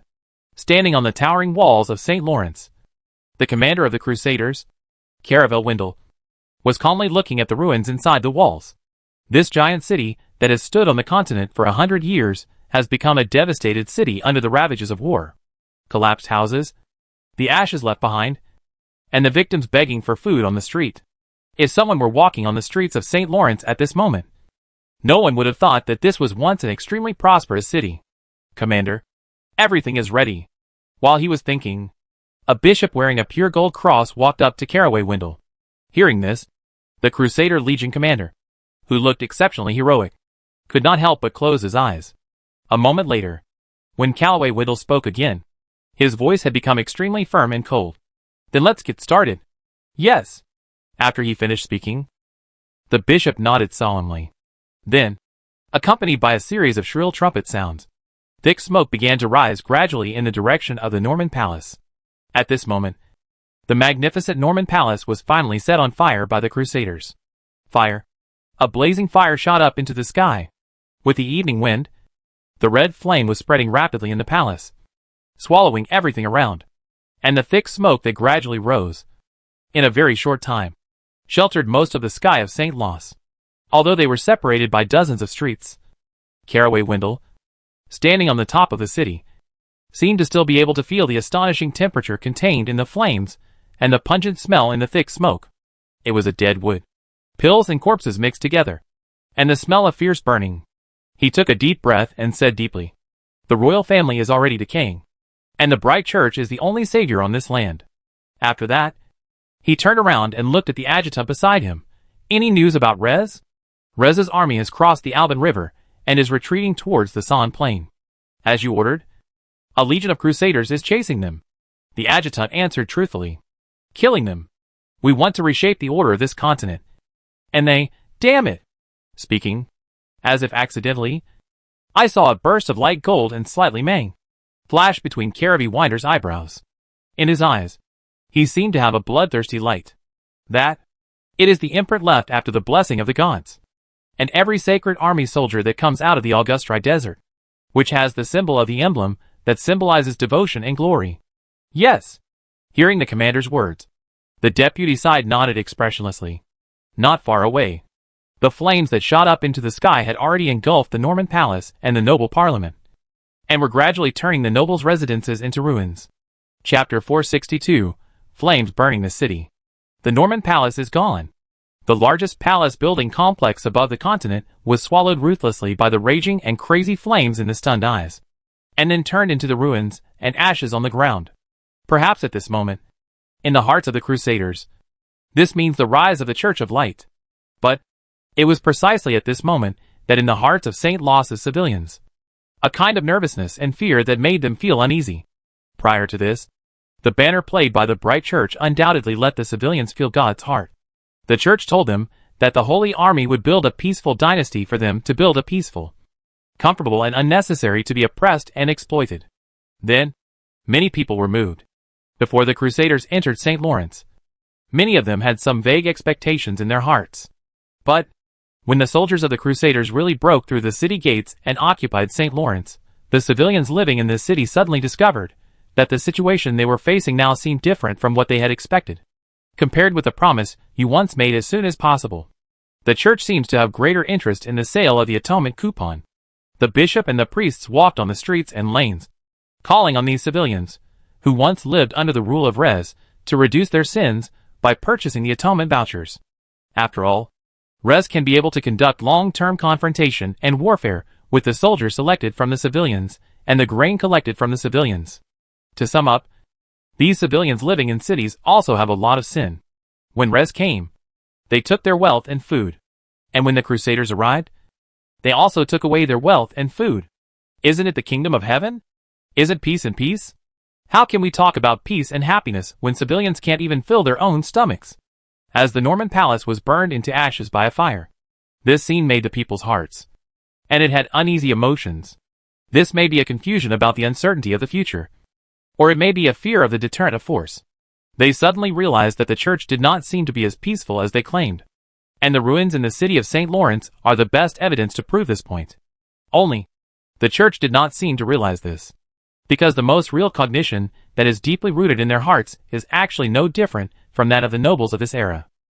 Civilians are civilians. Civilians should make selfless contributions.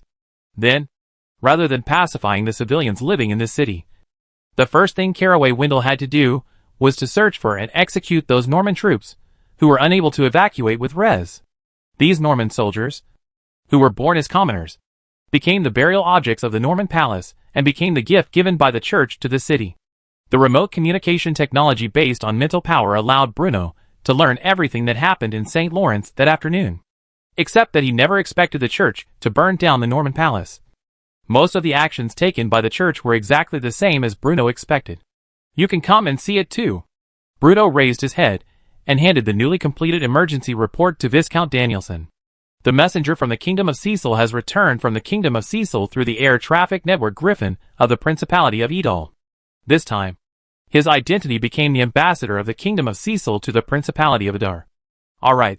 This is really because the weapons of the Principality of Adar brought too much shock to the Cecil people. So much so that when I first saw the magic rifle that Viscount Danielson brought back to the western part of the continent, it took Cecil King Moncuin Blood a long time to come back to his senses. No matter they were nobles or commoners. For people of this era, the magic rifle was definitely beyond the normal scope of cognition. After all, in addition to the Principality of Edol, short swords and short swords produced with extremely primitive forging processes are the standard of most soldiers in this era. When everyone was fighting in close combat with crudely made melee weapons, you suddenly pulled out a spear. The impact of this behavior and the weird style of painting appear will definitely make people feel a very absurd feeling. So, although they still claim to be the oldest noble family in the western part of the empire, in fact, in King Cecil's heart, the Principality of Adar has become a strong enough thigh. The poor Daniel Pote took the report from Bruno Brighter. Of course, in the mouth of the Adar people, he learned this remote communication method that was beyond imagination. It was precisely because of this that he was even more awe. Then, the moment he opened the report, the eyes of Daniel Matsushida's eyes were all solidified on those unpretentious words. Are all of this true? Even though Viscount Danielson already had the answer in his heart, he still couldn't help but ask. Of course. Bruno nodded. Of course. He knew that in the hearts of these Western nobles, he still retained the desire to maintain peace with the church, with the Guangming Church. And there is no doubt that the burning of the Norman palace and the noble council boosted the morale of the Crusaders and made the nobles of the Norman Empire see the determination of the Church of Light. After this, The Guangming Church thoroughly torn his face with the nobles of the Normandy Empire. Your Excellency the Duke, please rest assured that the Kingdom of Cecil will always stand on the same front with you. After a slight distraction, Viscount Danielson said sincerely, it would be better if this were the case. But I wonder if your engagement with Her Highness Leia should be arranged as soon as possible. At this moment, Viscount Danielson suddenly changed the subject and looked at the young Duke in front of him with a fiery gaze. As an envoy from the Kingdom of Cecil, Viscount Danielson knew too well the young Duke in front of him and the powerful strength of the principality under his rule. Let's do the math. How long did it take for me to go there and back? The Principality of Adar unexpectedly made the Kingdom of Basel a thing of the past at lightning speed. This crushed record is enough to make him, and the Kingdom of Sicilia behind him, feel thrilling. The heart of Daniel Matsushita is very clear. Only with the help of Idal's principality, the Kingdom of Cecil can stand firmly in this increasingly tense situation today. So, Daniel Sancho's hot eyes. It's as if to say, please promise. Please promise. Please give me some time. Chapter 463, New Weapons of the Adar People. Viscount Danielson's ardent gaze made Bruno, who was a bachelor in his previous life, a little stunned. All right. Although Bruno has a handsome face and a strong physique, in a sense, Leia is really the first girl he has ever been friends with. The matter concerning the engagement has been handed over to old Ford. Viscount Danielson may as well ask him, Bruno replied. After hearing that, Daniel's Viscount's face could not help showing a hint of surprise. The meaning of Bruno. He can naturally hear that this marriage is to know. At this moment, no nobles in the Kingdom of Sicilia are more expected to perform the marriage contract, because this means that the Principality Idal, located in the eastern part of the mainland, is really standing together with the Kingdom of Sicilia in the west of the mainland, whether facing the threat from the Church of Light or dominating this land. This will be of great benefit to both sides' respective forces.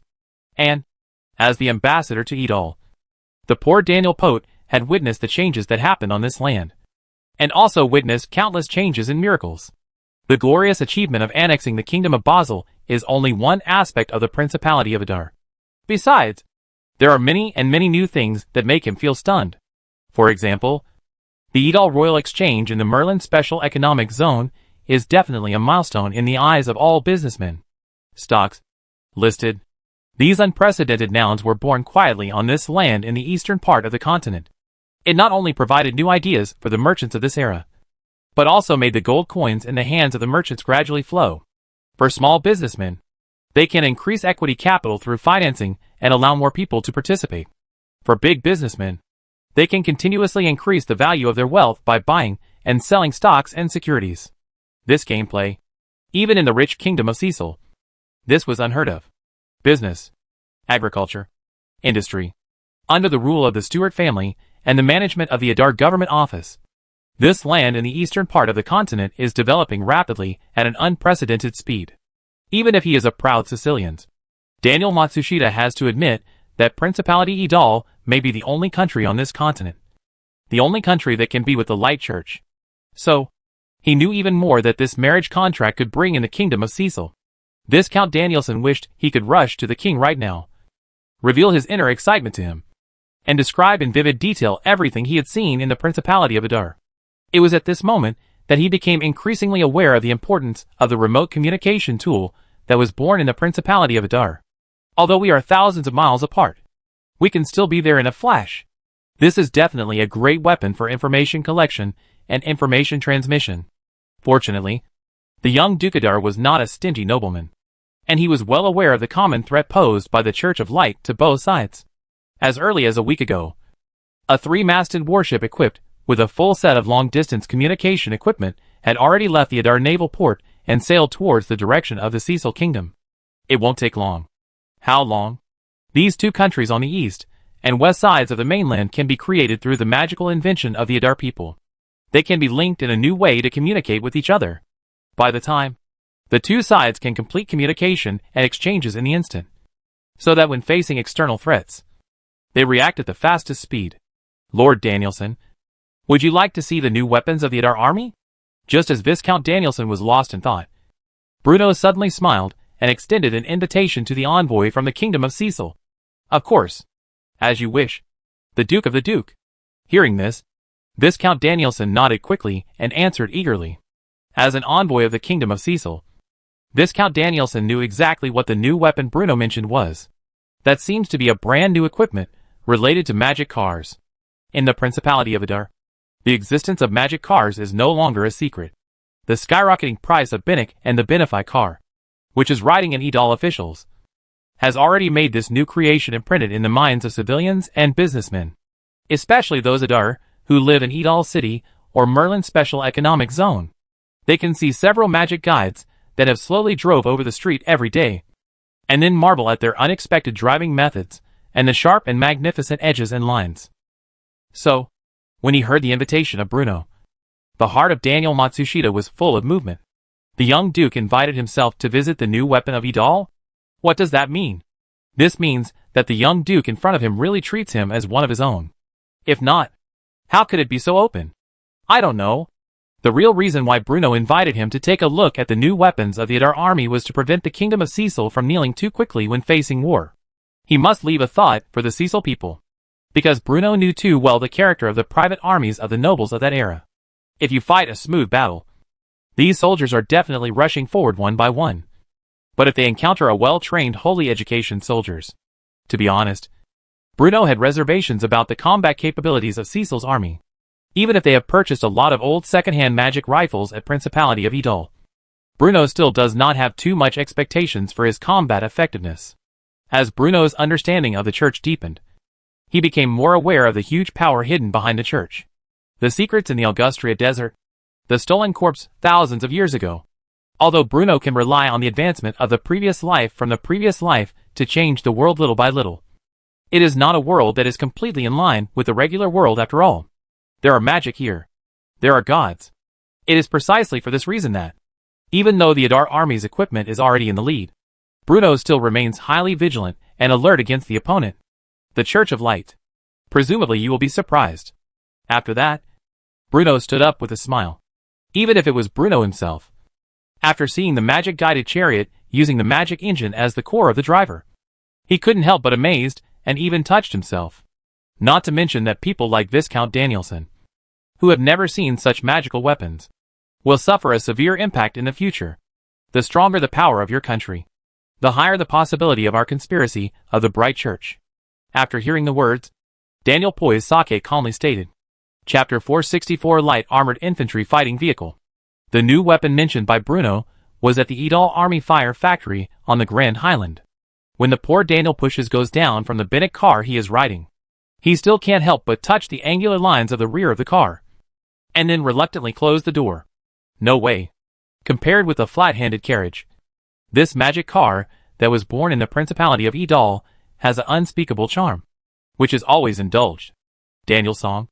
As a messenger from the Kingdom of Cecil, you will soon get a magic car used for mobility. This is a gift from the Adar to friends.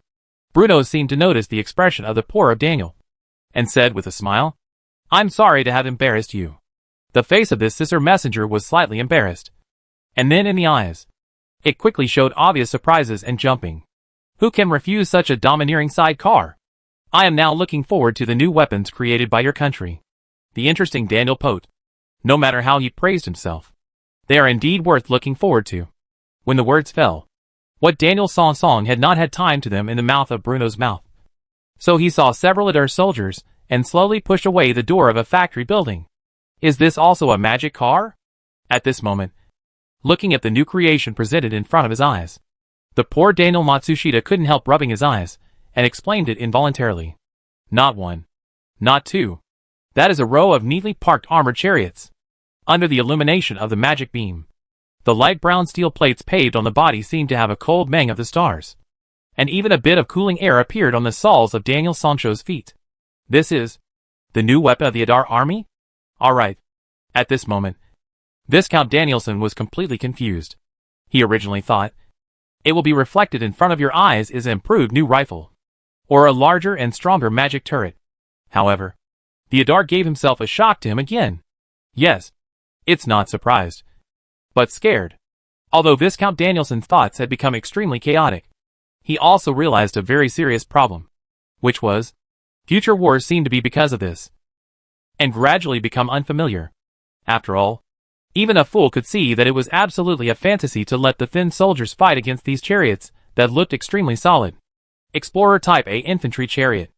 A light armored infantry vehicle that is about to install the Adar army. Bruno didn't see the messenger of the Cecil of himself beside him. As he said, he moved his legs and walked towards the square team composed of a chariot. A few months ago, Idal's first car manufacturer in the Grand Highland has created the first batch of Bionic cars in the world. But why is there still only a few of the magic cars of Idal? And there have been no market for sale? Because Bruno invested a large part of financial and material resources into the production and research and development of this infantry fighting vehicle. It is also because of the strong support of Bruno's cost that it does not count. And Principality Adar can produce more than 200 Explorer Type A infantry chariot in such a short period of time. Perhaps in the last life. It is not worth mentioning that the 200 tanks and areas are not mentioned. But, in this era, this is the maximum output that Idal Principality can achieve with the help of magic-guided industrialization. Bruno had high hopes for the first batch of chariots of Idal. The craftsmen and scientific researchers of the Principality of Adar did not disappoint Bruno's expectations and support. Before this, engine problems have always been a major obstacle to the development of magic technology. Even the engine technology of Principality Idal has been allowed to gallop the road on the road at a relatively considerable speed. However, the weight and load of military vehicles have further improved their requirements for magic engines and magic storage devices. Fortunately, the research and development team led by Lennon Cohen worked hard day and night and made a major breakthrough, which made it possible for this infantry fighting vehicle, which was capable of being equipped by the Adar army, to enter the production and manufacturing stage so quickly. No doubt, the Explorer Type A infantry chariots in front of them are enough to be called one of the most top results that Principality Idal has achieved on the road of magic-oriented industrialization. The armor on the body is made of a variety of materials such as silver, stainless steel and other materials, representing the most top forging process in this era. The addition of steel gives these chariots extraordinary defensive capabilities, and the smelted mithril material further reduces the weight of the vehicle body. In order to build these chariots in front of them, the merchant ships of Idal's merchant ships and ships in Hobbs and Padilla City, which is far away from the land, will come from the ore materials from various places to the land of the Principality of Idal. The armor covered with the body is also due to the addition of silver and other materials that light brown luster is present. Bruno's requirements for infantry chariots are actually very clear.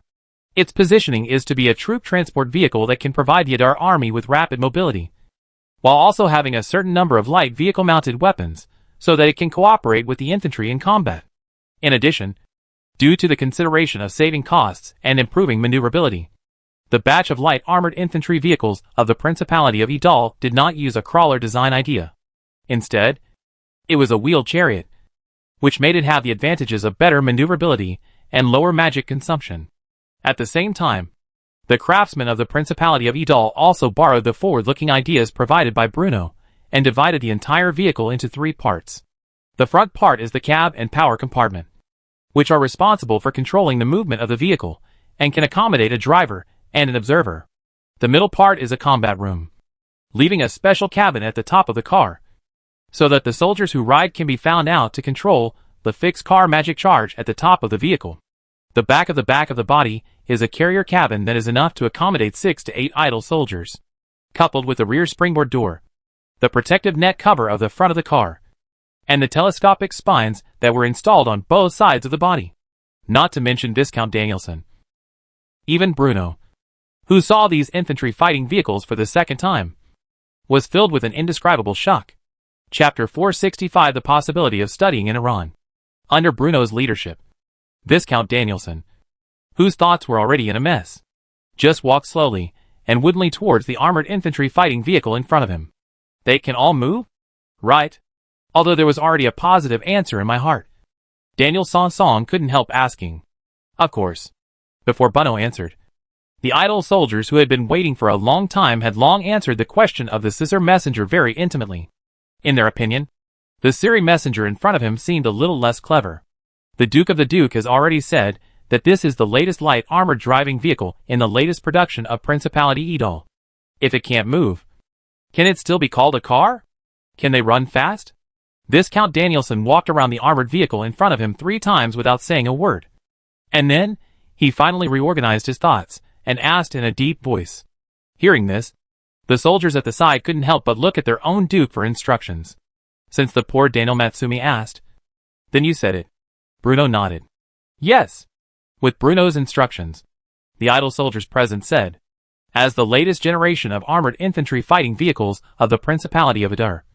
Their speed is even as fast as the best northern horses. The Nordic horses from the Odin Empire are recognized as the best war horses on the continent, rather than the reputation of the North Malaysia. It is better to say that the North Malaysia has achieved the Odin tie riding the mainland.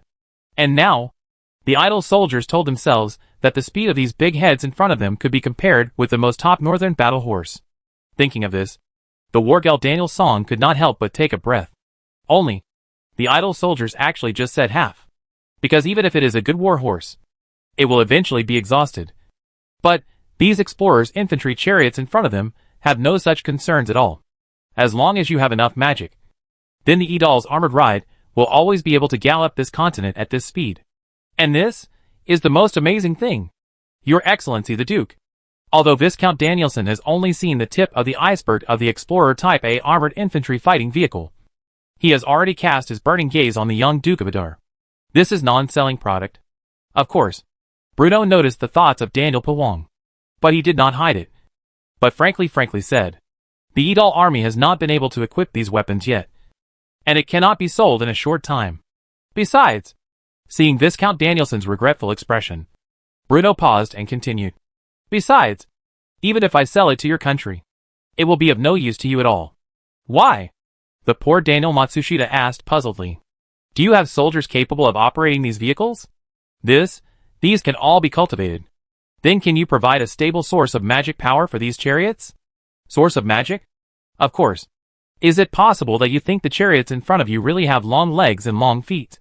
Can you move up with your own consciousness? Bruno said for granted. Upon hearing this, Viscount Danielson fell silent. He stayed in the Principality of Idal. So, the messenger from the Kingdom of Cecil is very clear that behind the prosperity of Principality of Idal is the rapid development of the magic guide industrialization. Here, the Adar school was born and developed, making magic no longer just a power that can be explored and used by a few people. To this day, stone circles stand on the land of the Principality of Adar. With the loneliness of the Kingdom of Basel, these boulder arrays are still extending towards the land that has just been conquered south, causing Principality Idal to build a magical transmission path covering the entire country.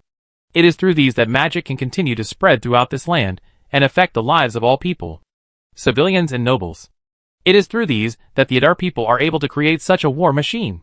However, in the Kingdom of Cecil in the west of the Empire, although Daniel Song is passed on the past in the Principality of Idal, the master of the Iron School is still arguing that the Idle School and the Ellen School are good or bad.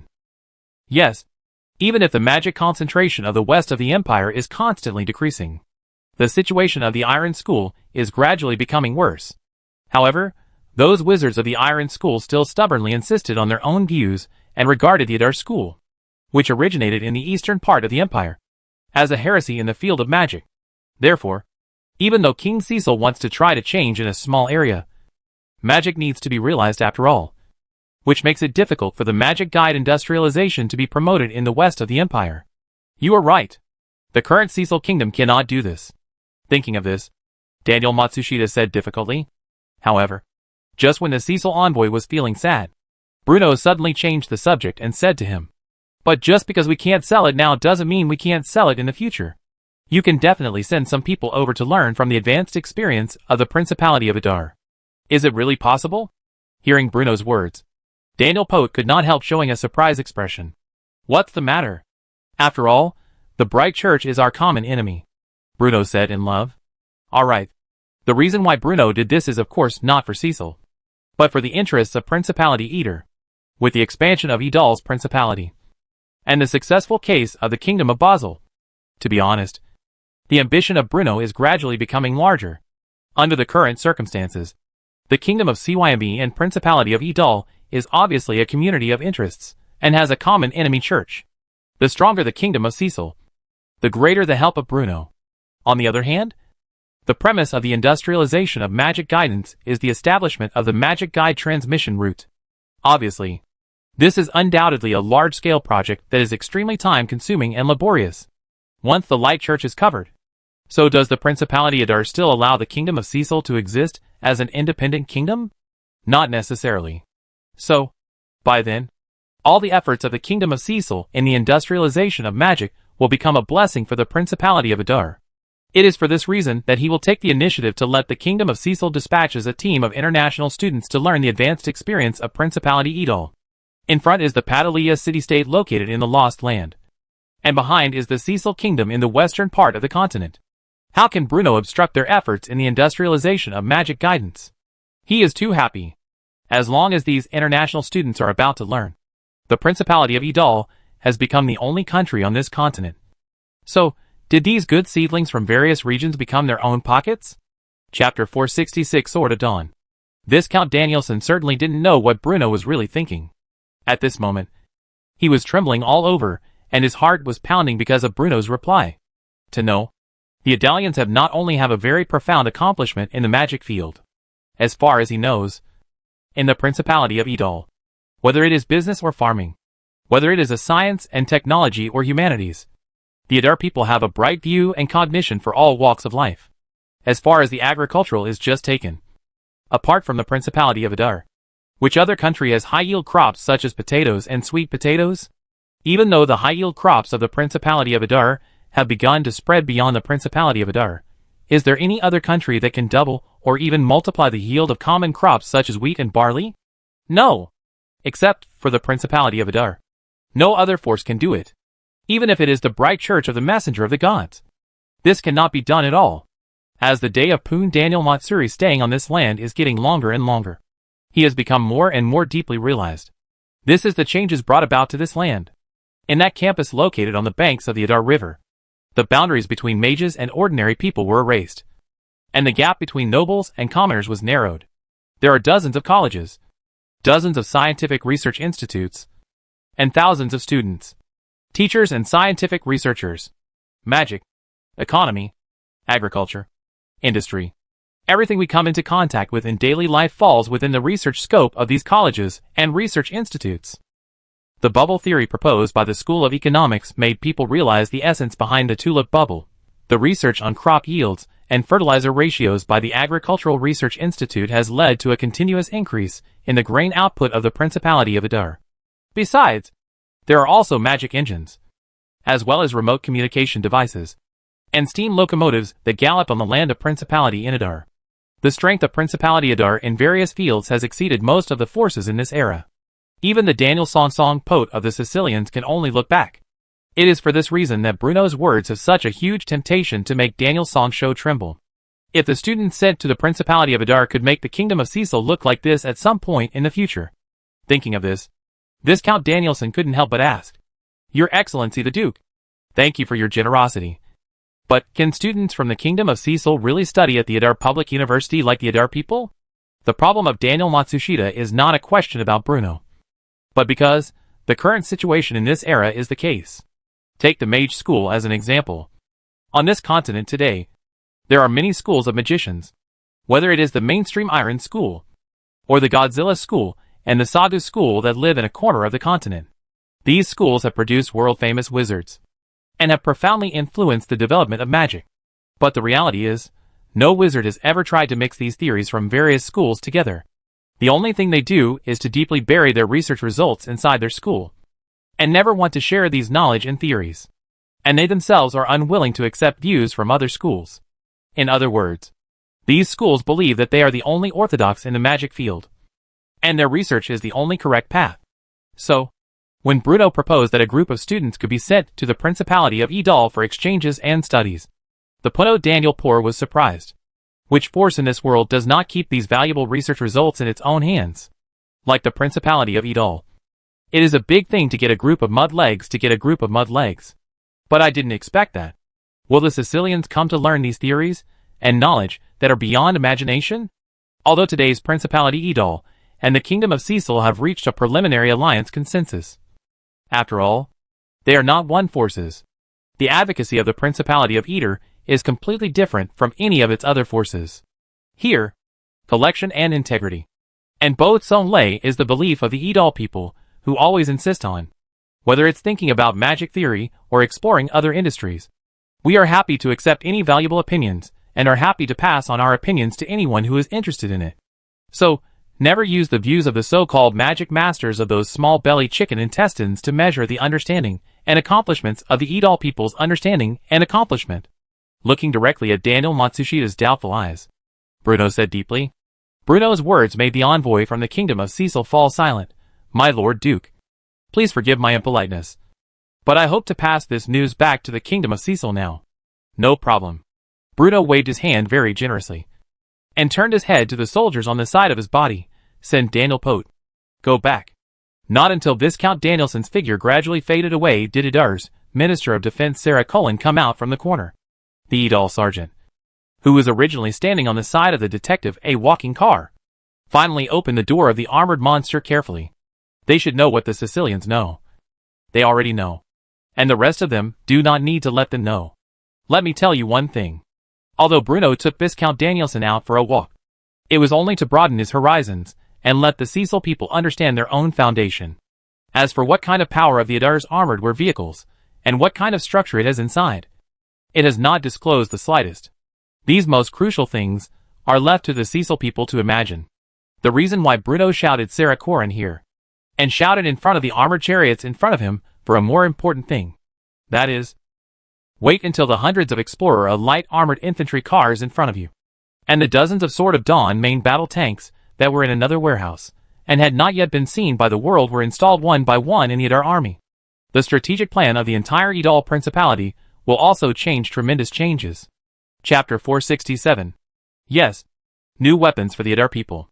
Of course, there are more than just these Explorer type of light armored infantry vehicles on display. Those main battle tanks named Sword of Dawn by Bruno are the powerful weapons that the Idar army will rely on for a long time in the future. Light armored infantry vehicles focus more on mobility. As the first batch of main war tanks of the Principality of Idol, a heavy weapon, which was named Dawn Sword, was a war machine that really had firepower coverage and armor protection. It is worth mentioning that, as the effort of Idol's military researchers, whether it is the Explorer, a armored infantry vehicle, or the Sword of Dawn, the two main battle tanks are equipped with a full set of remote communication devices. And based on this, it has set up an unprecedented combat command system. So, no matter which aspect, the installation of these two weapons is enough to be regarded as a new start of the Idar army. The Idar army's combat methods, means of operation, and overall layout, planning, and thinking will also change and adjust with the application of these new weapons. After all, in the form of war in the future, under the drive of the Idalians, it will undergo dramatically changes. Fortunately, Sarah Corin was well prepared for this, and the Idar military had also been vaccinated early on. For example, the Idol Army Military Academy. The Idol officer who had received training and education there had already heard about the relevant tactical ideas, and had already inadvertently heard about the news related to this. And in Bruno's view, once these armored infantry vehicles and main battle tanks are deployed on a large scale in the Idar army, the Principality of Idar may not necessarily continue its current passive defensive strategy. The number of Idar's army has not dominated, and as the border is continuously extended, the defense pressure brought by it will inevitably increase. So, since there is a new weapon that can provide good mobility and attack power, there is no need to always adhere to the old defense ideas. Although Bruno has always adhered to the ideal and beliefs of serving people and being expensive, it has to admit that, in many cases, offensive is often the best defense. Bruno is very much looking forward to the day in the future when a torrent of steel belonging to the Principality of Idar will emerge in succession and, with the force of a hidden dragon rising from the abyss, erect the flag of the Stuart family in every corner of the continent. By the time, whether it is the Bright Church, the Kingdom of Cecil, or the Principality of Seton, the Odin Empire, all the forces will have nothing in front of the Idol, and all conspiracy tricks will be transformed into a cloud in front of absolute strength. Yes, with the continuous development and growth of the Principality of Idol, Bruno's ambitions and goals also expand in the process. Perhaps a while ago, Bruno's goal was just to fight against the Church of Light and to defend his own territory. But, when these armored vehicles were placed in front of him, by the creative Adar craftsmen, a familiar feeling gradually rose in Bruno's heart. As a time traveler, Bruno always stubbornly believes in the power that these weapons and equipment that transcend time can bring to himself and the Principality of Adar. Even if this is a different world with magic. Even if there are countless secrets and heritage behind the Church of Guangming. But everything in the Principality of Adar was rapidly approaching the world that Bruno once knew at an incredible speed. An indescribable sense of confidence gradually emerged in Bruno's heart. Rather than sitting and letting the church holding the initiative of this war from beginning to end, Bruno suddenly felt that it seemed to take the initiative. It was also a good choice. How long will these new equipment be completed at the fastest? Bruno asked towards Sarah Coron. According to the previous plans of the Ministry of Defense of the National Defense, the total number of Adar's army will reach 80,000 in early next year, which will increase the demand for the idle army for armored vehicles and tanks. Sarah Coron paused for a moment before speaking in a deep voice. And the increase in the number of soldiers will inevitably increase the demand for these weapons. Although we cannot equip everyone with this equipment, the idea you proposed earlier to form an independent armored force is undoubtedly a feasible strategy. According to our analysis, the Principality of Adar now needs at least 2 armored brigades to initially meet Adar's local defense needs. If we want to have the ability to take the initiative to attack, we must have at least 3 armored brigades. Indeed, the armored brigade proposed by Bruno is smaller in number and size than the armored brigades on Earth. However, even though the size of the Principality of Adar has been greatly reduced, it is still not an easy task to establish it. After all, today's Idal army basically uses the preparation model of the army, division, brigade, group, and camp of the previous life. Even if the scale is reduced, it is a brigade. At least dozens of tanks are also needed to barely call it an armored brigade for 100 armored infantry cars. So, after thinking about it for a long time, Sarah Coron gave an accurate answer. I'm afraid the fastest will wait until the end of next year. Yes, after all, the production capacity of the Principality of Idal is limited. Under the current production conditions, if you want to meet the needs of the Adar army at the same time, it will really take a short time. And it takes more than just these weapons and equipment to form an armored brigade. Soldiers need to be trained from scratch. And combat methods and driving skills must also be taught bit by bit. So, the end of next year is actually a very short deadline. However, this is not the answer that Bruno wants to hear. Mid-next year, in the middle of the last year, I will see 2 full-bodied armored brigades that appear on the land of the Principality of Idal.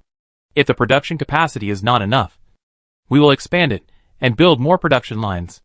If there are not enough soldiers, we will increase the recruitment efforts and increase the training intensity. As long as the Church of Light exists, the Principality of Adar cannot relax for a single day. Money. Bruno has some. Even though he had set off a large-scale infrastructure wave within the entire scope of the Principality of Idal, Bruno still left most of the benefits of the tulip foam. So, in fact, as early as Bruno saw these real things in front of him, he even thought about the name of the armor brigade. Where can he wait so long? Bruno only thought that the Idal army could complete the dressing one day earlier, and the Idal army could step into the mainland one day. After all, before the issue of indulgences exploded, as long as there is one more day of the Church of the Bright Church, the people who believe in the Guangming Church may have one more person. The Crusaders of the Church of Light may have more manpower, posing a greater threat to the Principality of Adar in the future. Chapter 468, The Cultural Strategy of Duke of Idal. Yes, in Bruno's eyes, there are 2 points in the most frightening part of the Bright Church. First, it is the force hidden behind it. The secrets of the Augustri and the desire and role of the corpse are all issues that Principality Idal must pay attention to and face. Another, it is also the easiest to be ignored. It is the foundation of the Bright Church in this long years. Bruno knew very well that the Adar people can conquer vast lands with their guns and cannons. However, if the local people's mindsets cannot be changed, and they cannot develop a national identity similar to that of the Adar people, then the label that the Principality of Adar will bear will not be a liberator or a savior, but an invader. So, after a conversation that lasted several hours with Sarah Coron, Bruno did not hesitate to hand over all matters related to the formation of the armored brigade to the Adar Ministry of Defense. At this moment, there is another more important thing waiting for Bruno to do personally. In any sense, the existence of the Church of Light in this land is longer than the history of the Norman Empire. for most civilians living on this land. Even from the moment they understood the truth and knew the warmth and coldness of the world, the Church of Light had become an ever-present presence in their lives. No one knows when it started, but with the painstaking efforts of the Church of Light, churches affiliated to the Church of Light have sprung up like bamboo shoots after a spring rain in most parts of this continent. Then, the name of the Guangming Church and the doctrine they preached gradually began to pass through countless civilians. Maybe some people don't believe everything the church preaches, but they will not have too much resistance to the teachings of the church. After all, what the Church of Light depicts to the common people is an extremely beautiful afterlife. After they had experienced all the hardships of this life and endured the oppression of the nobles, only the common people who have redeemed their sins will have the chance to enter the heavenly kingdom created by the God of Light after their death. Over there, civilians will have dignity, happiness, and hope. It is precisely with this set of rhetoric that, in these years, the expansion of the Church of Light in this land is like a fish in water. The nobles needed the appeasement of the Church of Light so that the common people would be obedient. Ordinary people also need the hope, real or false, given by the Church of Light, so that they can get some expectation and comfort in their poor and difficult lives. Until the Church of Light intervened in this war, the church has always been shown in front of most people as the image of a harmless little white rabbit. Even after the Church of Light intervened in the internal conflict of the empire for no reason and made Pitzman the emperor, the reputation of the church has accumulated over the years, believers and influence, but still provided them with indispensable assistance, so that they can get the support of a lot of civilians. Although from the perspective of some civilians, many promises made by the church have not been fulfilled. But nobles will not make such a commitment at all. Although Bruno is very clear, the church is also corrupt and greedy. But civilians do not know these, and civilians have not seen these. They didn't know that in the eastern part of the continent not far away, the Principality of Adar was thriving, and the lives of the common people were undergoing tremendous changes. And even if you know, in the hearts of ordinary people, the Church of Light may not be unable to do that. No doubt, relying on the glorious image it has built over the years, the intervention of the Church of Light has brought hope to the common people. Therefore, countless civilians remained silent during Reza's call, silently praying for the victory and arrival of the Crusaders and the Church of Light. Culture, belief, these elements that are not conspicuous on weekdays have provided countless convenience for the acting church, and also caused great obstacles to Bruno's current footsteps. Indeed, in the original Principality of Idol, the missionary of the Protestant education made the forces of the Guangming Church being removed quickly. But, when the kingdom of Basel merged into the rule of the Stuart family, and was divided into several provinces, Bruno had to face a very serious problem. That is, what should be done with the believers of the Church of Light who originally lived on this land? To know, different from the Principality of Adar before its expansion, in the many provinces south of Adar province, believers of the Church of Light account for more than 30% of the total population. And this also means, at this moment, the number of believers of the Church of Light in the Principality of Adar has reached hundreds of thousands. Even though Bruno believes that these civilians' faith in the bright church will inevitably disappear over time. But what happened before? The Stuart family is the guardian of the Protestant faith. But the teachings of Protestantism are completely contrary to the teachings of the Church of Light. If Bruno does not make correct guidance, this will undoubtedly become an extremely severe internal danger facing the Principality of Idol. After all, the detonation of the atomic coupon takes time. The plunder of the church in the empire has not reached its peak. And the disappointment of the civilians' disappointment of the church also takes time to precipitate to meet the expectations of Bruno's expectations. Faith and culture. Sometimes, these things are hard to explain.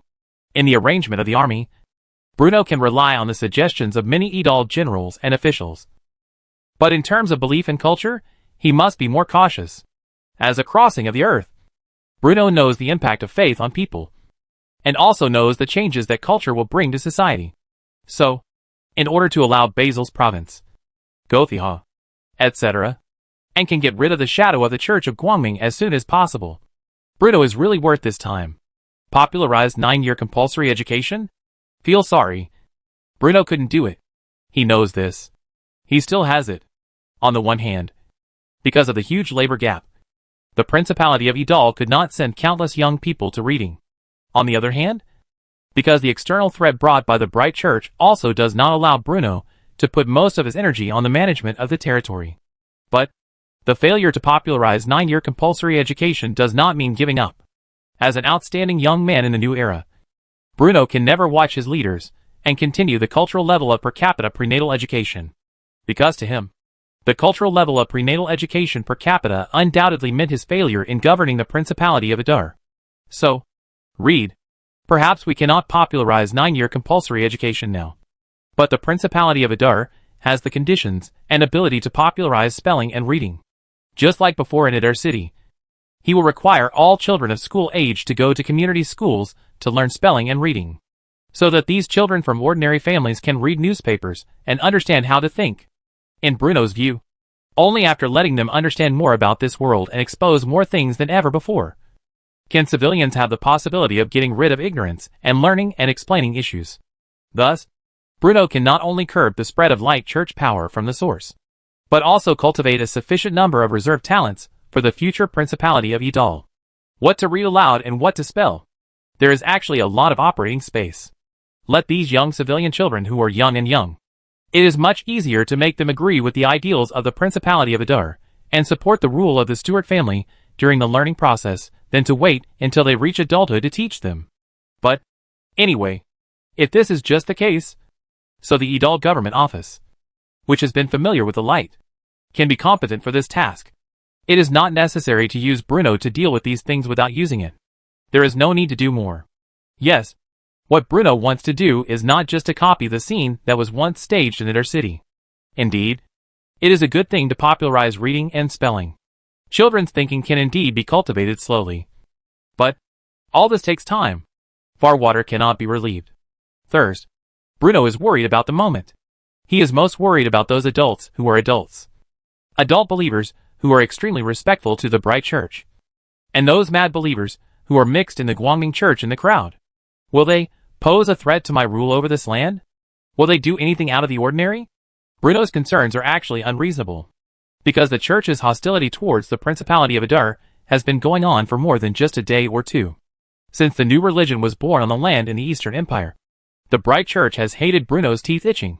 First, Mike cheated. Then there was Will Roach's betrayal. Then the arrest of Bishop Olsen. The Principality of Adar seems to be incompatible with the Church of Light, which is thousands of miles away, and every move will lead to contradictions and conflicts. Not to mention, even the Cardinal and the Church of Light don't know how much Bruno knows about the Church's secrets. It is like Bruno has been sending people to explore the news from the Bright Church. And the Guangming Church is also exploring everything that happened to the Principality of Idal, because he was not sure what secrets were hidden behind the Principality of Adar, which had risen quietly in the blink of an eye. And now, Bruno's goal is only one. That is the biggest possibility to do your best to stifle the existing internal hidden dangers. To this end, Bruno prepared two options, placed in the open. Naturally, it was Bishop Mike, the expert in missionary cleansing in the Principality of Adar, and loyal to Bruno. Mike's brainwashing ability is definitely the best in the Principality of Adar, and he is a talent who is highly trusted by Bruno. But preaching and cleansing the ground takes time after all. So, in the meantime, Bruno has prepared some other new things. Aristotle once said that only magic can defeat magic. Similarly, only by spreading new culture and faith can the dross of the bright church dissipate as soon as possible. In other words, it is for those who have a good feeling for the light church to feed the psychos food and then make them fully realize, compared with the Principality of Adar and Protestantism, what kind of rubbish is the real Church of Light. This does not sound easy. But what to say? For a time traveler like Bruno, what he lacks the least is sufficient spiritual food. In the previous life, humans on the earth have created countless popular literature and artworks for thousands of years. Just picking a few things from it is enough to make the soil buns in this world pull their buttocks and open their eyes.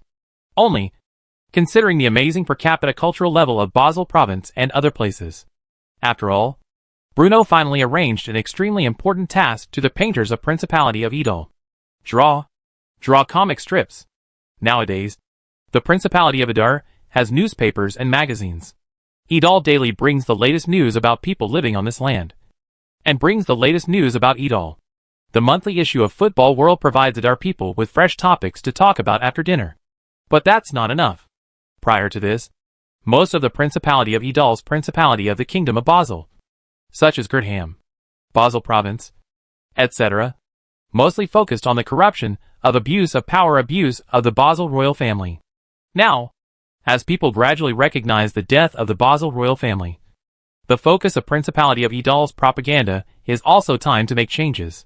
Of course, the comic paintings requested by Bruno are not just painting, but also not just for pastime, but for very realistic considerations.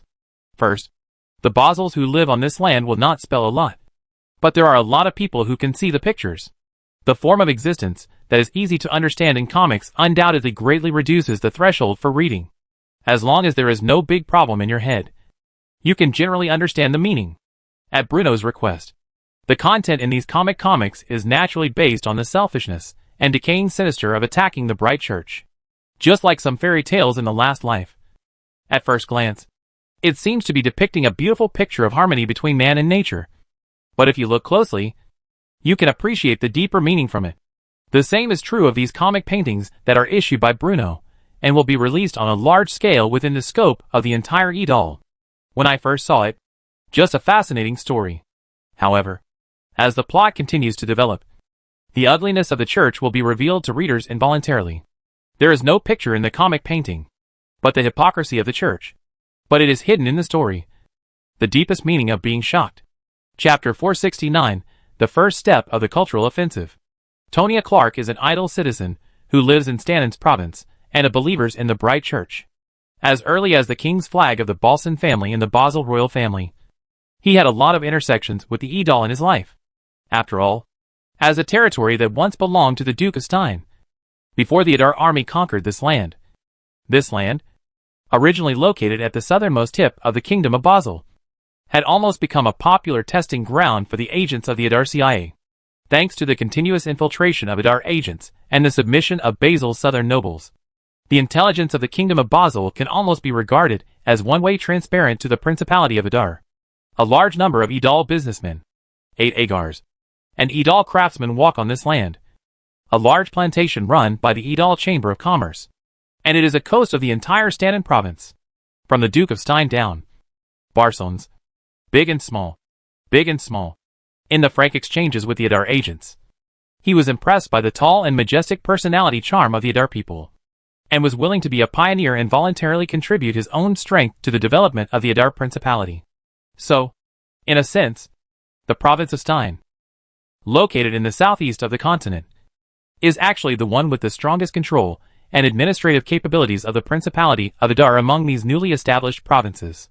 As the first group of civilians to come into contact with the ideas and concepts of the Principality of Idar, the local people have long been accustomed to the existence of the Idar people, including Tonya Clark.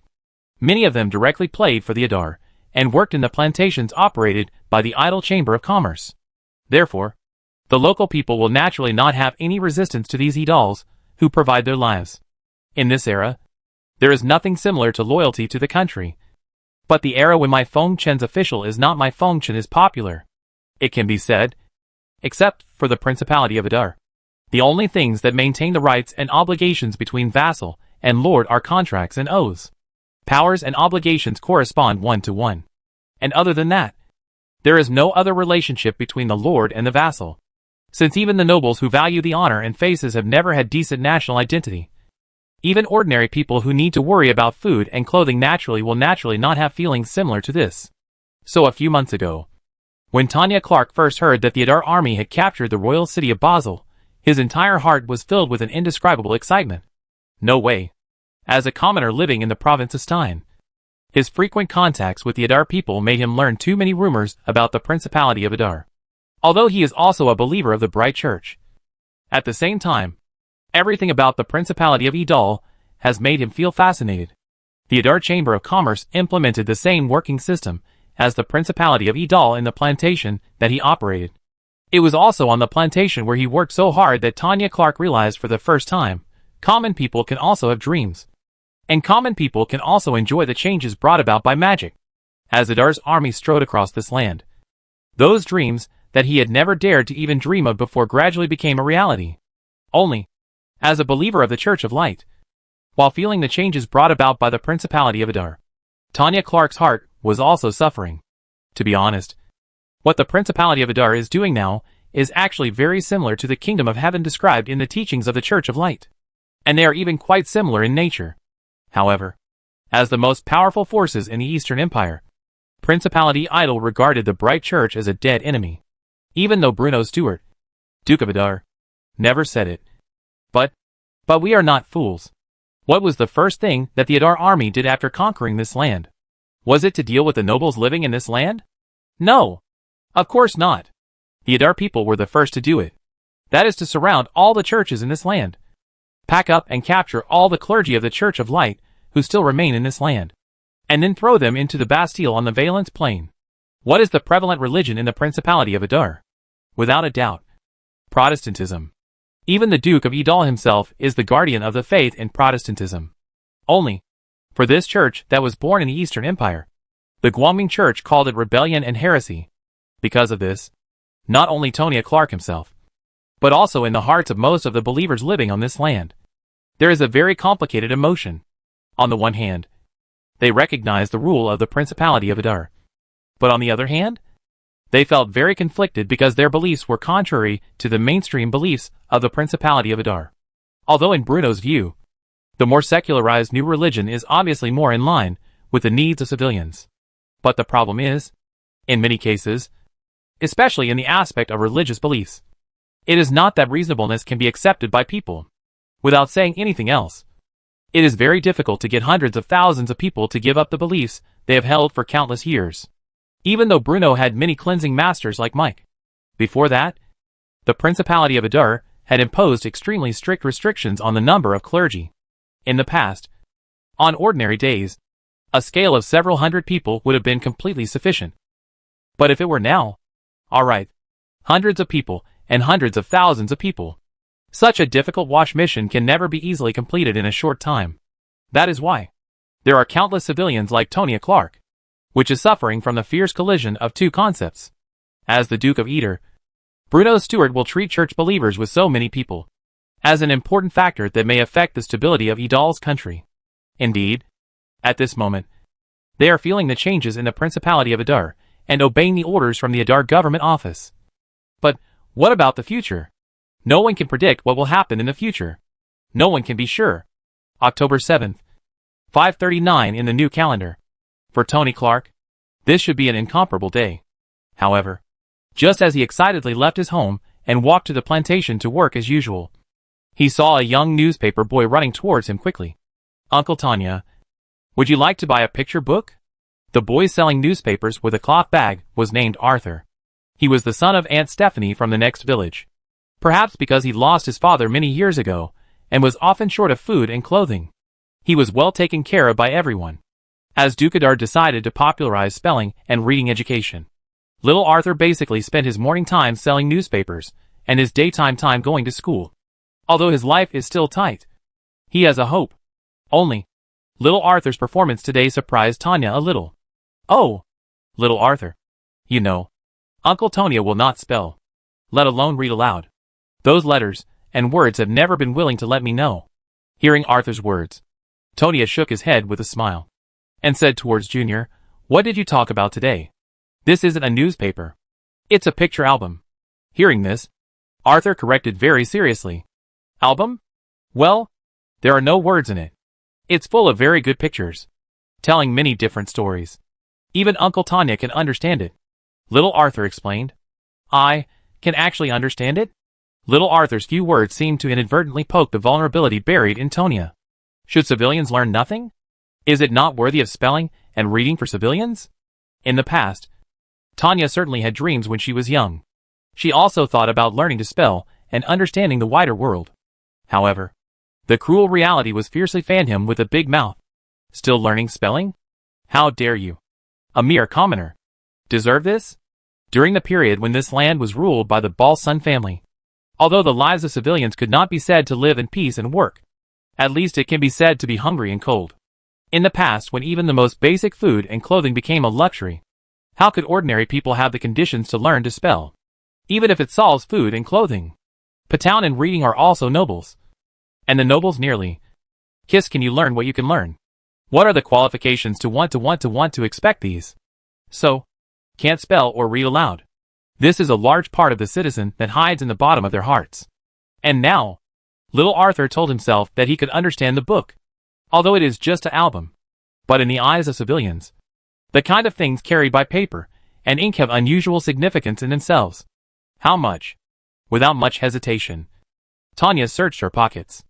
This was not only to help little Arthur with his hard life, but also to satisfy Tanya's own hesitation. To know, when the Adar people pay wages, they never exploit them or try to deduct them in every possible way. Therefore, workers like him, who work for the Adar people in the plantations, can often get a considerable salary. Buying a picture book on impulse is not a difficult decision to make. It's not expensive at all. As long as $3. Little Arthur paused, then added, only the latest version of Adar dollars are accepted. Coins or banknotes are fine. Hearing this, Telia almost didn't hesitate. So he paid the money very lily, and took the album in the hands of little Arthur. Walking on the side of the wide road, Tonya opened this without word. And then, a continuous picture immediately came to his eyes. Yes, because of its intimate knowledge of the province of Stein. Most of the policies implemented by the Adar government office in these newly conquered lands were first implemented in the provinces of Stein and Basel. The cultural strategy pointed out by Bruno Stewart, Duke of Adar, is naturally one of them. The book that Tonya bought from Arthur was a comic produced by Bruno himself. As a time traveler from the previous life, Bruno, who is well versed in all kinds of online writing routines, knows clearly how to make readers attracted by the opening content at the first moment. So, when Tony opened the cover, the album of no word made him deeply trapped in. The content of the comics is actually not particularly outstanding. But in this era of extreme emptiness of spiritual and cultural life, even a story that seems extremely boring or even childish to Bruno is enough to make an adult like Tanya read it with relish and unable to take his eyes off it. Fortunately, there is no electric pole on both sides of the road of Principality of Edol. Otherwise, when Tony arrives at the plantation where he works, he must hit a red envelope. As for the content, take the third fairy tale story in the comic as an example. It tells readers a fairy tale that takes place in the forest. In a distant forest, there lived two bears, Brother Bear and Brother Bear. They lived happily in the forest under the protection of the bear god. However, one day, a man named Dada Chong broke into the forest and wanted to cut down all the trees in the forest. In order to resist the attack of Dada Chong, Brother Bear and Brother Bear prayed to the bear god whom they always revered.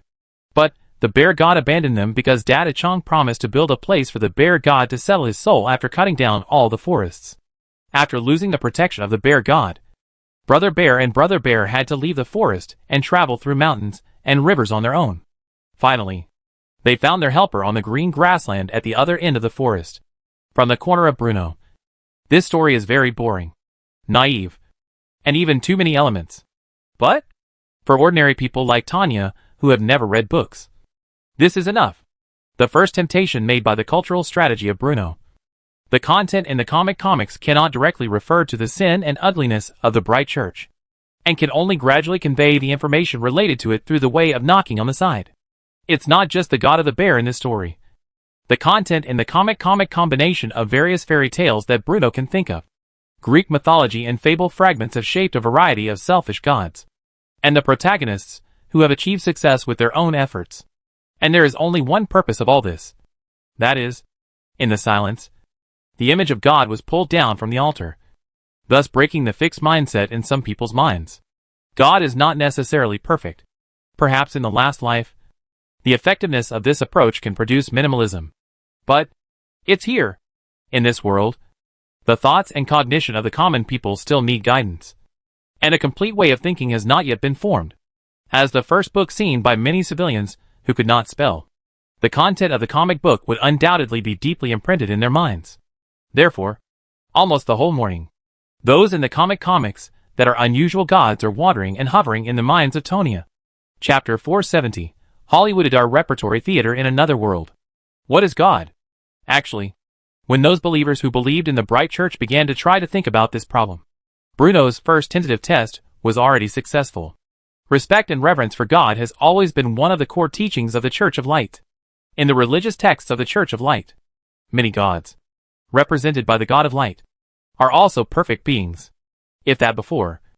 If Tanya Clark was only conflicted about the doctrinal conflict between the Church of Light and Protestantism, then at this moment, after he flipped through the first book he had read, a kind of unclear and unknown emotions began to spread gradually in his mind.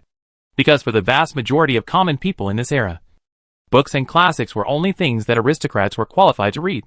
So even though there were no words on the comic strip in his hand, it also had extraordinary meaning. As the first book read by Tony Clark, his questioning and confusion about the gods was also noticed by Tonya himself in the process of reading this book. One is to inform others, and the other is to understand themselves.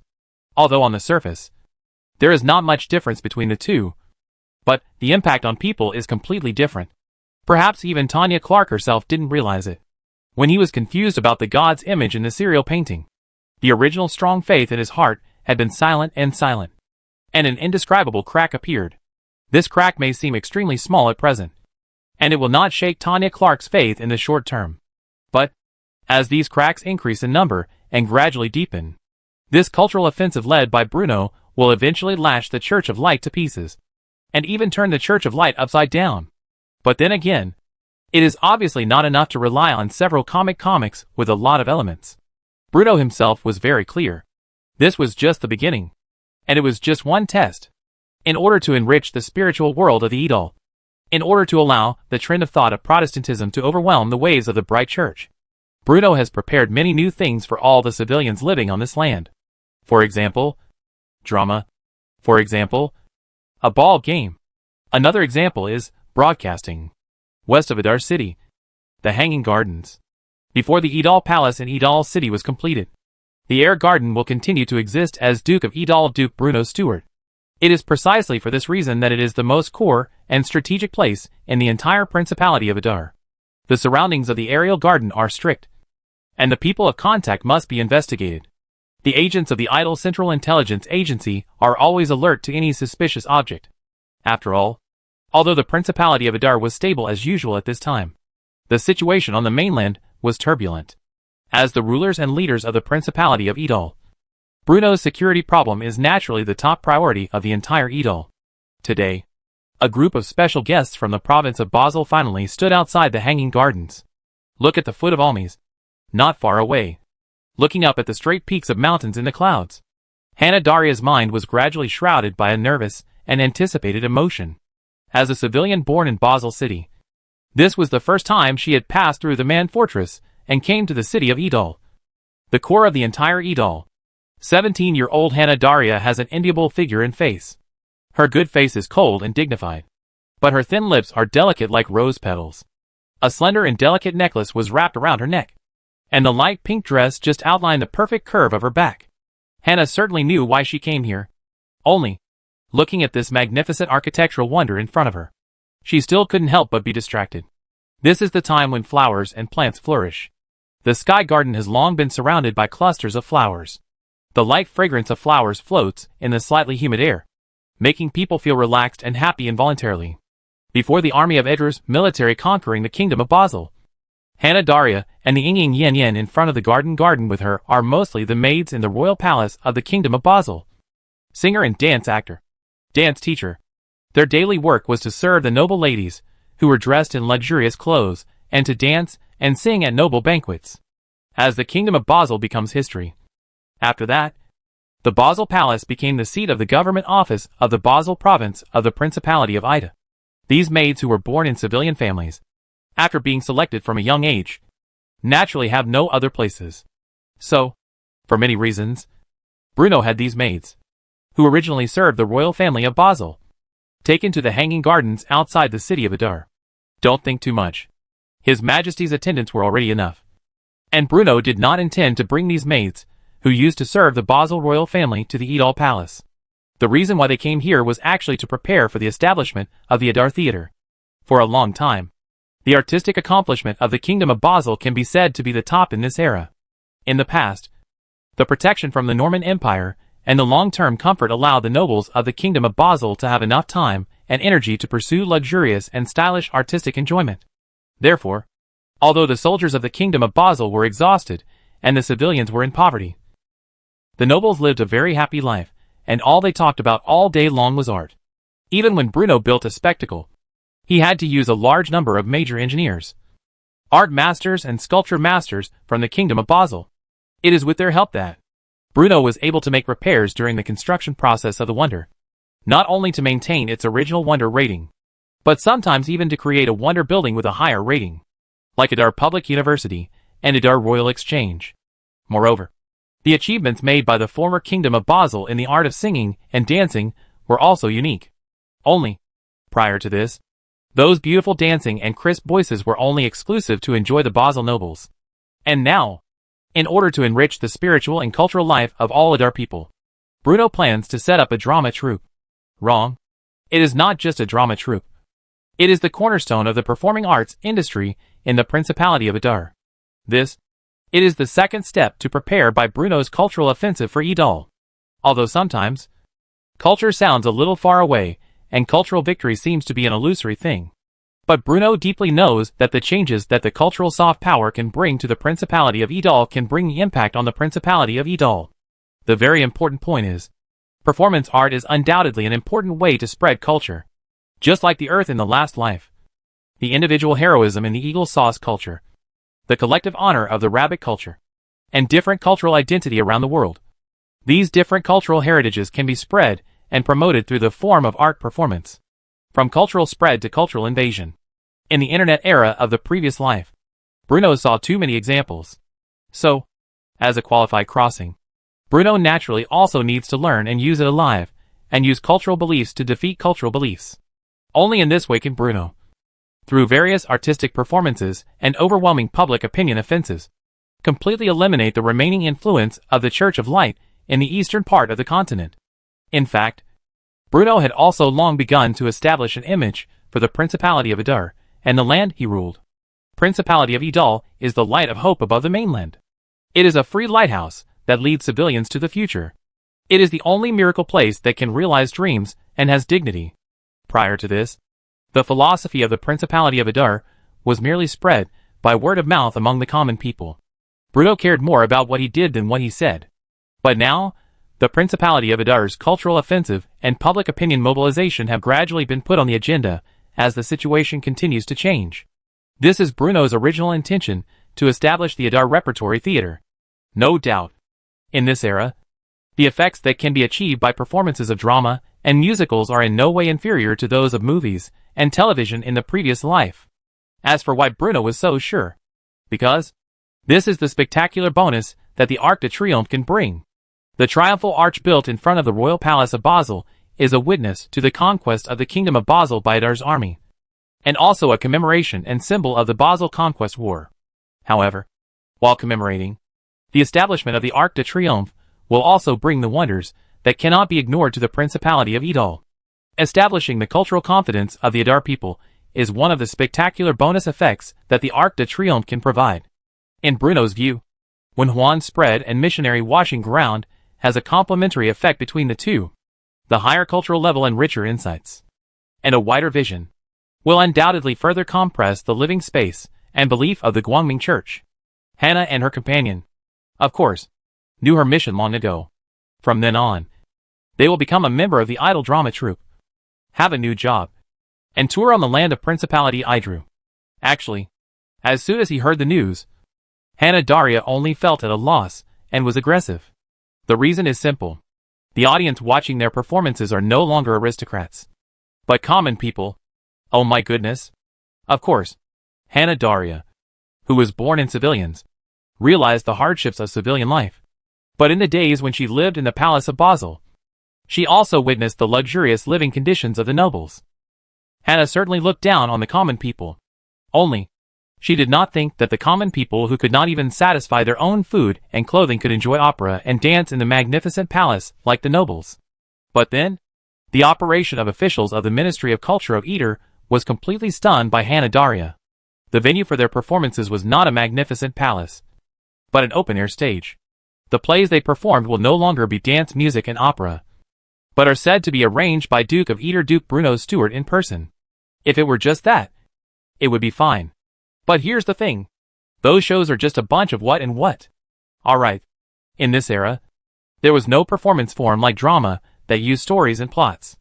So, The concept of drama proposed by Bruno was an eye-opener for Hannah and others. There are stories and plots.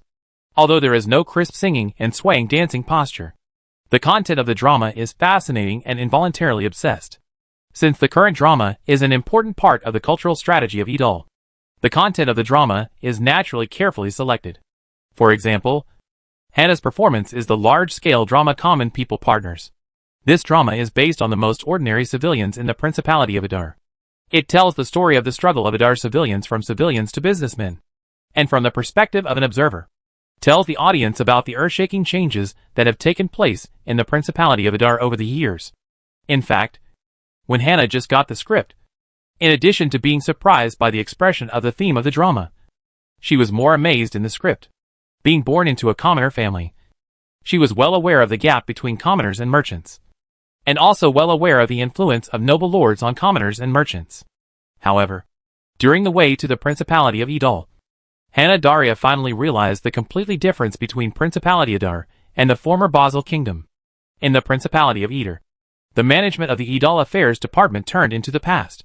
The steam locomotive screamed, and the magic guide transmission route spread throughout the wilderness. In addition, there are neat and square farmlands, and rows of factories and workshops. Anyone can see that. This country is located in the eastern part of the continent, under the leadership of the Stewart family. It is developing rapidly at a speed that ordinary people are unimaginable.